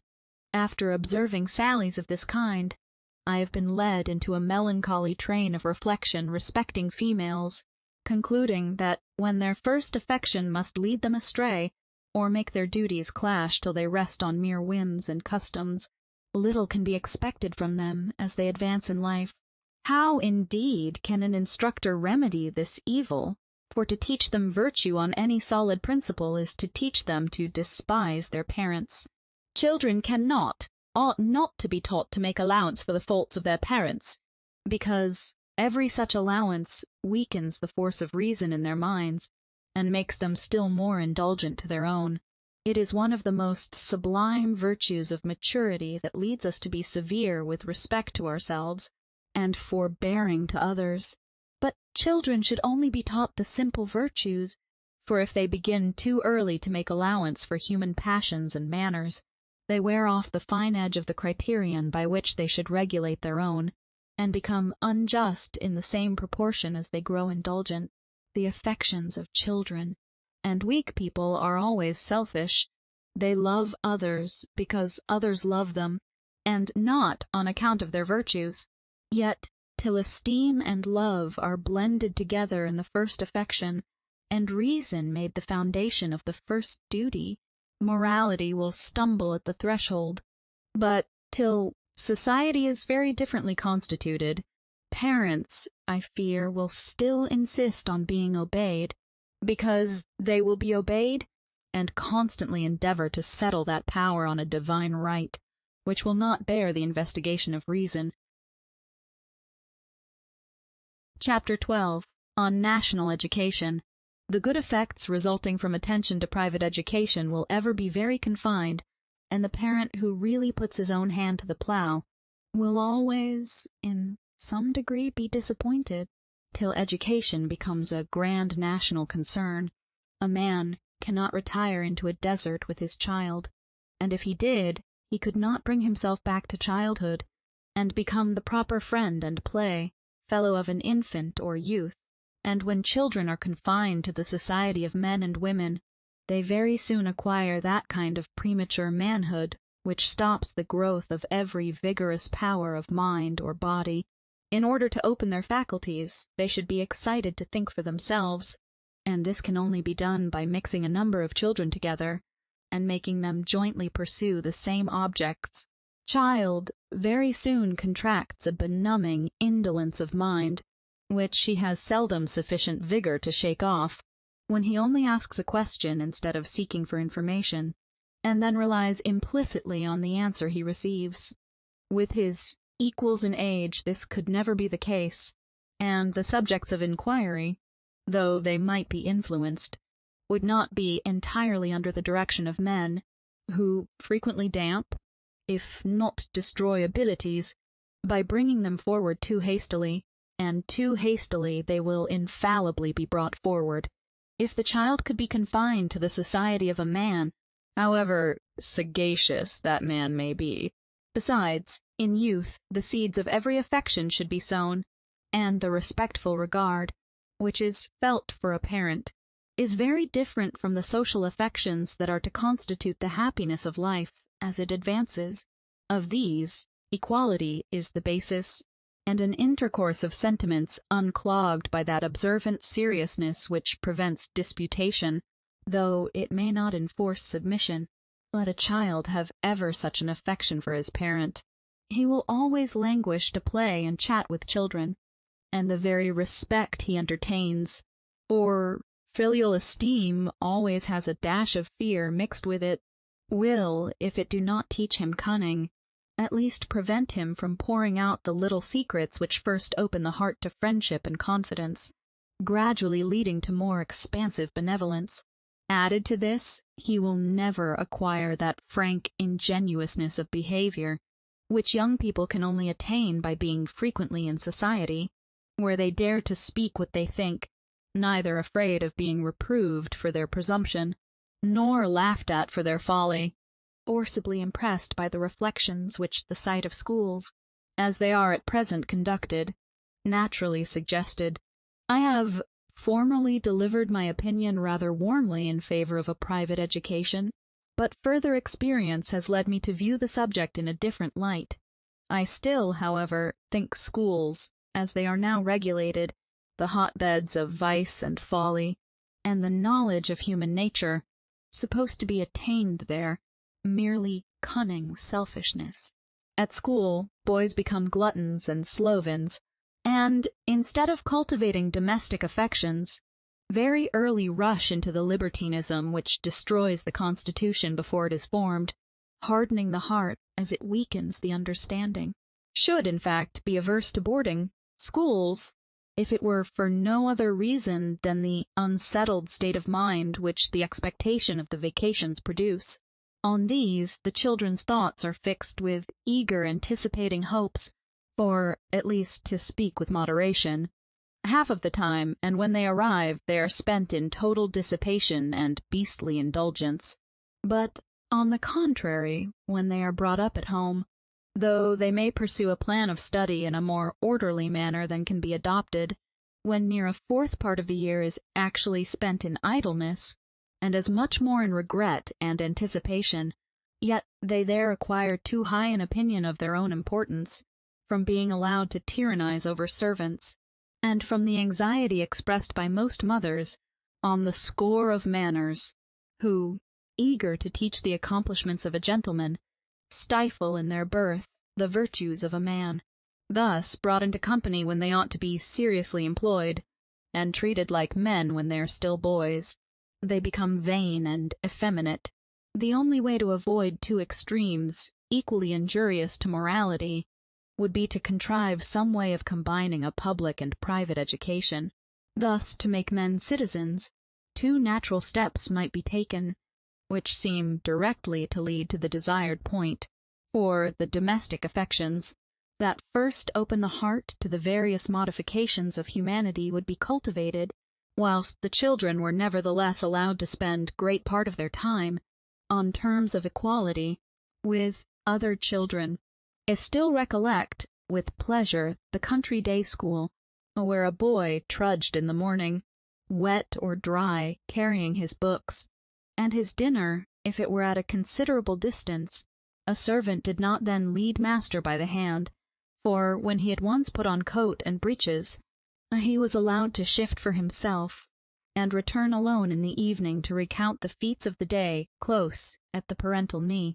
His father's house was his home, and was ever after fondly remembered. Nay, I appeal to some superior men who were educated in this manner, whether the recollection of some shady lane where they conned their lesson, or of some stile where they sat making a kite, or mending a bat, has not endeared their country to them. But what boy ever recollected with pleasure the years he spent in close confinement at an academy near London, unless indeed he should by chance remember the poor scarecrow of an usher whom he tormented, or the tartman from whom he caught a cake, to devour it with the cattish appetite of selfishness. At boarding schools of every description, the relaxation of the junior boys is mischief, and of the senior, vice. Besides, in great schools what can be more prejudicial to the moral character than the system of tyranny and abject slavery which is established amongst the boys, to say nothing of the slavery to forms, which makes religion worse than a farce?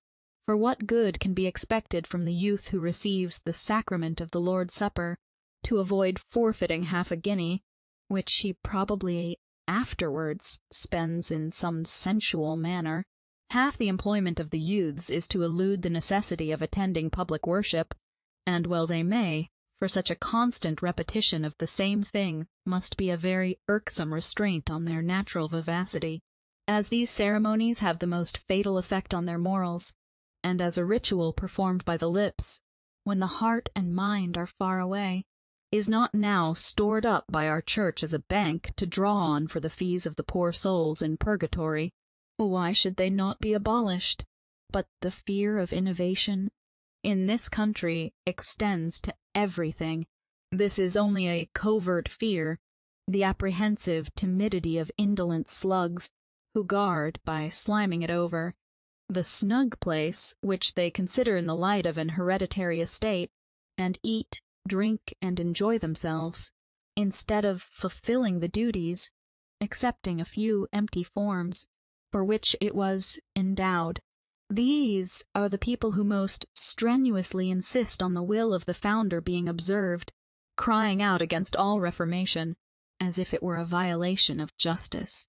I am now alluding particularly to the relics of popery retained in our colleges, where the Protestant members seem to be such sticklers for the established church, but their zeal never makes them lose sight of the spoil of ignorance, which rapacious priests of superstitious memory have scraped together.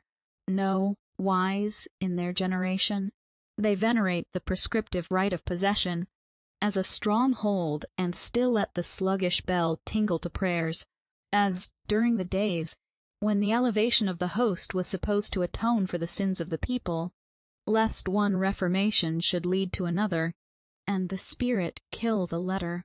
These Romish customs have the most baneful effect on the morals of our clergy, for the idle vermin who 2 or 3 times a day perform, in the most slovenly manner, a service which they think useless, but call that duty, soon lose a sense of duty. At college, forced to attend or evade public worship, they acquire an habitual contempt for the very service, the performance of which is to enable them to live in idleness. It is mumbled over as an affair of business, as a stupid boy repeats his task, and frequently the college cant escapes from the preacher the moment after he has left the pulpit, and even whilst he is eating the dinner which he earned in such a dishonest manner. Nothing, indeed, can be more irreverent than the cathedral service as it is now performed in this country. Neither does it contain a set of weaker men than those who are the slaves of this childish routine. A disgusting skeleton of the former state is still exhibited, but all the solemnity that interested the imagination, if it did not purify the heart, is stripped off. The performance of High Mass on the Continent must impress every mind where a spark of fancy glows, with that awful melancholy, that sublime tenderness, so near akin to devotion. I do not say that these devotional feelings are of more use, in a moral sense than any other emotion of taste, but I contend that the theatrical pomp which gratifies our senses is to be preferred to the cold parade that insults the understanding without reaching the heart. Amongst remarks on national education, such observations cannot be misplaced, especially as the supporters of these establishments, degenerated into puerilities, affect to be the champions of religion. Religion, pure source of comfort in this vale of tears, how has thy clear stream been muddied by the dabblers, who have presumptuously endeavored to confine in one narrow channel the living waters that ever flow toward God, the sublime ocean of existence. What would life be without that peace which the love of God, when built on humanity, alone can impart? Every earthly affection turns back, at intervals, to prey upon the heart that feeds it, and the purest effusions of benevolence, often rudely damped by men, must mount as a free will offering to him who gave them birth, whose bright image they faintly reflect. In public schools, however, religion, confounded with irksome ceremonies and unreasonable restraints, assumes the most ungracious aspect, not the sober, austere one that commands respect whilst it inspires fear, but a ludicrous cast that serves to point a pun. For, in fact, most of the good stories and smart things which enliven the spirits that have been concentrated at whist are manufactured out of the incidents to which the very men labor to give a droll turn who countenance the abuse to live on the spoil. There is not, perhaps, in the kingdom, a more dogmatical or luxurious set of men than the pedantic tyrants who reside in colleges and preside at public schools. The vacations are equally injurious to the morals of the masters and pupils, and the intercourse, which the former keep up with the nobility, introduces the same vanity and extravagance into their families, which banish domestic duties and comforts from the lordly mansion, whose state is awkwardly aped on a smaller scale. The boys, who live at a great expense with the masters and assistants, are never domesticated, though placed there for that purpose, for, after a silent dinner, they swallow a hasty glass of wine, and retire to plan some mischievous trick, or to ridicule the person or manners of the very people they have just been cringing to, and whom they ought to consider as the representatives of their parents. Can it then be a matter of surprise that boys become selfish and vicious who are thus shut out from social converse, or that a mitre often graces the brow of one of these diligent pastors? The desire of living in the same style as the rank just above them infects each individual and every class of people, and meanness is the concomitant of this ignoble ambition. But those professions are most debasing whose latter is patronage. Yet out of one of these professions the tutors of youth are in general chosen. But can they be expected to inspire independent sentiments, whose conduct must be regulated by the cautious prudence that is ever on the watch for preferment? So far, however, from thinking of the morals of boys, I have heard several masters of schools argue that they only undertook to teach Latin and Greek, and that they had fulfilled their duty by sending some good scholars to college. Few good scholars, I grant, may have been formed by emulation and discipline, but, to bring forward these clever boys, the health and morals of a number have been sacrificed. The sons of our gentry and wealthy commoners are mostly educated at these seminaries, and will anyone pretend to assert that the majority, making every allowance, come under the description of tolerable scholars? It is not for the benefit of society that a few brilliant men should be brought forward at the expense of the multitude. It is true that great men seem to start up, as great revolutions occur, at proper intervals, to restore order and to blow aside the clouds that thicken over the face of truth. But let more reason and virtue prevail in society, and these strong winds would not be necessary. Public education of every denomination should be directed to form citizens. But if you wish to make good citizens, you must first exercise the affections of a son and a brother.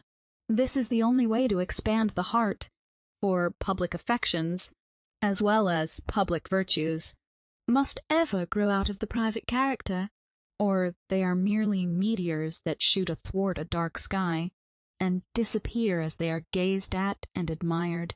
Few, I believe, have had much affection for mankind, who did not first love their parents, their brothers, sisters, and even the domestic brutes, whom they first played with. The exercise of youthful sympathies forms the moral temperature, and it is the recollection of these first affections and pursuits that gives life to those that are afterwards more under the direction of reason. In youth, the fondest friendships are formed, the genial juices mounting at the same time.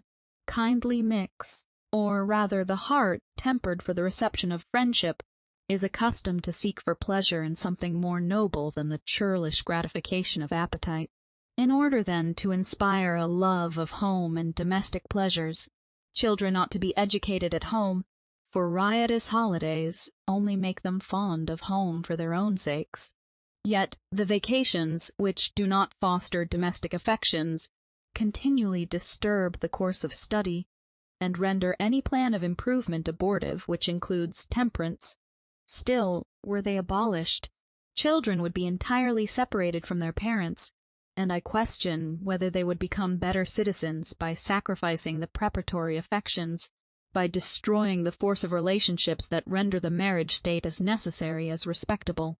But if a private education produce self-importance, or insulates a man in his family, the evil is only shifted, not remedied. This train of reasoning brings me back to a subject on which I mean to dwell, the necessity of establishing proper day schools.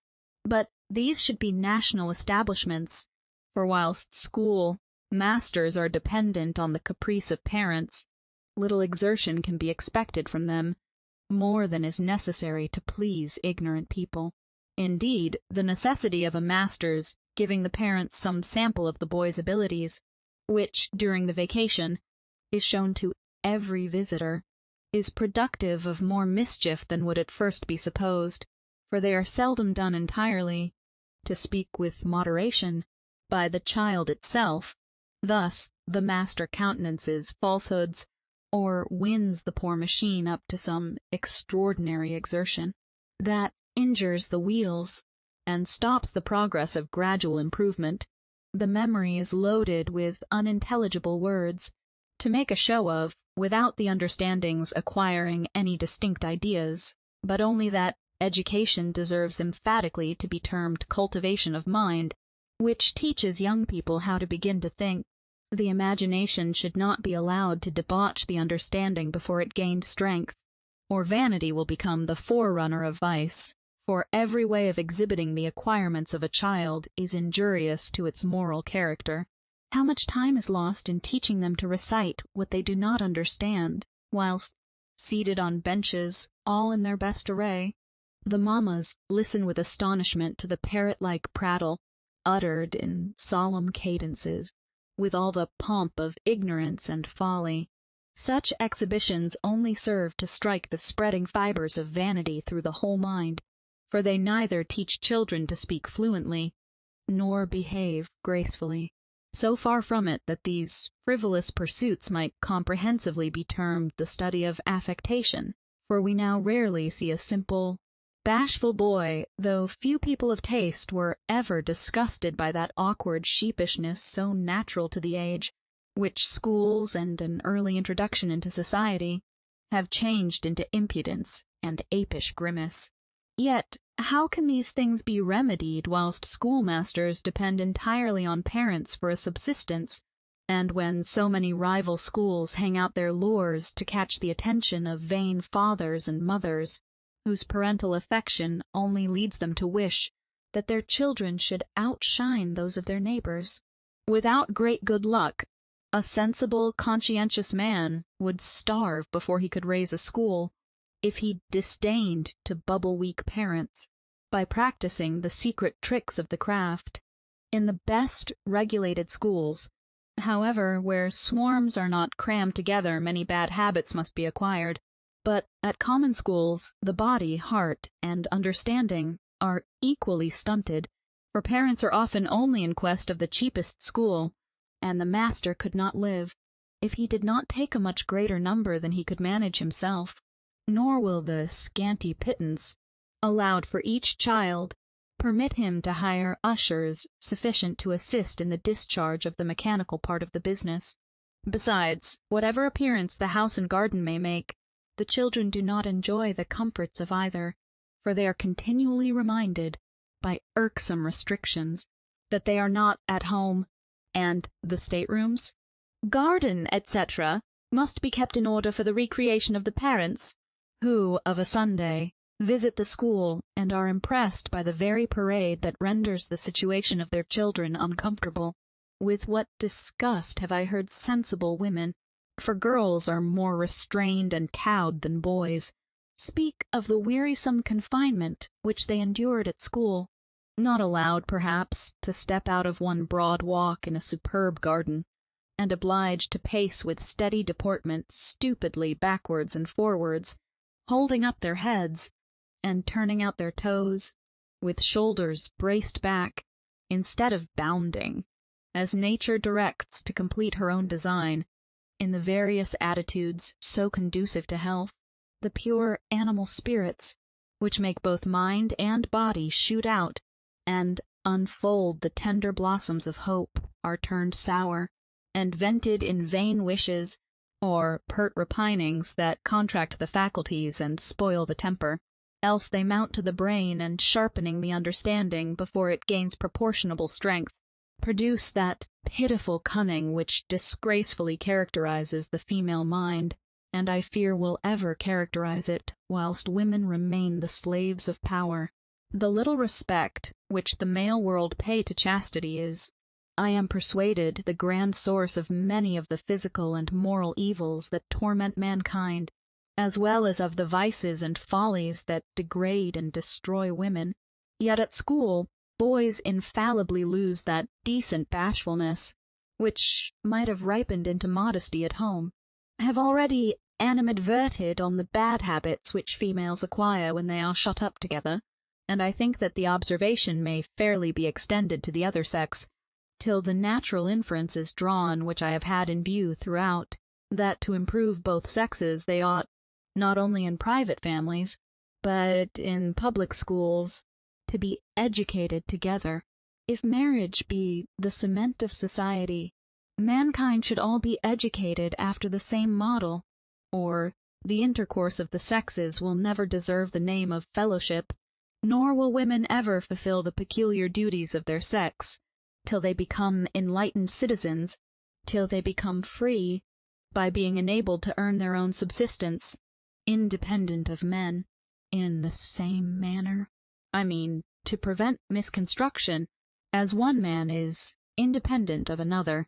Nay, marriage will never be held sacred till women, by being brought up with men, are prepared to be their companions, rather than their mistresses, for the mean doublings of cunning will ever render them contemptible, whilst oppression renders them timid.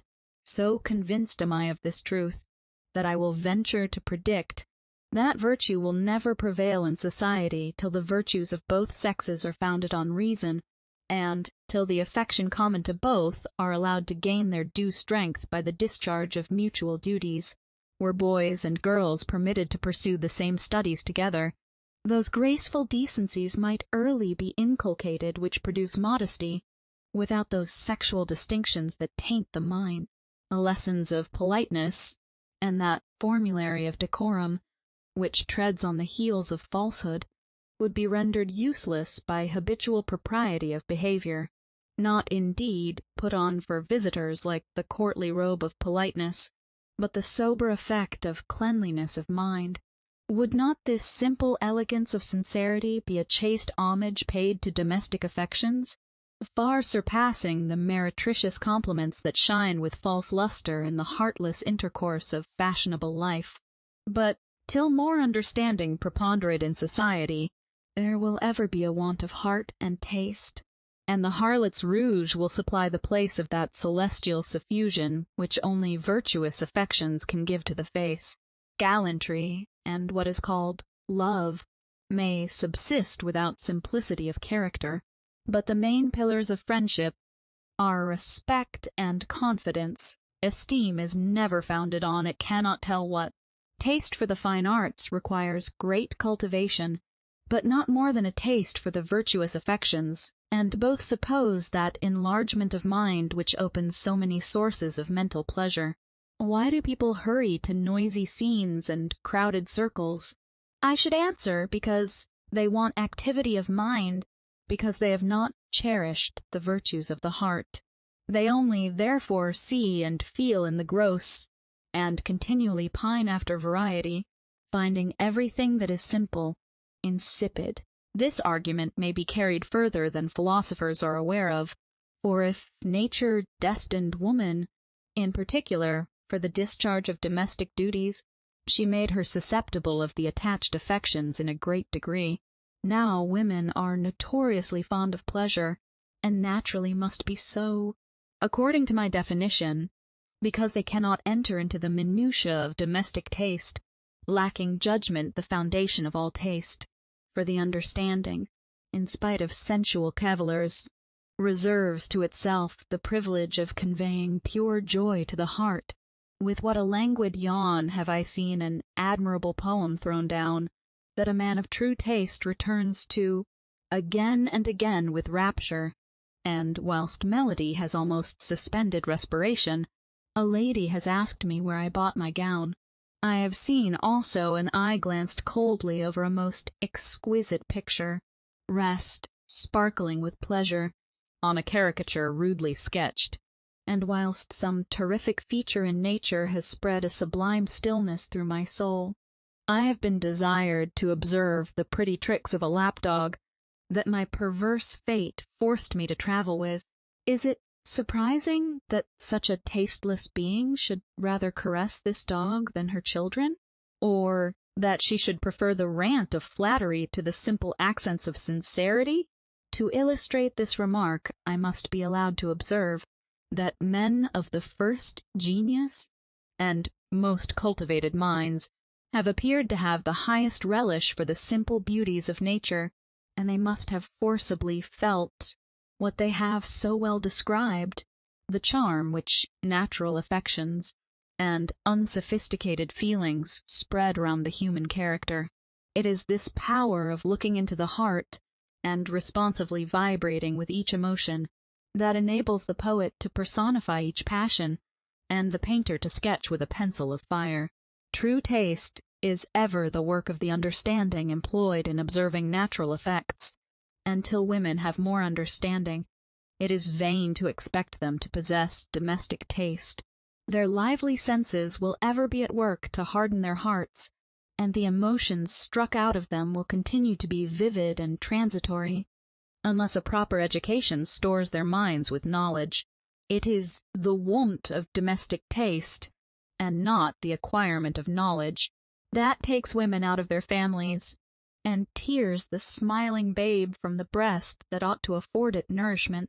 Women have been allowed to remain in ignorance and slavish dependence many, very many years, and still we hear of nothing but their fondness of pleasure and sway, their preference of rakes and soldiers, their childish attachment to toys, and the vanity that makes them value accomplishments more than virtues. History brings forward a fearful catalogue of the crimes which their cunning has produced, when the weak slaves have had sufficient address to overreach their masters. In France, and in how many other countries have men been the luxurious despots, and women the crafty ministers? Does this prove that ignorance and dependence domesticate them? Is not their folly the byword of the libertines, who relax in their society, and do not men of sense continually lament that an immoderate fondness for dress and dissipation carries the mother of a family forever from home? Their hearts have not been debauched by knowledge, nor their minds led astray by scientific pursuits, yet they do not fulfill the peculiar duties which as women they are called upon by nature to fulfill. On the contrary, the state of warfare which subsists between the sexes makes them employ those wiles that frustrate the more open designs of force.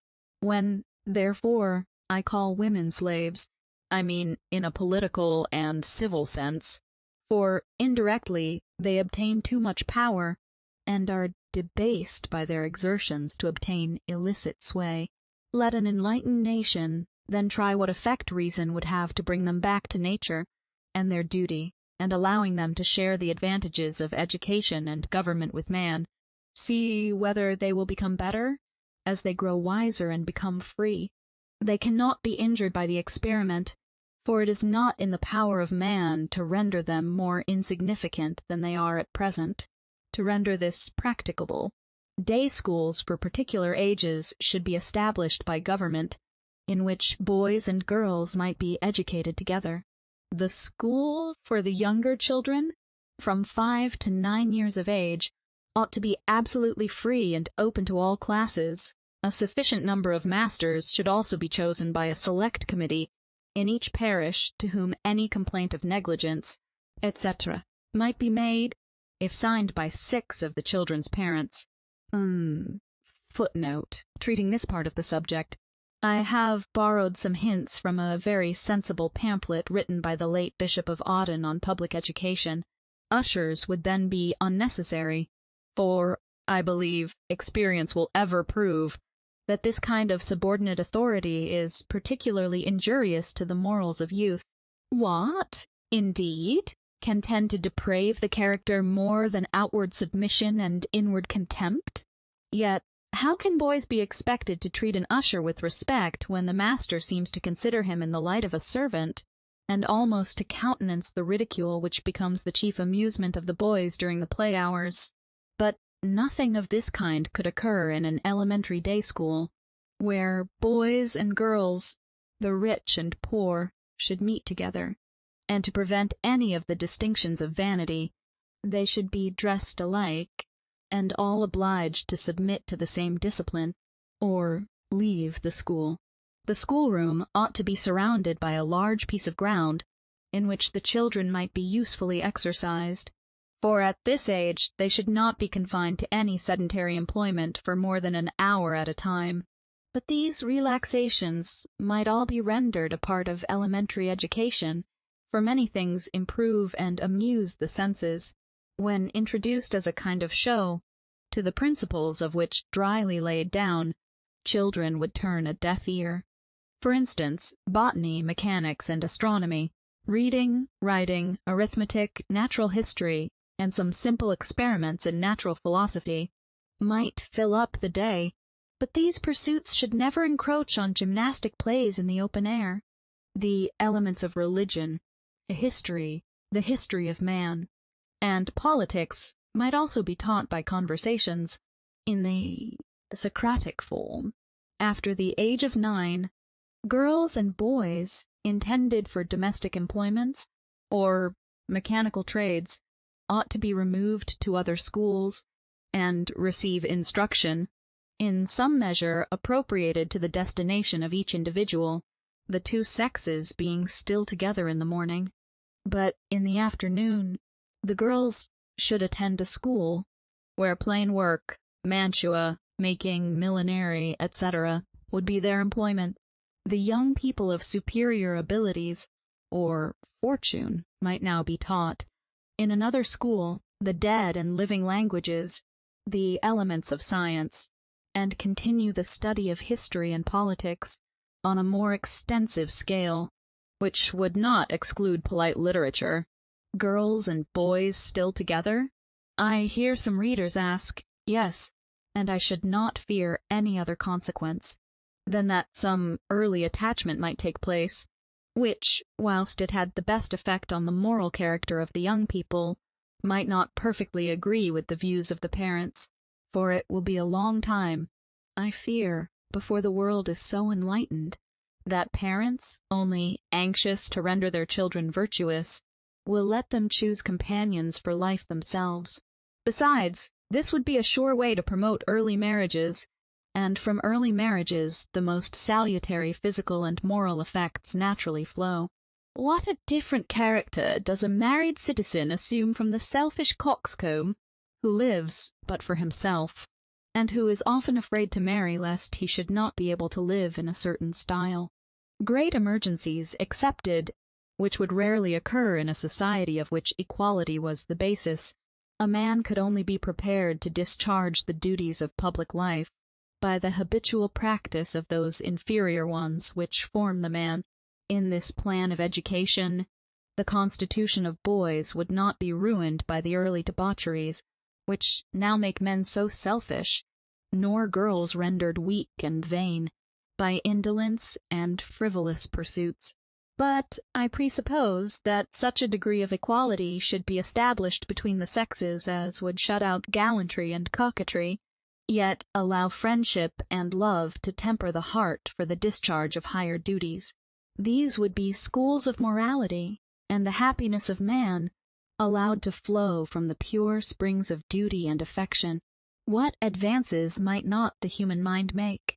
Society can only be happy and free in proportion as it is virtuous, but the present distinctions, established in society, corrode all private and blast all public virtue, have already inveighed against the custom of confining girls to their needle, and shutting them out from all political and civil employments, for by thus narrowing their minds, they are rendered unfit to fulfill the peculiar duties which nature has assigned them. Only employed about the little incidents of the day, they necessarily grow up cunning. My very soul has often sickened at observing the sly tricks practiced by women to gain some foolish thing on which their silly hearts were set. Not allowed to dispose of money, or call anything their own, they learn to turn the market penny, or should a husband offend, by staying from home, or give rise to some emotions of jealousy, a new gown, or any pretty bauble, smooths Juno's angry brow. But these littlenesses would not degrade their character. If women were led to respect themselves, if political and moral subjects were open to them, and I will venture to affirm that this is the only way to make them properly attentive to their domestic duties. An active mind embraces the whole circle of its duties, and finds time enough for all. It is not, I assert, a bold attempt to emulate masculine virtues. It is not the enchantment of literary pursuits, or the steady investigation of scientific subjects, that lead women astray from duty. No, it is indolence and vanity, the love of pleasure and the love of sway, that will reign paramount in an empty mind. I say empty, emphatically, because the education which women now receive scarcely deserves the name, for the little knowledge they are led to acquire during the important years of youth is merely relative to accomplishments, and accomplishments without a bottom, for, unless the understanding be cultivated, superficial and monotonous is every grace. Like the charms of a made-up face, they only strike the senses in a crowd, but at home, wanting mind, they want variety. The consequence is obvious.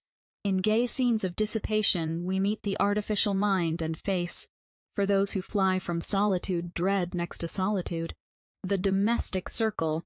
Not having it in their power to amuse or interest, they feel their own insignificance, or find nothing to amuse or interest themselves. Besides, what can be more indelicate than a girl's coming out in the fashionable world, which, in other words, is to bring to market a marriageable miss, whose person is taken from one public place to another, richly caparisoned, yet mixing in the giddy circle under restraint. These butterflies long to flutter at large, for the first affection of their souls is their own persons, to which their attention has been called with the most sedulous care, whilst they were preparing for the period that decides their fate for life. Instead of pursuing this idle routine, sighing for tasteless show, and heartless state, with what dignity would the youths of both sexes form attachments in the schools that I've cursorily pointed out, in which, as life advanced, dancing, music, and drawing might be admitted as relaxations, for at these schools young people of fortune ought to remain, more or less, till they were of age. Those who were designed for particular professions might attend 3 or 4 mornings in the week, the schools appropriated for their immediate instruction only drop these observations at present, as hints, rather indeed as an outline of the plan I mean, than a digested one. But I must add that I highly approve of one regulation mentioned in the pamphlet already alluded to, the Bishop of Autun, that of making the children and youths independent of the masters respecting punishments. They should be tried by their peers, which would be an admirable method of fixing sound principles of justice in the mind, and might have the happiest effect on the temper, which is very early soured or irritated by tyranny, till it becomes peevishly cunning, or ferociously overbearing. My imagination darts forward with benevolent fervor to greet these amiable and respectable groups, in spite of the sneering of cold hearts, who are at liberty to utter, with frigid self-importance, the damning epithet romantic, the force of which I shall endeavor to blunt by repeating the words of an eloquent moralist. I know not whether the illusions of a truly humane heart, whose zeal renders everything easy, is not preferable to that rough and repulsing reason, which always finds in indifference for the public good the first obstacle to whatever would promote it. Know that libertines will also exclaim, that woman would be unsexed by acquiring strength of body and mind, and that beauty, soft, bewitching beauty, would no longer adorn the daughters of men. I am of a very different opinion, for I think that, on the contrary, we should then see dignified beauty and true grace, to produce which many powerful physical and moral causes would concur, not relaxed beauty, it is true, nor the graces of helplessness, but such as appears to make us respect the human body as a majestic pile, fit to receive a noble inhabitant, in the relics of antiquity. Do not forget the popular opinion, that the Grecian statues were not modeled after nature. I mean, not according to the proportions of a particular man, but that beautiful limbs and features were selected from various bodies to form an harmonious whole. This might, in some degree, be true. The fine ideal picture of an exalted imagination might be superior to the materials which the painter found in nature, and thus it might with propriety be termed rather the model of mankind than of a man. It was not, however, the mechanical selection of limbs and features, but the ebullition of an heated fancy that burst forth, and the fine senses and enlarged understanding of the artist selected the solid matter, which he drew into this glowing focus. Observed that it was not mechanical, because a whole was produced, a model of that grand simplicity, of those concurring energies, which arrest our attention and command our reverence. For only insipid, lifeless beauty is produced by a servile copy of even beautiful nature. Yet, independent of these observations, I believe that the human form must have been far more beautiful than it is at present, because extreme indolence, barbarous ligatures, and many causes, which forcibly act on it, in our luxurious state of society, did not retard its expansion, or render it deformed. Exercise and cleanliness appear to be not only the surest means of preserving health, but of promoting beauty. The physical causes only considered, yet this is not sufficient.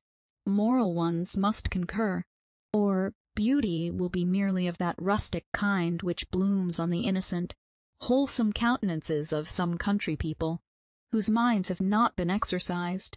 To render the person perfect, physical and moral beauty ought to be attained at the same time, each lending and receiving force by the combination. Judgment must reside on the brow, affection and fancy beam in the eye, and humanity curve the cheek. Or vain is the sparkling of the finest eye, or the elegantly turned finish of the fairest features, whilst in every motion that displays the active limbs and well-knit joints, grace and modesty should appear. But this fair assemblage is not to be brought together by chance. It is the reward of exertions met to support each other, for judgment can only be acquired by reflection, affection by the discharge of duties, and humanity by the exercise of compassion to every living creature. Humanity to animals should be particularly inculcated as a part of national education, for it is not, at present, one of our national virtues. Tenderness for their humble, dumb domestics, amongst the lower class, is oftener to be found in a savage than a civilized state, for civilization prevents that intercourse which creates affection in the rude hut, or mud cabin, and leads uncultivated minds who are only depraved by the refinements which prevail in the society, where they are trodden under foot by the rich, to domineer over them to revenge the insults that they are obliged to bear from their superiors.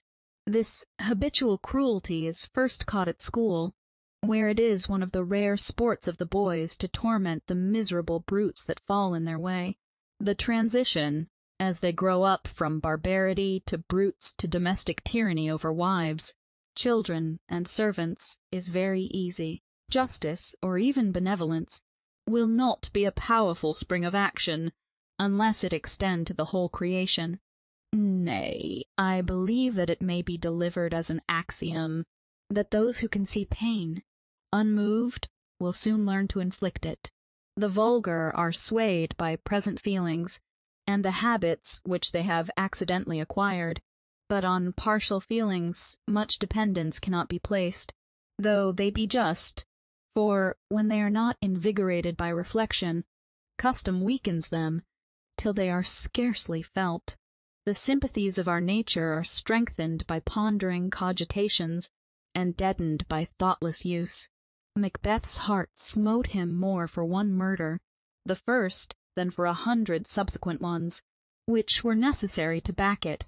But, when I used the epithet vulgar, I did not mean to confine my remark to the poor, for partial humanity, founded on present sensations or whim, is quite as conspicuous, if not more so, amongst the rich.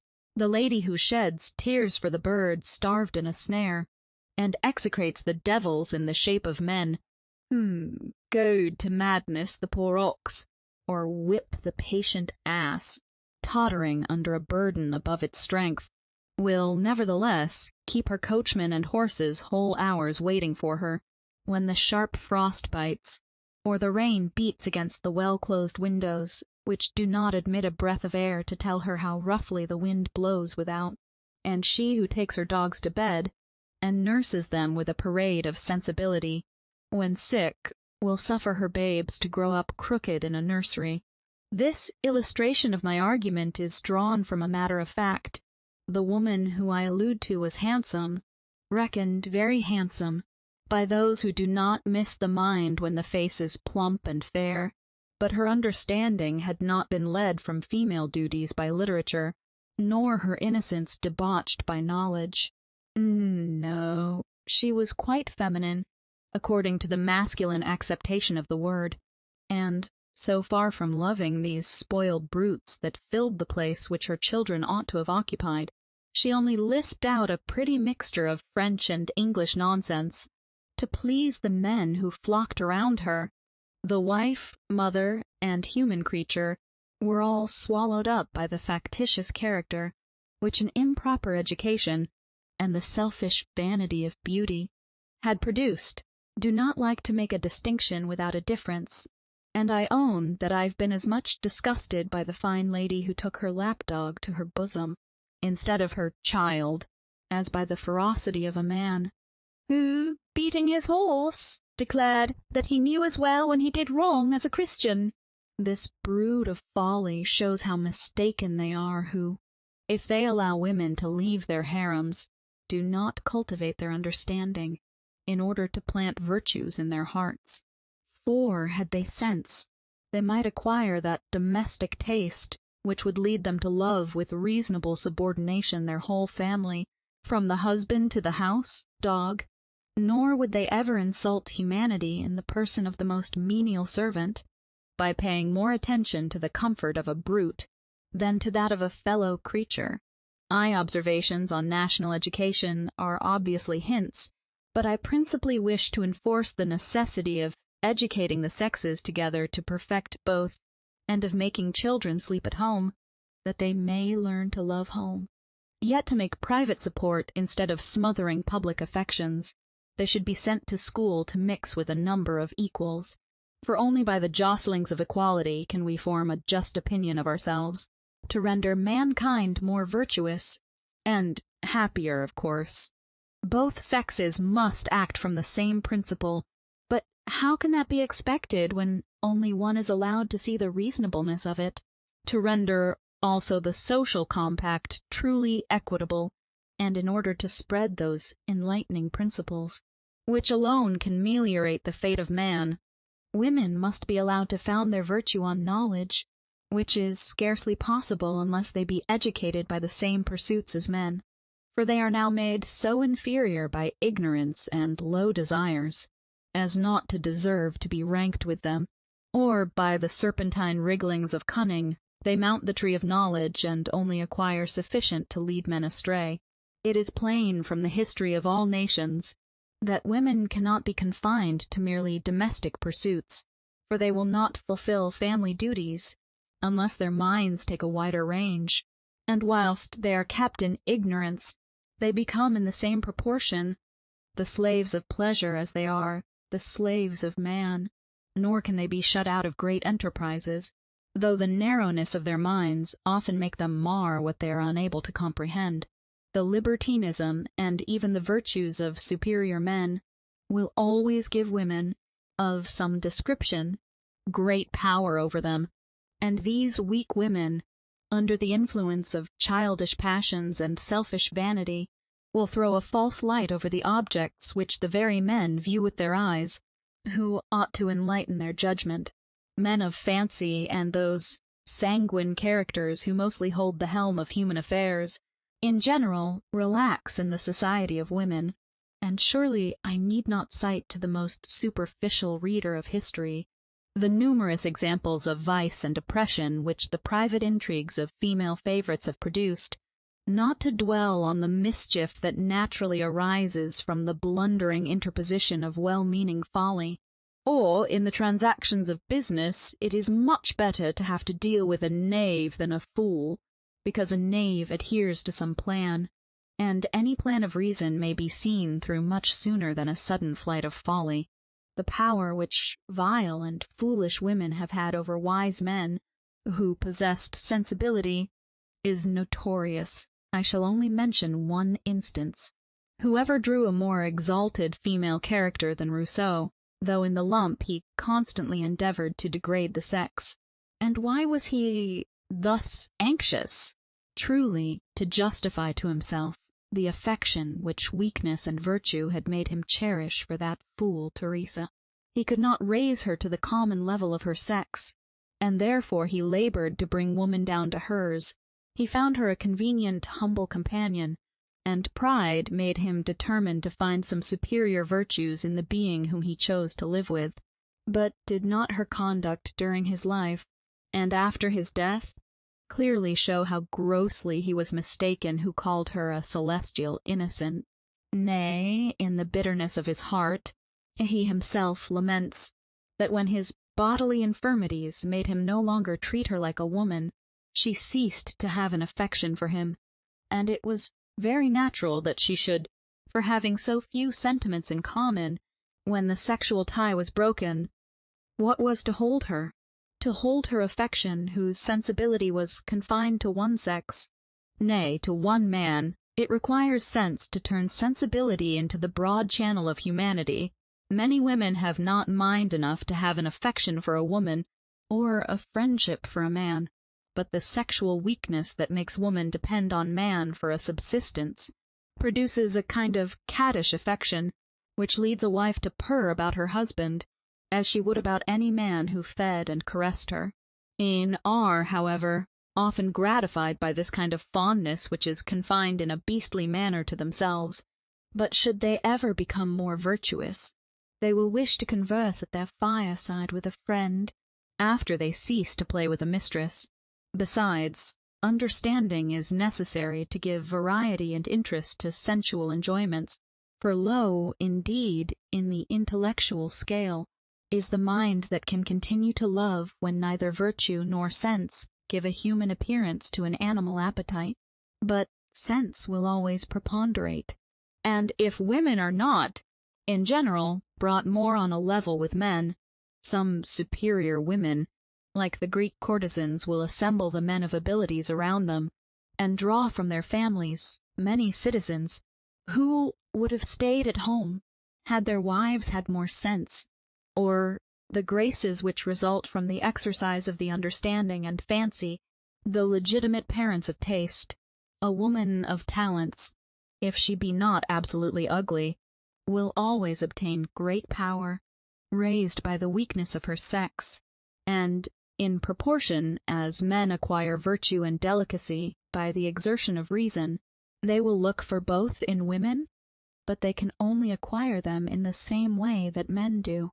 In France or Italy have the women confined themselves to domestic life, though they have not hitherto had a political existence. Yet have they not illicitly had great sway, corrupting themselves and the men with whose passions they played? In short, in whatever light I view the subject, reason and experience convince me that the only method of leading women to fulfill their peculiar duties is to free them from all restraint by allowing them to participate the inherent rights of mankind. Make them free, and they will quickly become wise and virtuous, as men become more so, for the improvement must be mutual, or the justice which one half of the human race are obliged to submit to, retorting on their oppressors, the virtue of man will be worm-eaten by the insect whom he keeps under his feet. Let men take their choice.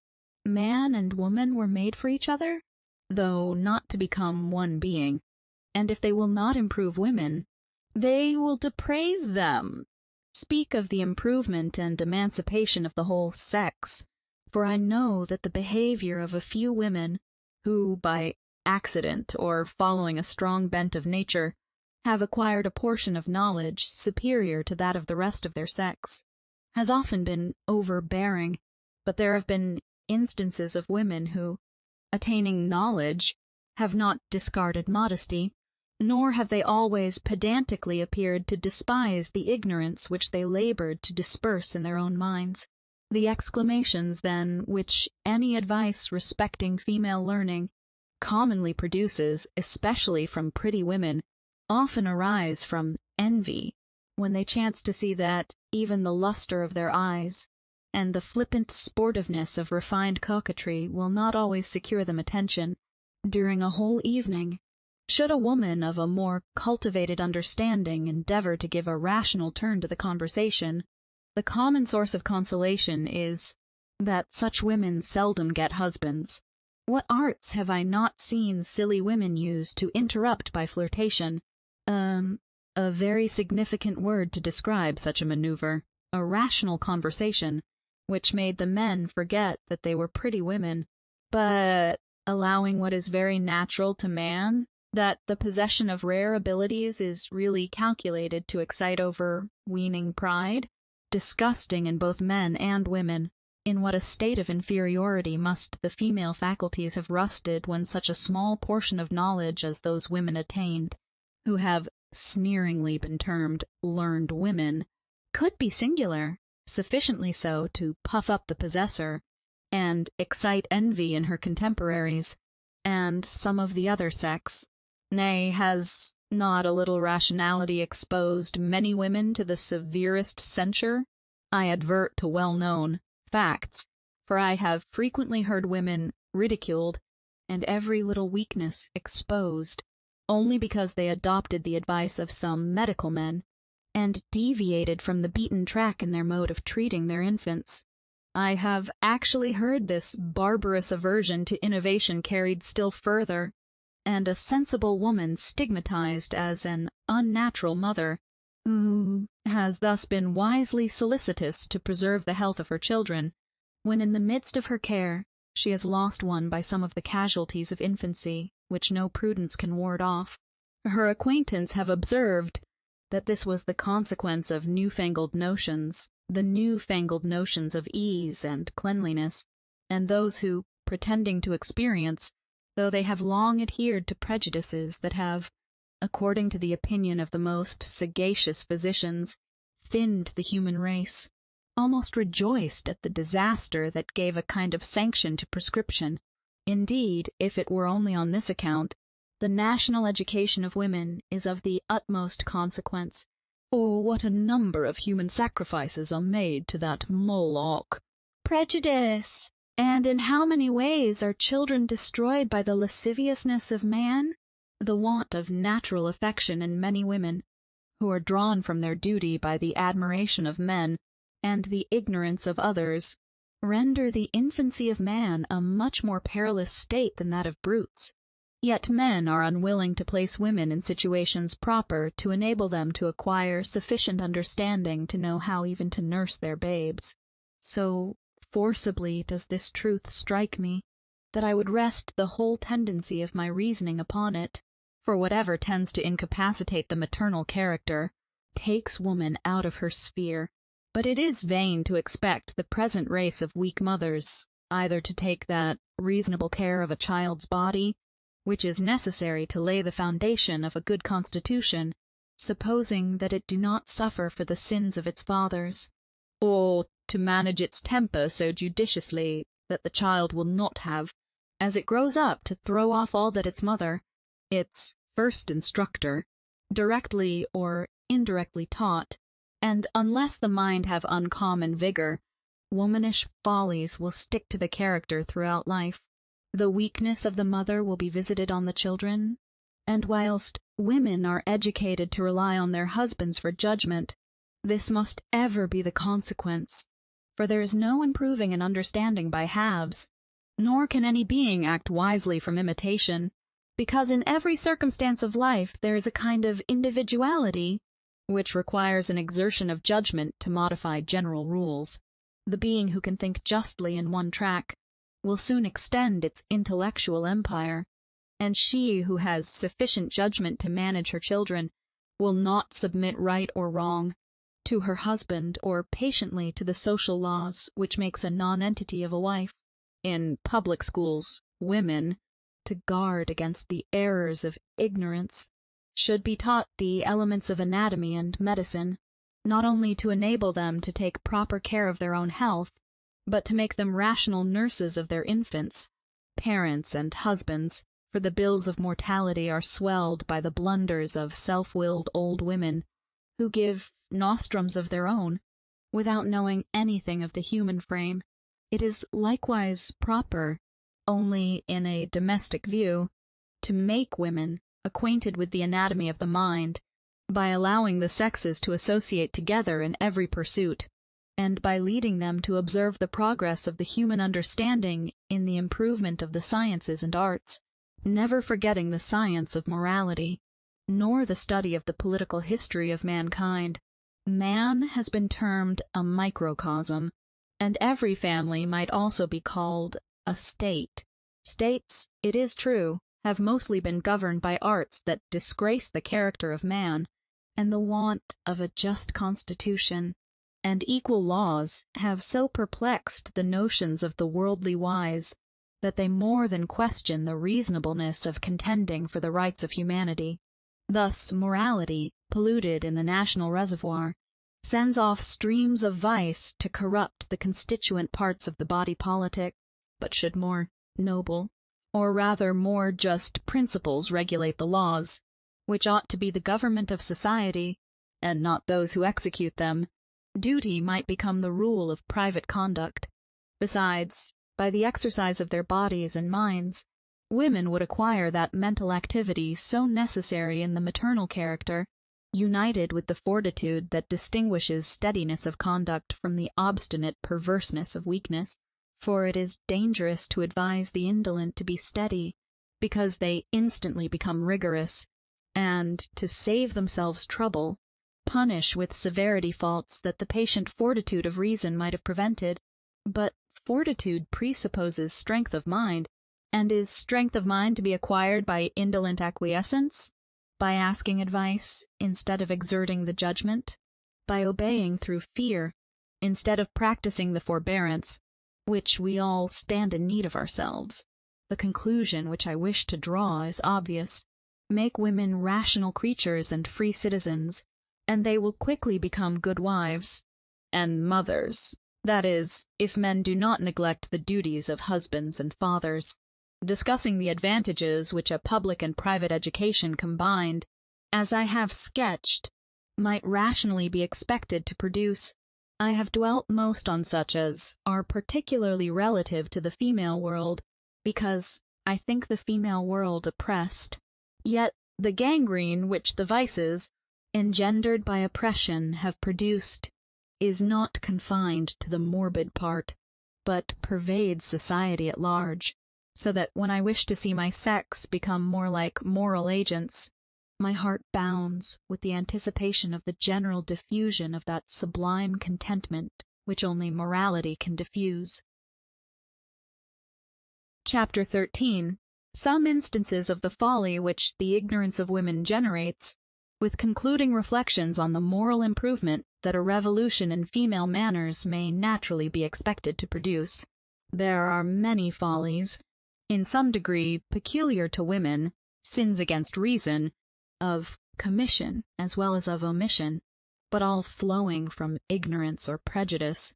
I shall only point out such as appear to be injurious to their moral character, and in animadverting on them, I wish especially to prove that the weakness of mind and body, which men have endeavored by various motives to perpetuate, prevents their discharging the peculiar duty of their sex, for when weakness of body will not permit them to suckle their children, and weakness of mind makes them spoil their tempers, is woman in a natural state?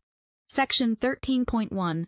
One glaring instance of the weakness which proceeds from ignorance first claims attention, and calls for severe reproof. In this metropolis, a number of lurking leashes infamously gain a subsistence by practicing on the credulity of women, pretending to cast nativities, to use the technical phrase, and many females who, proud of their rank and fortune, look down on the vulgar with sovereign contempt, show by this credulity that the distinction is arbitrary, and that they have not sufficiently cultivated their minds to rise above vulgar prejudices. Women, because they have not been led to consider the knowledge of their duty as the one thing necessary to know, or to live in the present moment by the discharge of it, are very anxious to peep into futurity, to learn what they have to expect to render life interesting, and to break the vacuum of ignorance.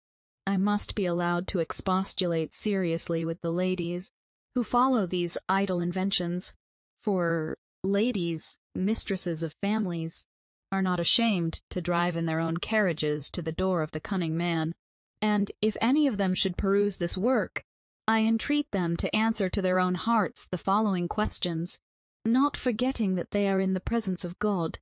Do you believe that there is but one God, and that He is powerful, wise, and good? Do you believe that all things were created by Him, and that all beings are dependent on Him? Do you rely on His wisdom, so conspicuous in His works, and in your own frame, and are you convinced that He has ordered all things which do not come under the cognizance of your senses, in the same perfect harmony, to fulfill His designs?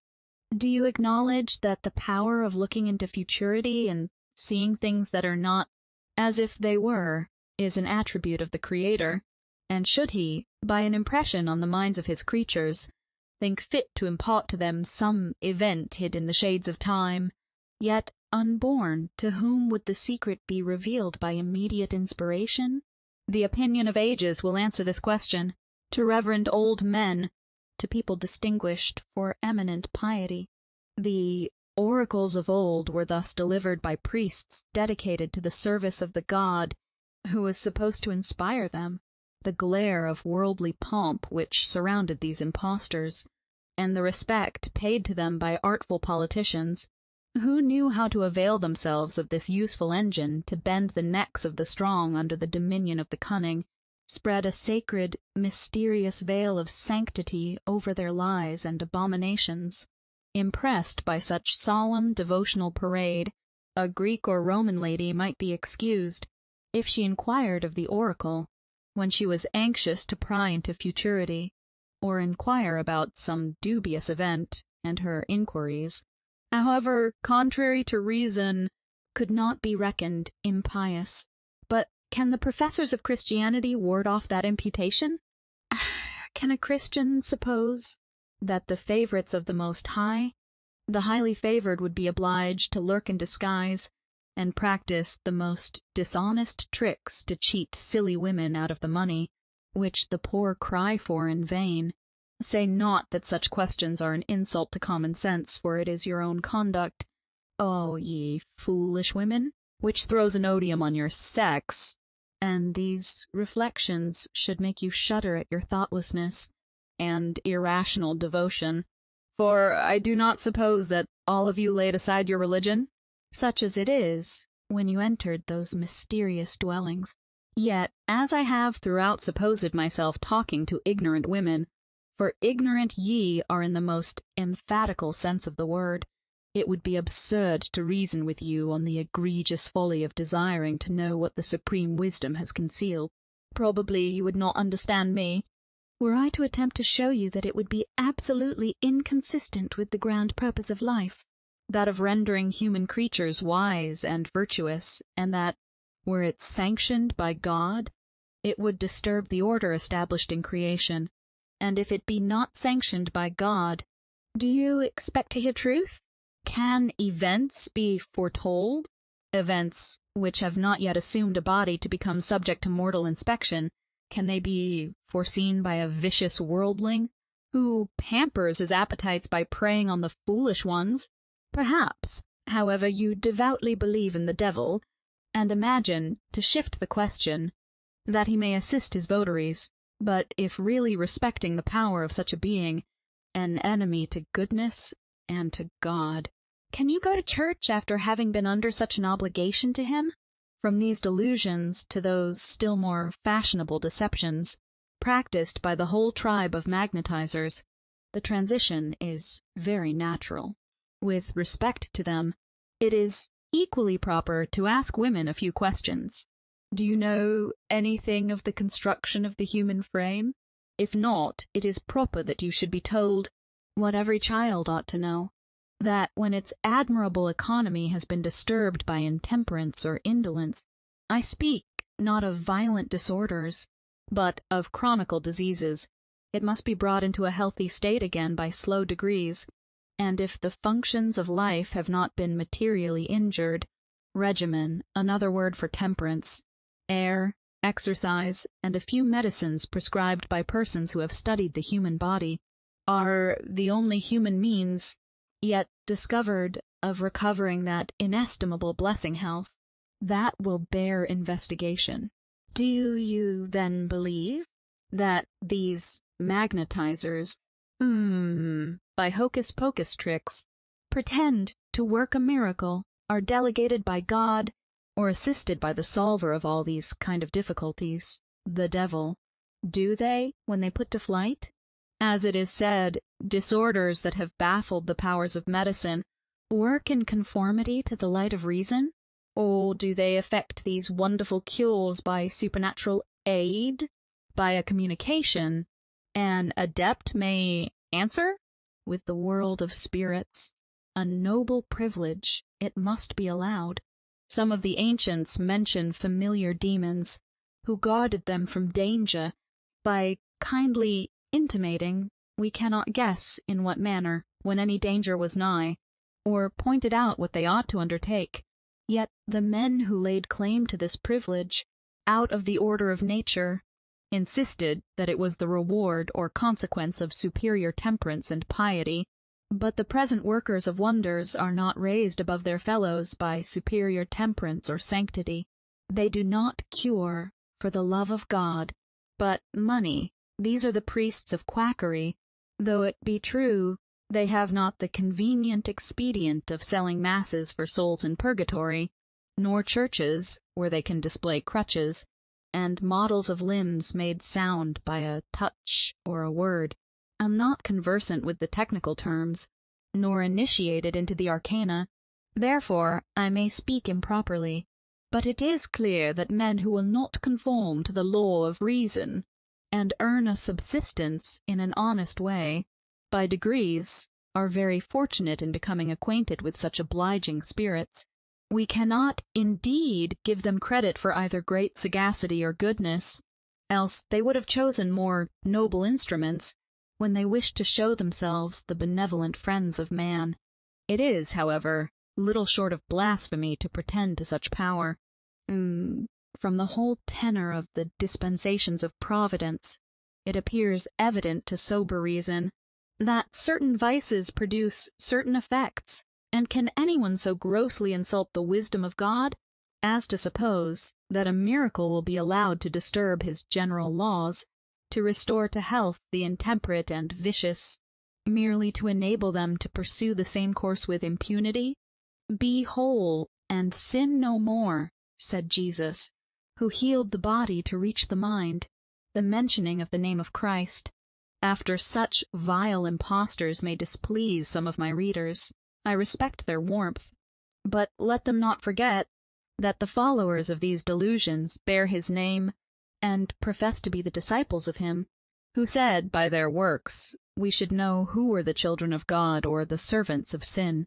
I allow that it is easier to touch the body of a saint, or to be magnetized, than to restrain our appetites or govern our passions. But health of body or mind can only be recovered by these means, or we make the supreme judge partial and revengeful. Is he a man, that he should change, or punish out of resentment?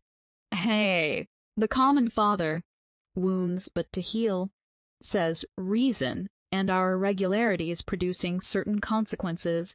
We are forcibly shown the nature of vice, that thus, learning to know good from evil, by experience, we may hate one and love the other, in proportion to the wisdom which we attain.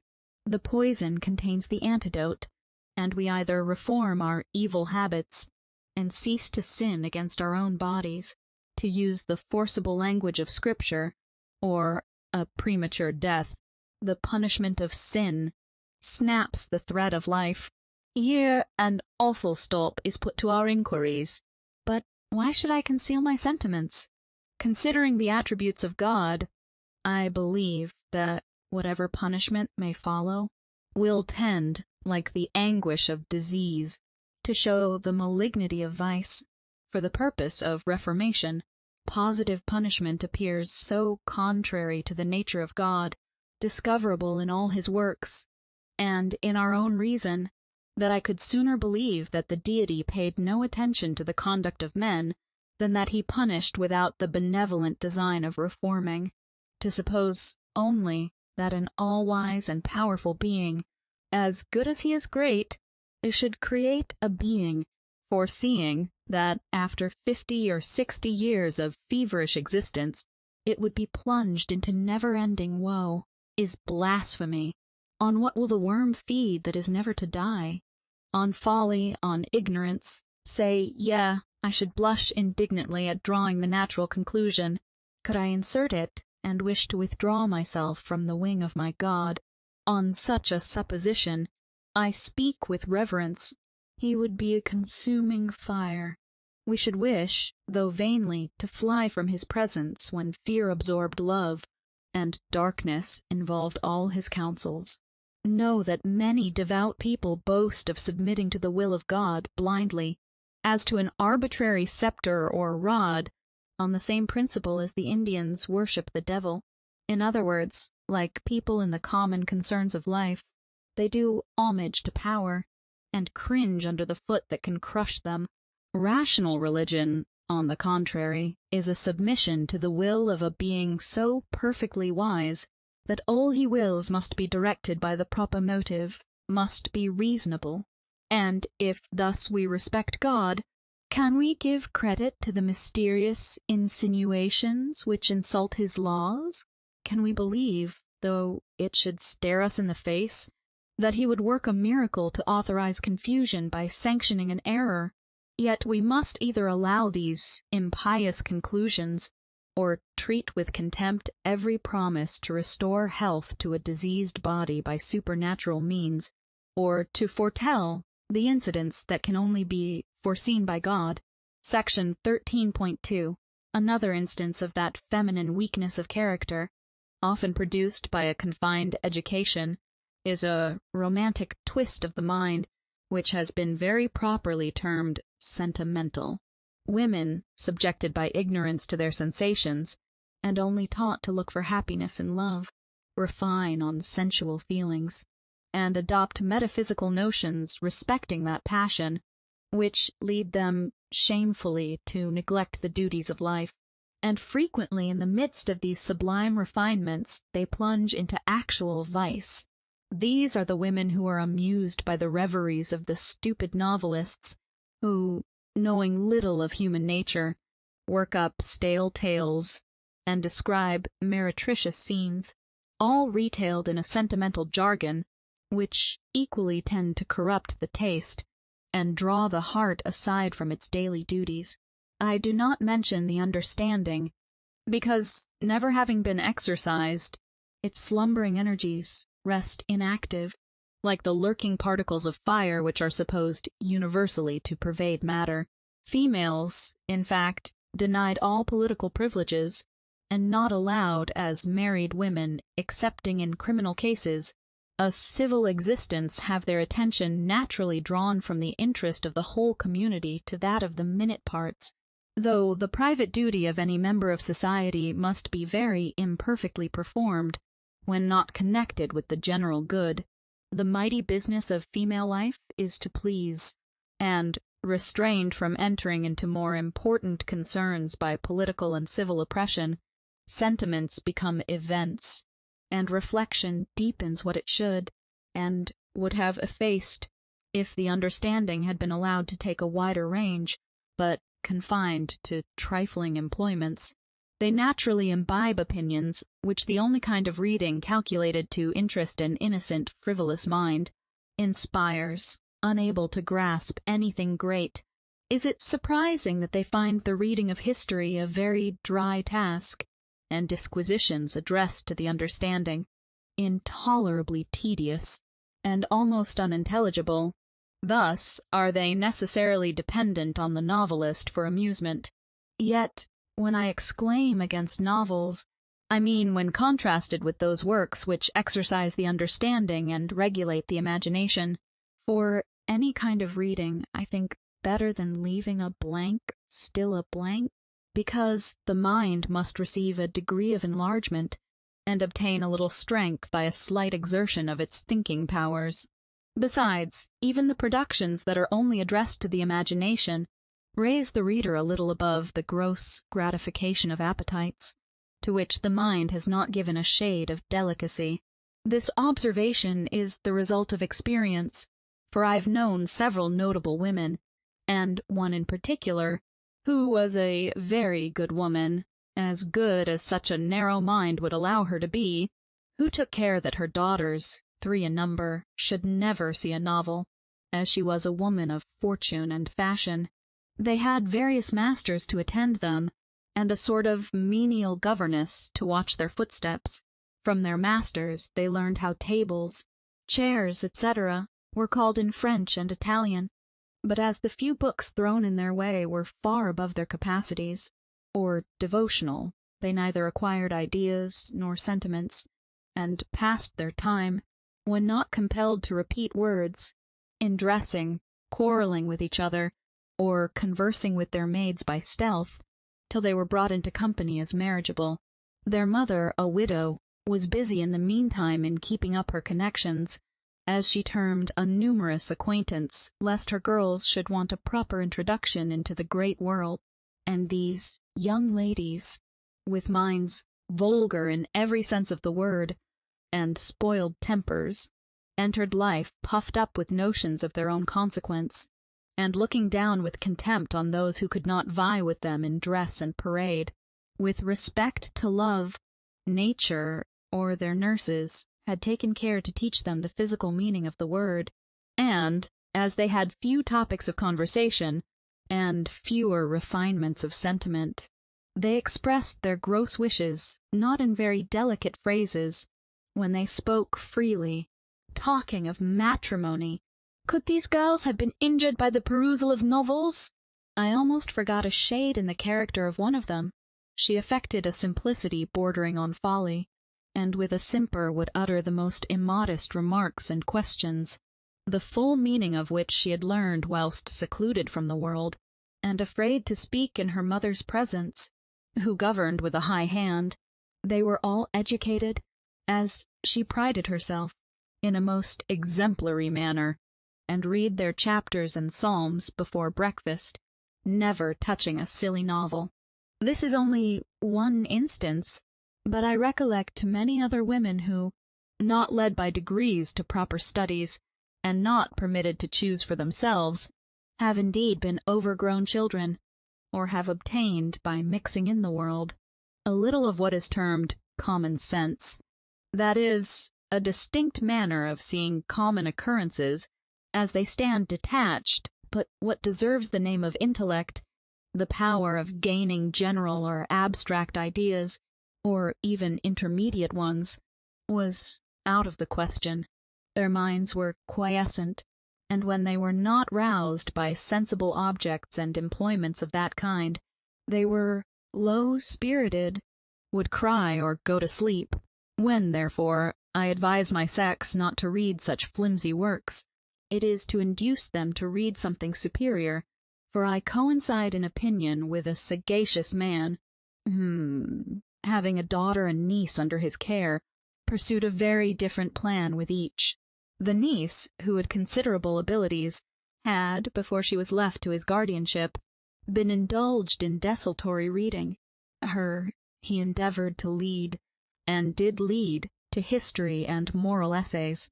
But his daughter, whom a fond, weak mother had indulged, and who consequently was averse to everything like application, he allowed to read novels, and used to justify his conduct by saying that if she ever attained a relish for reading them, he should have some foundation to work upon, and that erroneous opinions were better than none at all. In fact, the female mind has been so totally neglected that knowledge was only to be acquired from this muddy source, till from reading novels some women of superior talents learn to despise them. The best method, I believe, that can be adopted to correct a fondness for novels is to ridicule them, not indiscriminately, for then it would have little effect, but if a judicious person, with some turn for humor, would read several to a young girl, and point out, both by tones and apt comparisons with pathetic incidents and heroic characters in history, how foolishly and ridiculously they caricatured human nature, just opinions might be substituted instead of romantic sentiments. In one respect, however, the majority of both sexes resemble, and equally show, want of taste and modesty.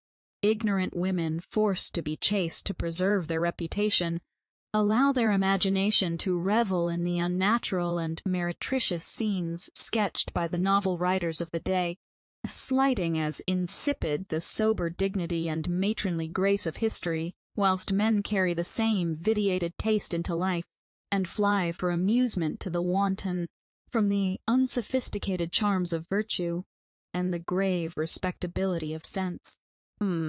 Footnote: I am not now alluding to that superiority of mind which leads to the creation of ideal beauty, when life surveyed with a penetrating eye appears a tragi-comedy, in which little can be seen to satisfy the heart without the help of fancy. Besides, the reading of novels makes women, and particularly ladies of fashion, very fond of using strong expressions and superlatives in conversation, and, though the dissipated, artificial life which they lead prevents their cherishing any strong legitimate passion, the language of passion in affected tones slips forever from their glib tongues, and every trifle produces those phosphoric bursts which only mimic in the dark the flame of passion. Section 13.3.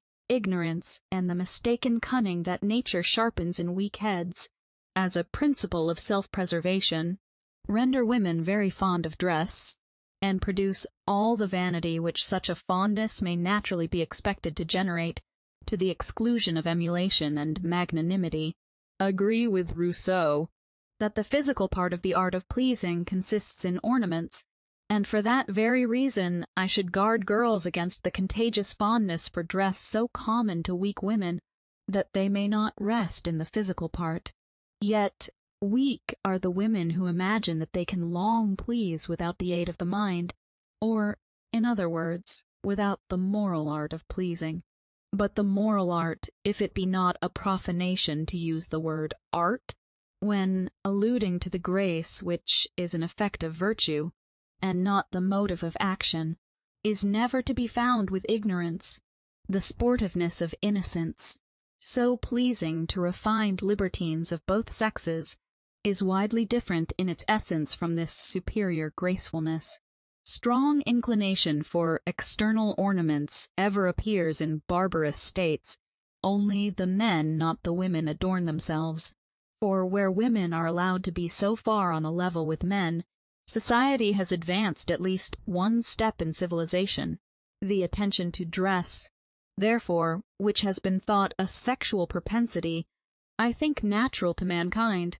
But I ought to express myself with more precision. When the mind is not sufficiently open to take pleasure in reflection, the body will be adorned with sedulous care, and ambition will appear in tattooing or painting it. So far is the first inclination carried, that even the hellish yoke of slavery cannot stifle the savage desire of admiration, which the black heroes inherit from both their parents, for all the hardly earned savings of a slave are commonly expended in a little tawdry finery, and I have seldom known a good male or female servant that was not particularly fond of dress. Their clothes were their riches, and I argue from analogy that the fondness for dress, so extravagant in females, arises from the same cause, want of cultivation of mind. When men meet, they converse about business, politics, or literature, but, says Swift, how naturally do women apply their hands to each other's lappets and ruffles, and very natural it is, for they have not any business to interest them, have not a taste for literature, and they find politics dry, because they have not acquired a love for mankind by turning their thoughts to the grand pursuits that exalt the human race and promote general happiness. Besides, various are the paths to power and fame, which by accident or choice men pursue, and though they jostle against each other, for men of the same profession are seldom friends, yet there is a much greater number of their fellow creatures with whom they never clash. But women are very differently situated with respect to each other, for they are all rivals. Before marriage, it is their business to please men, and after, with a few exceptions, they follow the same scent, with all the persevering pertinacity of instinct. Even virtuous women never forget their sex in company, for they are forever trying to make themselves agreeable. A female beauty and a male wit appear to be equally anxious to draw the attention of the company to themselves, and the animosity of contemporary wits is proverbial. Is it then surprising that when the sole ambition of woman centers in beauty, and interest gives vanity additional force, perpetual rivalships should ensue? They are all running the same race, and would rise above the virtue of mortals if they did not view each other with a suspicious and even envious eye. An immoderate fondness for dress, for pleasure and for sway, are the passions of savages, the passions that occupy those uncivilized beings who have not yet extended the dominion of the mind, or even learned to think with the energy necessary to concatenate that abstract train of thought which produces principles. And that women, from their education and the present state of civilized life, are in the same condition, cannot, I think, be controverted. To laugh at them then, or satirize the follies of a being who is never to be allowed to act freely from the light of her own reason, is as absurd as cruel, for that they who are taught blindly to obey authority will endeavor cunningly to elude it, is most natural and certain. Yet let it be proved that they ought to obey man implicitly, and I shall immediately agree that it is woman's duty to cultivate a fondness for dress, in order to please, and a propensity to cunning for her own preservation. The virtues, however, which are supported by ignorance, must ever be wavering. The house built on sand could not endure a storm. It is almost unnecessary to draw the inference. If women are to be made virtuous by authority, which is a contradiction in terms, let them be immured in seraglios and watched with a jealous eye. Fear not that the iron will enter into their souls, for the souls that can bear such treatment are made of yielding materials, just animated enough to give life to the body, matter too soft a lasting mark to bear, and best distinguished by black, brown, or fair. The most cruel wounds will of course soon heal, and they may still people the world, and dress to please man, all the purposes which certain celebrated writers have allowed that they were created to fill. Section 13.4. Women are supposed to possess more sensibility and even humanity than men, and their strong attachments and instantaneous emotions of compassion are given as proofs. But the clinging affection of ignorance has seldom anything noble in it, and may mostly be resolved into selfishness, as well as the affection of children and brutes. I have known many weak women whose sensibility was entirely engrossed by their husbands, and as for their humanity, it was very faint indeed, or rather, it was only a transient emotion of compassion. Humanity does not consist in a squeamish ear, says an eminent orator. It belongs to the mind as well as the nerves. But this kind of exclusive affection, though it degrade the individual, should not be brought forward as a proof of the inferiority of the sex, because it is the natural consequence of confined views, for even women of superior sense, having their attention turned to little employments, and private plans, rarely rise to heroism, unless when spurred on by love, and love as an heroic passion, like genius, appears but once in an age. I therefore agree with the moralist who asserts that women have seldom so much generosity as men, and that their narrow affections, to which justice and humanity are often sacrificed, render the sex apparently inferior, especially as they are commonly inspired by men. But I contend that the heart would expand as the understanding gained strength, if women were not depressed from their cradles. Know that a little sensibility and great weakness will produce a strong sexual attachment, and that reason must cement friendship. Consequently, I allow that more friendship is to be found in the male than the female world, and that men have a higher sense of justice. The exclusive affections of women seem indeed to resemble Cato's most unjust love for his country. He wished to crush Carthage, not to save Rome, but to promote its vain glory, and in general, it is to similar principles that humanity is sacrificed, for genuine duties support each other. Besides, how can women be just or generous when they are the slaves of injustice? Section 13.5. As the rearing of children, that is, the laying a foundation of sound health both of body and mind in the rising generation, has justly been insisted on as the peculiar destination of woman, the ignorance that incapacitates them must be contrary to the order of things, and I contend that their minds can take in much more, and ought to do so, or they will never become sensible mothers. Many men attend to the breeding of horses, and overlook the management of the stable, who would, strange want of sense and feeling, think themselves degraded by paying any attention to the nursery. Yet how many children are absolutely murdered by the ignorance of women, but when they escape, and are neither destroyed by unnatural negligence nor blind fondness, how few are managed properly with respect to the infant mind, so that, to break the spirit, allowed to become vicious at home, a child is sent to school, and the methods taken there, which must be taken to keep a number of children in order, scatter the seeds of almost every vice in the soil thus forcibly torn up. Have sometimes compared the struggles of these poor children who ought never to have felt restraint, nor would, had they been always held in with an even hand, to the despairing plunges of a spirited filly, which I have seen breaking on a strand, its feet sinking deeper and deeper in the sand every time it endeavored to throw its rider, till at last it sullenly submitted.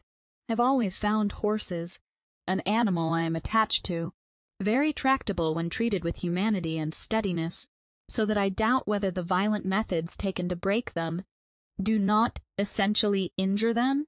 I am, however, certain that a child should never be thus forcibly tamed after it has injudiciously been allowed to run wild, for every violation of justice and reason in the treatment of children weakens their reason, and so early do they catch a character that the base of the moral character, experience leads me to infer, is fixed before their 7th year, the period during which women are allowed the sole management of children. Afterwards, it too often happens that half the business of education is to correct, and very imperfectly is it done. If done hastily, the faults, which they would never have acquired if their mothers had had more understanding. One striking instance of the folly of women must not be omitted: the manner in which they treat servants in the presence of children, permitting them to suppose that they ought to wait on them and bear their humors. A child should always be made to receive assistance from a man or woman as a favor, and, as the first lesson of independence, they should practically be taught, by the example of their mother, not to require that personal attendance which it is an insult to humanity to require, when in health, and instead of being led to assume airs of consequence, a sense of their own weakness should first make them feel the natural equality of man. Yet, how frequently have I indignantly heard servants imperiously called to put children to bed, and sent away again and again, because Master or Miss hung about Mamma to stay a little longer, thus made slavishly to attend the little idol. All those most disgusting humors were exhibited which characterize a spoiled child. In short, speaking of the majority of mothers, they leave their children entirely to the care of servants, or, because they are their children, treat them as if they were little demigods, though I have always observed that the women who thus idolize their children seldom show common humanity to servants, or feel the least tenderness for any children but their own. It is, however, these exclusive affections, and an individual manner of seeing things, produced by ignorance, which keep women forever at a stand, with respect to improvement, and make many of them dedicate their lives to their children only to weaken their bodies and spoil their tempers, frustrating also any plan of education that a more rational father may adopt, for, unless a mother concurs, the father who restrains will ever be considered as a tyrant. But, fulfilling the duties of a mother, a woman with a sound constitution may still keep her person scrupulously neat, and assist to maintain her family, if necessary, or by reading and conversations with both sexes, indiscriminately improve her mind, for nature has so wisely ordered things, that did women suckle their children, they would preserve their own health, and there would be such an interval between the birth of each child that we should seldom see a house full of babes.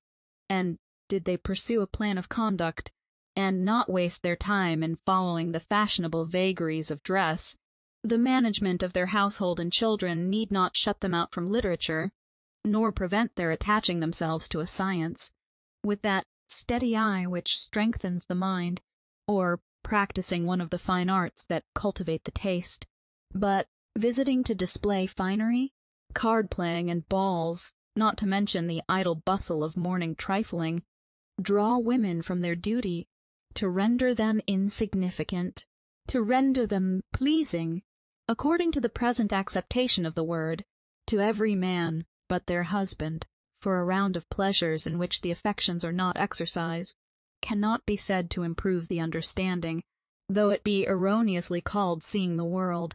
Yet the heart is rendered cold and averse to duty by such a senseless intercourse, which becomes necessary from habit, even when it has ceased to amuse.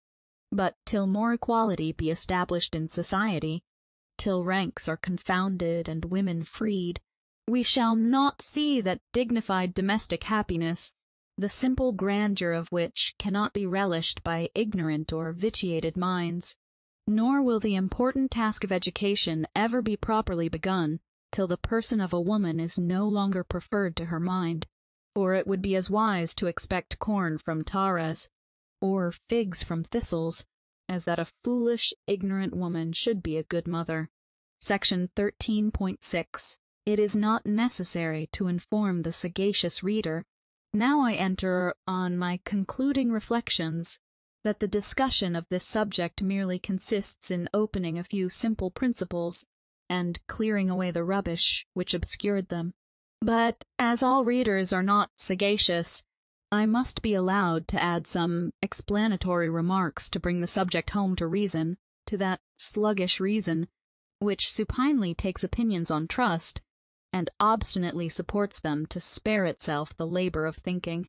Oralists have unanimously agreed that unless virtue be nursed by liberty, it will never attain due strength, and what they say of man I extend to mankind, insisting that in all cases morals must be fixed on immutable principles, and that the being cannot be termed rational or virtuous who obeys any authority but that of reason. To render women truly useful members of society, I argue that they should be led, by having their understandings cultivated on a large scale, to acquire a rational affection for their country, founded on knowledge, because it is obvious that we are little interested about what we do not understand, and to render this general knowledge of due importance, I have endeavored to show that private duties are never properly fulfilled unless the understanding enlarges the heart, and that public virtue is only an aggregate of private. But the distinctions established in society undermine both by beating out the solid gold of virtue, till it becomes only the tinsel covering of vice. For, whilst wealth renders a man more respectable than virtue, wealth will be sought before virtue, and, whilst women's persons are caressed, when a childish simper shows an absence of mind, the mind will lie fallow. Yet true voluptuousness must proceed from the mind, for what can equal the sensations produced by mutual affection, supported by mutual respect? What are the cold or feverish caresses of appetite, but sin embracing death, compared with the modest overflowings of a pure heart and exalted imagination?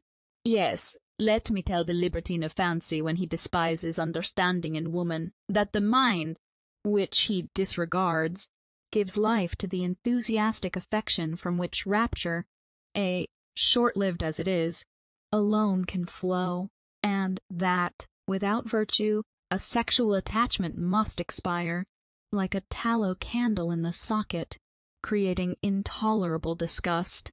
To prove this, I need only observe that men who have wasted great part of their lives with women, and with whom they have sought for pleasure with eager thirst, entertain the meanest opinion of the sex. Virtue, true refiner of joy, if foolish men were to fright thee from earth, in order to give loose to all their appetites without a check, some sensual wight of taste would scale the heavens to invite thee back, to give a zest to pleasure. That women at present are by ignorance rendered foolish or vicious is, I think, not to be disputed, and that the most salutary effects tending to improve mankind might be expected from a revolution in female manners, appears at least, with a face of probability, to rise out of the observation, before as marriage has been termed the parent of those endearing charities, which draw man from the brutal herd. The corrupting intercourse that wealth, idleness, and folly produce between the sexes is more universally injurious to morality than all the other vices of mankind collectively considered. To adulterous lust the most sacred duties are sacrificed, because, before marriage, men, by a promiscuous intimacy with women, Learn to consider love as a selfish gratification. Learn to separate it not only from esteem, but from the affection merely built on habit, which mixes a little humanity with it. Justice and friendship are also set at defiance, and that purity of taste is vitiated, which would naturally lead a man to relish an artless display of affection, rather than affected airs. But that noble simplicity of affection, which dares to appear unadorned, has few attractions for the libertine, though it be the charm which, by cementing the matrimonial tie, secures to the pledges of a warmer passion the necessary parental attention. For children will never be properly educated till friendship subsists between parents. Virtue flies from a house divided against itself, and a whole legion of devils take up their residence there. The affection of husbands and wives cannot be pure when they have so few sentiments in common, and when so little confidence is established at home, as must be the case when their pursuits are so different. That intimacy from which tenderness should flow cannot subsist between the vicious, contending, therefore, that the sexual distinction, which men have so warmly insisted upon, is arbitrary. I've dwelt on an observation that several sensible men, with whom I have conversed on the subject, allowed to be well-founded, and it is simply this, that the little chastity to be found amongst men, and consequent disregard of modesty, tend to degrade both sexes, and further, that the modesty of women, characterized as such, will often be only the artful veil of wantonness, instead of being the natural reflection of purity, till modesty be universally respected. From the tyranny of man, I firmly believe, the greater number of female follies proceed, and the cunning which I allow makes at present a part of their character, I likewise have repeatedly endeavored to prove, is produced by oppression. Were not dissenters, for instance, a class of people with strict truth characterized as cunning? And may I not lay some stress on this fact to prove that when any power but reason curbs the free spirit of man, dissimulation is practiced, and the various shifts of art are naturally called forth? Great attention to decorum, which was carried to a degree of scrupulosity, and all that puerile bustle about trifles and consequential solemnity, which Butler's caricature of a dissenter brings before the imagination, shaped their persons as well as their minds in the mold of prim littleness. I speak collectively, for I know how many ornaments to human nature have been enrolled amongst sectaries. Yet, I assert that the same narrow prejudice for their sect, which women have for their families, prevailed in the dissenting part of the community, however worthy in other respects, and also that the same timid prudence, or headstrong efforts, often disgraced the exertions of both. Oppression thus formed many of the features of their character perfectly to coincide with that of the oppressed half of mankind. For is it not notorious that dissenters were like women, fond of deliberating together, and asking advice of each other, till by a complication of little contrivances, some little end was brought about? A similar attention to preserve their reputation was conspicuous in the dissenting and female world, and was produced by a similar cause. Asserting the rights which women in common with men ought to contend for, I have not attempted to extenuate their faults, but to prove them to be the natural consequence of their education and station in society. If so, it is reasonable to suppose that they will change their character, and correct their vices and follies, when they are allowed to be free in a physical, moral, and civil sense. Let woman share the rights, and she will emulate the virtues of man, for she must grow more perfect when emancipated, or justify the authority that chains such a weak being to her duty.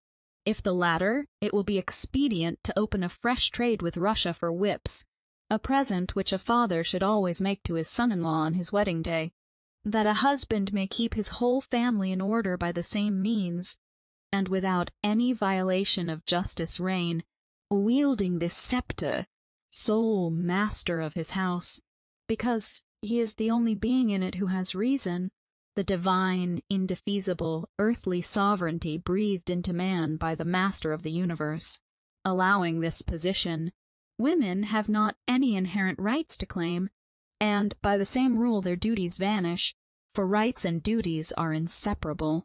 Be just then, O ye men of understanding, and mark not more severely what women do amiss, than the vicious tricks of the horse, or the ass for whom ye provide provender, and allow her the privileges of ignorance, to whom ye deny the rights of reason, or ye will be worse than Egyptian task masters, expecting virtue where nature has not given understanding.